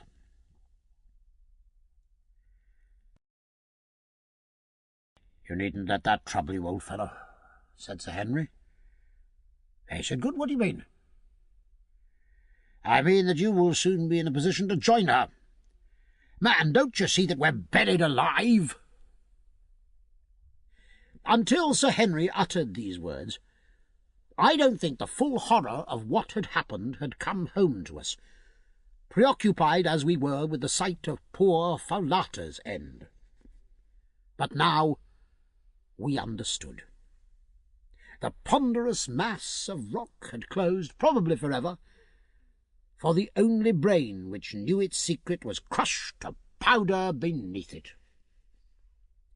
This was a door that none could hope to force, with anything short of dynamite in large quantities, and we were on the wrong side of it. For a few minutes we stood horrified there over the corpse of Falata. All the manhood seemed to have gone out of us. The first shock of this idea of the slow and miserable end that awaited us was overpowering. We saw it all now. That fiend Gagool had planned this snare for us from the first. It would have been just the jest that her evil mind would have rejoiced in. The idea of the 3 white men whom, for some reason of her own, she'd always hated, slowly perishing of thirst and hunger in the company of the treasure they had coveted. I saw the point of that sneer of hers about eating and drinking the diamonds now. Perhaps somebody had tried to serve the poor old Don in the same way when he abandoned the skin full of jewels. "This'll never do," said Sir Henry hoarsely. "The lamp will soon go out. Let's see if we can't find the spring that works the rock." We sprang forward with desperate energy, and standing in a bloody ooze began to feel up and down the door and the sides of the passage. But no knob or spring could we discover. "Depend on it," I said, "it doesn't work from the inside." If it did, Gagool would not have risked trying to crawl underneath the stone. It was the knowledge of this that made her try to escape at all hazards, curse her. "At all events," said Sir Henry with a hard little laugh, "retribution was swift. Hers was almost as awful an end as ours is likely to be. We can do nothing with the door. Let's go back to the treasure room." We turned and went. And as we did so, I perceived by the unfinished wall across the passage the basket of food which poor Falata had carried. I took it up and brought it with me back to that accursed treasure chamber that was to be our grave. Then we went back and reverently bore in Falata's corpse, laying it on the floor by the boxes of coin. Next we seated ourselves, leaning our backs against the 3 stone chests of priceless treasures.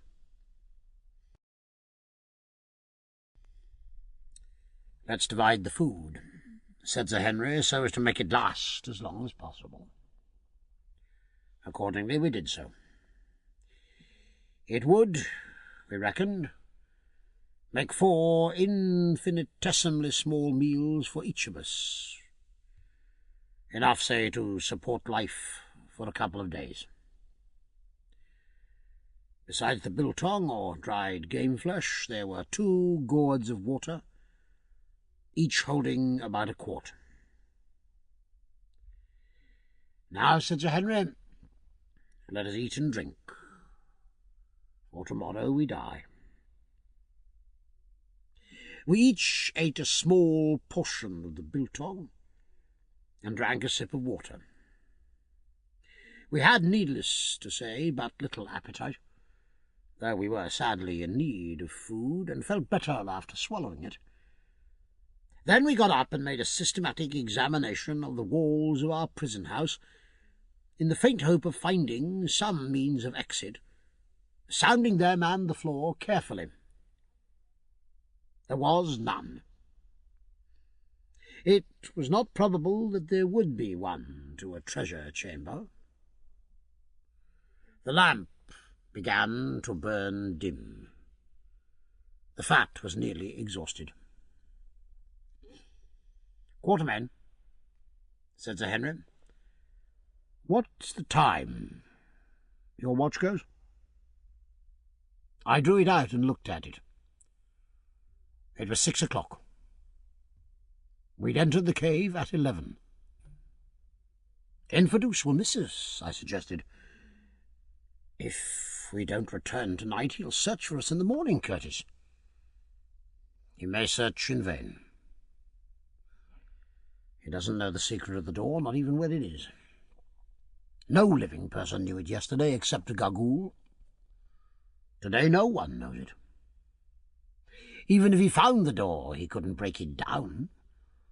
All the Kukuana army couldn't break through 5 feet of living rock.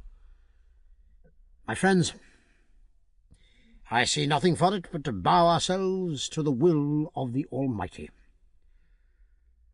The search for treasure has brought many to a bad end. We shall go to swell their number. The lamp grew dimmer yet. Presently it flared up and showed the whole scene in strong relief. The great mass of white tusks, the boxes full of gold, the corpse of poor Falata stretched before them, the goatskin full of treasure, the dim glimmer of the diamonds, and the wild, wan faces of us 3 white men, seated there awaiting death by starvation. Suddenly it sank and expired.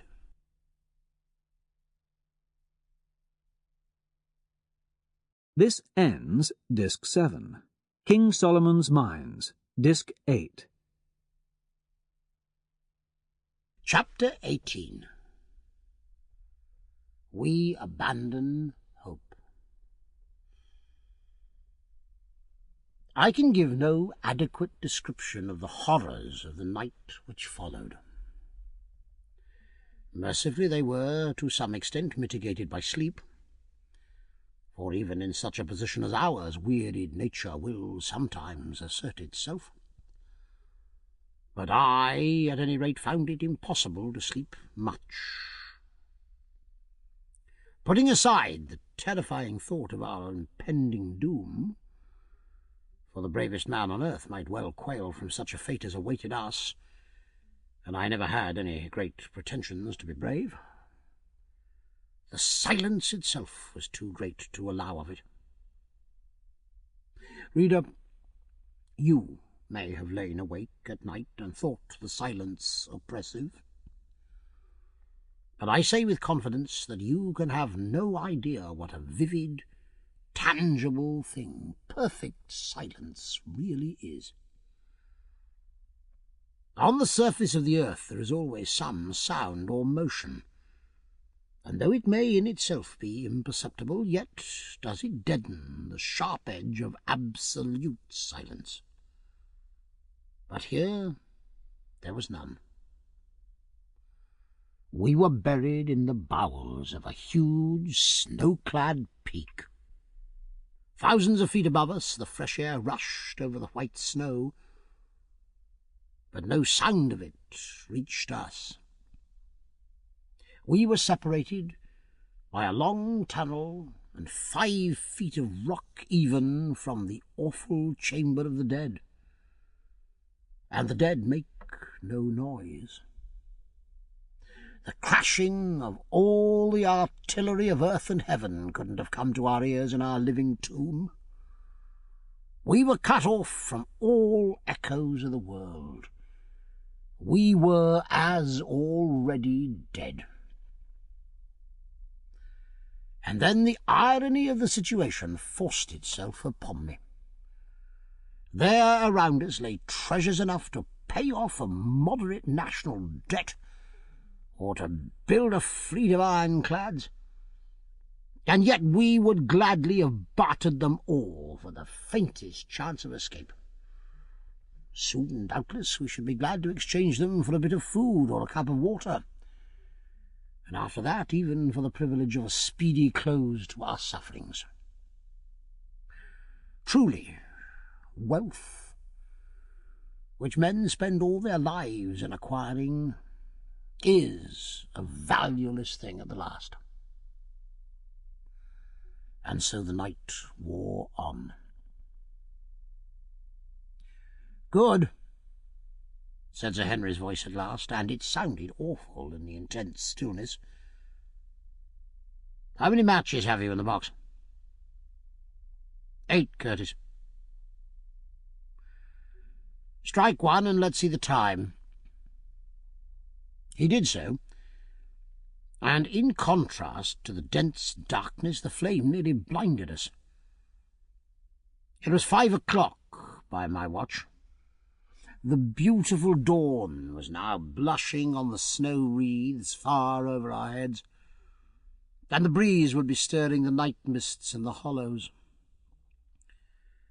"We'd better eat something and keep up our strength," said I. "What's the good of eating?" answered Good. "The sooner we die and get it over, the better." "While there's life, there's hope," said Sir Henry. Accordingly, we ate and sipped some water, and another period of time passed, when somebody suggested that it might be as well to get as near to the door as possible and halloo, on the faint chance of somebody catching a sound outside. Accordingly, Good, who from long practice at sea has a fine piercing note, groped his way down the passage and began. And I must say he made a most diabolical noise. I never heard such yells.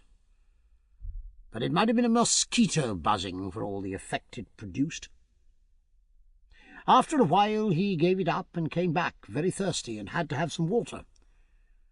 After that we gave up yelling, as it encroached on the supply of water. So we all sat down once more against our chests of useless diamonds, in that dreadful inaction which was one of the hardest circumstances of our fate, and I'm bound to say that for my part I gave way in despair. Laying my head against Sir Henry's broad shoulder, I burst into tears. And I think I heard Good gulping away on the other side and swearing hoarsely at himself for doing so. Oh, how good and brave that great man was! Had we been two frightened children and he our nurse, he couldn't have treated us more tenderly. Forgetting his own share of miseries, he did all he could to soothe our broken nerves, telling stories of men who had been in somewhat similar circumstances and miraculously escaped. And when these failed to cheer us, pointing out how, after all, it was only anticipating an end that must come to us all, that it would soon be over, and the death from exhaustion was a merciful one, which is not true. Then, in a diffident sort of way, as I had once before heard him do, he suggested that we should throw ourselves on the mercy of a higher power, which, for my part, I did with great vigour. His is a beautiful character, very quiet but very strong. And so somehow the day went as the night had gone, if indeed one can use the terms where all was densest night. And when I lit a match to see the time, it was 7 o'clock. Once more we ate and drank. And as we did so, an idea occurred to me. "How is it," said I, "that the air in this place keeps fresh? It's thick and heavy, but it's perfectly fresh." "Great heavens!" said Good, starting up. "I never thought of that. It can't come through the stone door, for it's airtight if ever a door was. It must come from somewhere. If there were no current of air in the place, we should have been stifled when we first came in. Let's have a look." It was wonderful what a change this mere spark of hope wrought in us. In a moment we were all three groping about the place on our hands and knees, feeling for the slightest indication of a draught. Presently my ardour received a check. I put my hand on something cold.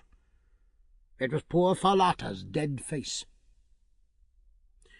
For an hour or more we went on feeling about, till at last Sir Henry and I gave it up in despair, having got considerably hurt by constantly knocking our heads against tusks, chests, and the sides of the chamber.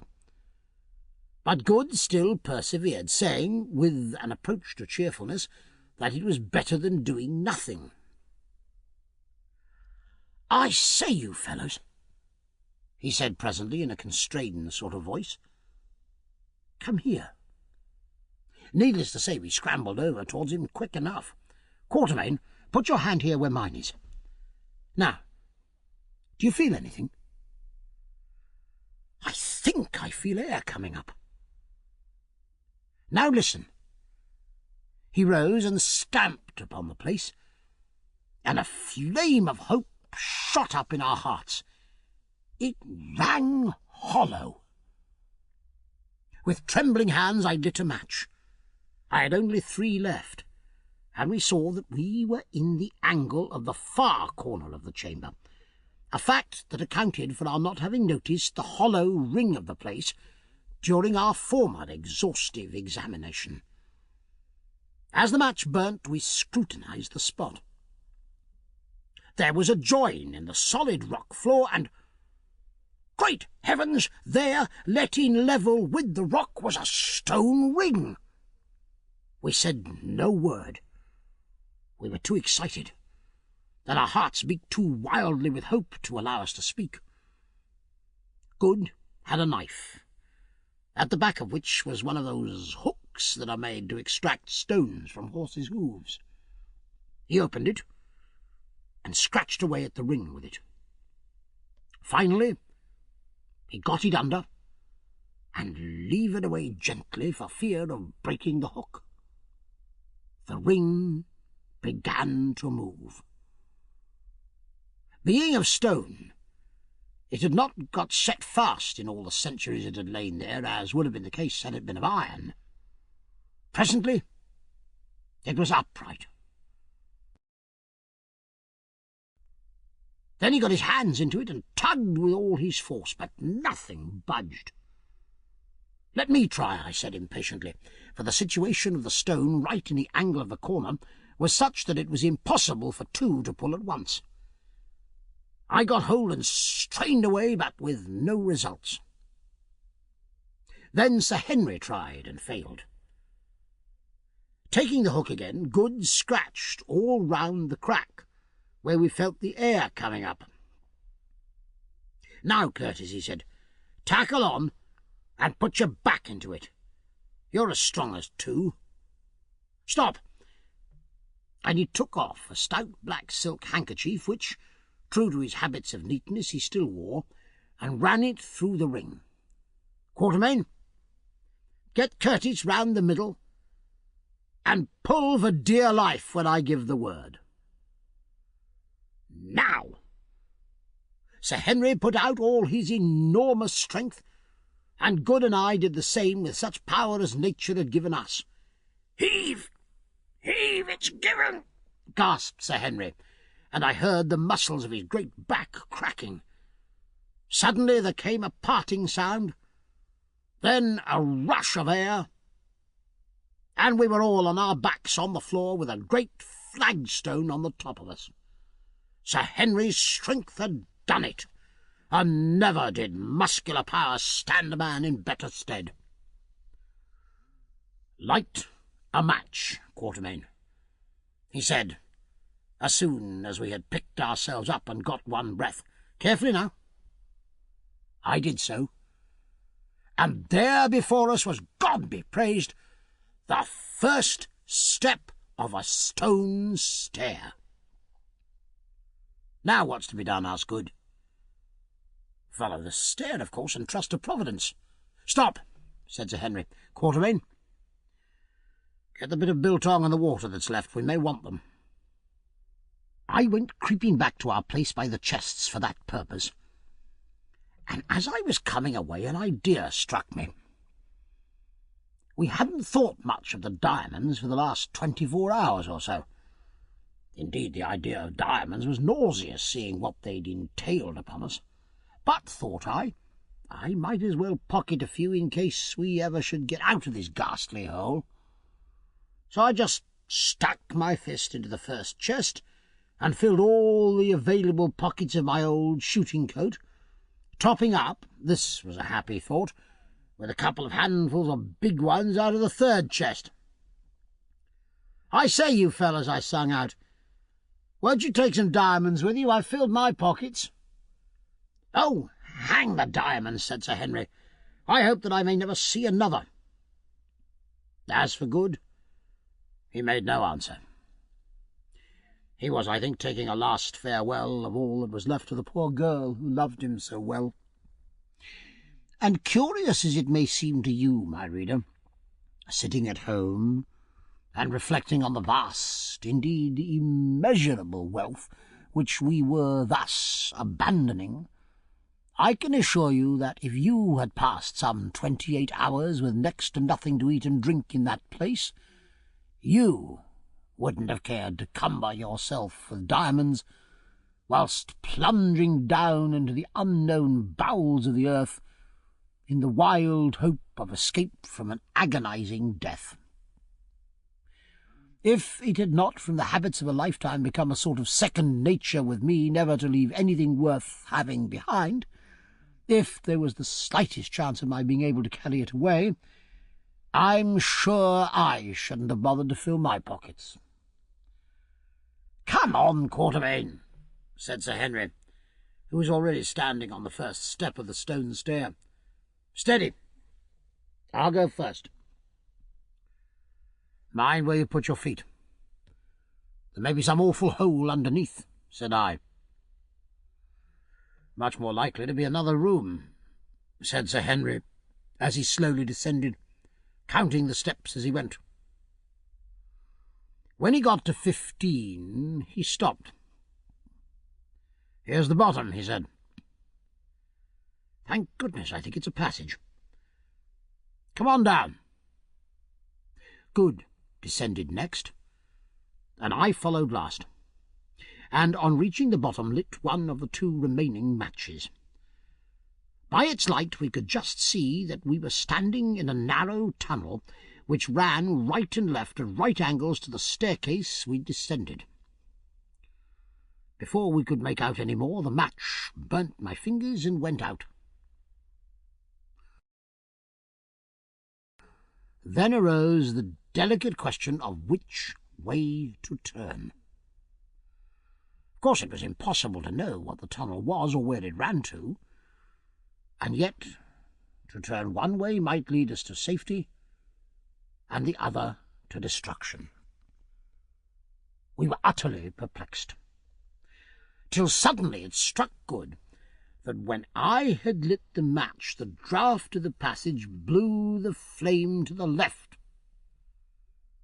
"Let's go against the draught," he said. "Air draws inwards, not outwards." We took this suggestion, and feeling along the wall with the hand, whilst trying the ground before us at every step, we departed from that accursed treasure-chamber on our terrible quest. If ever it should be entered again by living man, which I do not think it will be, he will find a token of our presence in the open chests of jewels, the empty lamp, and the white bones of poor Faulata. When we'd groped our way for about a quarter of an hour along the passage, it suddenly took a sharp turn, or else was bisected by another, which we followed, only in course of time to be led into a third. And so it went on for some hours. We seemed to be in a stone labyrinth which led nowhere.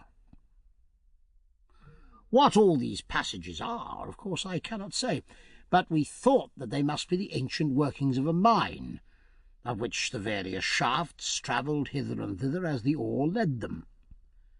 This is the only way in which we could account for such a multitude of passages.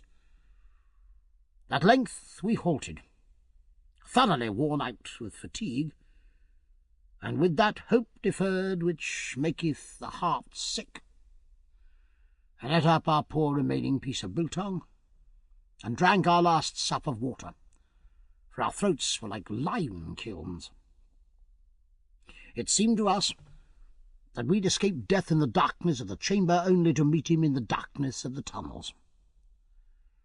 As we stood once more utterly depressed, I thought I caught a sound, to which I called the attention of the others.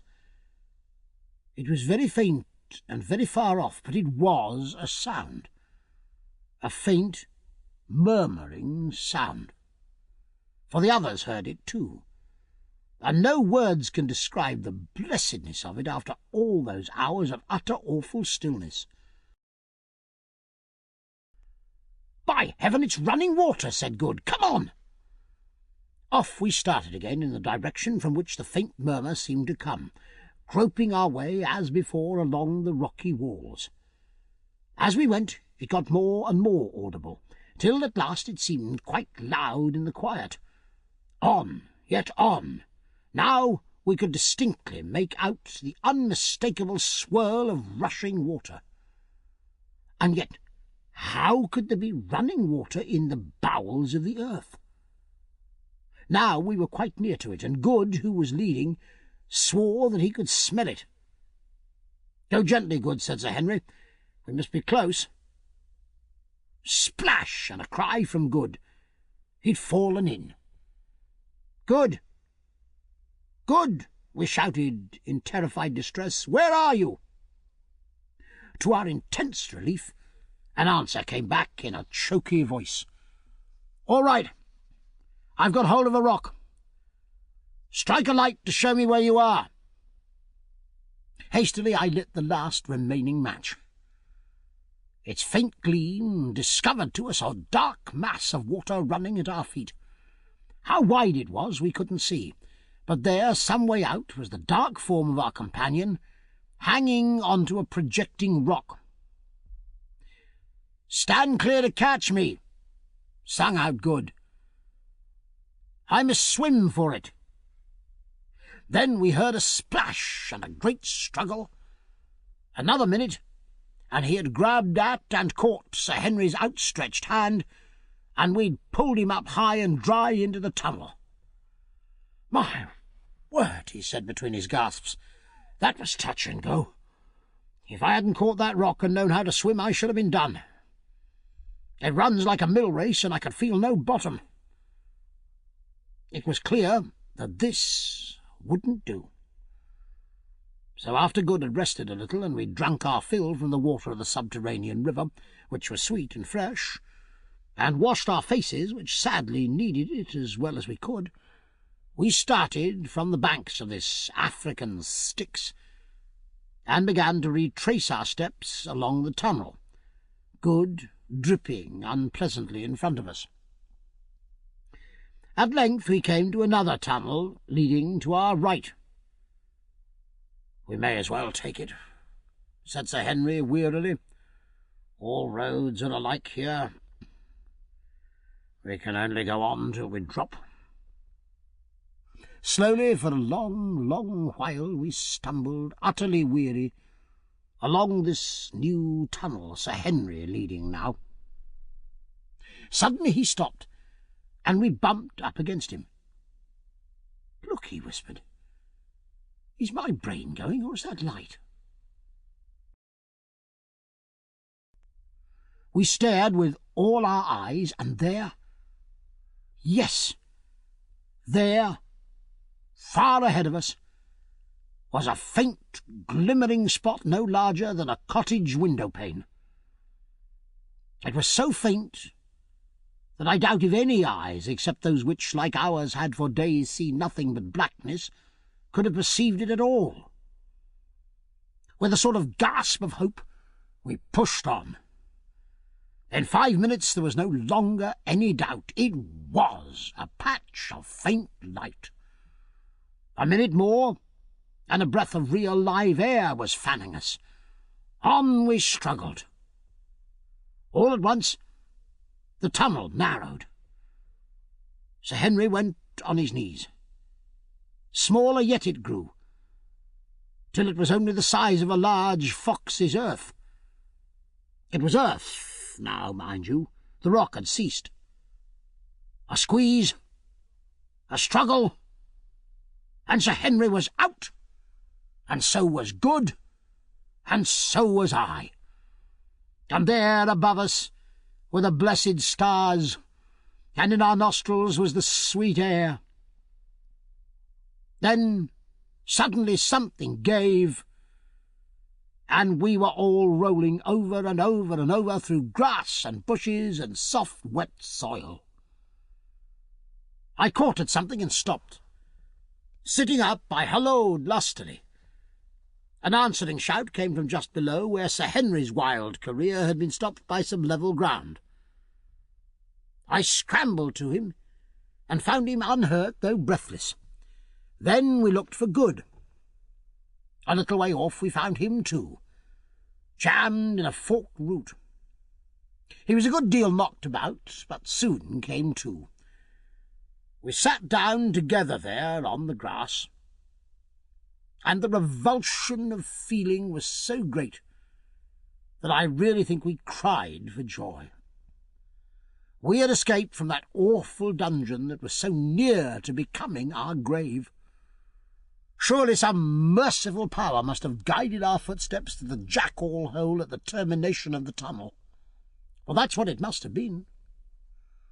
And see, there on the mountains, the dawn we had never thought to look upon again was blushing rosy red. Presently the grey light stole down the slopes, and we saw that we were at the bottom, or rather nearly at the bottom, of the vast pit in front of the entrance to the cave.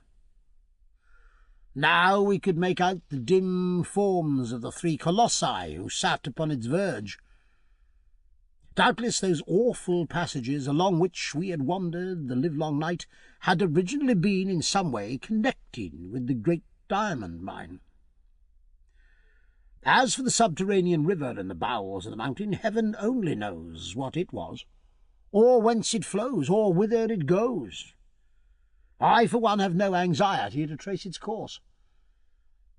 Lighter it grew, and lighter yet. We could see each other now, and such a spectacle as we presented I've never set eyes on before or since.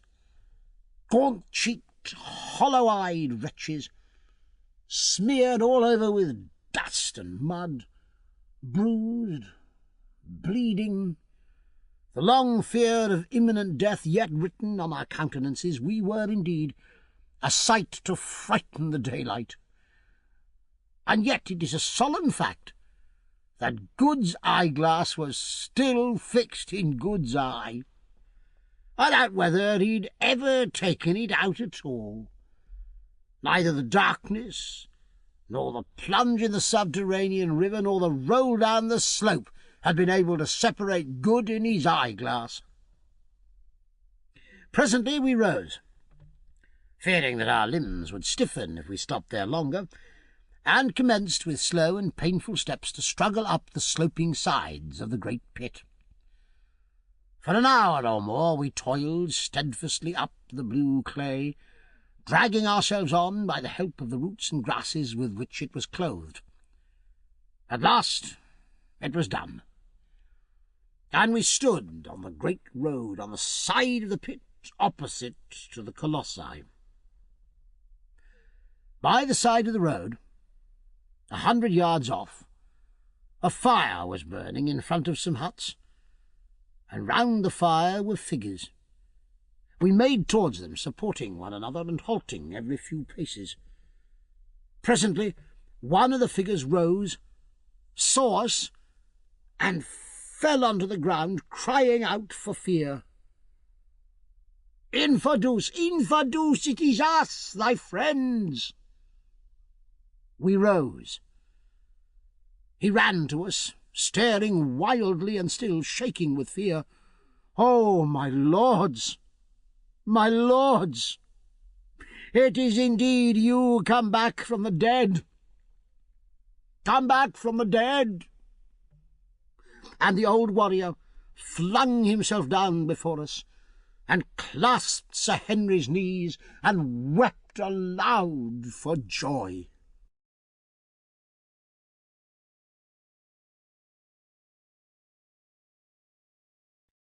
Chapter 19. Ignosi's Farewell. 10 days from that eventful morning found us once more in our old quarters at Loo.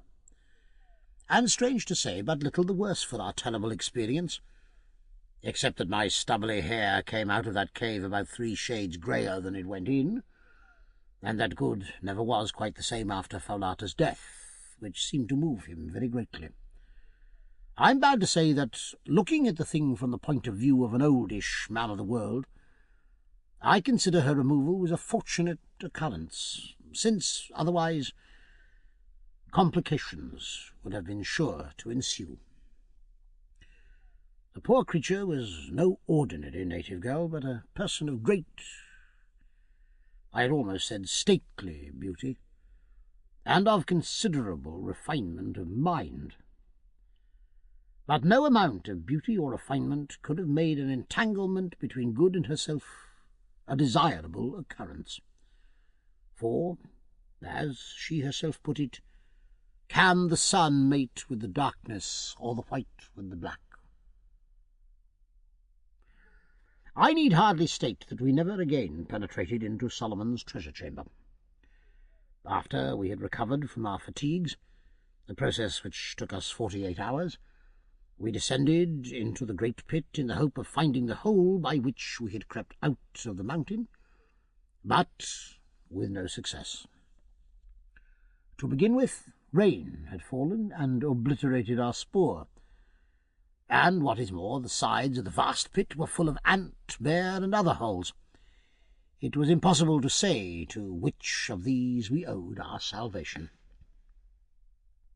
We also, on the day before we started back to Loo, made a further examination of the wonders of the stalactite cave, and, drawn by a kind of restless feeling, even penetrated once more into the chamber of the dead, and, passing beneath the spear of the White Death, gazed, with sensations which it would be quite impossible for me to describe, at the mass of rock which had shut us off from escape, thinking the while of the priceless treasures beyond, of the mysterious old hag whose flattened fragments lay crushed beneath it, and of the fair girl of whose tomb it was the portal. I say gazed at the rock, for examine it as we would, we could find no traces of the join of the sliding door, nor indeed could we hit upon the secret, now utterly lost, that worked it, though we tried for an hour or more. It was certainly a marvellous bit of mechanism, characteristic in its massive and yet inscrutable simplicity of the age which produced it. And I doubt if the world has such another to show. At last we gave it up in disgust, though if the mass had suddenly risen before our eyes, I doubt if we should have screwed up courage to step over Gagool's mangled remains and once more enter the treasure chamber, even in the sure and certain hope of unlimited diamonds. And yet I could have cried at the idea of leaving all that treasure, the biggest treasure probably that has ever in the world's history been accumulated in one spot. But there was no help for it. Only dynamite could force its way through 5 feet of solid rock. And so we left it. Perhaps in some remote, unborn century, a more fortunate explorer may hit upon the open sesame and flood the world with gems. But myself I doubt it. Somehow I seem to feel that the millions of pounds worth of gems that lie in the 3 stone coffers will never shine round the neck of an earthly beauty. They and Fowlata's bones will keep cold company till the end of all things. With a sigh of disappointment we made our way back, and next day started for Loo. And yet it was really very ungrateful of us to be disappointed, for, as the reader will remember, I had, by a lucky thought, taken the precaution to fill the pockets of my old shooting-coat with gems before we left our prison-house. A good many of these fell out in the course of our roll down the side of the pit, including most of the big ones, which I'd crammed in on the top. But Comparatively speaking, an enormous quantity still remained, including 18 large stones ranging from about 100 to 30 carats in weight. My old shooting coat still held enough treasure to make us all, if not millionaires, at least exceedingly wealthy men, and yet to keep enough stones each to make the 3 finest sets of gems in Europe. So we'd not done so badly. On arriving at Loo, we were most cordially received by Ignacy, whom we found well, and busily engaged in consolidating his power and reorganizing the regiments which had suffered most in the great struggle with Twala. He listened with breathless interest to our wonderful story, but when we told him of old Gagool's frightful end, he grew thoughtful. "Come hither," he called, to a very old Induna who was sitting with others in a circle round the king, but out of earshot. The old man rose, approached, saluted, and seated himself. "Thou art old," said Ignacy. "Aye, my lord the king." "Tell me, when thou wast little, didst thou know Gagaula, the witch doctress?" "Aye, my lord the king." "How was she then, young, like thee?" "Not so, my lord the king. She was even as now, old and dried, very ugly and full of wickedness." "She is no more." "She is dead." "So! O king, then is a curse taken from the land. Go." "Whom?" "I go, black puppy who tore out the old dog's throat." "Whom?" "You see, my brothers," said Ignacy, "this was a strange woman, and I rejoice that she is dead.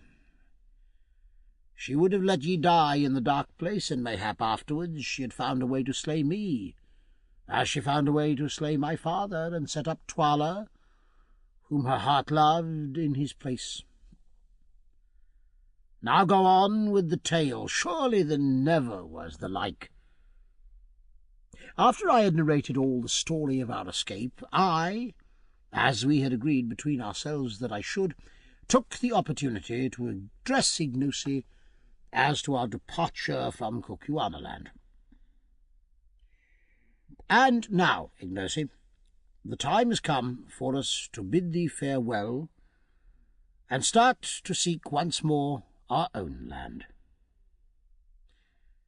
Behold, Ignacy, with us thou camest a servant, and now we leave thee a mighty king. If thou art grateful to us, remember to do even as thou didst promise, to rule justly, to respect the law, and to put none to death without a cause. So shalt thou prosper. Tomorrow at break of day, Ignacy, wilt thou give us an escort who shall lead us across the mountains? Is it not so, O king?" Ignacy covered his face with his hands for a while before answering. "My heart is sore," he said at last. "Your words split my heart in twain. What have I done to ye in Kubu, Macumazan, and Bugwan, that ye should leave me desolate? Ye, who stood by me in rebellion and in battle, will ye leave me in the day of peace and victory? What will ye, wives? Choose from out the land a place to live in. Behold, the land is yours as far as ye can see. The white man's houses? Ye shall teach my people how to build them. Cattle for beef and milk? Every married man shall bring ye an ox or a cow. Wild game to hunt? Does not the elephant walk through my forest, and the river horse sleep in the reeds? Would ye make war? My impis wait your word. If there is anything more that I can give, that will I give ye. Nay, Ignosi, we want not these things. I answered, we would seek our own place. Now do I perceive, said Ignosi bitterly, and with flashing eyes, that it is the bright stones that ye love more than me, your friend. Ye have the stones. Now would ye go to Natal and across the moving black water and sell them and be rich, as it is the desire of a white man's heart to be. Cursed for your sake be the stones, and cursed he who seeks them. Death shall it be to him who sets foot in the place of death to seek them. I have spoken, white men, ye can go.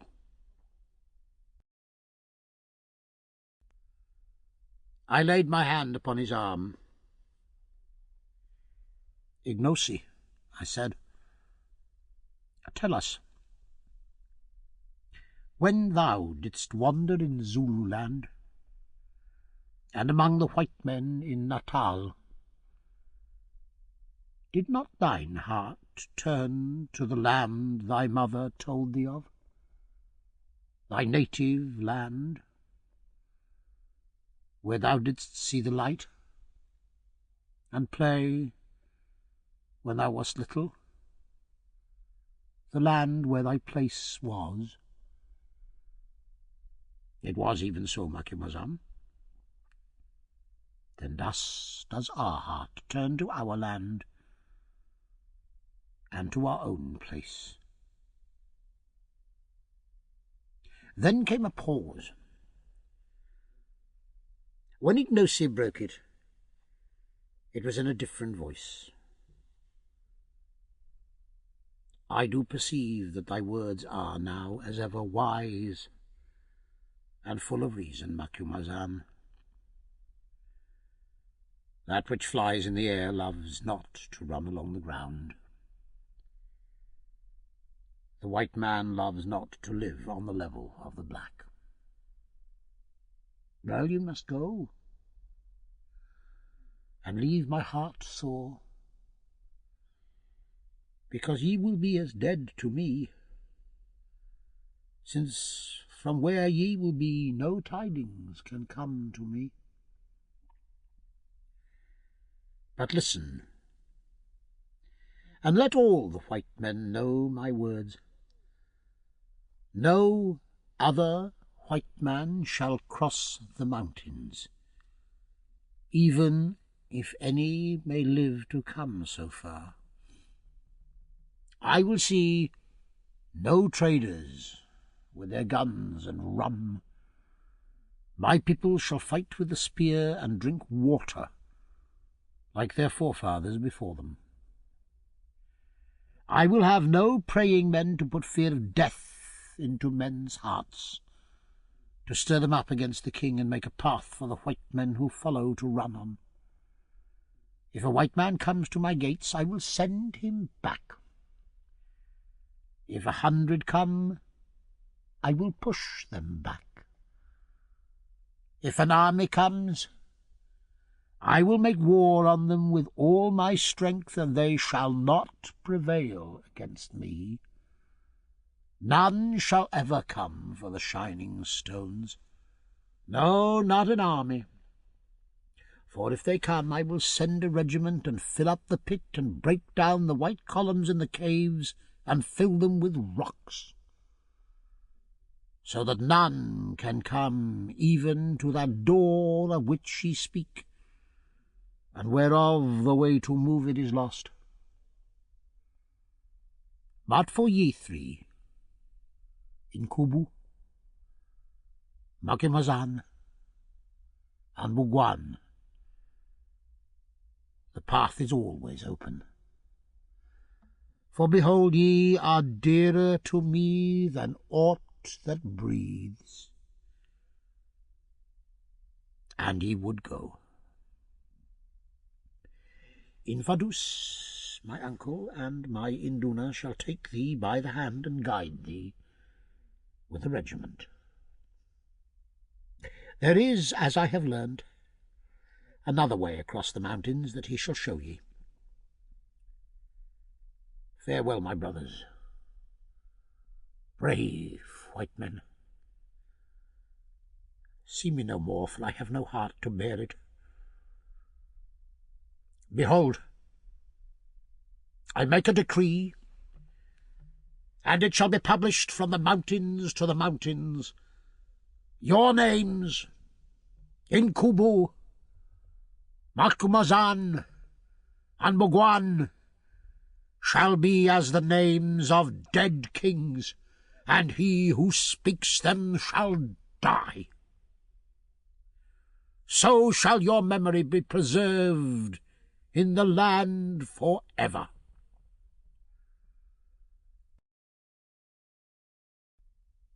Go now, ere my eyes rain tears like a woman's. At times when ye look back down the path of life, or when ye are old, and gather yourselves together to crouch before the fire because the sun has no more heat, ye will think of how we stood shoulder to shoulder in that great battle that thy wise words planned, Macumazan, of how thou wast the point of that horn that galled Twala's flank, Bogwan, whilst thou stoodst in the ring of the greys in Kubu, and men went down before thine axe like corn before a sickle. Aye, and of how thou didst break the wild bull Twala's strength, and bring his pride to dust. Fare ye well forever in Kubu, Macumazan, and Bogwan, my lords and my friends. He rose, looked earnestly at us for a few seconds, and then threw the corner of his kaross over his head so as to cover his face from us. We went in silence. Next day at dawn we left Loo, escorted by our old friend in Fadus, who was heartbroken at our departure, and the regiment of buffaloes. Early as the hour was, all the main street of the town was lined with multitudes of people, who gave us the royal salute as we passed at the head of the regiment, while the women blessed us as having rid the land of Twala, throwing flowers before us as we went. It really was very affecting, and not the sort of thing one's accustomed to meet with from natives. One very ludicrous incident occurred, however, which I rather welcomed, as it gave us something to laugh at. Just before we got to the confines of the town, a pretty young girl with some beautiful lilies in her hand came running forward and presented them to Good. Somehow they all seemed to like Good. I think his eyeglass and solitary whisker gave him a fictitious value. And then she said she had a boon to ask. Speak on. Let my lord show his servant his beautiful white legs, that his servant may look on them and remember them all her days, and tell of them to her children. His servant has travelled 4 days' journey to see them, for the fame of them has gone throughout the land. I'll be hanged if I do, said Good excitedly. Come, come, my dear fellow, said Sir Henry. You can't refuse to oblige a lady. I won't, said Good obstinately. It's positively indecent. However, in the end he consented to draw up his trousers to the knee, amidst notes of rapturous admiration from all the women present, especially the gratified young lady, and in this guise he had to walk till we got clear of the town. Good's legs will, I fear, never be so greatly admired again. Of his melting teeth, and even of his transparent eye, they wearied, more or less, but of his legs, never. As we travelled, Infadus told us that there was another pass over the mountains to the north of the one followed by Solomon's Great Road, or rather that there was a place where it was possible to climb down the wall of cliff that separated Kukuanaland from the desert and was broken by the towering shapes of Sheba's breasts. It appeared, too, that rather more than 2 years previously a party of Kukuana hunters had descended this path into the desert in search of ostriches, whose plumes were much prized among them for war headdresses, and that in the course of their hunt they had been led far from the mountains, and were much troubled by thirst. Seeing, however, trees on the horizon, they made towards them, and discovered a large and fertile oasis of some miles in extent and plentifully watered. It was by way of this oasis that he suggested that we should return, and the idea seemed to us a good one, as it appeared that we should escape the rigours of the mountain pass, and as some of the hunters were in attendance to guide us to the oasis, from which they stated they could perceive more fertile spots far away in the desert. Travelling easily, on the night of the 4th day's journey, we found ourselves once more on the crest of the mountains that separate Kukuanaland from the desert, which rolled away in sandy billows at our feet, and about 25 miles to the north of Sheba's breasts. At dawn on the following day, we were led to the commencement of a precipitous descent, by which we were to descend the precipice and gain the desert 2,000 and more feet below. Here we bade farewell to that true friend and sturdy old warrior Infadus, who solemnly wished all good upon us, and nearly wept with grief. "Never, my lords," he said, "shall mine old eyes see the like of ye again. Ah, the way that Inkubu cut his men down in the battle! Ah, for the sight of that stroke with which he swept off my brother Twala's head! It was beautiful, beautiful! I may never hope to see such another, except perchance in happy dreams." We were very sorry to part from him. Indeed, Good was so moved that he gave him as a souvenir, what do you think? An eyeglass! Afterwards we discovered that it was a spare one. Infadus was delighted, foreseeing that the possession of such an article would enormously increase his prestige, and after several vain attempts actually succeeded in screwing it into his own eye. Anything more incongruous than the old warrior looked with an eyeglass I never saw. Eyeglasses don't go well with leopard-skin cloaks and black ostrich plumes. Then, having seen that our guides were well laden with water and provisions, and having received a thundering farewell salute from the buffaloes, we wrung the old warrior's hand and began our downward climb. A very arduous business it proved to be, but somehow that evening we found ourselves at the bottom without accident. "Do you know," said Sir Henry that night as we sat by our fire and gazed up at the beetling cliffs above us, "I think that there are worse places than Kukuanaland in the world, and that I've spent unhappier times than the last month or two, though I've never spent such queer ones, eh, you fellows?" "I almost wish I were back," said Good with a sigh. As for myself, I reflected that all's well that ends well.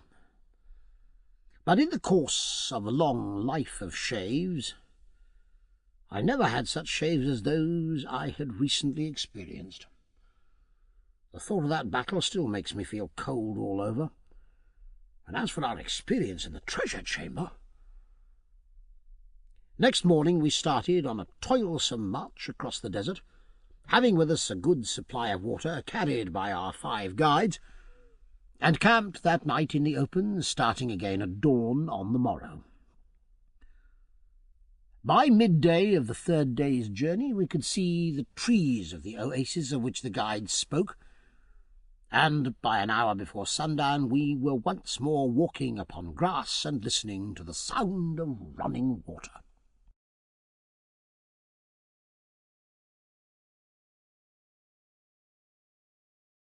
Chapter 20. Found. And now I come to perhaps the strangest thing that happened to us in all that strange business, and one which shows how wonderfully things are brought about. I was walking quietly along some way in front of the other two, down the banks of the stream which ran from the oasis till it was swallowed up in the hungry desert sands, when suddenly I stopped and rubbed my eyes, as well I might. There, not 20 yards in front, placed in a charming situation, under the shade of a species of fig tree and facing to the stream, was a cosy hut, built more or less on the Kaffir principle of grass and withes, only with a full-length door instead of a bee-hole. What the dickens, said I to myself, can a hut be doing here? Even as I said it, the door of the hut opened, and there limped out of it a white man, clothed in skins and with an enormous black beard. I thought that I must have got a touch of the sun. It was impossible. No hunter ever came to such a place as this. Certainly no hunter had ever settled in it. I stared and stared, and so did the other man, and just at that juncture Sir Henry and Good came up. "Look here, you fellows," I said, "is that a white man, or am I mad?" Sir Henry looked, and Good looked, and then all of a sudden the lame white man with the black beard gave a great cry and came hobbling towards us. When he got close he fell down in a sort of faint. With a spring Sir Henry was by his side. "Great powers!" he cried, "it's my brother George." At the sound of the disturbance, another figure, also clad in skins, emerged from the hut with a gun in his hand and came running towards us. On seeing me, he too gave a cry. "Macumazahn," he halloed, "don't you know me, boss? I'm Jim the Hunter. I lost the note you gave me to give to the boss, and we've been here nearly 2 years. And the fellow fell at my feet and rolled over and over, weeping for joy. "You careless scoundrel," I said, "you ought to be well hided." Meanwhile, the man with the black beard had recovered and got up, and he and Sir Henry were pump-handling away at each other, apparently without a word to say. But whatever they'd quarrelled about in the past, I suspect it was a lady, though I never asked, it was evidently forgotten now. "My dear old fellow," burst out Sir Henry at last, "I thought that you were dead. I've been over Solomon's Mountains to find you, and now I come across you perched in the desert like an old aasvögel." "I tried to go over Solomon's Mountains nearly 2 years ago," was the answer, spoken in the hesitating voice of a man who has had little recent opportunity of using his tongue. "But when I got here, a boulder fell on my leg and crushed it, and I've been able to go neither forward nor back. Then I came up. 'How do you do, Mr. Neville?' I said. 'Do you remember me?' 'Why,' he said, 'isn't it Quatermain, eh? And Good, too. Hold on a minute, you fellows, I'm getting dizzy again. It's all so very strange, and when a man has ceased to hope, so very happy.' That evening, over the campfire, George Curtis told us his story, which, in its way, was almost as eventful as our own, and amounted shortly to this. A little short of 2 years before, he had started from Sitanda's Kraal to try and reach the mountains. As for the note I'd sent him by Jim, that worthy had lost it, and he'd never heard of it till to-day. But acting upon information he'd received from the natives, he made, not for Sheba's breasts, but for the ladder-like descent of the mountains down which we had just come, which was clearly a better route than that marked out in old Dom Silvestra's plan. In the desert he and Jim suffered great hardships, but finally they reached this oasis where a terrible accident befell George Curtis. On the day of their arrival, he was sitting by the stream, and Jim was extracting the honey from the nest of a stingless bee, which is to be found in the desert, on the top of the bank immediately above him. In doing so, he loosed a great boulder of rock, which fell upon George Curtis's right leg, crushing it frightfully. From that day he'd been so dreadfully lame that he'd found it impossible to go either forward or back, and had preferred to take the chances of dying on the oasis to the certainty of perishing in the desert. As for food, however, they got on pretty well, for they had a good supply of ammunition, and the oasis was frequented, especially at night, by large quantities of game which came thither for water. These they shot or trapped in pitfalls, using their flesh for food, and, after their clothes wore out, their hides for covering. And so, he ended, we've lived for nearly 2 years like a second Robinson Crusoe and his man Friday, hoping against hope that some natives might come here and help us away, but none have come. Only last night we settled that Jim should leave me and try to reach Satanda's kraal and get assistance. He was to go tomorrow, but I had little hope of ever seeing him back again. And now you, of all people in the world, you, who I fancied had long ago forgotten all about me and were living comfortably in old England, turn up in a promiscuous way and find me where you least expected. It's the most wonderful thing I've ever heard of, and the most merciful too. Then Sir Henry set to work, and told him the main facts of our adventures, sitting till late into the night to do it. By Jove, he said when I showed him some of the diamonds, well, at least you've got something for your pains besides my worthless self. Sir Henry laughed. They belonged to Quatermain and Good. It was part of the bargain that they should share any spoils there might be. This remark set me thinking, and having spoken to Good, I told Sir Henry that it was our unanimous wish that he should take a third share of the diamonds, or if he would not, that his share should be handed to his brother, who had suffered even more than ourselves on the chance of getting them. Finally, we prevailed upon him to consent to this arrangement, but George Curtis didn't know of it till some time afterwards.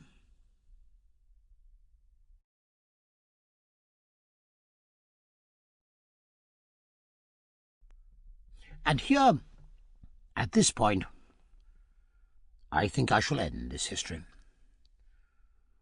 Our journey across the desert back to Satanda's kraal was most arduous, especially as we had to support George Curtis, whose right leg was very weak indeed, and continually throwing out splinters of bone. But we did accomplish it somehow, and to give its details would only be to reproduce much of what happened to us on the former occasion. 6 months from the date of our re-arrival at Satanda's, where we found our guns and other goods quite safe, though the old scoundrel in charge was much disgusted at our surviving to claim them, saw us all once more safe and sound at my little place on the Berea near Durban, where I am now writing, and whence I bid farewell to all who have accompanied me throughout the strangest trip I ever made in the course of a long and varied experience. Just as I'd written the last word, a Kaffir came up my avenue of orange trees with a letter in a cleft stick which he'd brought from the post. It turned out to be from Sir Henry, and as it speaks for itself, I give it in full. Brayley Hall, Yorkshire. My dear Quatermain, I sent you a line a few mails back to say that the 3 of us, George, Good, and myself, fetched up all right in England. We got off the boat at Southampton and went up to town. You should have seen what a swell Good turned out the very next day. Beautifully shaved, frock coat fitting like a glove, brand-new eyeglass, etc., etc. I went and walked in the park with him, where I met some people I know, and at once told them the story of his beautiful white legs. He's furious, especially as some ill-natured person has printed it in a society paper. To come to business, Good and I took the diamonds to Streeter's to be valued as we arranged, and I'm really afraid to tell you what they put them at, it seems so enormous. They say that, of course, it's more or less guesswork, as such stones have never, to their knowledge, been put on the market in anything like such quantities. It appears that they are, with the exception of one or two of the largest, of the finest water, and equal in every way to the best Brazilian stones. I asked then if they would buy them, but they said that it was beyond their power to do so, and recommended us to sell by degrees for fear we should flood the market. They offer, however, 180,000 for a small portion of them. You must come home, Quatermain, and see about these things, especially if you insist upon making the magnificent present of the third share, which does not belong to me, to my brother George. As for Good, he is no good. His time is too much occupied in shaving and other matters connected with the vain adorning of the body. But I think he's still down on his luck about Falata. He told me that since he'd been home he hadn't seen a woman to touch her, either as regards her figure or the sweetness of her expression. I want you to come home, my dear old comrade, and buy a place near here. You've done your day's work and have lots of money now, and there's a place for sale quite close which would suit you admirably. Do come. The sooner the better. You can finish writing the story of our adventures on board ship. We've refused to tell the story till it's written by you, for fear that we shall not be believed. If you start on receipt of this, you'll reach here by Christmas, and I book you to stay with me for that. Good's coming, and George, and so, by the way, is your boy Harry. There's a bribe for you. I've had him down for a week's shooting and like him. He's a cool young hand. He shot me in the leg, cut out the pellets, and then remarked upon the advantage of having a medical student in every shooting party. Good-bye, old boy. I can't say any more, but I know that you'll come, if only it's to oblige your sincere friend, Henry Curtis. P.S. The tusks of the great bull that killed poor Kiva have now been put up in the hall here, over the pair of buffalo horns you gave me, and look magnificent. And the axe with which I chopped off Twala's head is stuck up over my writing-table. I wish we could have managed to bring away the coats of chain armour. H.C. Today is Tuesday. There's a steamer going on Friday,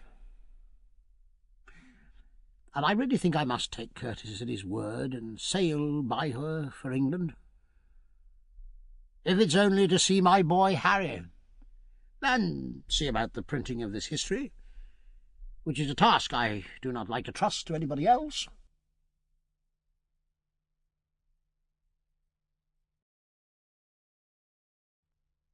The End. You've been listening to King Solomon's Mines by H. Rider Haggard, narrated by Patrick Tull.